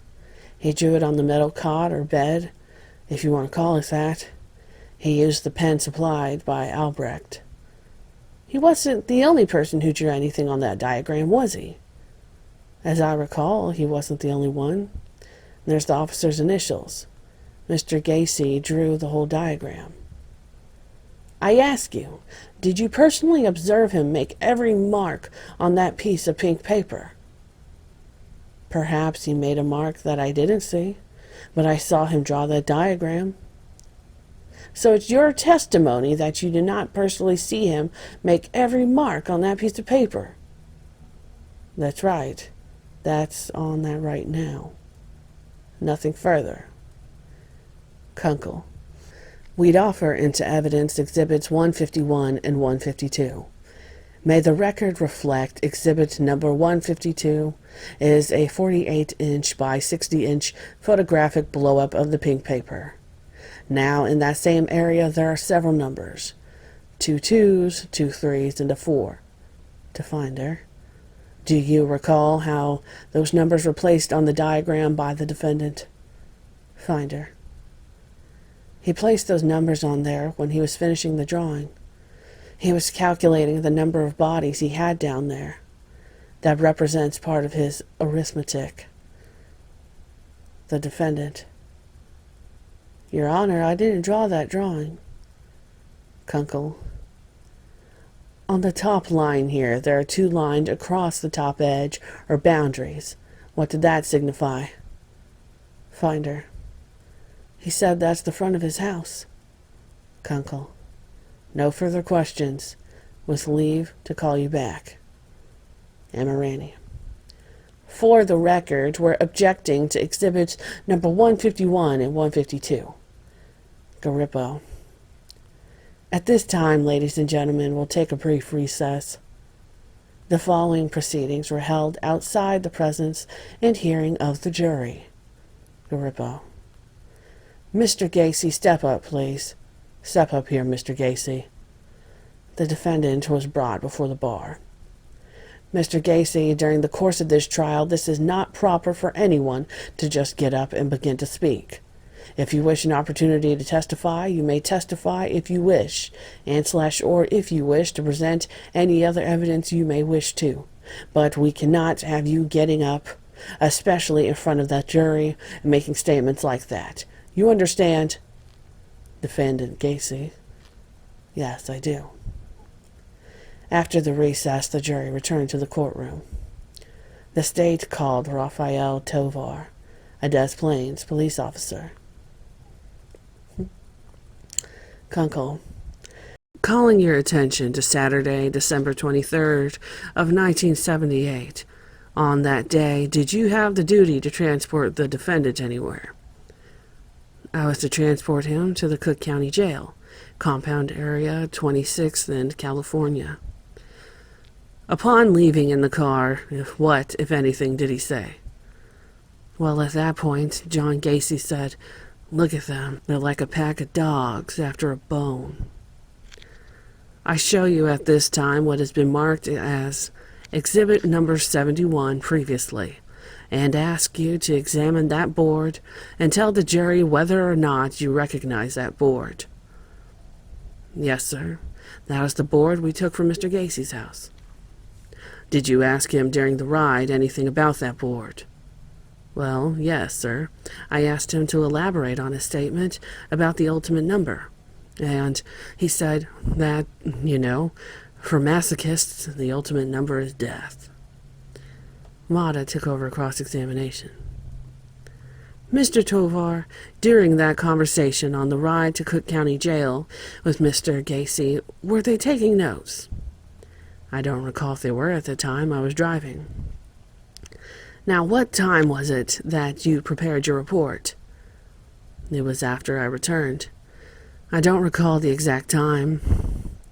I prepared the report at Des Plaines Police Station. Did you type it yourself? Did you dictate it?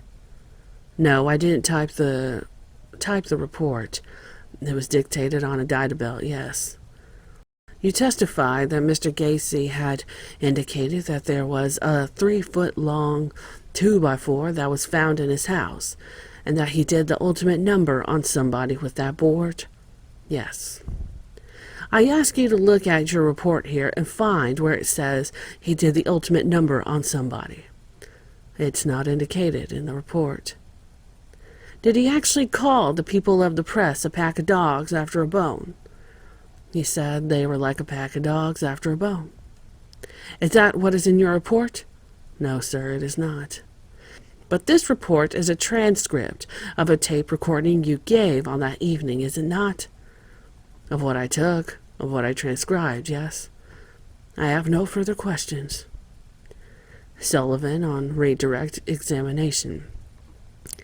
And in relation to the question as to whether or not you placed any statement about the press in there, does your report read that, while en route to the location of the Cook County Jail, John Gacy was quite talkative and made numerous remarks about the tenacity of the news media who were around when we placed him in the vehicle? Does your report contain that sentence? Yes, sir, it does. Further, as to the board, does your report contain this sentence? He told us that Joe liked pain inflicted upon him, and he had really done a number on him using the board. Yes, sir. Mata on re-cross-examination. But your report does not state the press is a pack of dogs, does it? No, sir, it doesn't.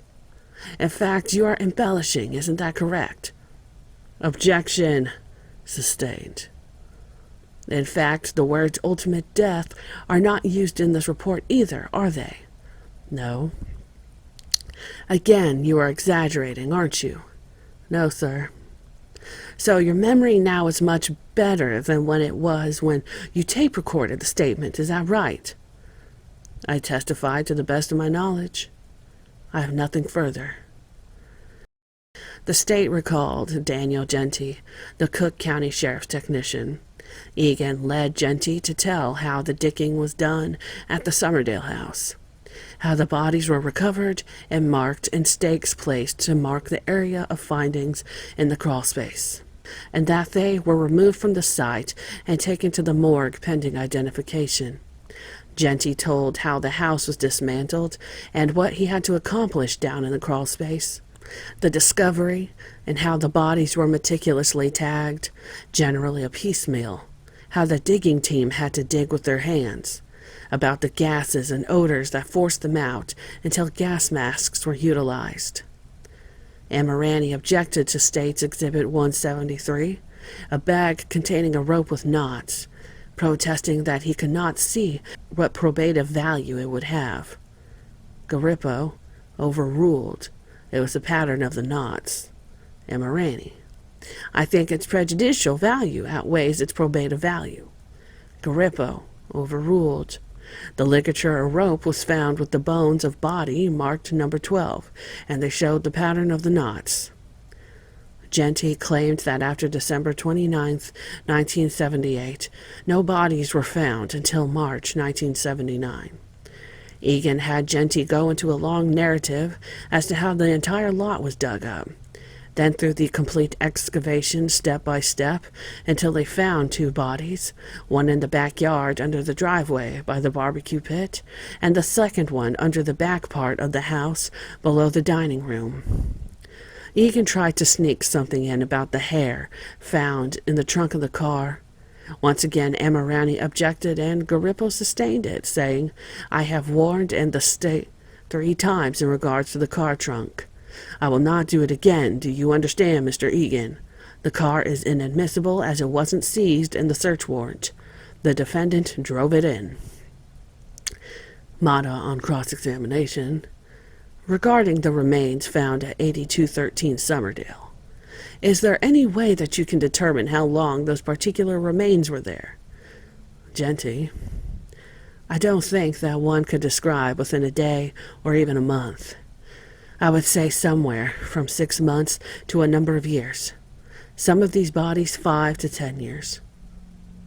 You indicated that the remains of body number 21 and also number 22, some of the bones were blackened. Is that correct? What period of time would it take for that to occur? And the cause? 2, 4, 5, 6 years? It could be any time. Blackened bones, at least 5 years. The decomposition of the surrounding flesh causes it. If my count is accurate, then you said we have 9 bodies where cloths were in the mouths, and out of those 9 you have described 2 as being, well, the description is on the record. As far as the other 7, do you recall whether those particular items are preserved in evidence? I'm sure they are all in the custody of Dr. Stein. Redirected by Egan. Would it also be correct to say that it is virtually impossible down to the day, minute, or hour to determine when a body died? Genty. Absolutely. That's one fiction that we see on the TV all the time, where they determine that the person died between 3 o'clock and 3:15. It just can't be done. There's no clock in a person. At best, it would be a matter of hours that you can estimate time of death. And in this case, who knows? Recrossed by Mata. A 10-year period of time, 15-year period of time, is that correct? What I am getting at, Officer Genty, is that it is relatively impossible to pinpoint even within a 10-year, 15-year period of time how long a particular body, if it had been decomposed. Is that correct? Genty. If it's completely decomposed, if there's no flesh left, even then, I don't know, not being an anthropologist, but eventually bones will decompose themselves to the point where there is nothing. Could an anthropologist tell us that within a reasonable degree of medical certainty? Within a reasonable degree, he should be able to. I have nothing further. Mr. Mata wanted to establish that, since many of the bodies were completely decomposed, the state should have brought in an anthropologist to determine the time of death in years or months.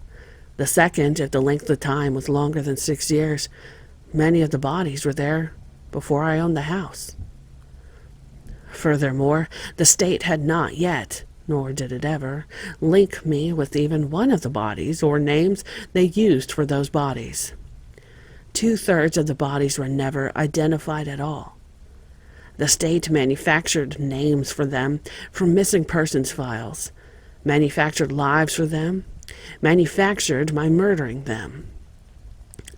The state called Ernest Marinelli, a Cook County Sheriff police officer who was in overall charge of the Summerdale house.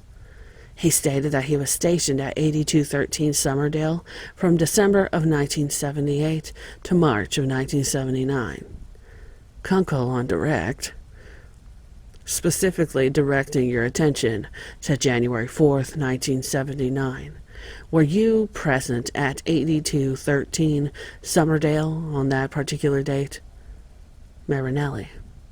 Yes. It was at that time I recovered a jacket. I show you a photo, Exhibit 202. Do you recognize the scene in that photograph, and what is that? Yes, I do. This is a shot of the laundry room area with an investigator pulling that same blue jacket that we saw, and the picture below, Photo Exhibit 201. This one shows the hole in the floor where there was a heat duct. Who is the investigator shown in that photograph, if you know? That is Investigator Tovar from Des Plaines Police Department. He was present when the blue jacket was taken out of that hole. I now show you what has been previously marked Exhibit 38. What do you recognize it to be? This is the same jacket that was under the floor that day. The brand was Pacific Trail, a blue quilted jacket which Investigator Tovar initialed, and dated that day, January 4th, 1979. Marinelli went on to say that, besides Cook County Sheriff's Police and the Des Plaines Police, the County Highway Department worked there also, excavating it with special equipment. He said he was at the site until it was dug down 6 feet deep, and Morani had no questions. That jacket which Marinelli and Tovar claimed to have recovered on January 4th was the same jacket that the state claimed to have found on December 13th during the first search. It is listed in the inventory of the December 13th warrant. Where did this blue jacket come from? More evidence planted by the Des Plaines Police Department. But not one question was posed by my attorneys about the state's entering evidence in conflict. Who were they working for? They were an anathema to me. On Monday, the 18th of February, Judge Garippo addressed the jurors. At this time, we are beginning the morning with what is called the stipulation. The stipulation is an agreement that both sides agree that certain facts can be proved in court, and they agree that the witnesses need not be called to establish those facts. So when we say stipulation, it's just a fancy way of saying it's an agreement between both sides that certain facts can be proved in court. Do you wish to proceed, Mr. Varga? Varga. It will be stipulated between the parties that the skeletal remains referred to as Cook County Sheriff's Police numbers 1 through and including 29 were removed from the excavation at 8213 West Summerdale, referred to by the same numbers, and were transported to the Cook County Medical Examiner, who examined the remains, referring to the same numbers. Further, that the jaws and teeth of these remains, and x-rays of the remains, and x-rays of charts of the teeth made by the medical examiner's staff are likewise correctly numbered and related to the numbered remains and excavations.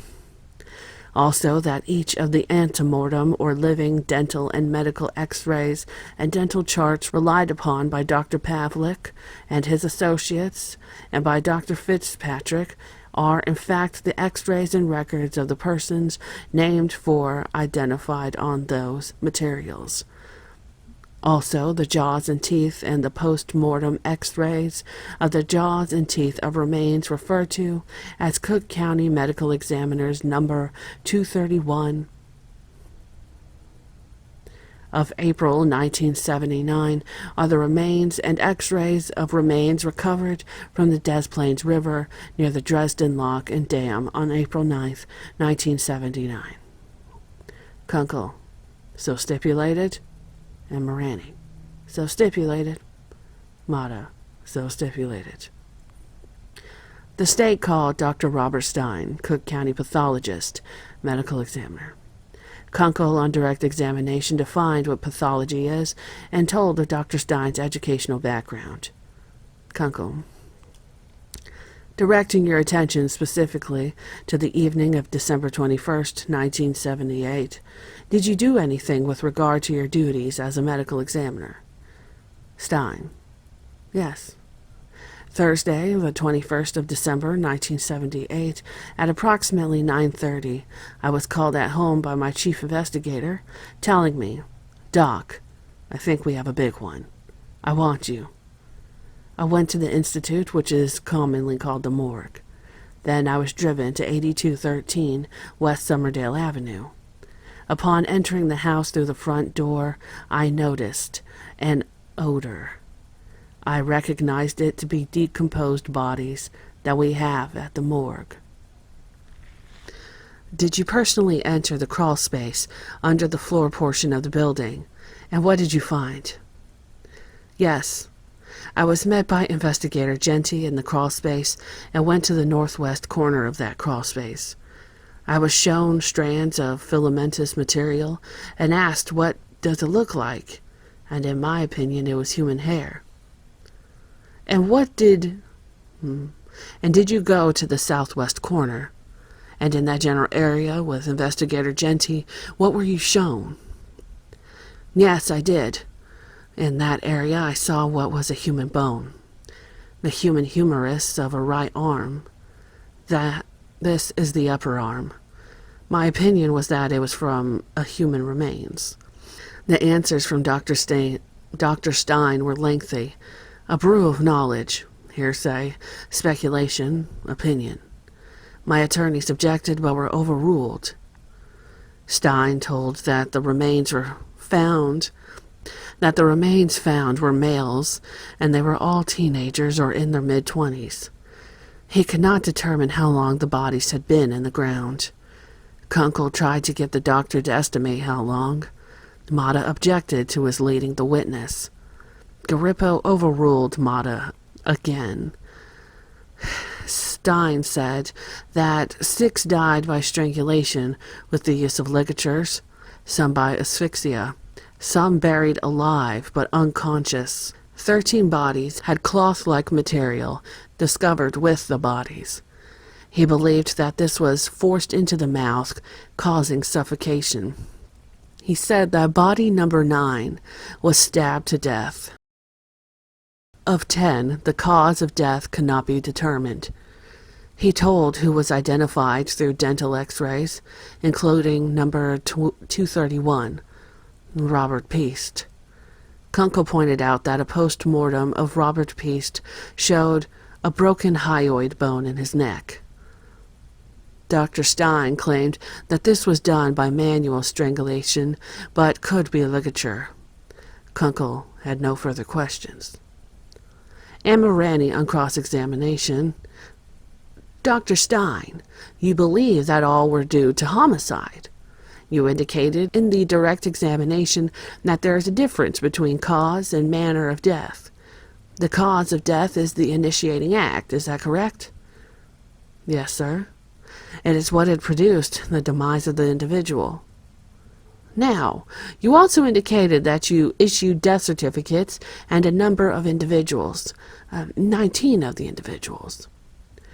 And you indicated that there was nothing inconsistent with the cause of death as to mechanical or rope strangulation. Is that correct? Yes, that is correct. The cause of death initiating act was in fact suffocation, yes. It is not a fact, Dr. Stein, that on 13 of the death certificates, or 13 of your findings, you indicate the cause or initiating act as you determined, as the medical examiner of Cook County, that the cause of death was not strangulation. Is that true? Yes, sir, that is correct. So, in each of those death certificates where you indicated the cause of death to be suffocation as opposed to strangulation, that was determined, in your opinion, as a forensic pathologist within reasonable medical certainty. Yes, sir, based upon the evidence that I have, yes. I'm talking about probabilities, Dr. Stein. You mentioned the hyoid bone. Isn't that right? That it's a tiny bone, but not connected to any other bone. Yes. In a younger person, it is extremely elastic, and it gets harder as the person gets older. It is not connected, only by muscle tissue by the cornu. Your experience as a medical examiner, Dr. Stein, when the hyoid bone is broken, what is the first thought that comes to your mind when you find a hyoid broken? Strangulation. And you say there are only 6 of the bodies recovered with ligature or rope around the neck? Yes, sir. Nothing further.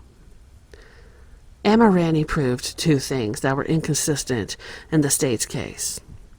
The state's theory was that all the victims died of strangulation with a rope, and that the same rope trick method was used. Dr. Stein testified that only 6 deaths were by ligature strangulation, based on evidence and a degree of medical certainty. Amirani pointed out that the broken hyoid of Robert Piest, because of the elasticity of that bone, was almost certainly caused by manual strangulation and not ligature strangulation. That was significant in light of the state's assertion that a rope trick was engaged with all the victims. Secondly, the dates of death are inconsistent with the state's claim, using the dates they disappeared as the dates of death. I was out of Illinois when 16 of those individuals disappeared. The state called Dr. Edward Pavlik, who told how he, along with 3 other doctors, with the help of dental charts, identified 17 of the victims. Mata, in cross-examination, went right to the point. When you say identification is tentative, you mean that we cannot make an identification based on a reasonable degree of dental certainty. Pavlik: the reason it's tentative is maybe the best way to answer that question would be, well, is it yes or no? Egan: he's trying to answer the questions. Garippo: can you answer the question that way? Pavlik: I would. Egan: I have an objection to the question, Judge. Pavlik: I would prefer not to. Mata: but you indicated that the identification is based on a reasonable degree of dental certainty. Is that correct? Pavlik: yes. Mata: thank you, Doctor. I have nothing further. Of the 22 victims the state identified with names at the trial, only 6 were positively identified as being who the state claimed they were. The other 16 were only tentatively identified, according to Dr. Pavlik and his team of doctors. Yet 22 families were given bodies to bury as their sons or loved ones. The state called Dr. John Fitzpatrick, a Cook County radiological expert who made 4 of the tentative identifications of victims. Essentially, his testimony was that his job entailed comparing post-mortem with antemortem bone x-rays. Amirani, on the cross-examination, raised doubt that the 4 identifications made by Dr. Fitzpatrick were accurate. Given the passing of time and the growth factor of the individual between the 2 x-rays. Fitzpatrick did not confer with any other doctors. He only gave his own opinion. Amirani suggested that other doctors might not agree with him because of irregularities between similarities and dissimilarities during the comparison of the x-rays. Fitzpatrick's entire testimony was based on imperfectly matched x-rays. Next, the state called Dan Callahan, a lockmaster at Dresden Locks on the Illinois River, about 8 miles from Morris, Illinois. Callahan said that about 3:30 on June 30th, 1978, while he was working at the locks, a towboat entered the locks and a worker on the boat told him he had seen a body floating in the river. Callahan called the Grundy County Sheriff, and a Lieutenant Fox came out and recovered the body, later learned to be that of Timothy O'Rourke, one of the victims. Egan asked if that was the only body he ever found. Callahan said no. That on April 9th, 1979, he spotted a nude body floating face down. He again called the sheriff, and Lieutenant Fox came out and removed the body, later determined to be that of Robert Piest. Egan pointed out that, in order for the bodies to end up near the Dresden Lock, they would have to have entered the river below the Brandon Dam locks. When he mentioned that the I-55 bridge is located between the 2 locks, Amirani objected, but was overruled by Garippo. The Dresden Lock is 6.5 miles from I-55 bridge. Mata, on cross-examination, Do you have any idea how long, for example, an object would take to go from the I-55 bridge to the location where the boy was found on April 9th, taking into consideration the current of the river, the speed of it? Callahan: If it stayed in the center of the channel and flowed with the current at the current speed, it would get down in relatively 4 miles an hour. That is what the current runs. 6.5 miles, it could get there in an hour and 20 minutes. Motto: nothing further. According to the state, Peast was thrown into the river on December 12th or 13th, yet the body wasn't found until April 9th. What took so long? When did it really go into the river? On the 19th of February, the state called Lieutenant Ronald A. Fox, who stated that he was with the Grundy County Sheriff's Department. On June 30th, 1978, he was called to Dresden Locks Dam to investigate a floater in the river. He said that the Coal City Fire Department removed the body to the Reeves Funeral Home, where an autopsy was performed. Photos were taken of the upper left arm with the tattoo Tim Lee. Egan showed him photo exhibits number 34 of the tattoo, and 230, 231, and 232 of the body in the river. Egan asked if he had been called another time. Lieutenant Fox stated that he had been called by Dan Callahan on April 9th, 1979, in regard to another body floating in the river, that time on the opposite side. Fox said the body was in a state of decomposition. The fingers of both hands were so bloated that it was impossible to take fingerprints. The defense had no questions. The state called Patrick Berry, who had been an investigator for the Will County Sheriff's Office for 8.5 years. On November 12, 1978, he was called to the Des Plaines River, then to the Kirk's Funeral Home in New Lenox, Illinois, concerning a partially decomposed body found in the river. Berry stated that he was present when Dr. Shalgos performed an autopsy, and upon completion saw the doctor sever both hands. He was again called to the Des Plaines River, where a highly decomposed body was found floating. After an autopsy, he had Dr. Shalgos remove both hands for possible fingerprint identification. Amirani, on cross-examination, asked one question. In the course of your investigation regarding these two individuals, your partner and you, did you learn anything of an unusual nature about their backgrounds? Berry: Well, Egan. Objection. Garippo, sustained. Amirani: No further questions. Dr. Shalgos took the stand next, with Egan conducting the direct examination. Dr. Edward Shalgos was a forensic pathologist. On December 12, 1978, he was called by the Will County Sheriff to perform an autopsy on a presumed drowning victim. The victim had something packed in the mouth, later found to be blue bikini pants.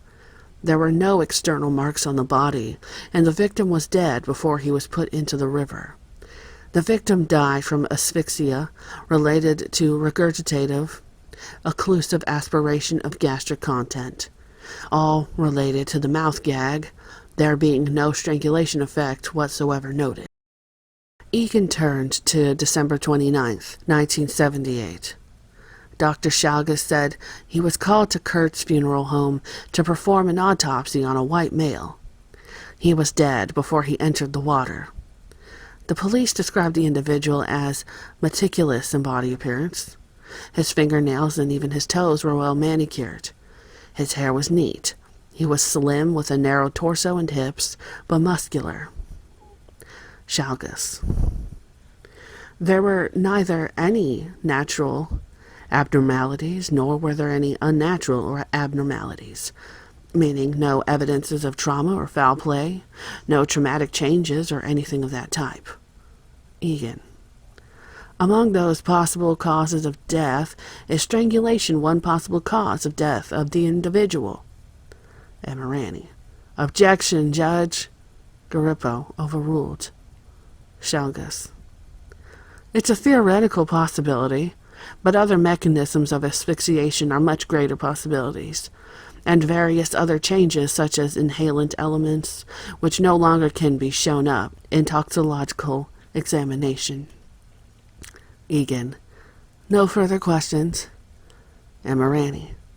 Doctor, I believe on both of these cases you also indicated that the neck in both of them, what you called atraumatic. Is that correct? Shelgus. Yes. The entire body was atraumatic, which means that there is no evidence of an injury having been caused. Emirani. Thank you, Doctor. No further questions. Dr. Munesh Ahluwalia took the stand for the state, with Mr. Egan doing the direct examination. Egan. Dr. Ahluwalia, where were you called to on June 30th, 1978, and what did you do? Ahluwalia. I went to the Blackburn Funeral Home at 10 o'clock in the evening to perform an autopsy. Dr. Ahluwalia described the body as a young white male, weighing 152, 5'9". The external examination showed that the body had a tattoo on his upper left arm with the name Tim Lee. The body was in the water a long time and was badly decomposed. The internal examination showed no evidence of violent trauma or injury, and the doctor could not pinpoint the cause of death. Egan tried to get to the doctor to say that the victim was strangled, but Dr. Ahluwalia said it was not possible to determine this. Egan had no further questions. Mata on cross-examination. Now, did you not prepare a certificate for the Grundy County with regard to this individual? And you listed the cause of death as apparent drowning, is that correct? Ahluwalia. Yeah, I did. Yes, that is correct. This is based upon a combination of evidences that was seen on the physical examination and the information at the time. If the body was dead when somebody threw it in the water, then the cause of death couldn't have been drowning, at least from being thrown in the water, is that correct? Yes, that's correct. The state called Michael J. Murphy. Kunkel took the direct examination. Murphy was employed by the state as a forensic scientist. He processed items of evidence submitted by law enforcement agencies for latent prints. Kunkel had Murphy explain the art of fingerprint identifications. On November 13th, 1978, Murphy received 2 tin cans containing a right and left hand from which he inked fingerprint impressions. Kunkel showed him exhibit number 240, prints of Frank Landigan, and 241, the prints he made of the unknown hands. After talking about the points of comparison, Murphy stated it was his expert opinion that both sets of prints were of the same person, Landigan. Next, Murphy was shown photo exhibit 243, and Murphy said those were fingerprints he made from hands he received on December 19th, 1978, victim unknown. Kunkel then showed him exhibit 244, fingerprints of James Mazzara. Murphy stated it was his expert opinion that the 2 sets were the same, both belonging to one James Mazzara. Kunkel next showed him exhibit number 245, a set of inked fingerprints from a deceased unknown found on June 30th, 1978, and exhibit number 246, fingerprints of Timothy O'Rourke. Murphy stated that 245 and 246 were the same, those of Timothy O'Rourke. Mata on cross-examination. How would you classify what you have identified as Frank Landigan? I would believe, I'm not really trained in classification, but I would believe that is a loop. Would you like to look at it? Would that help you? I'm familiar with it. I'm just not trained in pattern classification. Well, what is a loop as compared to a whirl? You would have to ask someone who is more familiar with classification systems. Other than one finger, you don't recall how many points of comparison you had on the other 9 fingers, is that right? No, sir. With respect to Mr. Mazzara, how many points did you do regarding his right thumb? I don't recall the exact number. Do you recall whether it was a loop or a whirl? No, I don't. With respect to Mr. O'Rourke, or the individual you have identified as Mr. O'Rourke, do you recall how many comparisons you made in respect to his right thumb? No, sir. What about his forefinger? No, sir. What about any of the fingers? No, sir. Kunkel on redirect. Mr. Murphy, in each of these cases you had all 10 fingers. All 5 fingers in both cases. Both the unknown print and the known print to compare. Is there any doubt in your mind who these people were? None whatsoever. I compared all 5 fingers. Mata on recross. But I don't care if you had 20 points of comparison. If one was a loop and one was a whirl, it would be the same. The print would not come from the same person, is that correct? That's correct. Mr. Landigan, is he a whirl or a loop? Mr. O'Rourke, is he a whirl or a loop? Kunkel. Objection, Your Honor. One individual could have a loop and the other whirls on the same hand. Mata. Well, Judge, we have an expert in identification here who doesn't, who can't tell me how he made an identification. Garippo. All right. On the 20th of February, the first order of business was a conference on 246 exhibits. The state withdrew 4 exhibits.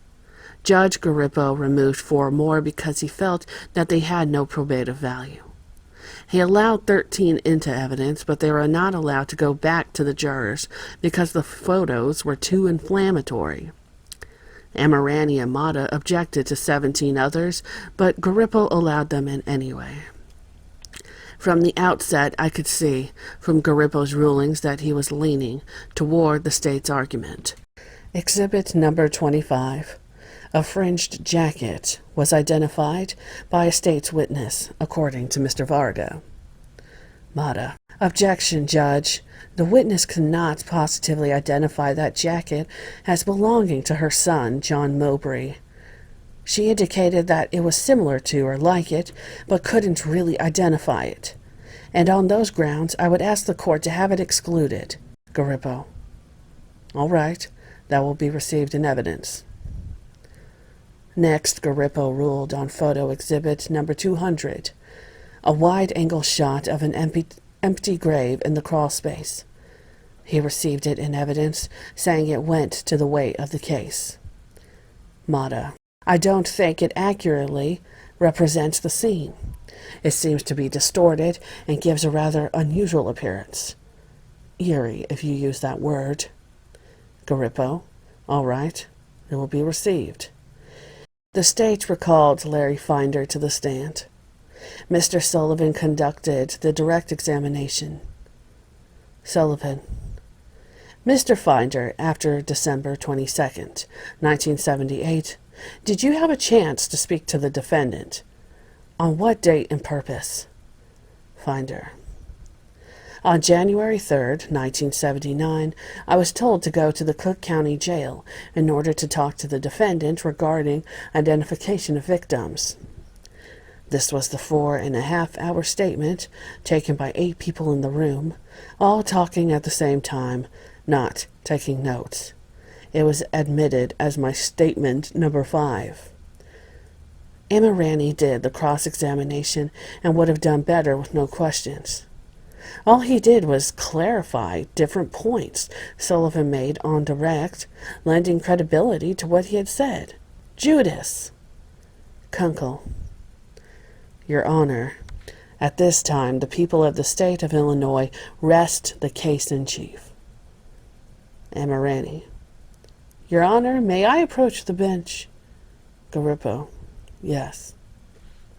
Amirani. Would it be possible to be heard on our motion for a directed verdict tomorrow morning? It will be emotional. There are 33 indictments. Each should take a short time to run down for our purposes, and I'm not prepared at this time. I'm going to argue it. Kunkel. Judge, the defense has not indicated they're going to rest, and we have to put in as to what they think. Garippo. I will hear your motion at 9:30 sharp. Not at 10 o'clock, but at 9:30 sharp. Keeping in mind, I want to direct both sides to the particular problems that I see with the issue of the court of deviant assault and indecent liberties in the indictment, wherein the victim is named Robert Peast. I see a problem as to whether or not there was any sexual act with Robert Peast, any evidence independent, certainly, of contradictory statements, and the sufficiency of that evidence to sustain the burden at this usage. That is the issue. Are you aware of the issues I am pointing out? Emirani. Yes, we are, Judge. Thursday, February 21st. Mata. Good morning, Your Honor. For the record, Robert Mata. I have a motion for directed verdict which I will present to the court orally. Judge, initially, I'd like to address myself to the indictment charging murder of Robert Peast, and also indecent liberties with a child, deviant sexual assault, and aggravated kidnapping. There is not one scintilla of evidence that has been presented by the state to support or establish the corpus delicti of indecent liberties with a child or deviant sexual assault. The court is well aware that the defendant's statements alone is not sufficient to establish those charges, but it must be supported by some direct evidence, circumstantial or physical evidence, none of which exists here. In addition to that, if the court looks at the statements alone, it will recall that there are inconsistencies in the statements with respect to whether the sex act was ever committed at all. With respect to the aggravated kidnapping charge, there was no direct testimony, no direct evidence, circumstantial evidence or physical evidence whatsoever to establish an aggravated kidnapping charge, and the statement itself, taken in its best light, does not establish the offense of, not even a prima facie offense of aggravated kidnapping. With respect to the indictment charging the murder of Landigan, Mazzara, and O'Rourke, the individuals identified by the state's witnesses as those people I have just mentioned, they were found in the river. There is no connection that has been established by the state's testimony or evidence regarding my client to those particular individuals. There have been references to photographs shown to my client in the statements, and those statements indicate that Mr. Gacy could not identify Mr. Landigan, did not identify Mazzara, or once did and maybe didn't another time, and no identification of Mr. Rourke at all. I don't think there's been any other testimony. With regard to the bond slip allegedly found in my client's house, there's been no testimony that I can recall by any police officer or any other state witness to establish where that bond slip in fact was found. There's nothing to connect these individuals with my client. The most remarkable point that I can recall for the court is the fact that my client consistently, if the court is to look at his statements, stated that all individuals were killed by strangulation. The pathologist testified for the state indicated that those bodies found in the river were atraumatic, meaning, of course, there was no trauma to the neck whatsoever. No identification that any strangulation ever occurred. Again, glaring inconsistencies with the statement. Judge, lastly, I believe the most compelling of evidence in the case, if the court is well aware, the presence of 29 bodies under my client's property, and the unexplained presence certainly, is the most compelling of the circumstantial evidence. But there are some factors I think the court should consider in ruling with respect to those, and the inconsistencies with the cause of death is one. I have pointed that out. The state has established only 6 by strangulation. The rest by some suffocation, by impaction. The rest is undetermined. But, more than that, Judge, I think that the presence of the bodies is not totally unexplained. There was some indication that the individuals, David Cram and Michael Rossi, had dug in that crawl space. That Mr. Rossi had in fact possession of one of the victim's automobiles. But I believe, in any other case, the circumstantial evidence pointing to these two individuals would make them culpable in some way. I know it's not of evidence, but I'd like to state it for the record, and that is that Mr. Rossi was given a lie detector test and failed to pass it. Kunkel. Objection. That's not true. Garippo. All right. Let's... Mata. I have the report right in my briefcase. Kunkel. Let the judge read the report. Garippo. Would it help us get through the day? Mata. Okay, Judge. What I'm saying is basically there was some evidence, some explanation as to the reason for the existence of those bodies other than that my client put them there. And basically, I would ask the court to consider all these factors my motion for a directed verdict, especially those factors directed to the Peast indictment. I have nothing further at this time, Judge. Judge Garippo quoted in part. So that the record is clear, the count alleging murder while committing a forcible felony, to wit, aggravated kidnapping, and the count of aggravated kidnapping. I can't say that there will be a finding of not guilty on those counts, because of the fact that it alleges murder. It's only a subsection of the murder, but the jury will not be instructed on those counts, and there will not be. Nothing will be offered on those counts. Now, with respect to the indecent liberties with a child and deviant sexual assault, the problem arises because the cases are not clear the way they are written. I will deny the motion at this time.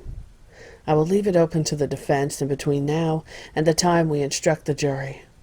If you can find some authority to the opposite.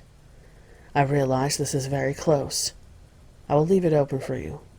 It makes little difference between now and no harm is lost, in case you find some authority opposite that. The defense never followed up on Garippo's invitation to look up case law. The defense called its first witness, Jeffrey D. Rignall.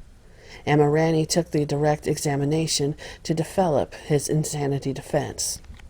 Rignall, 28, said he preferred men as his sexual partners.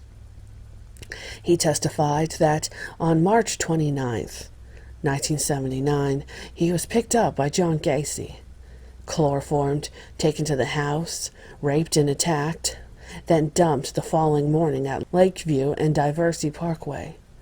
He said he was hospitalized for several days and had been under psychiatric treatment since that time. Amirani. Based on your own personal observations, all the surrounding circumstances involving those personal observations, do you have an opinion as to whether John Gacy at that time, during those attacks, could conform his conduct to the requirements of law? Rignall. No. By the beastly and animalistic ways he attacked me. Do you have an opinion as to whether he could appreciate the criminality of his act at that time? No. By the way he attacked me in the beastly manner that he did, what he did to me. Amirani showed him 3 photos of himself after the attack.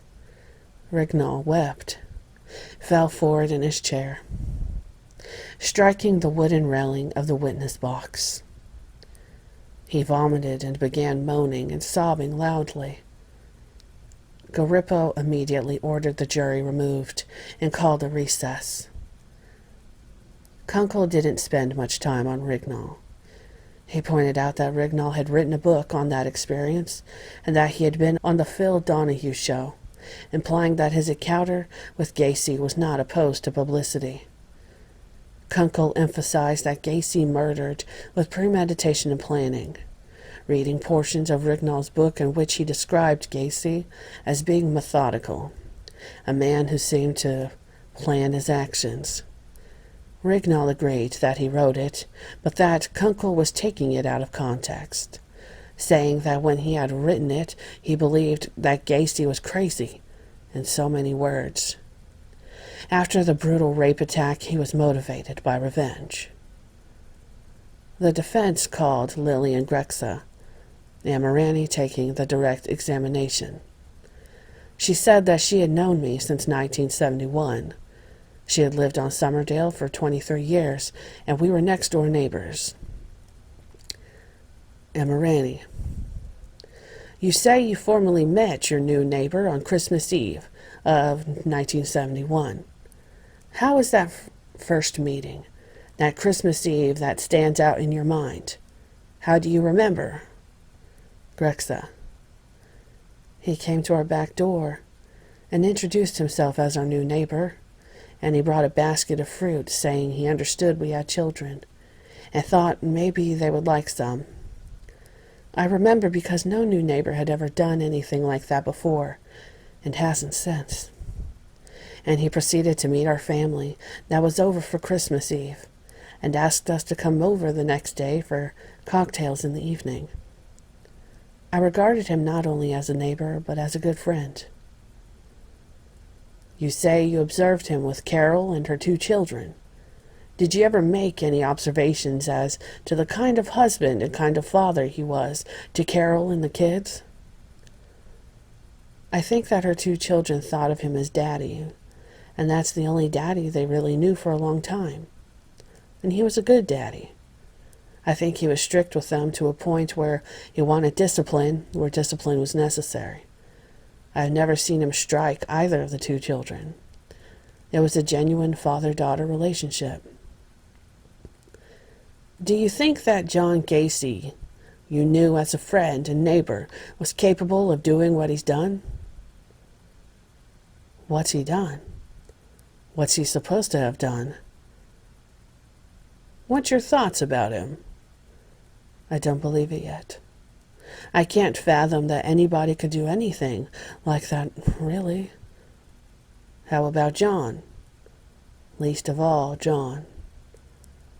Sullivan on cross-examination. During that time, Mrs. Grexa, did you know Gacy to have regular hours? And, crazy enough, that is where the book ends. I do not have a complete copy. I have read just a PDF version of this book that has been floating around on the internet forever. Supposedly there's 330 pages, and this PDF had about 267. I don't know how the rest of the trial went, at least in Gacy's eyes, but obviously we know that in the end he received the death penalty. And in 1994, John Wayne Gacy was executed.